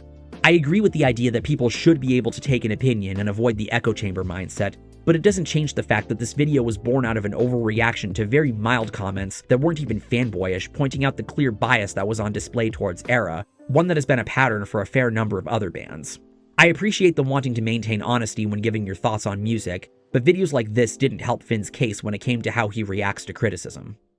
Now, we talked before about Finn's most controversial videos. After trying to directly address videos critiquing him, he decided the eventual next step was to try to assess the main reason why certain videos ranked as his most heavily disliked, even if the videos do have more likes. I won't talk too much about this one since I spent so much time talking about most of these videos. I really only want to focus on what Finn says to try to defend the videos or sum up why the videos got heavily disliked. First was the trap metal video, where he boils down the problems people had with it down to not liking that he called it metal, people having a narrow mind and thinking that because they didn't grow up with it that it must be bad, and of course dismissing the genre because black people are involved. The other thing that people didn't like nobody said this, but I think one of the reasons that a lot of people didn't like it is because there's like a fair amount of black people in this subgenre. And, you know, we know that there is a vocal element of metal fans that, you know, they don't really like black people that much. I don't think that that's true of all metal fans by any means, or even most of them. But let's be real, there is definitely a segment of metal fans that doesn't like black people, and so I think that's probably part of it. Is it black people or is it rap/hip-hop hate? Well, I mean, that's kind of the same thing, right? A lot of the reason why some people don't like rap is because rap is, in their minds, synonymous with black people. Gee, Finn, it couldn't possibly be because you call people racist for not liking the stuff, and people don't like being told that they're among the worst of humanity for something as trivial as not liking music! Okay, fine, I'm cool, I'm fine. Next was the indie video, where he boils the dislikes down to indie fans being the kind of people that make their music taste a significant part of their identity, them priding themselves on having good taste so they wouldn't like hearing someone disagree, and that the main point of the video was about indie culture and why he dislikes rich, white, snobby hipsters, and the music is synonymous with it. Which, if that were the case, maybe the video should have been called The Problem with Indie Culture. But the interesting aspect of this segment is when he says this. In hindsight, you know, I probably just wouldn't make this video because I don't enjoy like trashing things. You know, people think that I, you know, get off on like talking shit. I don't. I really don't. But the reason I made this is because people ask me about indie music so much, and every time I would say I don't really like indie music, and they would always say, well, why don't you make a video about why you don't like indie music? And I was like, well, all right. So I did, and then people got really angry and I just learned my lesson, and I was like, all right, maybe it's better, you know, I'm just gonna follow the old rule of if you don't have anything nice to say, don't say anything at all. So in the future, you know, I think I'm just not gonna do stuff like this, you know? So I felt like this was a fair video, but people really didn't like it, and I don't like making people that angry, so I just probably wouldn't do this kind of video in the future. I want you to keep that statement in mind as we go further too, as well as put that in context with everything else we've talked about in this video. Because if you really don't enjoy trashing things, Finn, then how do you explain the videos you've made following this across both channels where you're speaking about something in a harsh, deriding tone? Maybe to him that's not really trashing, but it's why I don't believe him when he says that. Next was the Prog video, where his defenses were similar to that of the indie video, in the sense that the nerd-ass fans make it their identity, so it was bound to attract negative attention. But he also tries boiling the backlash down to the fact that he didn't specify that he was mainly talking about modern prog metal as opposed to classic prog, that the main point was to talk about why he doesn't find prog bands progressive nowadays, that he doesn't think he was saying anything super controversial, and this lovely part. One thing that I did find kind of funny is that a lot of the people that responded to it were like, oh, you don't know anything about prog. Well, I guess they didn't listen to the video, because I listed a bunch of like pretty obscure prog shit in there that I bet a lot of them don't know about. Like, I doubt that very many of the people who made response videos to this know who Bobby and Ron Jarzombek is, for example. I mean, I listened to like fucking Gentle Giant with my mom when I was 5. Like, I've been listening to prog for like literally my entire life, pretty much. Don't get me wrong, it's cool that you know Gentle Giant and Ron and Bobby Jarzombek. Watchtower, Blotted Science, and Spastic Inc. are all sick bands. But this doesn't address how comparing prog to pop shows a fundamental misunderstanding of the idea of prog.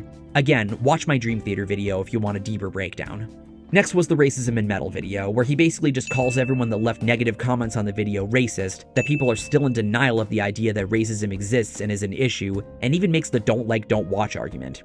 I stand by everything I said in this video. If people don't like it, I don't give a fuck. They should go watch somebody else's channel if they don't like it, because, you know, yeah, fuck those people. I get that this argument can be valid in certain instances, such as when it's in response to advocacy for censorship, which is what the video I made on the argument back in 2018 largely focuses on, but I don't believe that's what's really going on with the reaction to this video. Other than that, he doesn't really say anything to address what people found to be issues with the video, because he prefers to run with a narrative. So basically, I just listed a bunch of, I just took screenshots of comments on my videos of all the different sort of racist shit that people say. As you can see, like, there's a lot of it. It's not a small amount of stuff. Now, some people would say, well, it's only a few people. Why are you pretending like this is a bigger deal than it is? Well, but there's hundreds of examples of it. How many examples do I need to find before you would agree that it is potentially an issue?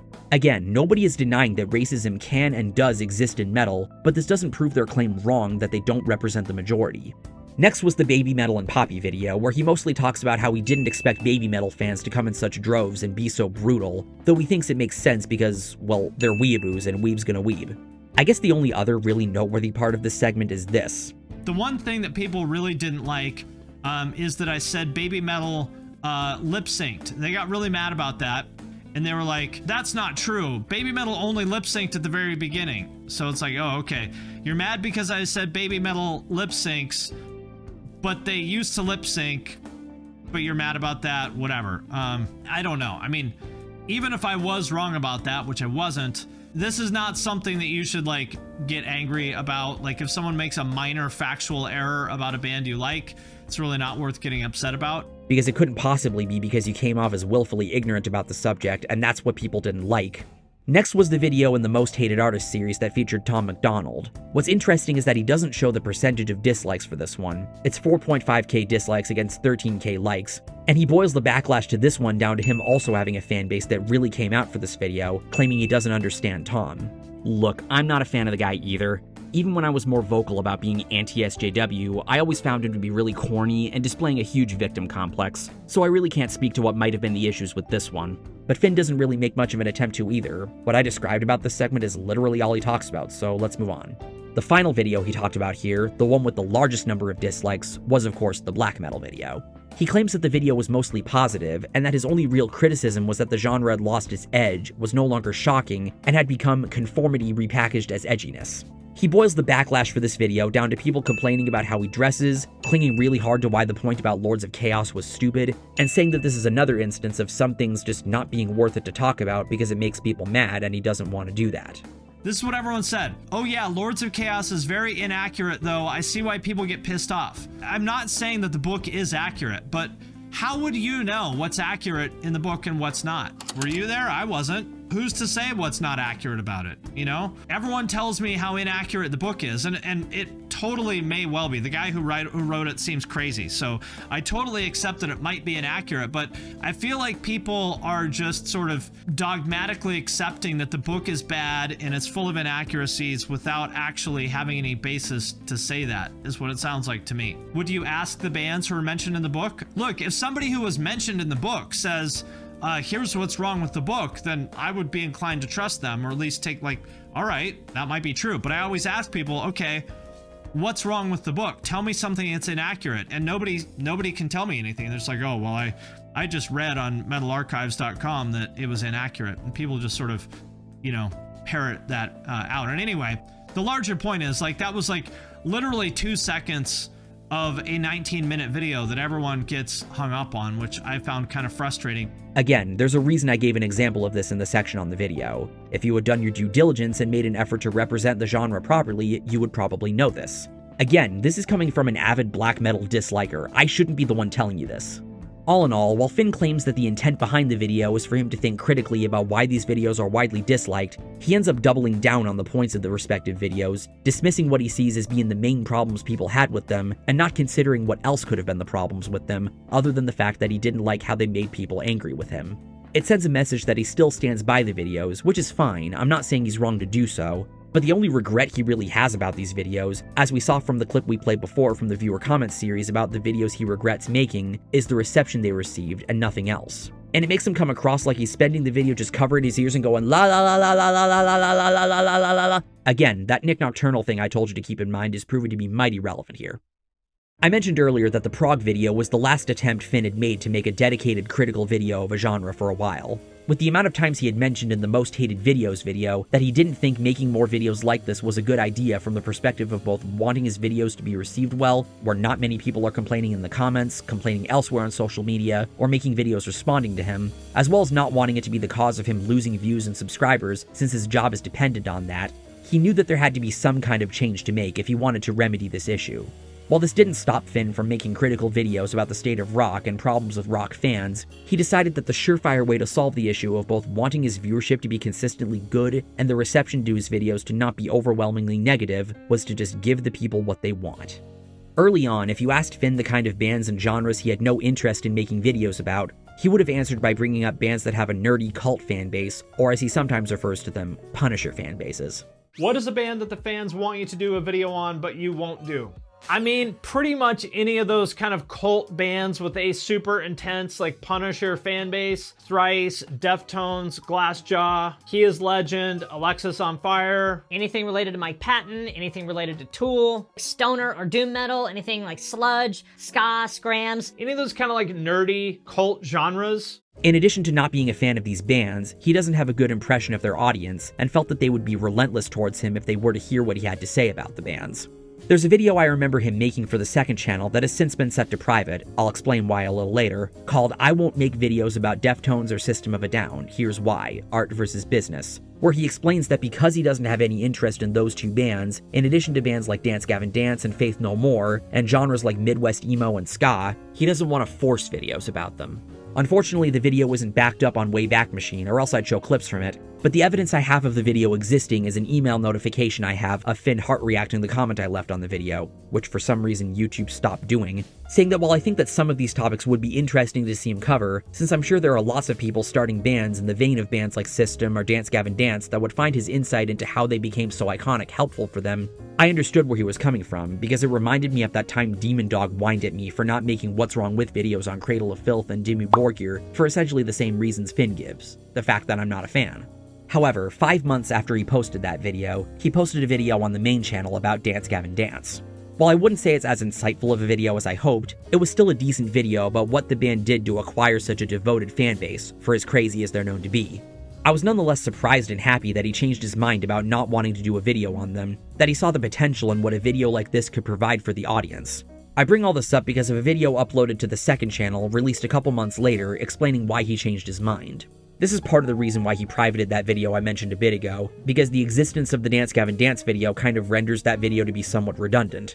He talks in this video about how because he didn't find Dance Gavin Dance interesting, he didn't feel inclined to derive anything from them that could make for a good video for his channel. But he also talks about how he had the idea that the audience would watch everything he uploads, but found that a lot of the videos he had been posting that he found to be the most relevant and helpful would underperform compared to videos about bands the audience likes. For a while, that was making me really angry, because that's the stuff that I enjoy making the most, and I was mad that the audience didn't like it as much as I did. Which is exactly the same as when a band puts out their weird third album of psychedelic dubstep and nobody likes it, and they get butthurt. And so even though my channel was more successful than ever, like I had just hit 200,000 subscribers, it was still growing, like everything was growing great, but I was kind of frustrated and a little bit unhappy despite all of that. And that felt bad, like it felt like there was something wrong. And what I realized is that it was ego and entitlement on my part. Like the audience is not obligated to like anything. That quote will definitely be interesting to look back on later.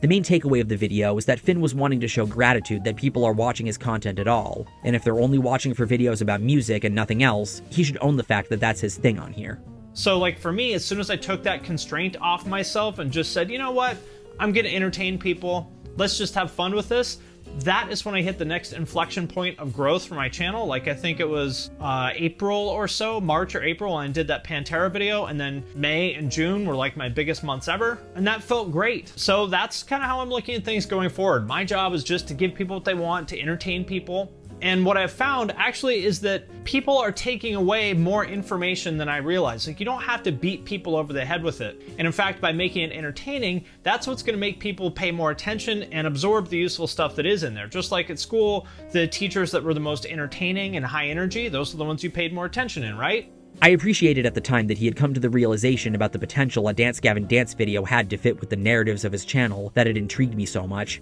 But I had no idea back then that this mindset he was showcasing about giving the people what they want would only prove to set a precedent for what much of his content would be like going forward.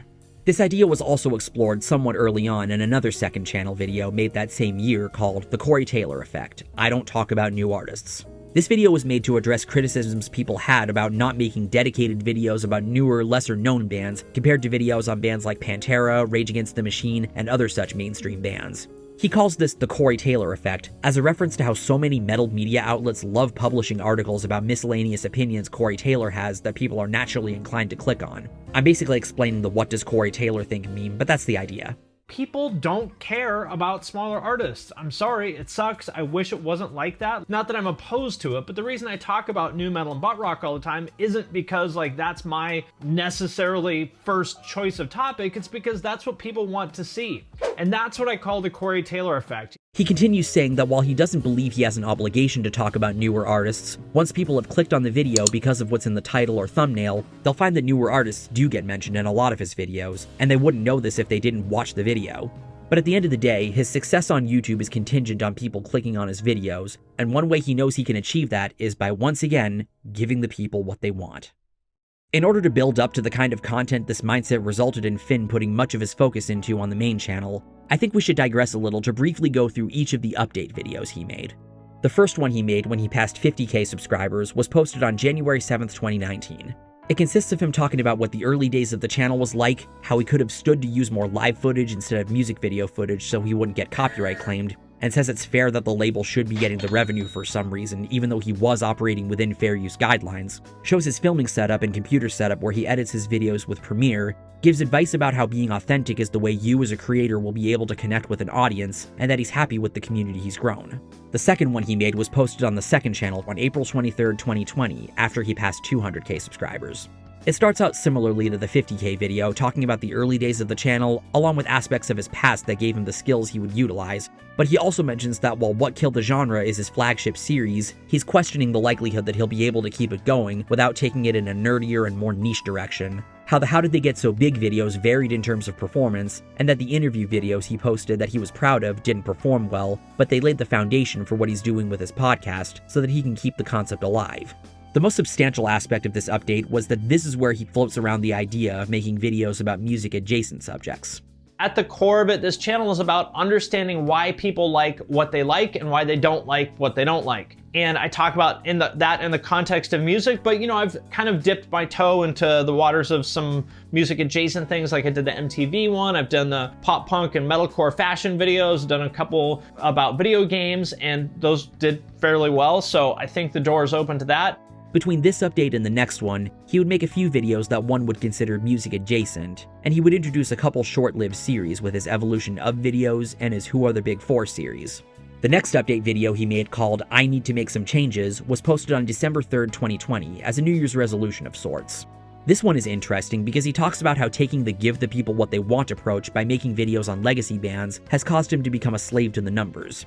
He also talks about how a way he wants to try to break out of the comfort zone he's finding himself in is to put more of himself in his videos, rather than assume that people are only clicking on them for the subjects of the videos and not for the personality he aims to provide. And I've heard this from a lot of people. For example, my friend Kelly Mason, who has also been super helpful. Shout out to her. She said, I really like your videos, but I think you should put more of yourself in them. She told me that like 6 months ago, and I knew she was right, but I didn't do it because, to be honest, I was just kind of scared. I thought, well, nobody's gonna care about me. They're just here to listen to me talk about bands. Well, that's only true if I let it be true. Like I said in that video about Corpse and Jaden, people want to connect with other individual humans. That's why solo artists work better now than bands in a lot of ways. And I need to look at it the same way. I am a solo artist. It's here where he also mentions changing the tagline on his channel banner from information and inspiration for the DIY community to music and alternative culture, since that's the central focus of the channel.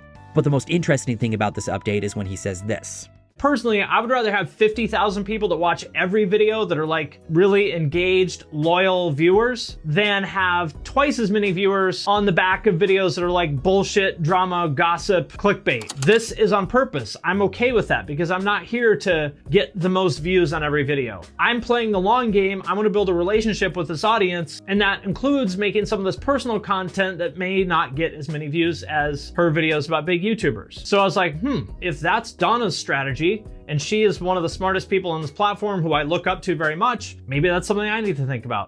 That'll be important too. The next update video came a few months later on March 30th, 2021, after he passed 300k subscribers. This one is more the same as the first and second ones, where he talks about the early days of the channel and some factoids about his personal life and history, as well as advice about making content and being authentic. The only interesting moment in this video in terms of Finn's evolution that's being depicted through these update videos is this.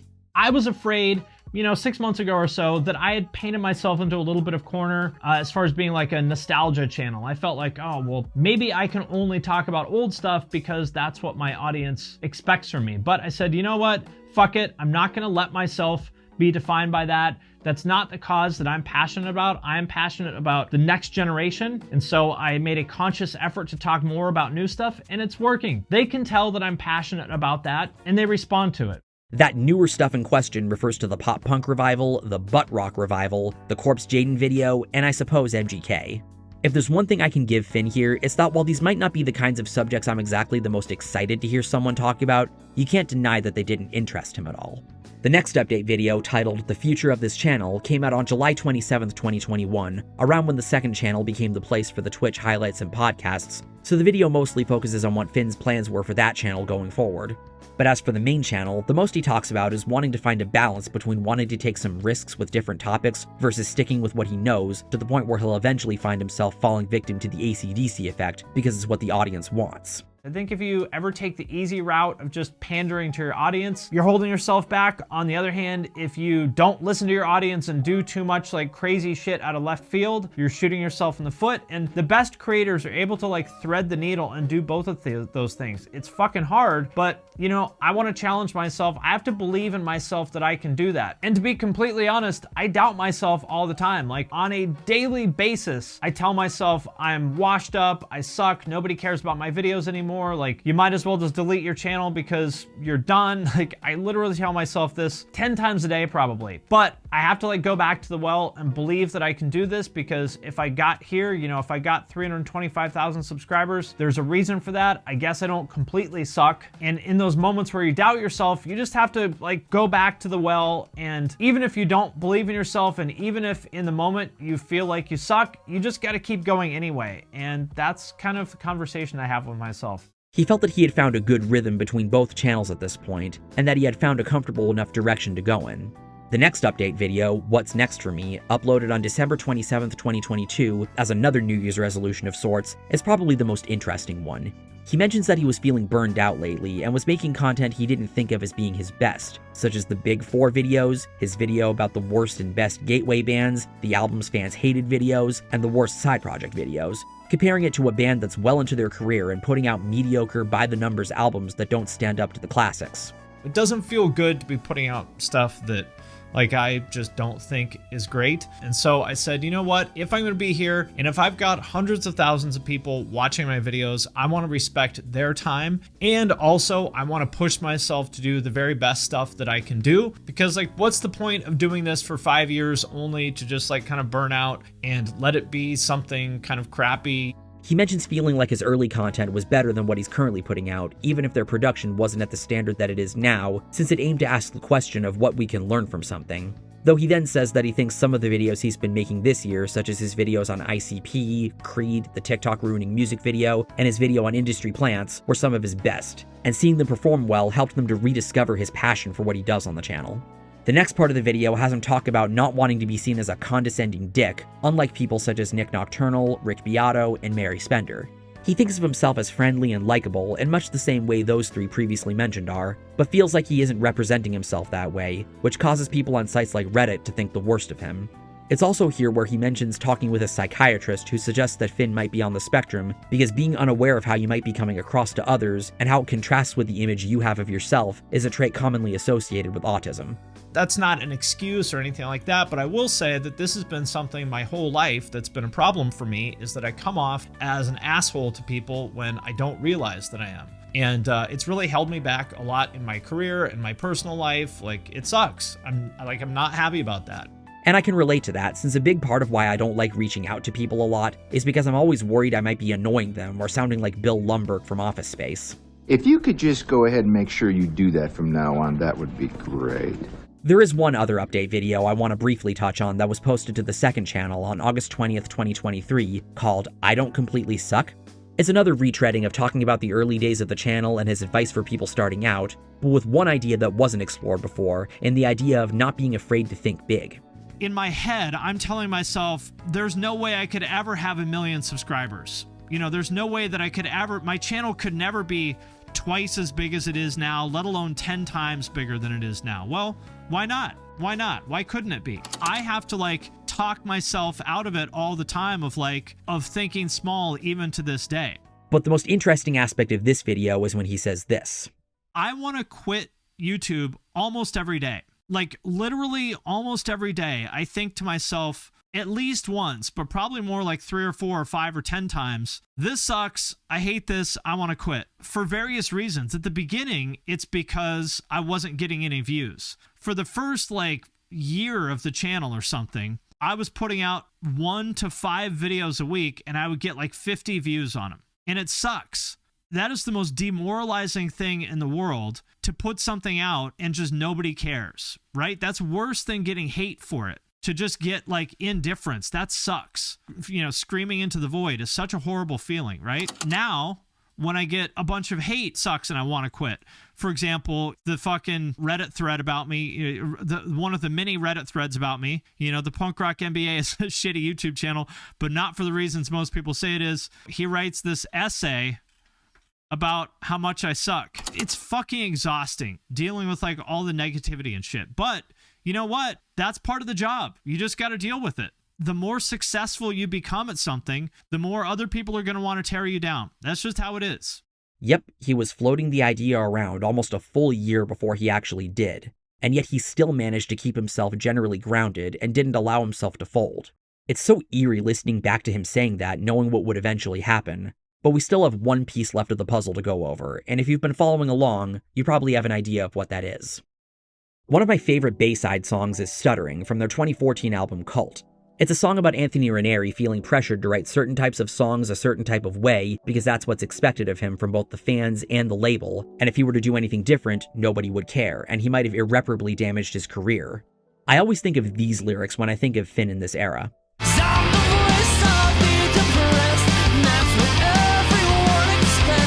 Give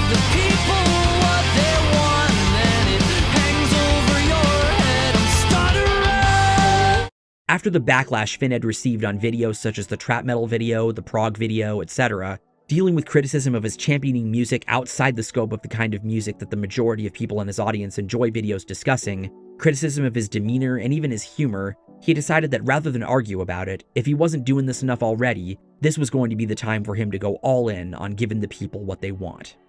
Finn had made his fair share of historical retrospectives on subjects like Epitaph Records, Trustkill Records, and New York hardcore early on. Stylistically and tonally, they didn't seem too far removed from videos like the What Killed the Genre videos, and watching them, you can tell that these are videos that could have only been made by someone like him. But August of 2021 was when I noticed he was beginning to lean more and more into straight history videos. It started on August 9th with a video on the misunderstood genius of Linkin Park.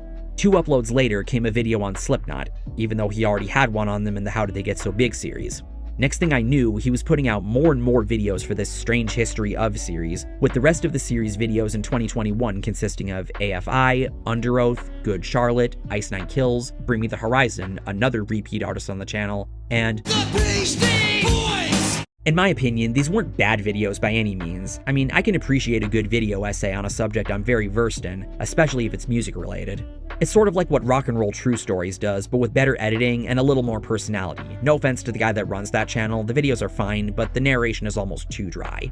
But no matter how good the editing is, no matter how well-paced the writing is, no matter how correct the information is, no matter any other objectively good aspects you can think of, you could tell that these videos weren't coming from a place of passion.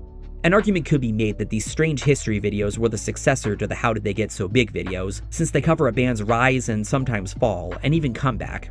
The main reason I don't really believe that is because when you look at the How Did They Get So Big videos made on bands like Slipknot, Blink-182, Avenged Sevenfold, A Day to Remember, etc., they weren't just telling the story of their rise in popularity. Finn was zooming in on all the different kinds of aspects to these bands that helped them to click with their audiences in a way that gave us as viewers insight as to what we could do if we want to follow in their footsteps. I never got that impression with any of the Strange History videos, for as competent of video essays as they were.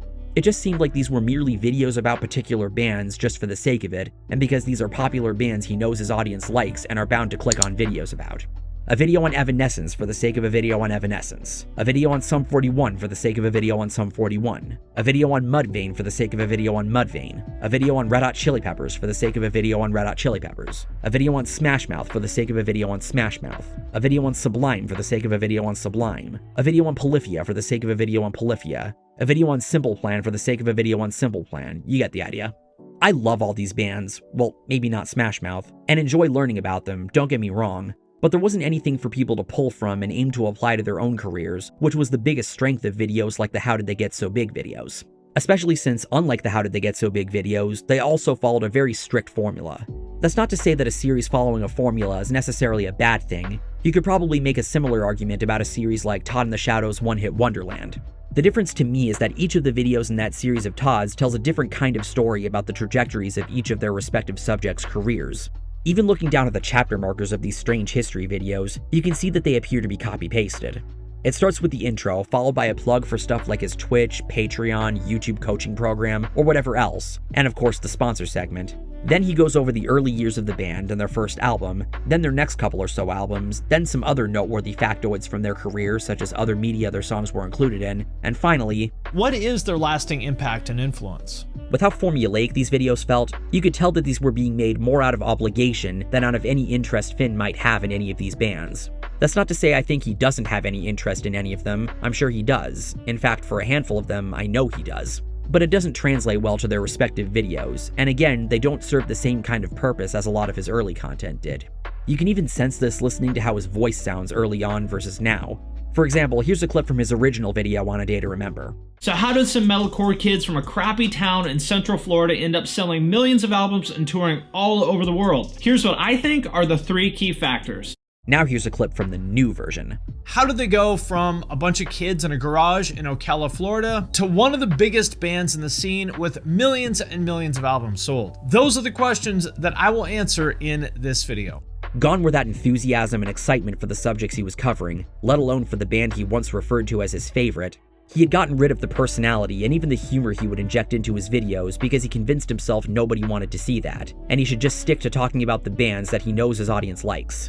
your content is mid. Well, I think that's being generous. It's funny to me when people say things like this because I don't think I've ever, pretended that my content is great. I think I've always been quite clear. My main channel videos especially, literally Wikipedia summaries. I used to do a little bit more, but most of my videos on my main channel are literally Wikipedia summaries. So I don't know why people think that it's gonna like make me mad or upset me or something when you say that my content is mid. I'm like, well, yeah, obviously. I will say, just to sort of be clear about this, you know, there was a time in which I tried to do a lot of different stuff, like back around, say, 2019 to 2020 or so. If you look at my videos from back then, I did try to do a lot of different stuff back then, and people just really didn't like it. So I was covering a lot of like emo rap and trap metal at the time, and, you know, trying to talk about pop and other kinds of and newer bands and stuff like that. And people really just didn't like it. You can go look at the comments on all those videos. So go look at the comments on my video about trap metal, for example. People fucking hated that stuff.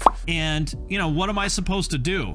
Am I supposed to like continue making videos that get a negative reaction? Like, why would I do that? Why would I keep making content that people have told me that they hate? So instead, what I realized is at the end of the day, what people want from me is to make videos about music that they liked in high school. So basically, you know, stuff from 1999 to 2007 or so, and it needs to be guitar music. That's what my audience wants. If I make videos and people like them, why would I not make more of those videos? You know what I mean? It would be nice if I could make videos about things other than that. I would like to talk about music that's not guitar music.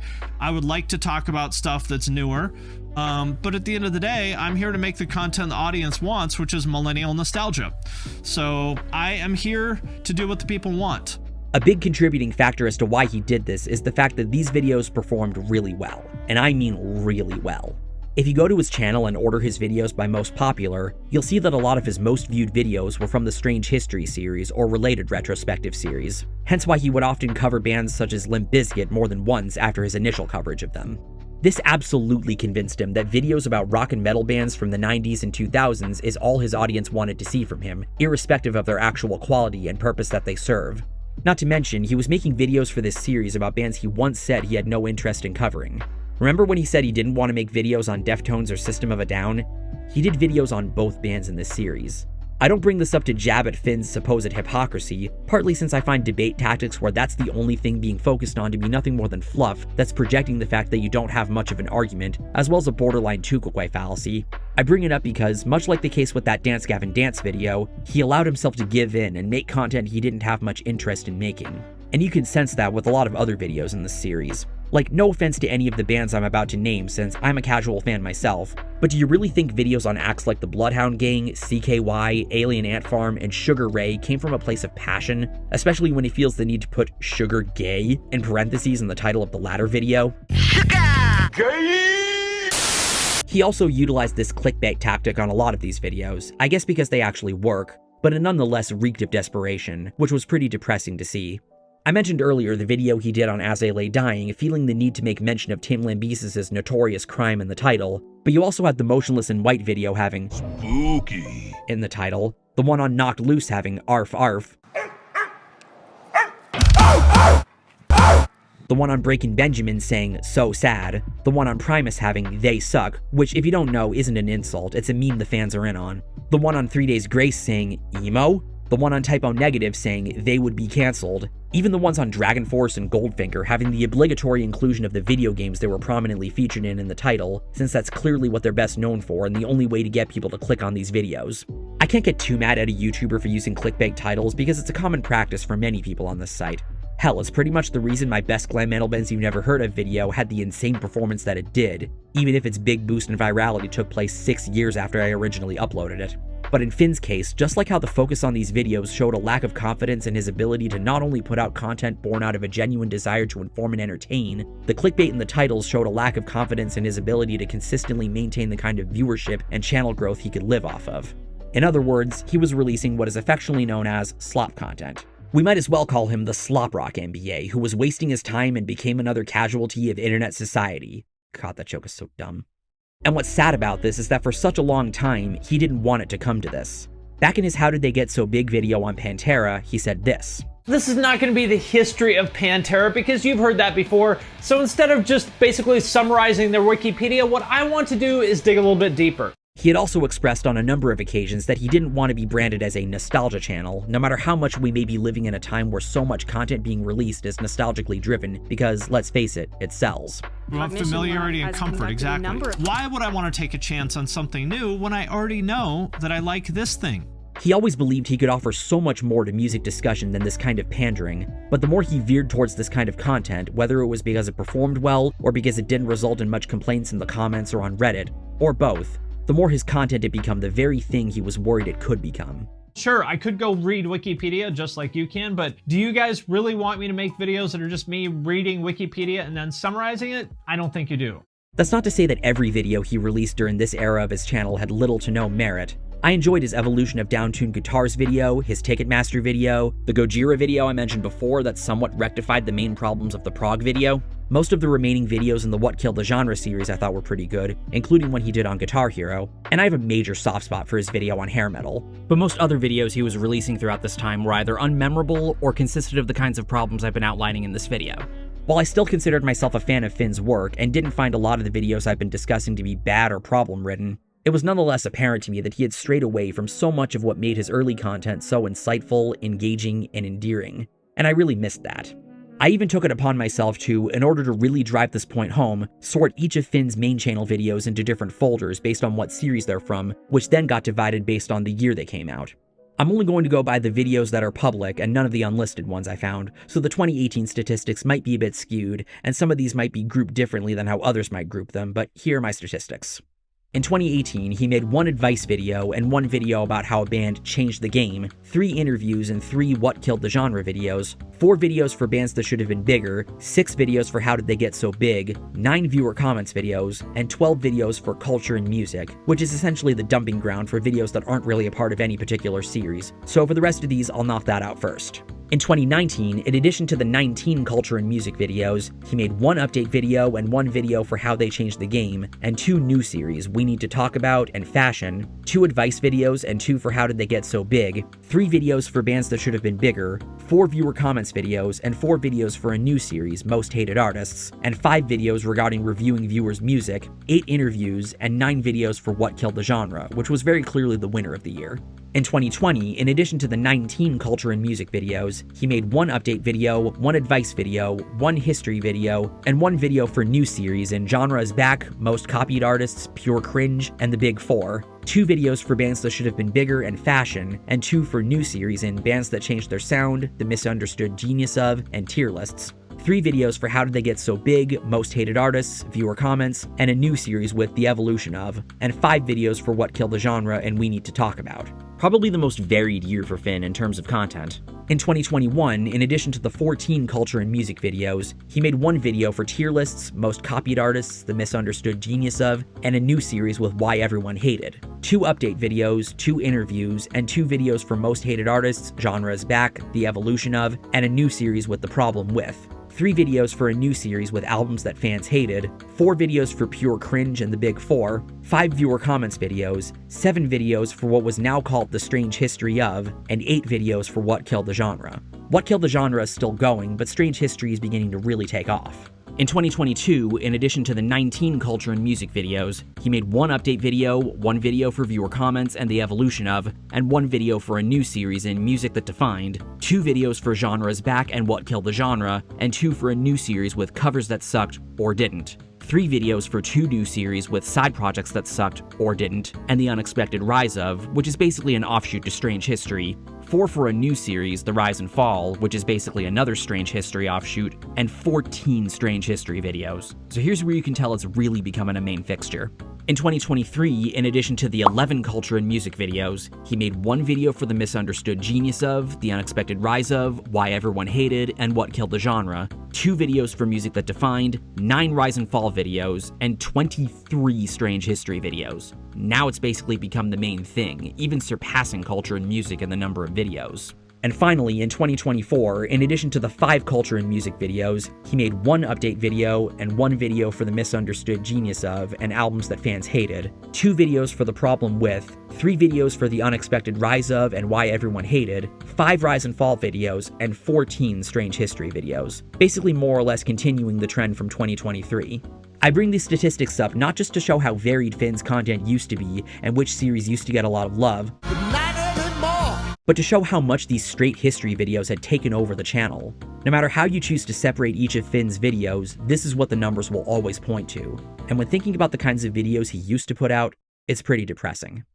And when fans pointed this out, he wasn't super receptive. If he was ever asked why he wasn't making videos for a particular series or talking about curveball subjects, his answer would either be because the videos weren't getting the kind of viewership he wanted, or they were getting lots of negative feedback, which further incentivized him to stick to this formula he had established. Hey Finn, I really enjoy your channel and always have. My favorite stuff that you have done was a lot of the kind of point of view on life as an adult hardcore kid stuff. As a fellow member of the hardcore community who has grown up and seen that I made a lot of poor decisions in my 20s, that stuff did a lot for me. Why has it been that you've seen me move away from videos like that? Simple fact of it is that it just doesn't perform that well, which kind of bums me out because I really like doing that stuff. But you know, the numbers speak for themselves. When I try to do like more life advice kind of stuff, like my audience really just doesn't react that strongly to it. So I've quit trying to force that. I'm just giving people what they want, which is entertainment. What's your favorite and least favorite thing about your viewing audience? What I would say is maybe my least favorite thing about my audience is that they're very like kind of genre and artist blinkered. In other words, if it's not an artist that they already know about and like, they pretty much won't click on it. If it's not about a genre that they already know about and like, then they tend to not watch it. For example, like I did that video about Tyler the Creator, which was one of my worst performing videos in like a year and a half. It got like 40,000 views in a week, which for my channel is really, really bad. It was like ranked 10 out of 10. And I was honestly kind of surprised because Tyler is a huge name. I mean, won a Grammy, he's like Billboard #1, super popular, super influential, but my audience just really honestly, I think didn't know who he was because they're kind of in their like world of guitar music. And if it's not an older guitar music artist, they oftentimes just don't care about it. I'm genuinely curious, since you're into a lot of different genres and not only rock, why make a channel about rock music specifically and not a more general music channel where you talk about rock, pop, and rap? Great question. This kind of gets to what I talked about at the beginning as far as like audiences having genre blinders. I've tried many times to break out of that and my audience basically just isn't having it. Anytime that I talk about that stuff, the views are lower, the comments tend to be more negative. So the question is kind of like, why would I do that? Why would I subject myself to a bunch of verbal abuse or putting a bunch of time and energy into something that nobody's gonna watch? Or do I just give the people what they want and make videos about rock? That seems to be what people want from me, and you know, I guess I'll give it to them.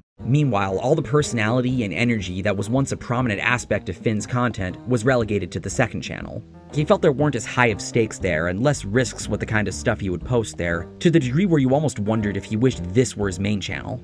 The main difference between this channel, the Punk Rock MBA, and my second channel, which is just called Finn McKenty, is that Punk Rock MBA is not about me and my opinions. What I've found is that when I put my opinions out there and when I try to make jokes and do like humorous kind of content, people on this channel generally don't like it. The comments get super negative and just like, clearly that's not what people want. People are not here for me, they're here for the subject that I talk about. Meaning that if I make a video about Linkin Park, people don't want my opinion on Linkin Park, they want me to just tell them the facts about Linkin Park, and that is what I've decided to stick to on the main channel. On the second channel, it's much more, because it's called Finn McKenty, so it is literally, it's just my name, and on there, I'm a lot more free with my opinions, I make a lot more jokes. It's more the vibe of just like hanging out with your friends after a show, bullshitting at 3 in the morning at Denny's. Even then, the videos there never felt as extravagant as the main channel videos were known to be, and because Finn was so unfiltered there, even if they could be attributed as him joking, exaggerating, or not being serious, and even if they resulted in short-term engagement at best, they ran a greater risk of negatively affecting how he was viewed, all the while wondering why his standings didn't feel like they were improving. And all this eventually culminated in his biggest meltdown yet. If you've seen my Dream Theater video, you'll know that one of my favorite songs of theirs is Never Enough from 2005's Octavarium. The song was written in response to criticism from entitled fans, particularly regarding the band not playing their best-known song, Pull Me Under, live, their generally nitpicky attitude, and conveying the general feelings of pressure that come with touring. But I think the general sentiment of the song can apply just as much to Finn at this time.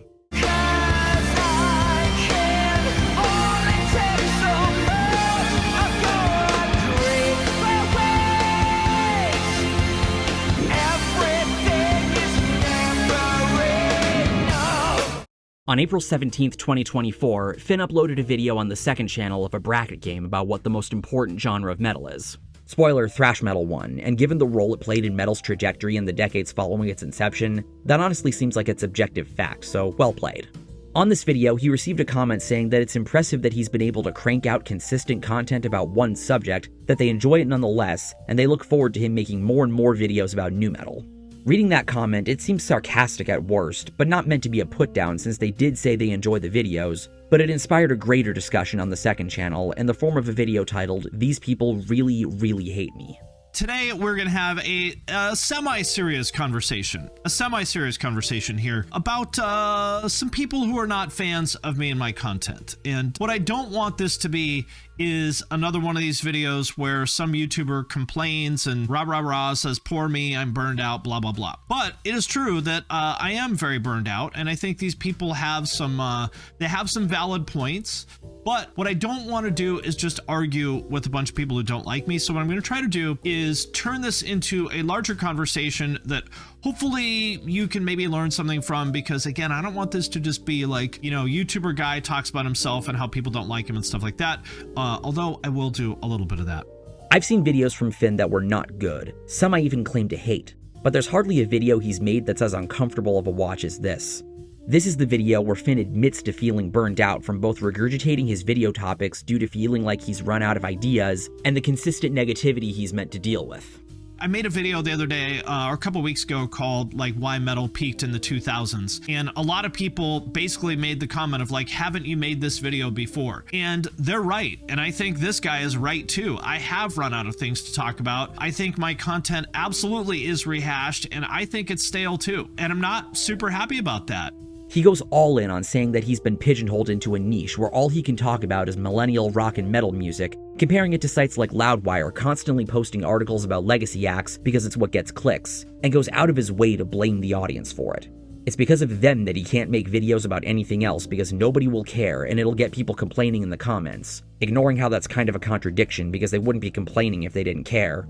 Imagine you went to see Poison and they didn't play the hits. Talk Dirty to Me and Every Rose Has Its Thorn, Unskinny Bop, and whatever else. People would be furious, right? They'd say, well, I didn't pay all this money and get a babysitter and pay for parking and all this to hear you play a bunch of songs off your new album that I've never heard of, right? I mean, that's just sort of the nature of the beast. They have to show up and they have to play the hits. How many times has it happened that a band comes out and they did one thing and then they changed up their style a little bit and people don't like it and they want to go back to playing the stuff on the first album? This is like every band, right? People want you to do one thing. They don't want variety. They don't want you to change. Everybody will say, oh, we want you to do what makes you happy.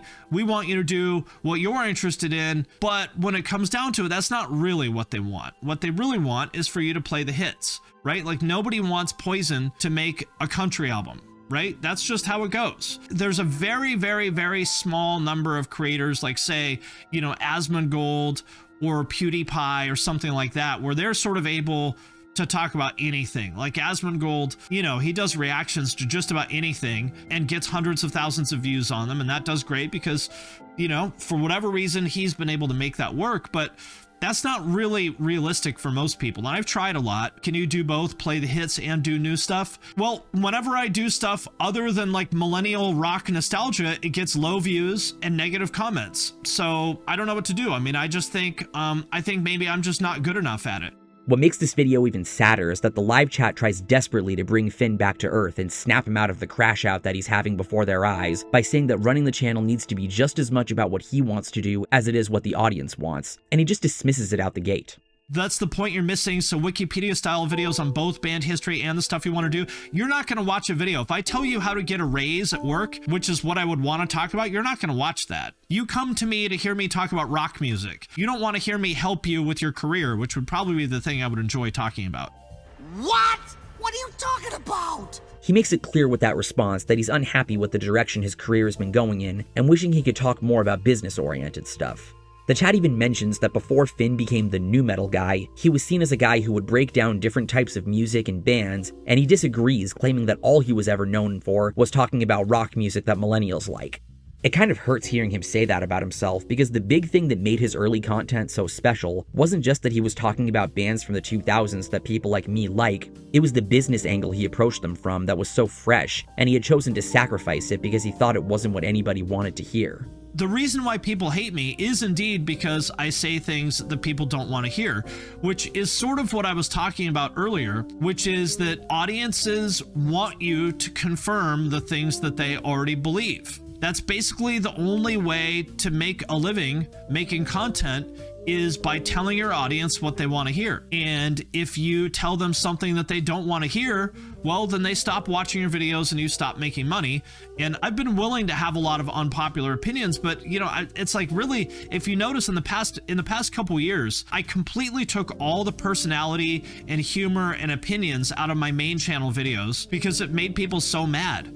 Right? And like, why would I do things that make people mad? There's no reason for me to make a video that upsets people.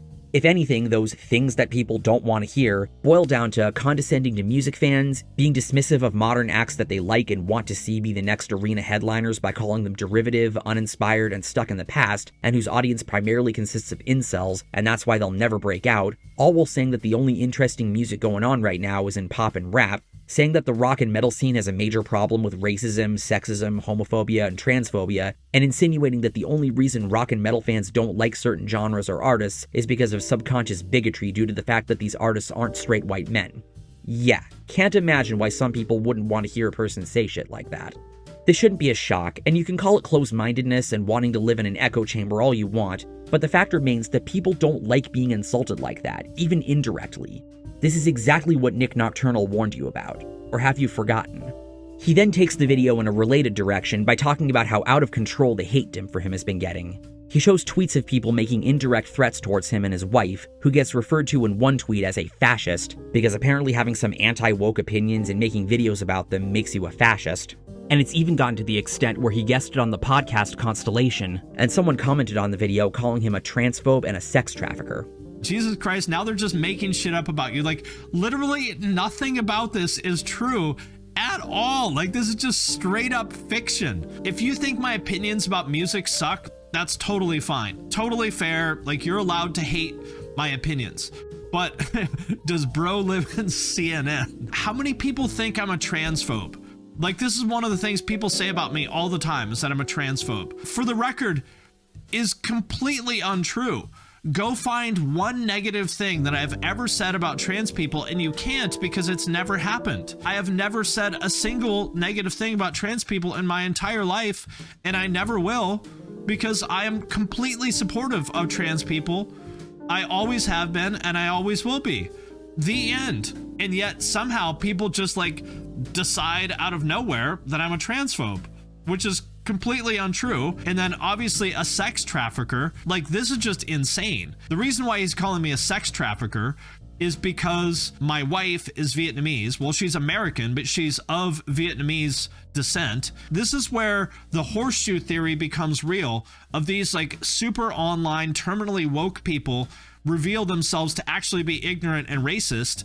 Is they think that because my wife is Asian, that means she's a foreigner, which she's not. She's born in Washington State, just like I was. And they think that if you were married to someone who is Asian, well, then you must have like bought them overseas or some shit.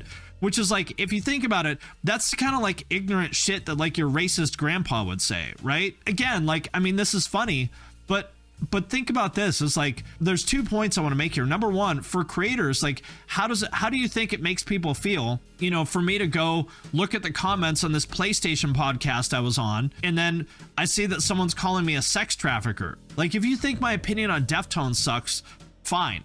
But when you start like accusing me of crimes, of sex crimes, that's not fine.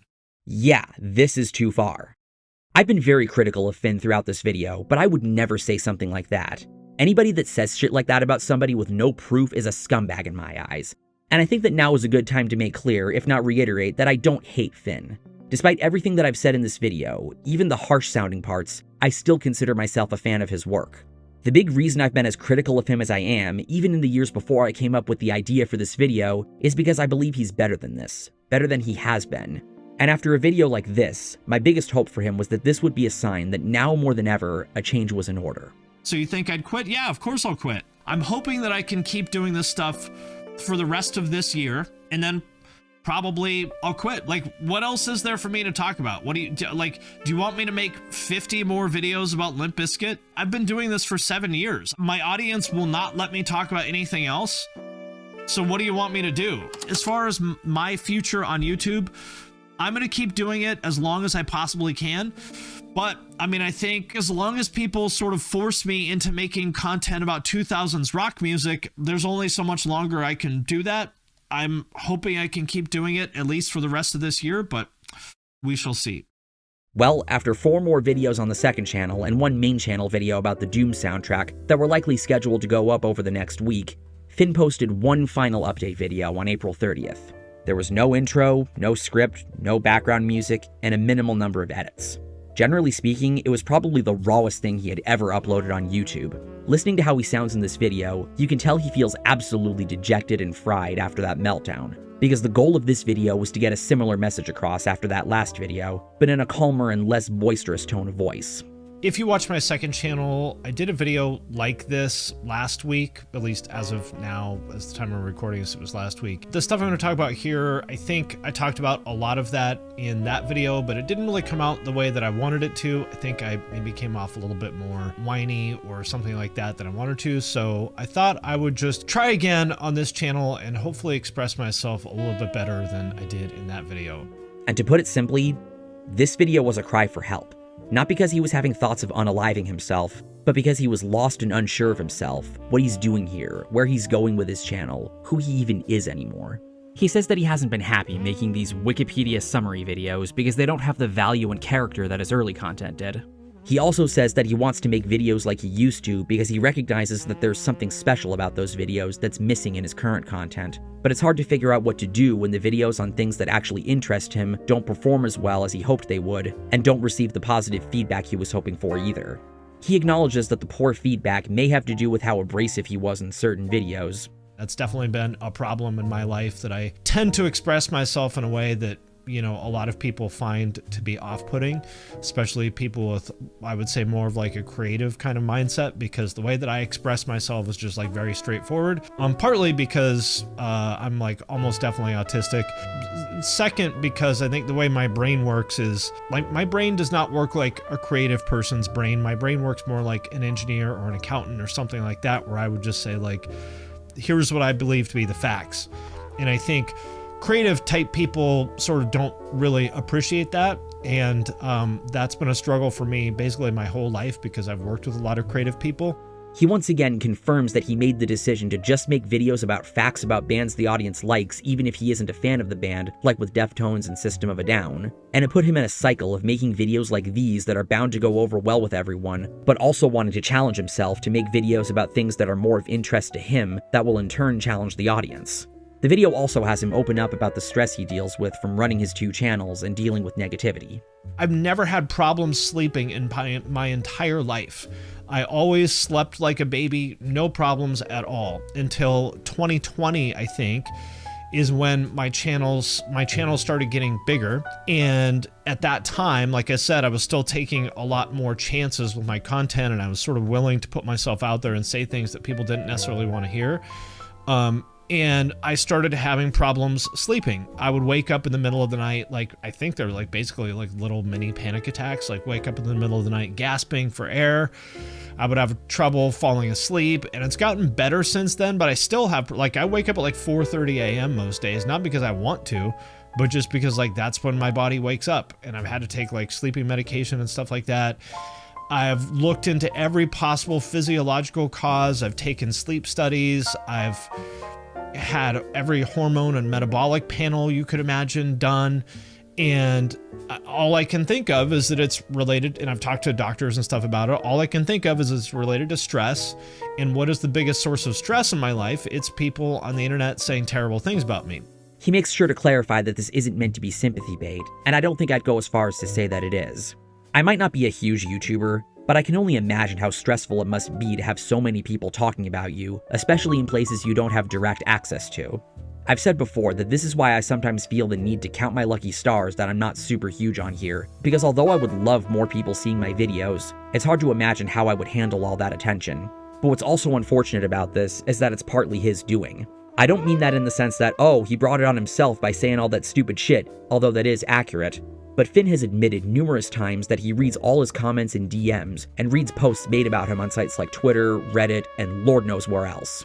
I do read all my comments, and it's because I see this as a conversation. It's the same reason that I read all my DMs. Like, I was on the debate team in high school, and I see this channel as really kind of the same thing as that. Every video is me making the case for the way that I see things, and the comments are where we test that idea to see if I did a good job of making the case or not. Because if I didn't, you guys will definitely let me know, which is a good thing. As much as he believes that not reading all his comments and DMs would defeat the purpose of putting his opinions out and initiating a conversation with the viewers, it very clearly had a negative effect on him. And when something is troubling you to this extent, a change is in order. I also appreciate that he says this later in the video. I feel like in the video I made on my second channel, I feel like perhaps it came off a little bit like I was blaming the audience for things, and I never want to do that because you have no obligation to watch anything that I do or to support me in any way whatsoever. I appreciate him including this because he is correct with his assessment. The second channel video absolutely was blaming the audience for both the performances and reception of certain videos. Maybe he wasn't self-aware in that moment that that's what he was doing because people are often irrational when they're angry, but I would nonetheless like to think he would know better than to resort to that. Not every video you make is going to be a home run on all fronts, especially when you are putting out rhetoric that is bound to divide the audience. It's disheartening when I spend a month editing a video only for it to not even pass 500 views. And it's these moments where you need to remind yourself not just that this isn't something to yell at your own fans for, but also to not be as numbers driven so that you'll still be able to enjoy the creative process and be proud of what you've put out. I've seen people make posts saying that my channel is dead or that they're surprised I'm still making content after all these years, and I'll talk more about this later. But perhaps the biggest reason I'm still here doing this is because I never let any of that destroy the passion that I have for what I do. That might be easy for me to say as someone that doesn't do YouTube for a job where you sort of have to worry about this stuff, but it's nonetheless sad seeing Finn feeling like he's on his last rope. He does end the video saying that he's open to suggestions of things to try doing that both he and the audience can enjoy, and that even if it doesn't go over well, he's grateful for the people that do care. There were plenty of people lending support and advice in the comments, including yours truly. But as for if he followed through on making any of these changes, well, here's where the story gets a little more depressing. Because, dear viewer, Finn didn't really change much of anything about his output. The second channel was just business as usual until July 12th when he posted his last ever Twitch highlight video. But on the main channel, of the 18 videos he uploaded following the update video, you want to know how many of them were history videos? 11. Almost 2/3 were Wikipedia summaries. That's not to say that none of the remaining 7 videos had anything worthwhile to them. His video, The Truth About Hardcore Punk, had him sharing a lot about the different kinds of ideologies promoted by the 90s hardcore scene and how they shaped his way of thinking, even if he sounds somewhat nihilistic towards the end. And as much as I don't entirely agree with these videos, his videos The Problem with Punk and The Problem with Metalcore at least had him breaking out of his comfort zone with content that was decently interesting, even if the punk video is mostly about the punk community's self-destructive and perpetually negative tendencies and how he feels it's lost its way ideologically with how consumerist it can get. And the metalcore video is mostly about how he doesn't think it's great that the scene has been straying further and further away from its hardcore roots as the years went on, musically, ideologically, and in terms of their photos and videos, which has caused the scene to become more and more generic. He also made the Rockism video in this period, and we all know how I feel about that video. These videos had their problems, but it felt like a step in the right direction as far as making substantial videos with some decently compelling ideas. But he couldn't shake Strange History, no matter how aware he was of the slop that it was. I don't know if these uploads were planned well in advance and he felt they deserved to be up, or if this was an instance of an old habit dying hard, or him falling victim once again to thinking that this was the only way he would be able to keep viewership up and be able to support his family. Though to be fair, most of these videos had sponsors he likely had obligations to account for. You can correct me if I'm wrong about this since I've obviously never worked with a sponsor before, but I'm pretty sure those are all planned in advance.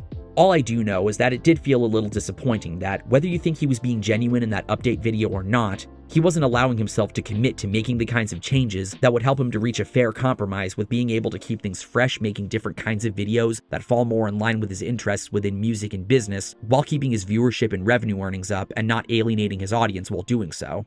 It's a tricky tightrope to walk that many YouTubers struggle to make sense of. Finn could never figure out how to reach that balance, and he ultimately gave up on trying. Finn's last ever video was posted on August 26, 2024, called Rock and Metal Are Boring Now, and This Is Why. This video is probably the saddest of all, not because it's the series finale, and a really downer one at that, but because the video he chose to go out with put him back at square one. It's like in the series finale of How I Met Your Mother when Barney reverts back to his old immature ways after he and Robin divorce, undoing seasons worth of character development. It's one of many reasons why everyone prefers the alternate ending. While he tries to make the video appear more formal and researched, the video functions as a grab bag of a bunch of the videos we've been talking about throughout this video, and rehashing a lot of those videos' problems. He tries to make a case that rock and metal aren't doing anything innovative or interesting by applying a philosophy of art perspective that he had learned through studying graphic design. I'll let Finn explain what that means. For the context of this, I think that we can think about art along two dimensions, formally and conceptually. And when I say talking about art formally, that means literally just the form of the art itself, like the actual characteristics of it, meaning the way that it looks or feels or sounds, how big it is, and so forth, like the actual physical characteristics. And when we talk about the conceptual dimension of art, really what that means is the context around it, like everything other than the formal characteristics, like what the piece of art is trying to say, why it's significant in the context of its movement, why it's significant in the context of its art form, and why the artist chose to make it. And the important thing to understand here is that these two dimensions are completely independent of each other. Something can be great formally and terrible conceptually, or vice versa. He uses movies to explain this idea. Pulp Fiction for formally strong but conceptually weak, since it's an awesome movie, one of the greatest of all time, but yet the story isn't as important. Tenet for formally and conceptually strong, since it's not only beautifully made, what with it being directed by Christopher Nolan and all, but it also deconstructs the structure of film itself using non-linear structure within a linear format, as Nolan films are known to do. The Andy Warhol film Empire for conceptually interesting and formally weak, since it's just an 8-hour shot of the Empire State Building, but it's interesting as an avant-garde concept. And finally, The Big Bang Theory for formally and conceptually weak. Which I get that not everyone finds Big Bang Theory funny, but I find it enjoyable as a sitcom, whatever. When he applies this quadrant chart to music is when it becomes apparent that he is recycling a lot of talking points from previous videos. After using the Beach Boys' Pet Sounds, Sgt. Pepper by the Beatles, and 9 Inch Nails as the Tenet examples, and Nirvana, the Ramones, Sun, and Earth as the Andy Warhol Empire examples, he uses Dream Theater, Limp Bizkit, and Megadeth as the Pulp Fiction examples, as a way to say that there's nothing wrong with them at all, but they aren't interesting. Thus proving that no, any lesson he might have learned from the mistakes of the Prog video that were rectified with the Gojira video were all for naught. And the more bands he names in this section, from Sleep Token to Mammoth WVH, and even the Foo Fighters, thus reserving himself a special place in hell for even a mild slight against Dave Jesus Grohl, the more you start to think that this is how he must feel about most of the bands we think are awesome. Why do you always talk shit about everything I enjoy? Vinyl, video games, the metal scene, etc. Here's the thing that I've just kind of recently sort of come to terms with. I have almost the exact opposite taste in music to my audience. Everything that I like, they probably hate or think it's stupid, and the stuff that they're into, I don't hate or think it's stupid, but I'm not personally into it. And you know what? I'm gonna lean into this. I want to make clear that it's fine if he isn't personally into any of these bands, or any other bands he would categorize in this quadrant, but just because you aren't personally moved by their music doesn't mean that they aren't interesting. There's lots of music that I don't care for that lots of other people do. For example, Ghost. I am not a fan and don't get the hype at all, but I'm not going to project my disinterest just for the sake of trying to sound like I'm being objective about their music being uninteresting. Because just like with videos like Nu Metal is Back and Why Did Rock Stop Being Fun, I can tell that's exactly what the point of this video is. And this projection of disinterest continues when he reveals his example of the music he categorizes in the Big Bang Theory formally and conceptually weak quadrant, the early 2010s indie bands. Yep, we're back to that old ground too. If this was the last big thing in rock, which unless I'm missing something, it was, like, honestly, that's kind of sad. And I don't really see any signs of that changing. He also circles back to the aspect of the indie video that was perhaps its biggest problem, the idea that music needs to be making some kind of big statement or else it doesn't have value, and that this has plagued nearly every rock and metal band since the early 2010s. And he also calls back to his glorification of pop and rap as being the most interesting and experimental thing going on in music right now, specifically mentioning Emo Rap as ticking all the boxes of formal and conceptual with how fresh it was. I absolutely loved the emo rap scene of like 2014 to 2018 because it was such a fresh take on alternative music. Like on just a formal level, it was super interesting because they were doing things like putting trap drums together with a 3 Days Grace sample and with vocal melodies that were like half Blink-182, half Chief Keef.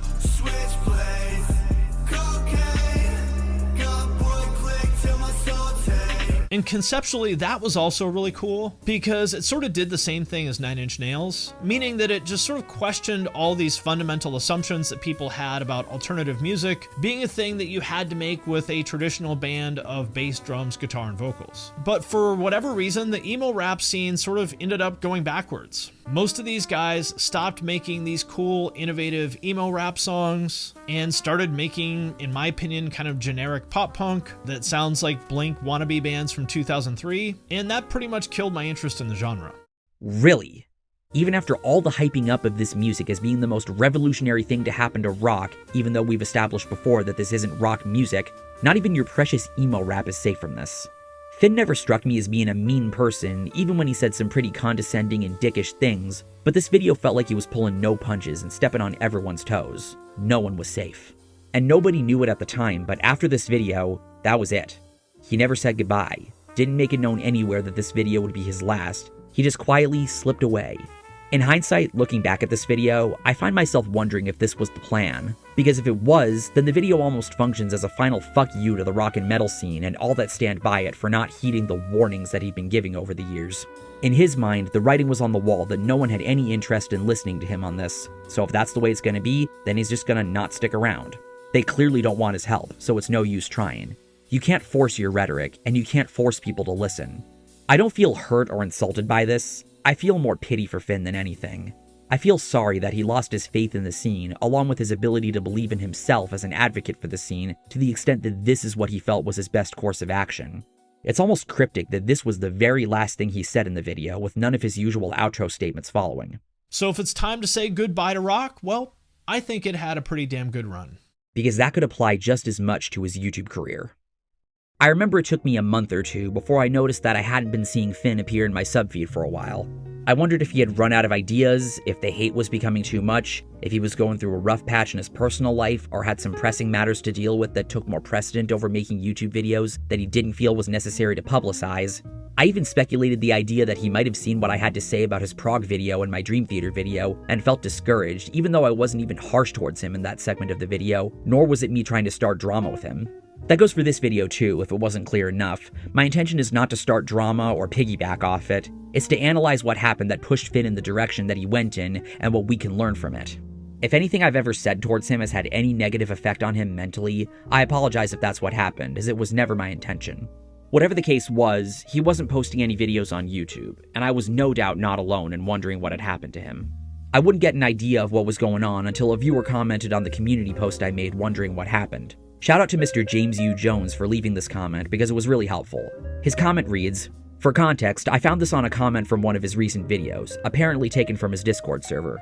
FAQs. Is Finn done streaming on Twitch? Yes. Is Finn's second channel done? Yes. Is the main Punk Rock MBA channel done? Not yet, but will end in the near future. Will there be an official announcement video? None planned. Will the existing videos on either channel be removed? No. Will the Discord server remain open? Yes." I've been a fan of Finn since his Stuff You Will Hate days from like 2009 to 2015-ish. I wouldn't put it past him for retiring if he wants to pursue other aspirations. His best content for me usually centered on life advice, the podcast, what made essential ex-artist/band so special with audiences, and key takeaways about musicians from a marketing/business POV. I'm not really big on the recent stuff where it feels like he's just reading Wikipedia articles of a band's history, so maybe it's for the best. Edit. He didn't seem happy, so I do respect his decision. I'm not sure when this FAQ was originally posted in the Discord, let alone when it was made known publicly, but I don't think anyone could have anticipated what was to come next. So here we are. The interview. I remember being curious when this was originally posted if Finn would say anything that confirmed any of my speculations, or at the very least provide some insight into where his head was at or is currently at. Admittedly, some of what I've been saying thus far was being said with the benefit of hindsight for the purpose of recontextualizing some of the main talking points of the interview, because while I felt like some of my speculations were being proven correct, it still wasn't that simple. The interview consisted of discussions about a number of subjects centered around what made Finn want to quit YouTube.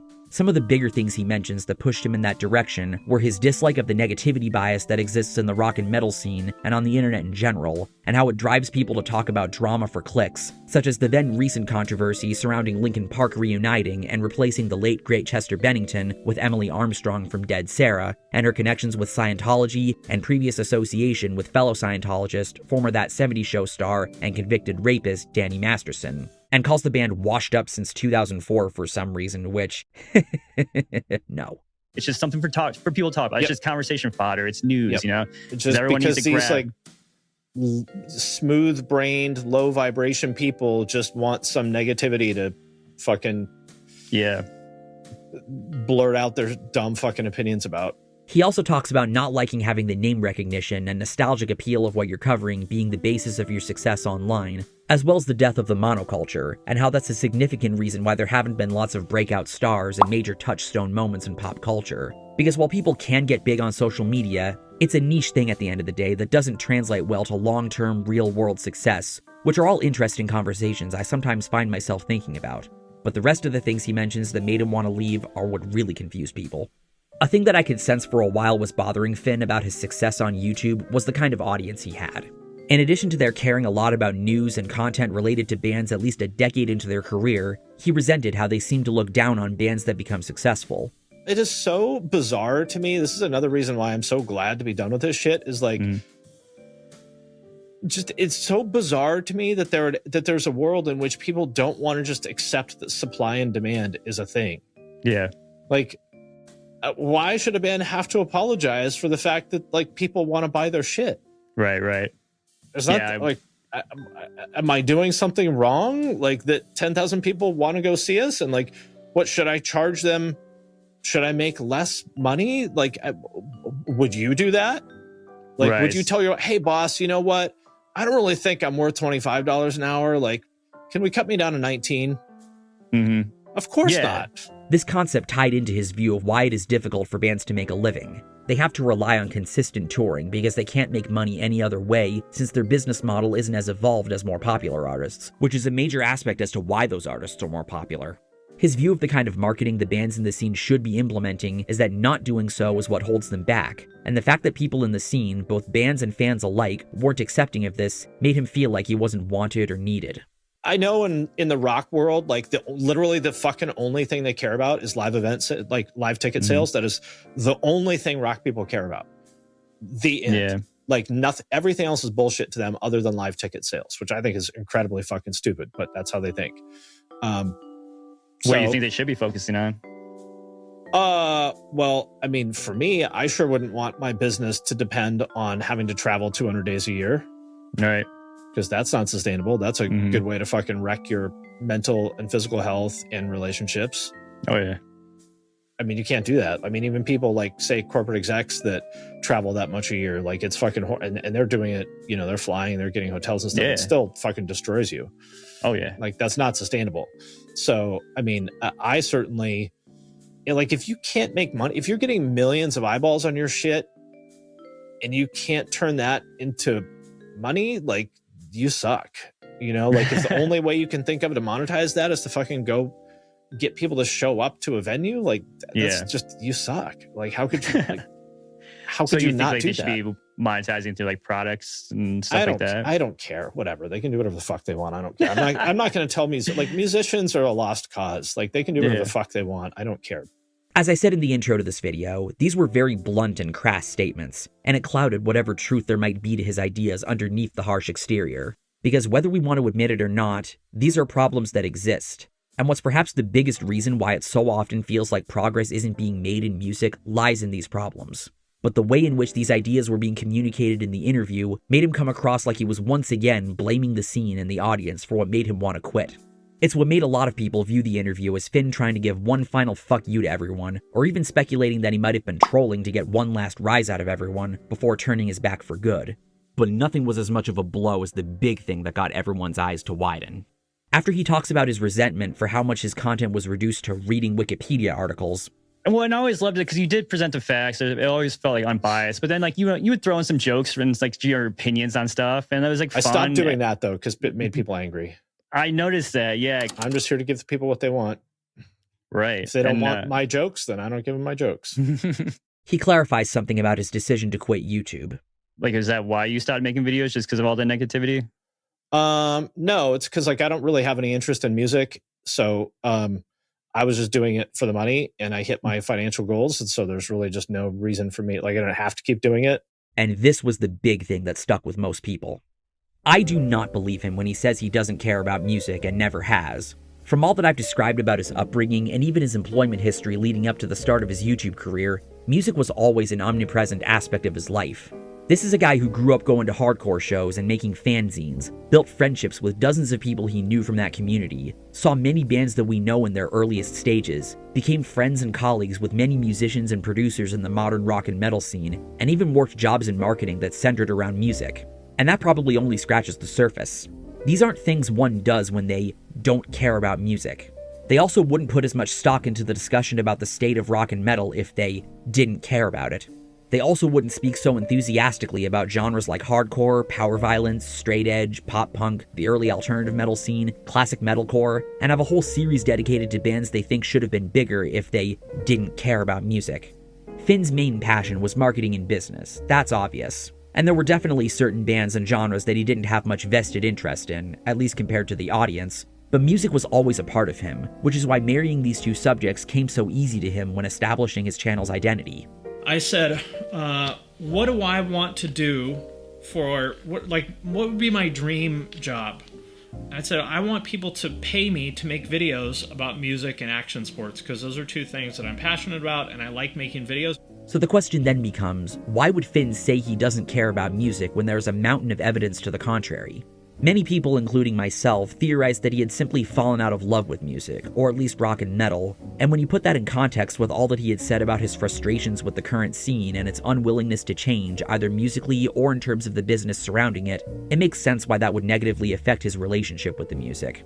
It sucks that happens sometimes, but tastes change for some people. And it's heartbreaking that all the different factors we've explored in this video ended up ruining this great music for him to this much of an extent. I doubt this means that he doesn't enjoy listening to music to this day and keeping up with new releases, even in the rock and metal world. This just isn't something you can so easily walk away from at the snap of a finger, especially after living a life like the one Finn did, where music was such a strong part of it. But whatever change that took place inside, his relationship with music had no doubt changed from what it once was.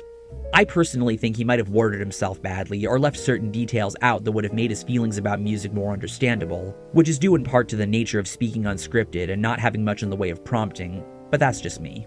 And with his mention of only doing this for the money, the narrative that spawned from that part of the interview was that this was Finn admitting to not just being a literal poser, but also a grifter. But I don't believe that either.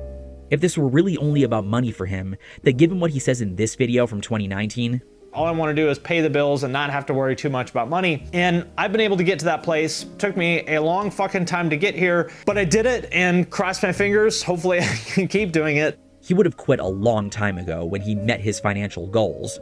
He's certainly no more of a grifter than any other popular YouTuber you know, and I'd like to think that by 2024, or 2025 for that matter, most people have outgrown the YouTube whore topic. Like, there's a reason the Archfiend is pretty much irrelevant now and has been for years, and it's a big part of why I don't watch him anymore. Money was always a factor into why Finn made a lot of the content that he did. It got views, and it thus increased his revenue earnings, in addition to the money he makes from Patreon, merch sales, sponsorships, channel memberships, and all the other revenue streams he had going at once. This was a job for him, and the unfortunate reality about doing YouTube for a job is that it puts you in a position where this is stuff you kind of have to worry about. It's a major drawback that comes with making the content you want to make versus making content that performs well.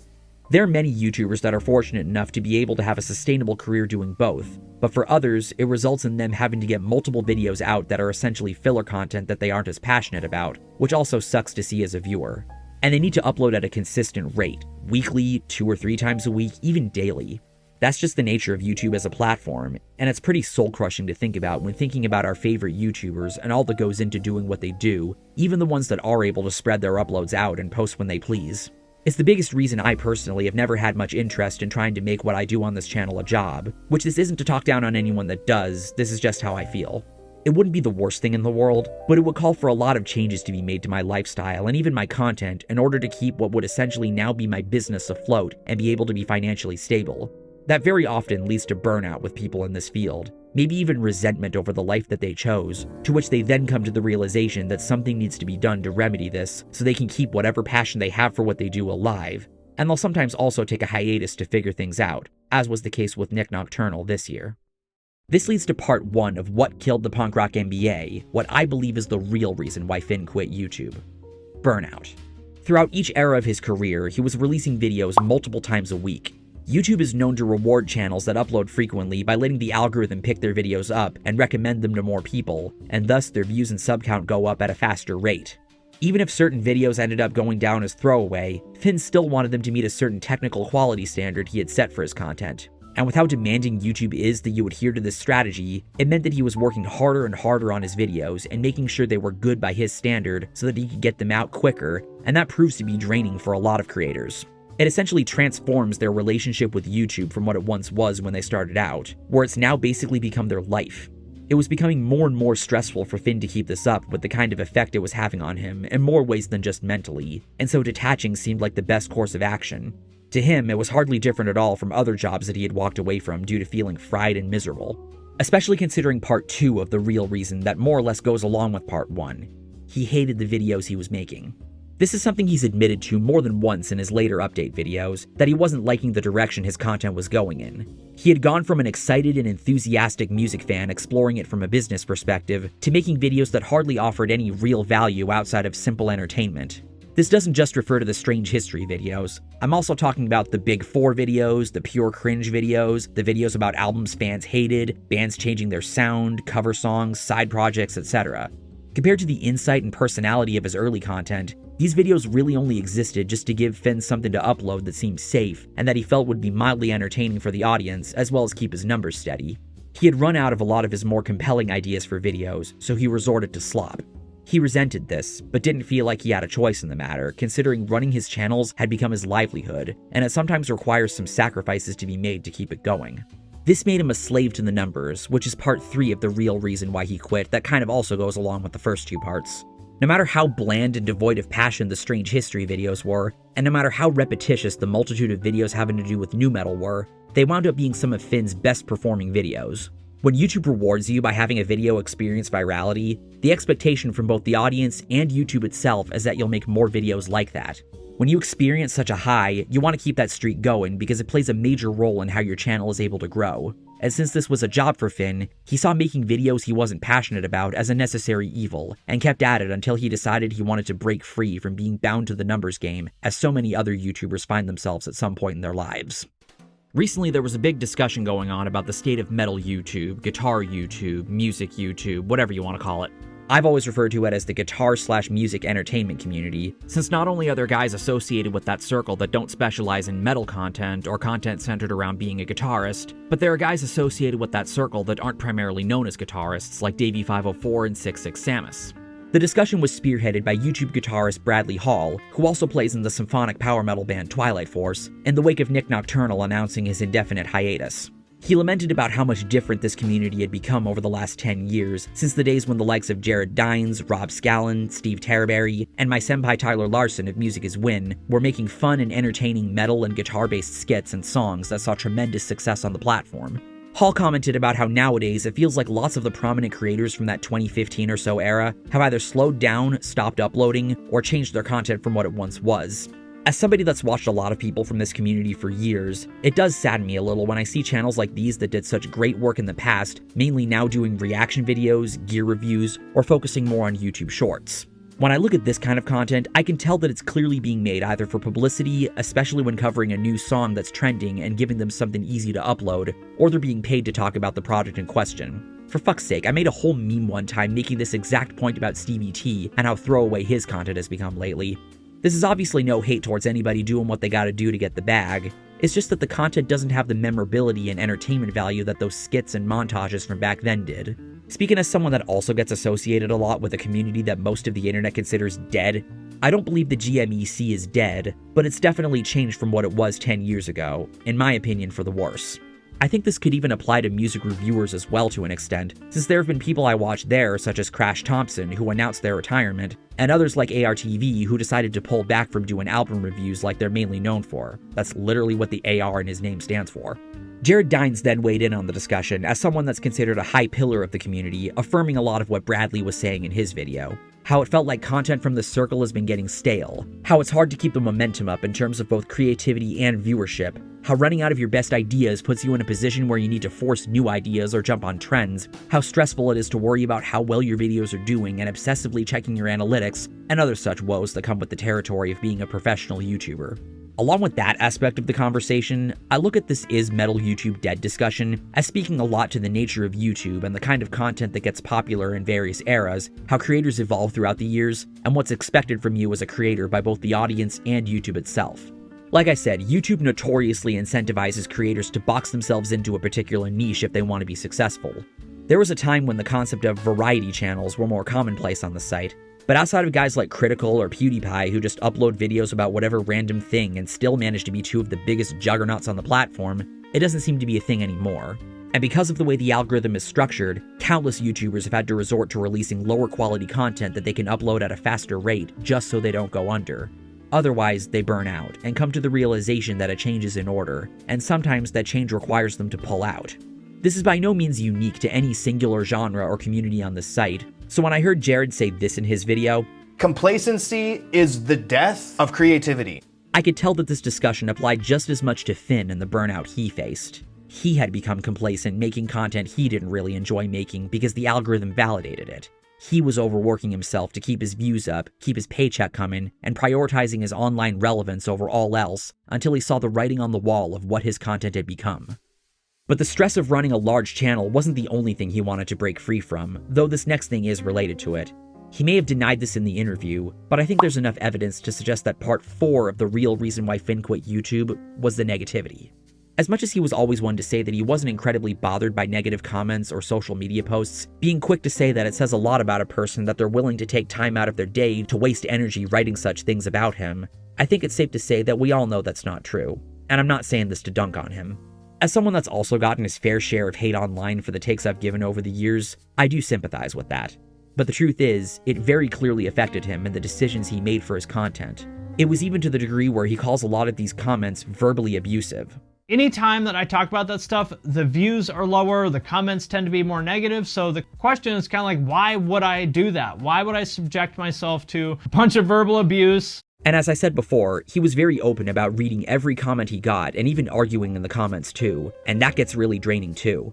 I imagine most YouTubers when they get to a certain level don't even bother with it most of the time because of the sheer volume of incoming comments. Like, I can't get away with saying that because none of my videos, even my most popular ones, get regularly flooded to the point where I can't keep up with the comments at all. Finn tried to do everything in his power to minimize the negativity, even though he never really could. He wouldn't have avoided talking about certain subjects or made the decision to only make videos about millennial rock music and not inject any personality or opinions and only stick to the facts if it weren't for the negative feedback he received. In his mind, his ability to be able to continue making videos or making certain kinds of videos was contingent on whether or not the audience was happy, because if they weren't, it would show in his comments and/or the view count.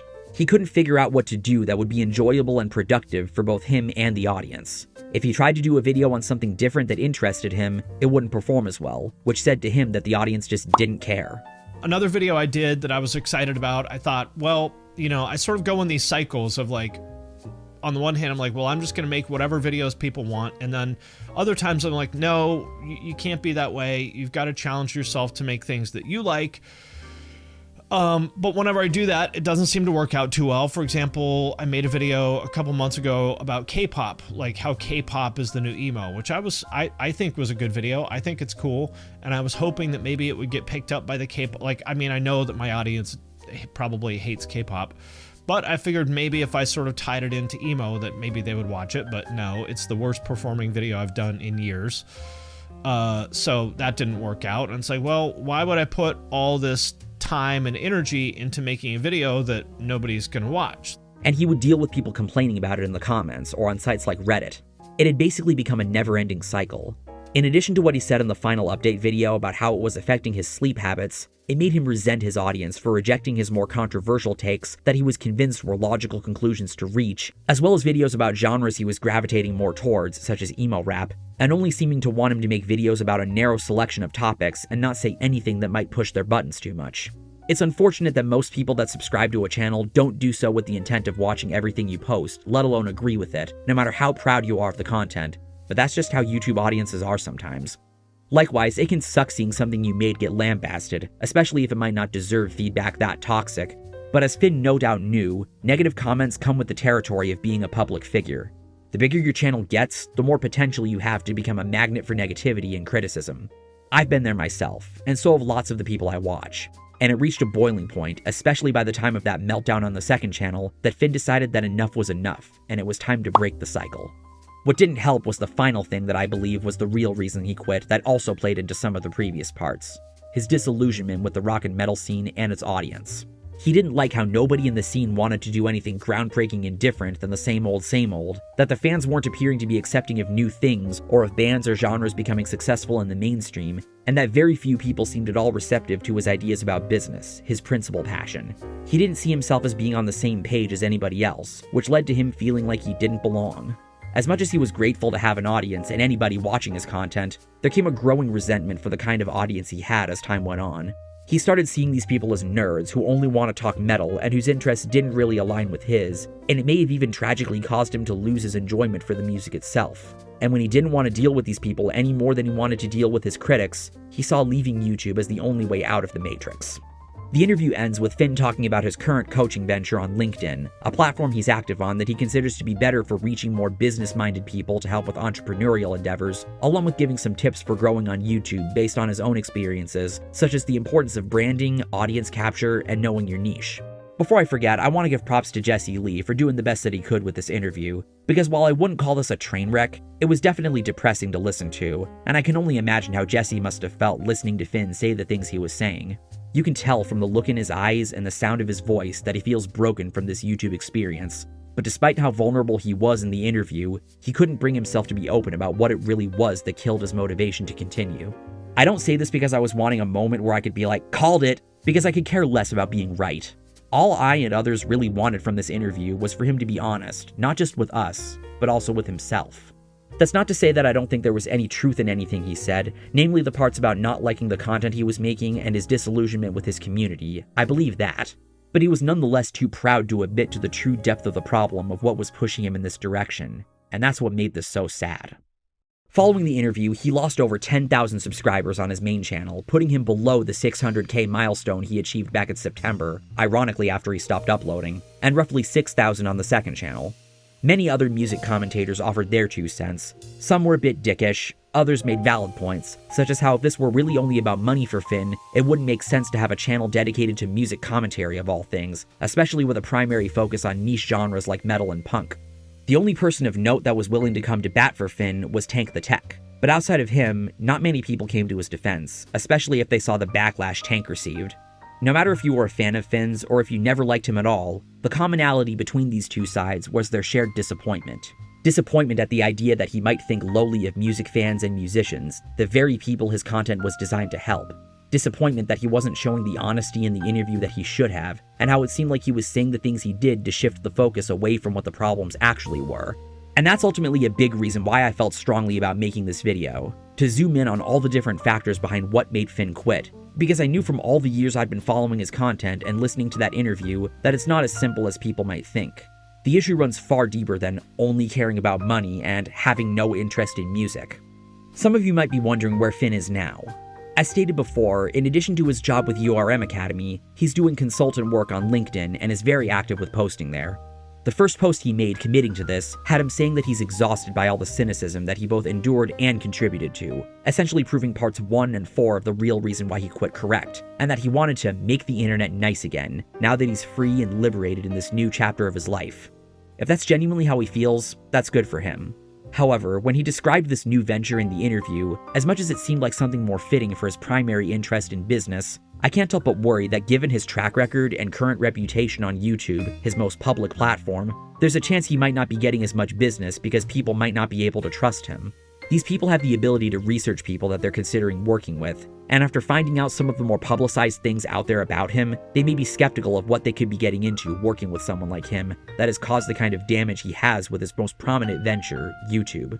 It's unfortunate because I do think that he has something to provide for people wanting to grow their business if some of his more business-oriented content is able to suggest, but outside of some recent positive reviews I saw when glancing at his LinkedIn page, it's difficult to say if his previous reputation won't precede him.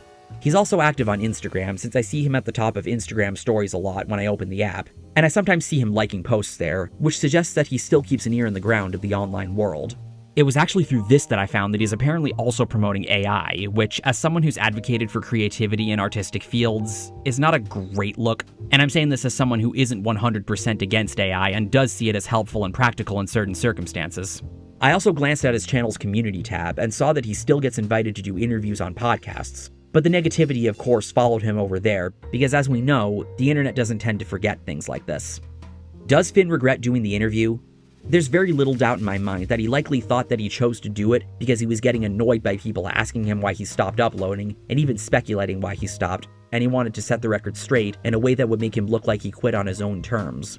I'm sure he regrets a lot of the things he said, considering it ended up creating more problems for him, especially if they have the potential to affect his future endeavors. But with all I could gather from glancing at his LinkedIn posts, outside of some select references to his YouTube career that suggest he might still have some feelings of bitterness about it, it seems like he's gone the route of sweeping it under the rug. I can understand thinking that that's the best course of action for you to take because you just want to disassociate yourself from the situation and move on. There have been situations I was involved in where the one choice I felt I could make that seemed appropriate was to do exactly that. But the problem with taking that approach is that because it wasn't addressed in a way that shows to some degree that you want to take accountability for your actions, it has the potential to haunt you in the future. I wouldn't be surprised if that thought ever creeps up in the back of Finn's mind on occasion. I don't want to go into detail about this because I don't want to reopen old wounds, but if any old school viewers remember the Repgate situation from 2013 to 2014, this is how I sometimes feel whenever I think back to that, wondering how things could have potentially gone if I handled myself differently than I did, since I was inexperienced and timid back when I was 19 to 20 and still fairly new to content creation. So in that regard, Finn and I aren't that different, which is why it's hard for me to not feel at all sorry for him. I definitely don't think he regrets his YouTube career, considering his initial goal with the channel was to grow his name so that people can see for themselves how learned he is about marketing and business. He might regret certain things about it, which is understandable. As I said, I have my own regrets about certain things from my past on here that I've had to take ownership of. But otherwise, he more or less got what he wanted, because for better or for worse, millions of people now know the name Finn McKenty. But what came with that benefit was the burden it left on his mental state that led him to make some poor decisions that he ended up having to pay the price for. The thing that's the most tragic to me about the death of the Punk Rock MBA is that none of this needed to happen. If Finn managed his emotions better, picked his battles better, wasn't as condescending towards music fans, was less combative and abrasive when giving his thoughts on certain bands and the current state of rock and metal, didn't dwell as much on the negativity he had received, was less fixated on the numbers, and was able to reach a compromise with his audience about the content that's the most productive for him to make, he likely wouldn't have gone in the direction that he did, to where he ultimately felt compelled to give up and quit, and he'd maybe be a lot more respected too. This is obviously not to say that these problems would no longer exist in any other way, shape, or form. They could likely come up in smaller forms, but it would have definitely been a step in the right direction of keeping him grounded and true to what his channel originally represented. I've been watching his content since 2019, and the common theme that I observed about his evolution throughout the years that I perhaps disliked the most wasn't just that he was making videos with highly disagreeable takes, it's that even while much of the content he was putting out in the latter half of his career wasn't technically bad, he had lost sight of what it was that made his content interesting and what made him a compelling person in music discourse, and even his own fans were able to pick up on it. Because when I think of Finn McKenty, the first thing that comes to my mind is how effective he was at analyzing rock and metal music from a business perspective in a way that aspiring artists and entrepreneurs can learn and take inspiration from for their own endeavors. That's what made his early content so captivating to me back then, and I doubt I was the only one who felt that way.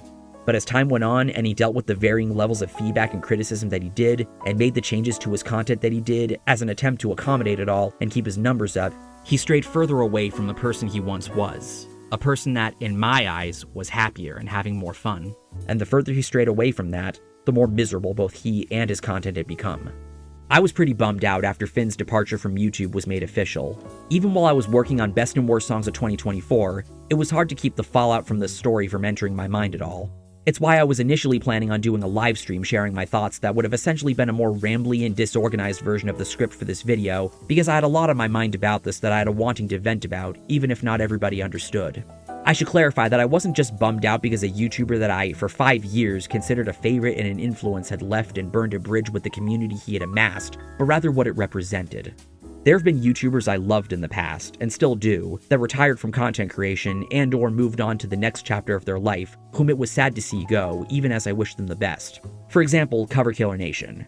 When he announced his retirement back in 2019, I was pretty sad because he was one of my channel's greatest influences, and my YouTube daddy, of course. It was understandable why he had decided to throw in the towel, because I'd noticed a lot changing with him in terms of his health and finances, and YouTube proved to be a necessary sacrifice from his perspective. But while it was nonetheless saddening to see him go, considering how much his content meant to me, I knew that there were plenty of other music reviewers and commentators that talked about metal to suffice, even if it wouldn't be the same. But in the case of Finn, his departure left a pretty big void in the music commentary space on here. There was never another YouTuber like the Punk Rock MBA before him that spoke about our beloved scene from the business and music industry insider perspectives that he did, and who did so in such a way that you felt informed, inspired, and motivated to go out and make your dream a reality. No matter how many egregious takes he's made, no matter how much slop content he's put out, no matter how much drama there was surrounding him, no matter all the criticism that I've been dealing towards him in this video, that's the thing I'm always going to remember about him. That's what made Finn's content important, and what made him one of the most prominent and influential figures in the music space on YouTube. It's disappointing that he threw that away, because while there's no shortage of great content creators in music commentary, there isn't really anyone, that I know of anyway, that serves the exact kind of role that Finn did. I really think we lost something special. Despite that, I'm going to name some channels that I think could potentially fill the void. It's not going to be a one-to-one comparison, but I see these channels serving at least one of the roles that Finn did. And it's going to be more than just people that simply talk metal or do music reviews or saying, "Oh, Anthony Fantano, he's the biggest music reviewer and is therefore the bestest, go watch him." Nothing against Fantano, but that's not what we're talking about here. Some, if not most of these, are people you've likely heard of and don't need the promotion from me of all people, but if not, they come recommended. Though I'll be transparent and say that I'm not subscribed to some of them at the time of writing this, and haven't done a proper sampling of their content outside of research purposes. Some of them are channels you suggested when I made a community post asking who your favorite music commentary / review / discussion channels are, as well as some that were suggested to me by friends when I was asking for some names.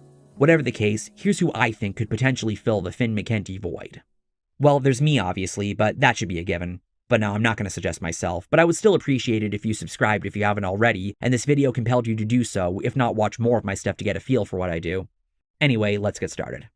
When I originally wrote the script for this video, Nick Nocturnal had gone on indefinite hiatus, but he has since made his return and appears to be in a much healthier headspace than he was. No matter what I think of some of his sillier content, and no matter what I think about reaction content, there's no denying that he was a major advocate for the modern metal scene in much the same way I saw Finn as being, and showed the kind of enthusiasm that's really needed when hyping up new music in the scene from bands both big and small, and I'm happy he's back to serve that hype man role. A channel that was mentioned a lot in the community post was Metal Trenches, and from what I saw when giving his channel a look, he does a lot of metal discussions along with album reviews and rankings, and even makes a point to shout out lesser known bands, which gives him a similar kind of advocate role.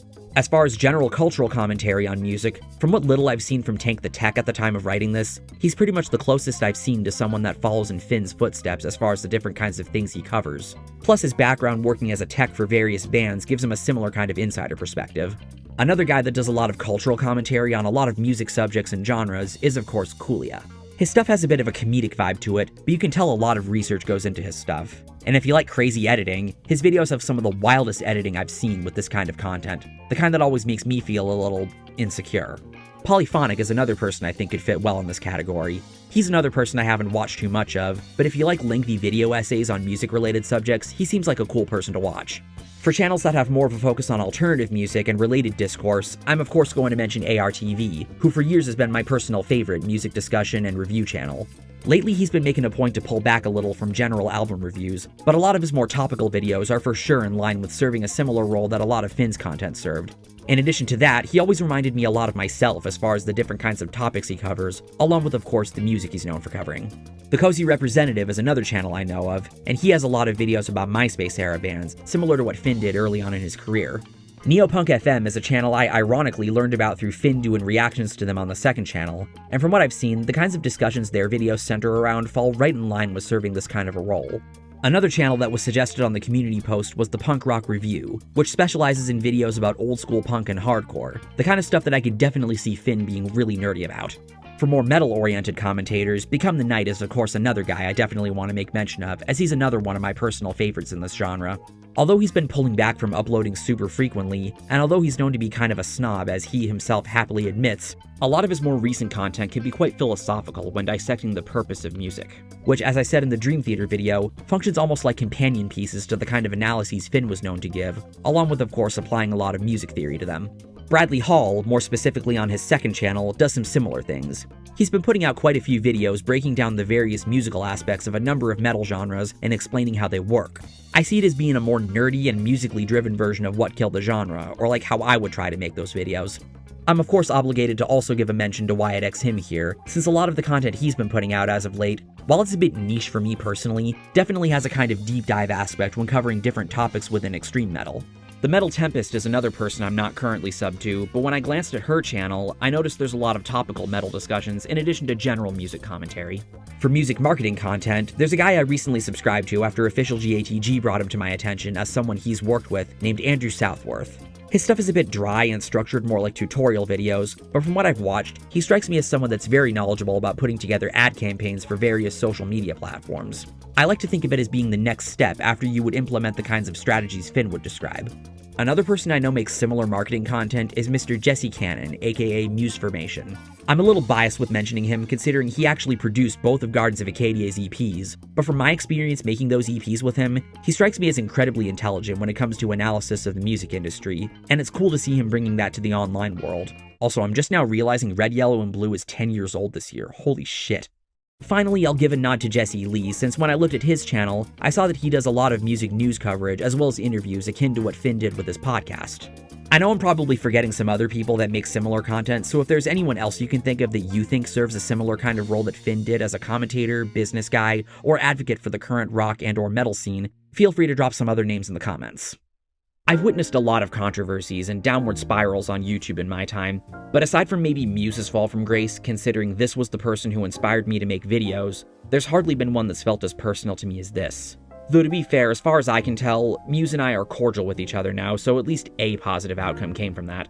But here, I had witnessed one of my favorite YouTubers who served an essential role in my YouTube diet and put forth ideas that I dreamed of one day implementing for my own ambitions crash and burn as a result of years worth of poor decisions that could have been easily avoided.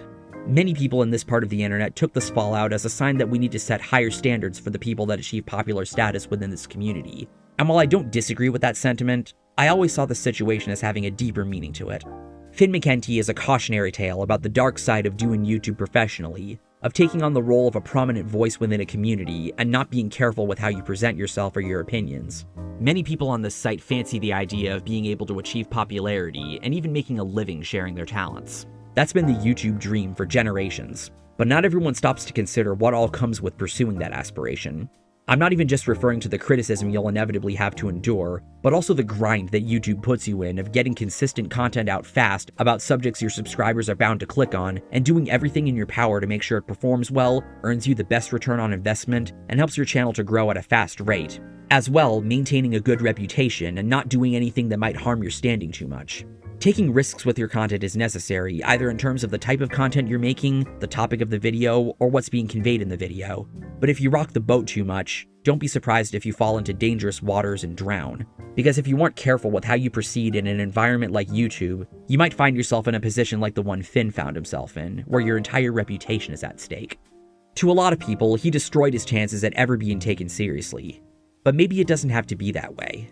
At the beginning of 2024, I did a live stream dissecting a video Repsion made about his plans at the time to retire from YouTube later in the year, because I thought that it had a lot to say about the necessity of pulling out from the more toxic aspects of the online world, as well as doing some soul searching and reevaluating what's really important to you and what it is that you really want out of life. It's a very intimate and heartfelt discussion, and even if Repsion ended up basically changing his mind about being done with YouTube completely like I kind of predicted would happen in the stream, it's nonetheless a stream I'm really proud of, and I recommend checking it out if you haven't seen it, especially because I think a lot about it can apply to Finn. It may be for the best that he leave YouTube behind and focus more on URM, the LinkedIn consulting, and of course, his family and raising his son. But honestly, I don't know what the reaction is going to be to me saying this, but I would love for him to come back. Maybe this is the fan in me talking, but I don't see why he couldn't bounce back from this if he wanted to. Not that I want to go the relative privation route, but I've seen much more disturbing and gruesome falls from grace that were never recovered from than this. It may have been a year since he made his last video. Some people might think it's too late for him at this point, but I think there is a way Finn could potentially redeem himself. Again, if he wants to. I think if he issued an apology for how much of an asshole he acted like throughout his career and in the interview, without trying to deflect responsibility onto anyone else, and showing that he understands why what he did and said was hurtful or offensive to a lot of people, and that they have a right to not be happy with him, and making clear that he isn't expecting forgiveness from anyone, clarified the various misconceptions about him, such as the implications of the not caring about music and only doing it for the money statements, and makes a commitment to make better content than he had been putting out that comes from a more genuine place and not place as much stock in the viewership or the comments, the keyword being as much, he might be able to recover. None of Finn's crimes that I've been outlining throughout this video strike me as the kind of things that warrant saying stay gone, but maybe that's just me. This obviously isn't to say that one apology is all it takes. Some people probably won't find the apology to be good. They might doubt the sincerity or find some other flaws within it that will leave them feeling hesitant to accept it or show any forgiveness, if even at all. And no matter how genuine the apology actually is, that's just a risk you'll have to take, because while I and many other people are of the belief that second chances shouldn't be ruled out, depending on the situation of course, the fact remains that forgiveness and acceptance of an apology are not owed. They have to be earned. The most I think people really want from a person on the receiving end of this kind of criticism is for them to just be better. Be better at things like handling criticism, having a better attitude in your content, and not letting the numbers game dictate everything you do. And over time, as you move forward with what you decide to do next, people might start seeing improvement as you show through your actions that you learned from your mistakes and grew to become a much better version of yourself. And the next thing you know, this whole controversy will go down as just a distant memory that no longer defines you. The past can hurt, but the way I see it, you can either run from it or learn from it. Again, I'm kind of speaking from experience, because although there's a part of me that thinks there were some aspects of the Repgate situation that might have been swept under the rug, I, as well as Repzion himself actually, came out the other side as a better and happier person, and made great strides in improving a lot about myself and my content from that time period, to the degree that nobody cares about that situation anymore. Outside of people that want to hold a grudge over shit from over 10 years ago, I guess. No matter what, I moved forward, and while the road hasn't been without its bumps, I see myself as being at a point where I can say with full confidence that I'm better now than I was. And if someone like me or others that have dealt with some harsh blowback can recover, I don't see why Finn can't as well. What can I say? I'm a realist and an optimist. So I'm going to end this video with some advice for him, and really anyone that's wanting to get into content creation. And on the off chance that Finn is watching and made it all the way to this part, I'm going to be speaking directly to him, one creator to another. I can't make you come back to YouTube if you don't want to. I don't have that power. If you're feeling content with the way your life is going right now and you don't see a place for YouTube in it, I understand and wish you the best. If you're still feeling burned by the experience you had that's dissuading you from wanting to potentially have to endure it again, I again understand. I don't know if there's a small part of you that misses the fun you used to have with making videos about things you were passionate about or found interesting, because I've seen that happen with a lot of people that burned out, went on hiatus, and rediscovered the joy they used to experience with making videos, even as a hobby. I don't know if there's a part of you that has a lot of regrets regarding what went down, and you're wishing you could try to make things right and taking what I said about apologizing to heart. I can't see inside your head any more than I can make decisions for you. This isn't me trying to employ some guilt-tripping tactic. It's my way of saying that if this is the way you want it, we're all just going to have to accept your decision. But if you are feeling compelled to give this YouTube thing another shot now that your head is cleared, here's my advice, or rather, some goals for you to set. Ah, now you see why I wore this shirt for the video. I bet you forgot I had a reason for it. Number 1, make content that you're passionate about. If you're passionate and enthusiastic about what you're making a video about, it will show and it will resonate with the audience. I've watched plenty of videos about things I'm not really in the know about, but still appreciated and respected the passion and heart that was clearly present. And in my opinion, that's what I liked about your videos on things like power violence. It's videos like that one that make me miss 2018 to 2019 Finn, because the excitement that existed in videos like that one just ceased somewhere along the way. If you can apply that passion to future video subjects in a way that doesn't feel like you're forcing it, that makes for a really engaging video that will leave a strong impression on the audience. Going along with that, number 2, don't fixate so much on the numbers game. We all want our videos to reach as many people as possible. There's nothing wrong with that at all, as that's kind of the point of uploading on YouTube. But the numbers game has proven time and time again to be draining for creators. I understand that your videos performing well is essential for earning a living, but no matter how proud you are of a video, nobody likes seeing a YouTuber get upset that it didn't get the viewership they were hoping for. It doesn't just come across as though numbers and stats are all you care about, it also comes across like you're yelling at your audience for simply not thinking a particular video looks interesting, or that it's on a subject that they aren't in the know about. You may have a huge number of subscribers, but that doesn't mean that they're going to watch every single video you post because they are under no obligation to do so if they don't feel like it or don't have the time. Not to mention, in addition to them having lives outside of watching YouTube, they're subscribed to potentially dozens of other channels that they're wanting to keep up with that might be releasing videos the same day as you that they see as a higher priority. And I don't mean that as an insult, that's just the way it is sometimes. I get that it's disappointing seeing a video you worked hard on underperform. I've dealt with this more times than I care to admit. But rather than take that as a sign that you're failing or that the video is bad or boring and nobody cares, you can still be proud of the video and be grateful that anybody watched it and engaged with it at all. I want to call back to something you said in this update video. Personally, I would rather have 50,000 people that watch every video that are like really engaged, loyal viewers than have twice as many viewers on the back of videos that are like bullshit, drama, gossip, clickbait. I think proceeding with that mentality does a number with helping you to show gratitude for the audience you have, and that no matter how much you wish a video performed better, it doesn't take away from the enjoyment that you have for what you do. On the note of the kind of slop content that was referenced in that clip I played, number 3. Have a higher standard for your content and prioritize quality over quantity. No matter how much YouTube tries to box you into operating like a content farm, the fact remains that people subscribe to a channel because they see the potential for more of the greatness that won them over in the first place, and even exceeding that potential.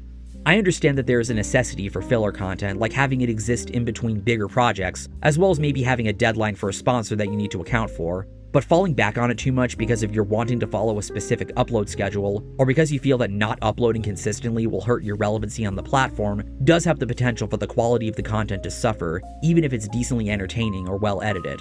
I've seen this happen with a lot of channels, and it depresses me when they're that strict about following that upload schedule, whether it's weekly, 2 to 3 times a week, etc., because their videos end up becoming below the standard that I know they're capable of. If it means that there'll be a longer gap between uploads, that's just a sign that you care about making your videos the best that they can be, as well as that you're not wanting to stress yourself by overworking just to meet an arbitrary quota. Realistically, I think most audiences understand this, and aren't going to complain that much about it unless they're really that impatient and entitled. But if they do, I see that as being more their problem than yours. Number 4. Represent your video subjects properly and do the necessary research in order to properly represent them. This is essential if you intend on covering subjects you're not as in the know about. Your viewers aren't stupid, and they'll be able to tell if you're talking out your ass on a subject that they know better on. This was the big thing that made videos such as the prog video, the indie video, and of course the black metal video so contentious, because although you might not claim to hate any of these genres, the videos showed that you were ignorant at best and overgeneralizing at worst. I must stress, it's fine if you're not personally into these genres, and it's fine to give critique to them when necessary. But being ignorant and overgeneralizing towards the subjects of your videos and allowing your bias to run rampant is antithetical to representing them properly. That's why I would personally advise against making videos on stuff too outside of your wheelhouse, especially again if you aren't as passionate about it. That's not to say you shouldn't take risks by stepping out of your comfort zone, but whether you're praising the subject or being critical of it, you need to be sure that you're representing it properly. Otherwise, the video isn't likely to go over well. Also, even if you know a lot about a subject and think of yourself as having a good memory for certain bits of information, you should still verify that your facts are correct. When I'm about to speak about something, whether in a video or elsewhere, I always make sure my information is accurate, even if I'm not second-guessing myself. I might have an idea of something, but it's important to double-check that you aren't talking out your ass, to which I then edit what I'm about to say in the script, post, comment, etc.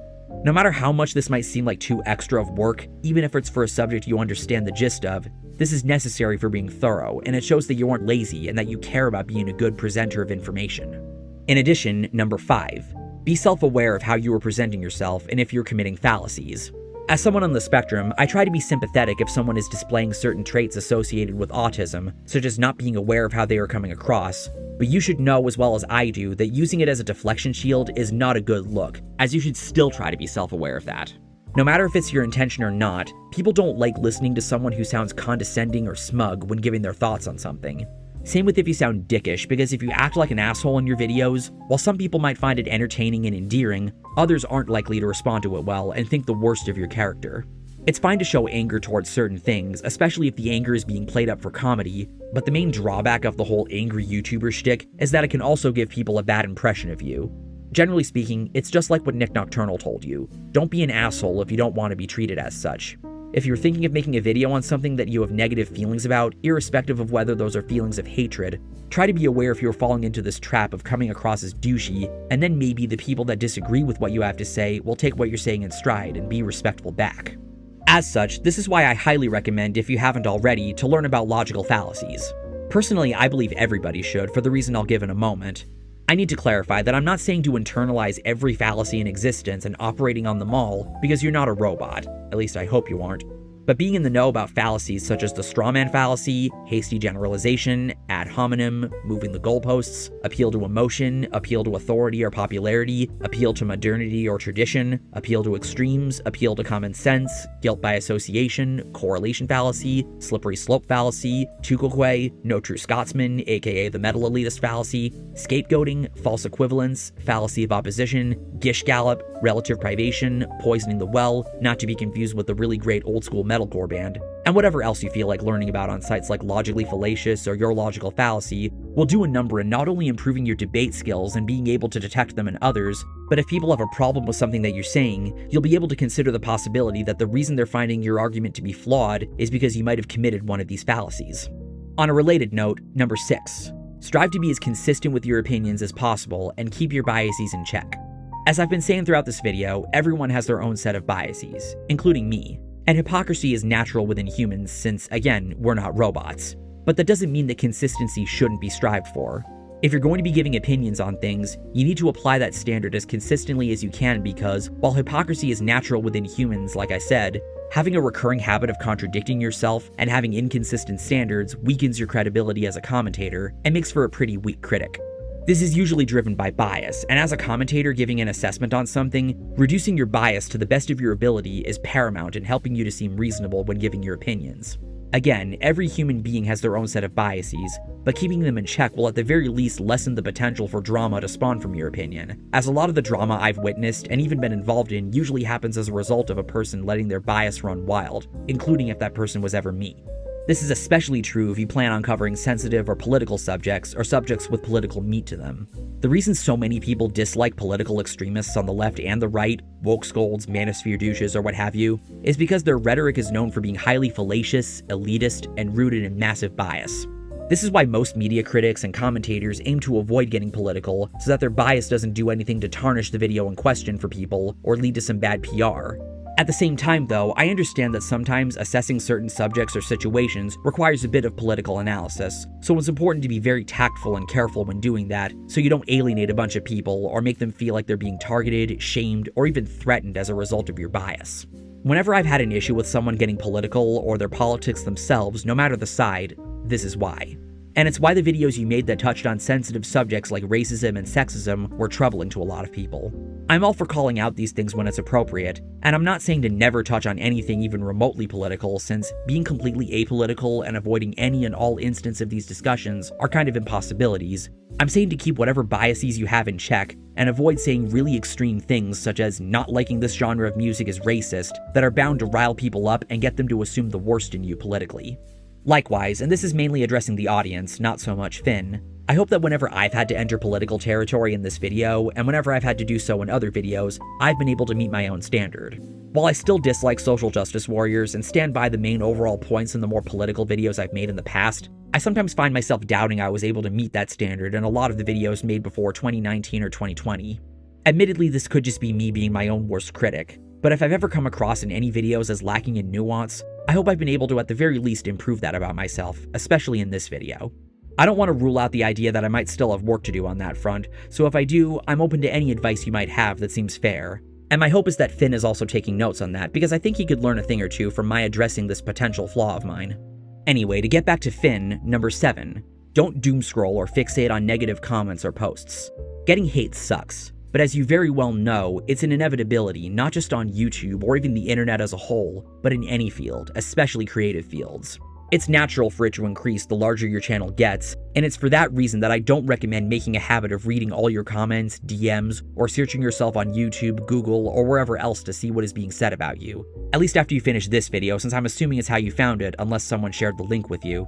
I get that it's tempting and that there's a part of you that's legitimately curious. I've been guilty of this myself. There's a whole short I made that came as a result of term searching myself on Twitter. But making a habit of doing this, especially when you're a large channel or public figure, is not good for your mental health, as you yourself have admitted. You don't even have to do this, as you are under no obligation to always be in the know of what's being said about you. I might not be a huge channel on here, but I know for a damn fact that I get talked about in various places, some of which aren't public or on places that I have access to or have an account on. Is it shitty? Yeah, it is. But rather than make a big deal out of it, I just move on with my day, because I know at the end of the day that I only have so much control over what other people say about me. It's a waste of energy to care that much when I could be doing more productive things, and the same definitely applies to you. The same principle of not having an obligation to constantly be in the know of what's being said applies to the comments. I doubt most big YouTubers even make an attempt to read most of their comments, not so much because of the negative comments as they've gotten more and more resilient over time, but because they get so many comments at a time.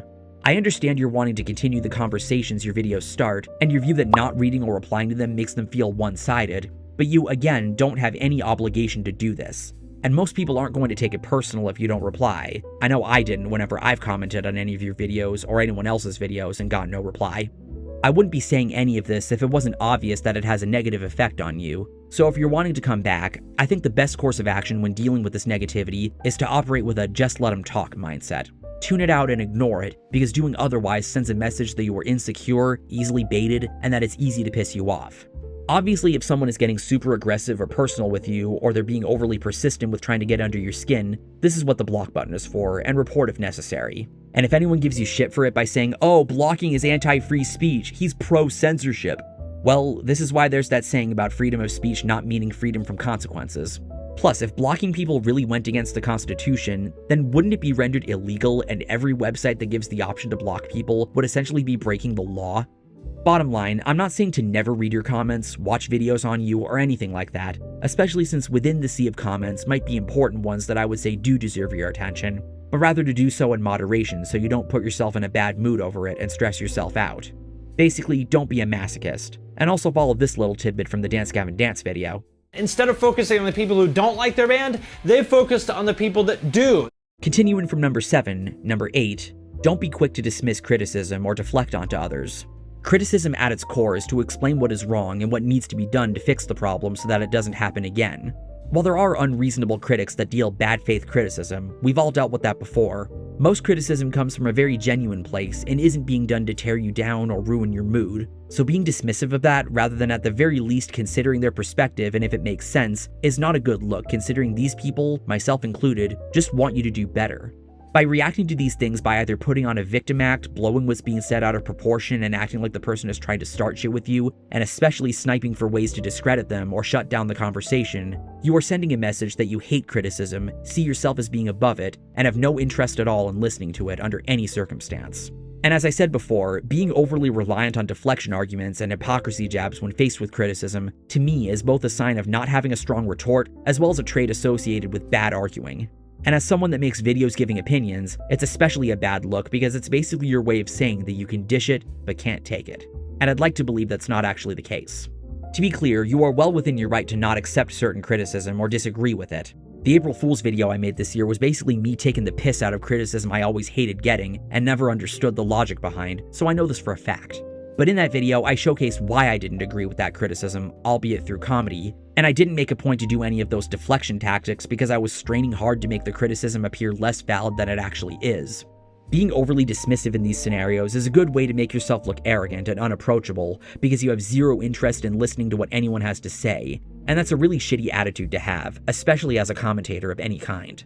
The way I see it, you have 3 options of how you can proceed when faced with criticism. You can either ignore it and move on with your day, which is a valid option, especially since eventually the heat will die down as you don't give the more unruly people, especially if they're trolls, the response that they want. Respond in a mature manner without any anger or condescension, explaining why you don't find it to be fair or valid, or take it in stride and use the criticism to your advantage. Think of it like when a celebrity gets made fun of on South Park and they don't make a huge deal out of it, unlike what a certain president did recently. Or if you want a YouTube example, think of it like how Doug Walker, better known as the Nostalgia Critic, handled the backlash to his infamous review of Pink Floyd's The Wall. He could have ignored everything that was being said, or he could have lashed out at everyone, but he instead embraced the meme.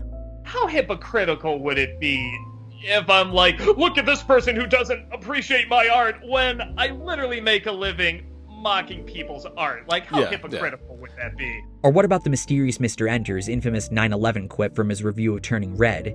He got clowned hard for that, even got articles written about it, and he ended up taking the L and embracing the meme too, because he understood that that was his best course of action.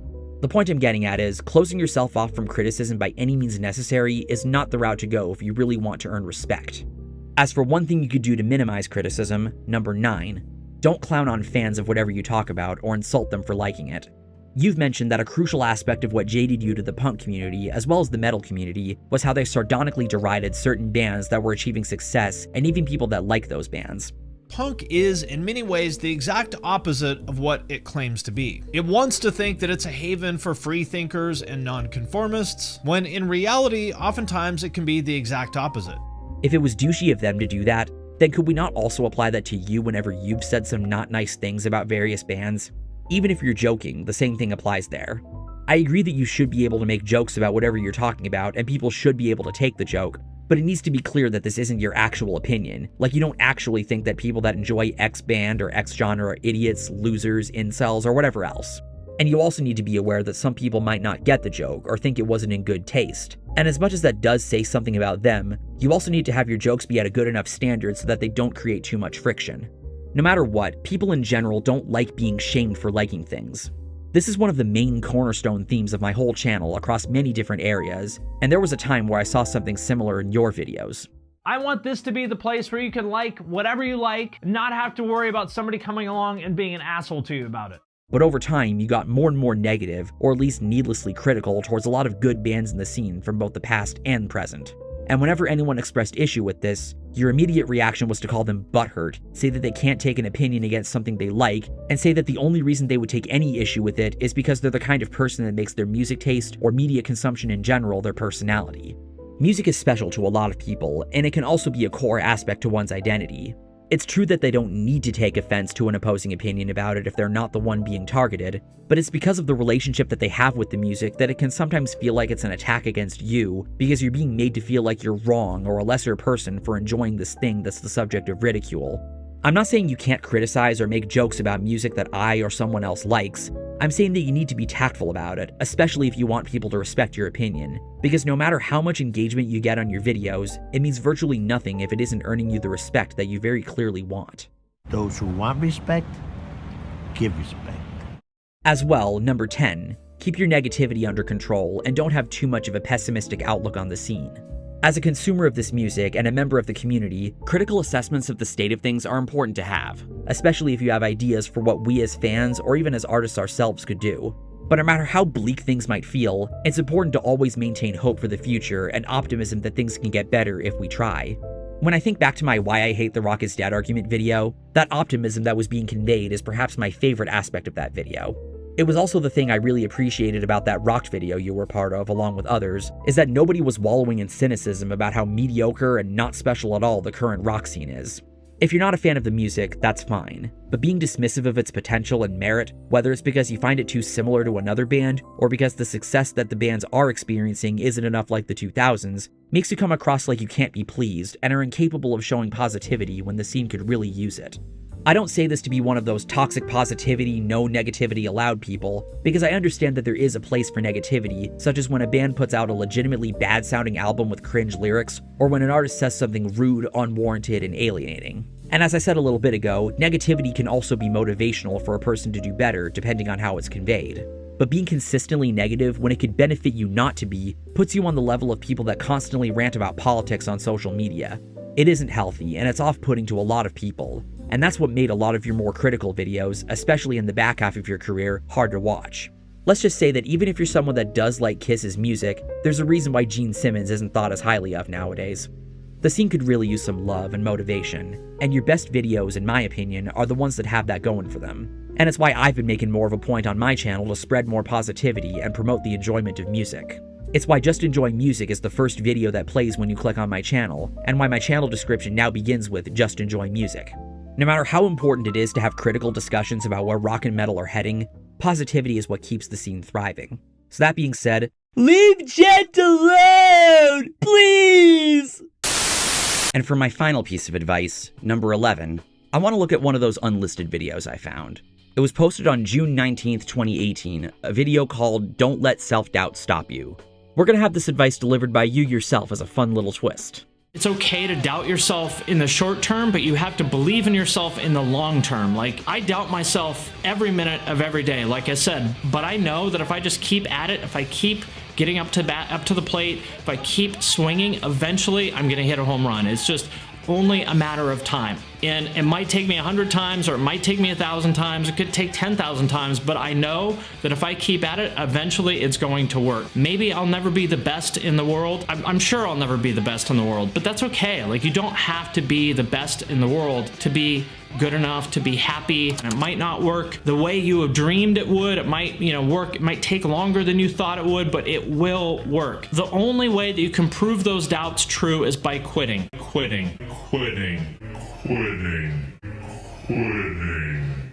You starting to see what the problem is? You didn't quit YouTube because you don't care about music or because you met your financial goals. Deep down, you know that this right here is the crux of what really happened. You let your self-doubt destroy you. The self-doubt that you could make content that you and the audience both enjoyed, found to be productive, and got good viewership. The self-doubt that you would be able to overcome the negativity you were experiencing, even if your own rhetoric and actions were playing a part in it. The self-doubt that you could be the Finn McKenty that you once were. Somewhere deep down, I believe that man still exists, and I would love to see that Finn come back if you're toying with the idea. And if/when you do, just remember what you said in this video, and don't allow anything externally or internally to drag you down and ruin the enjoyment that you have for what you do. And while you're at it, rewatch that Hatebreed video you made, because I think a lot of the themes of that one are relevant here too. Like I said before, I've been there myself. During the time when Repgate peaked around mid-2014, there was a part of me that was convinced that not very many people wanted me around. There were a lot of toxic people back in those times that made me feel like I had to walk on eggshells so that I wouldn't have to endure any big callouts or confrontations from any of them, and it made operating online at the time a pretty miserable experience at times. This is why I look at 2014 as being my worst year on YouTube, and it's why whenever I see people talk about how much they miss the old days, even despite some aspects of early 2010s YouTube that I do have some nostalgia for, I never want to go back to that.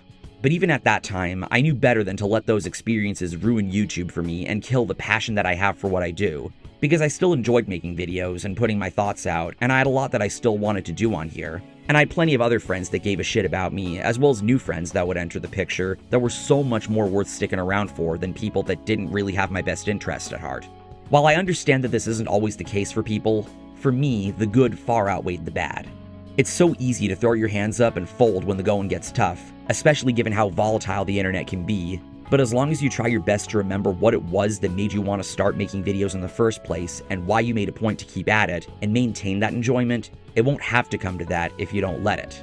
And it's because of that by 2015, especially after I cut off some other really toxic people that weren't healthy for me to be around and decided that I wasn't going to let people like that dictate how I should be running my channel, I had a much more positive attitude that shone through in a lot of the videos I was making throughout the year, and making videos became a lot more fun for me ever since then.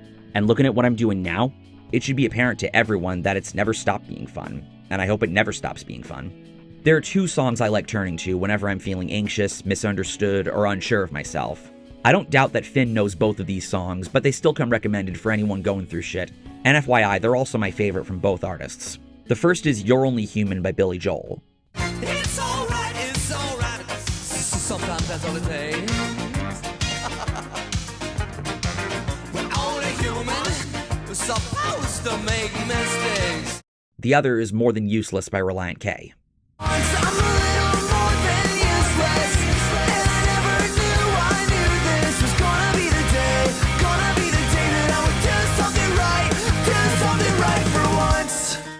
Once again, if you have no interest at all in trying again with this YouTube thing, that's your choice, and I wish you the best. But you're not somebody I see as being in lost cause territory, so if you try applying this advice I've been laying out, then who knows? Maybe we'll see a new and improved era of the Punk Rock MBA. The choice is yours. No matter what, there's a lot that the story of Finn McKenty has to teach us about the do's and don'ts of YouTube. He was flawed, but it almost made him seem more human than other popular YouTubers. He made a lot of mistakes that led him to where he is now that deserved criticism, but it never took away from the good that did come from him being a part of the music commentary scene. I learned a lot from his videos, and they influenced me in a number of different ways. His fall was disheartening, especially after the different factors that culminated in him pulling that trigger, but to me, he's always going to be one of the most iconic figures in music commentary who brought something so fresh to the table. That's what makes me feel honored and privileged to have put together this gargantuan project that not only acts as a deep critical analysis, but also a tribute, because there was never another channel like the Punk Rock MBA before, and I don't know if there ever will be again.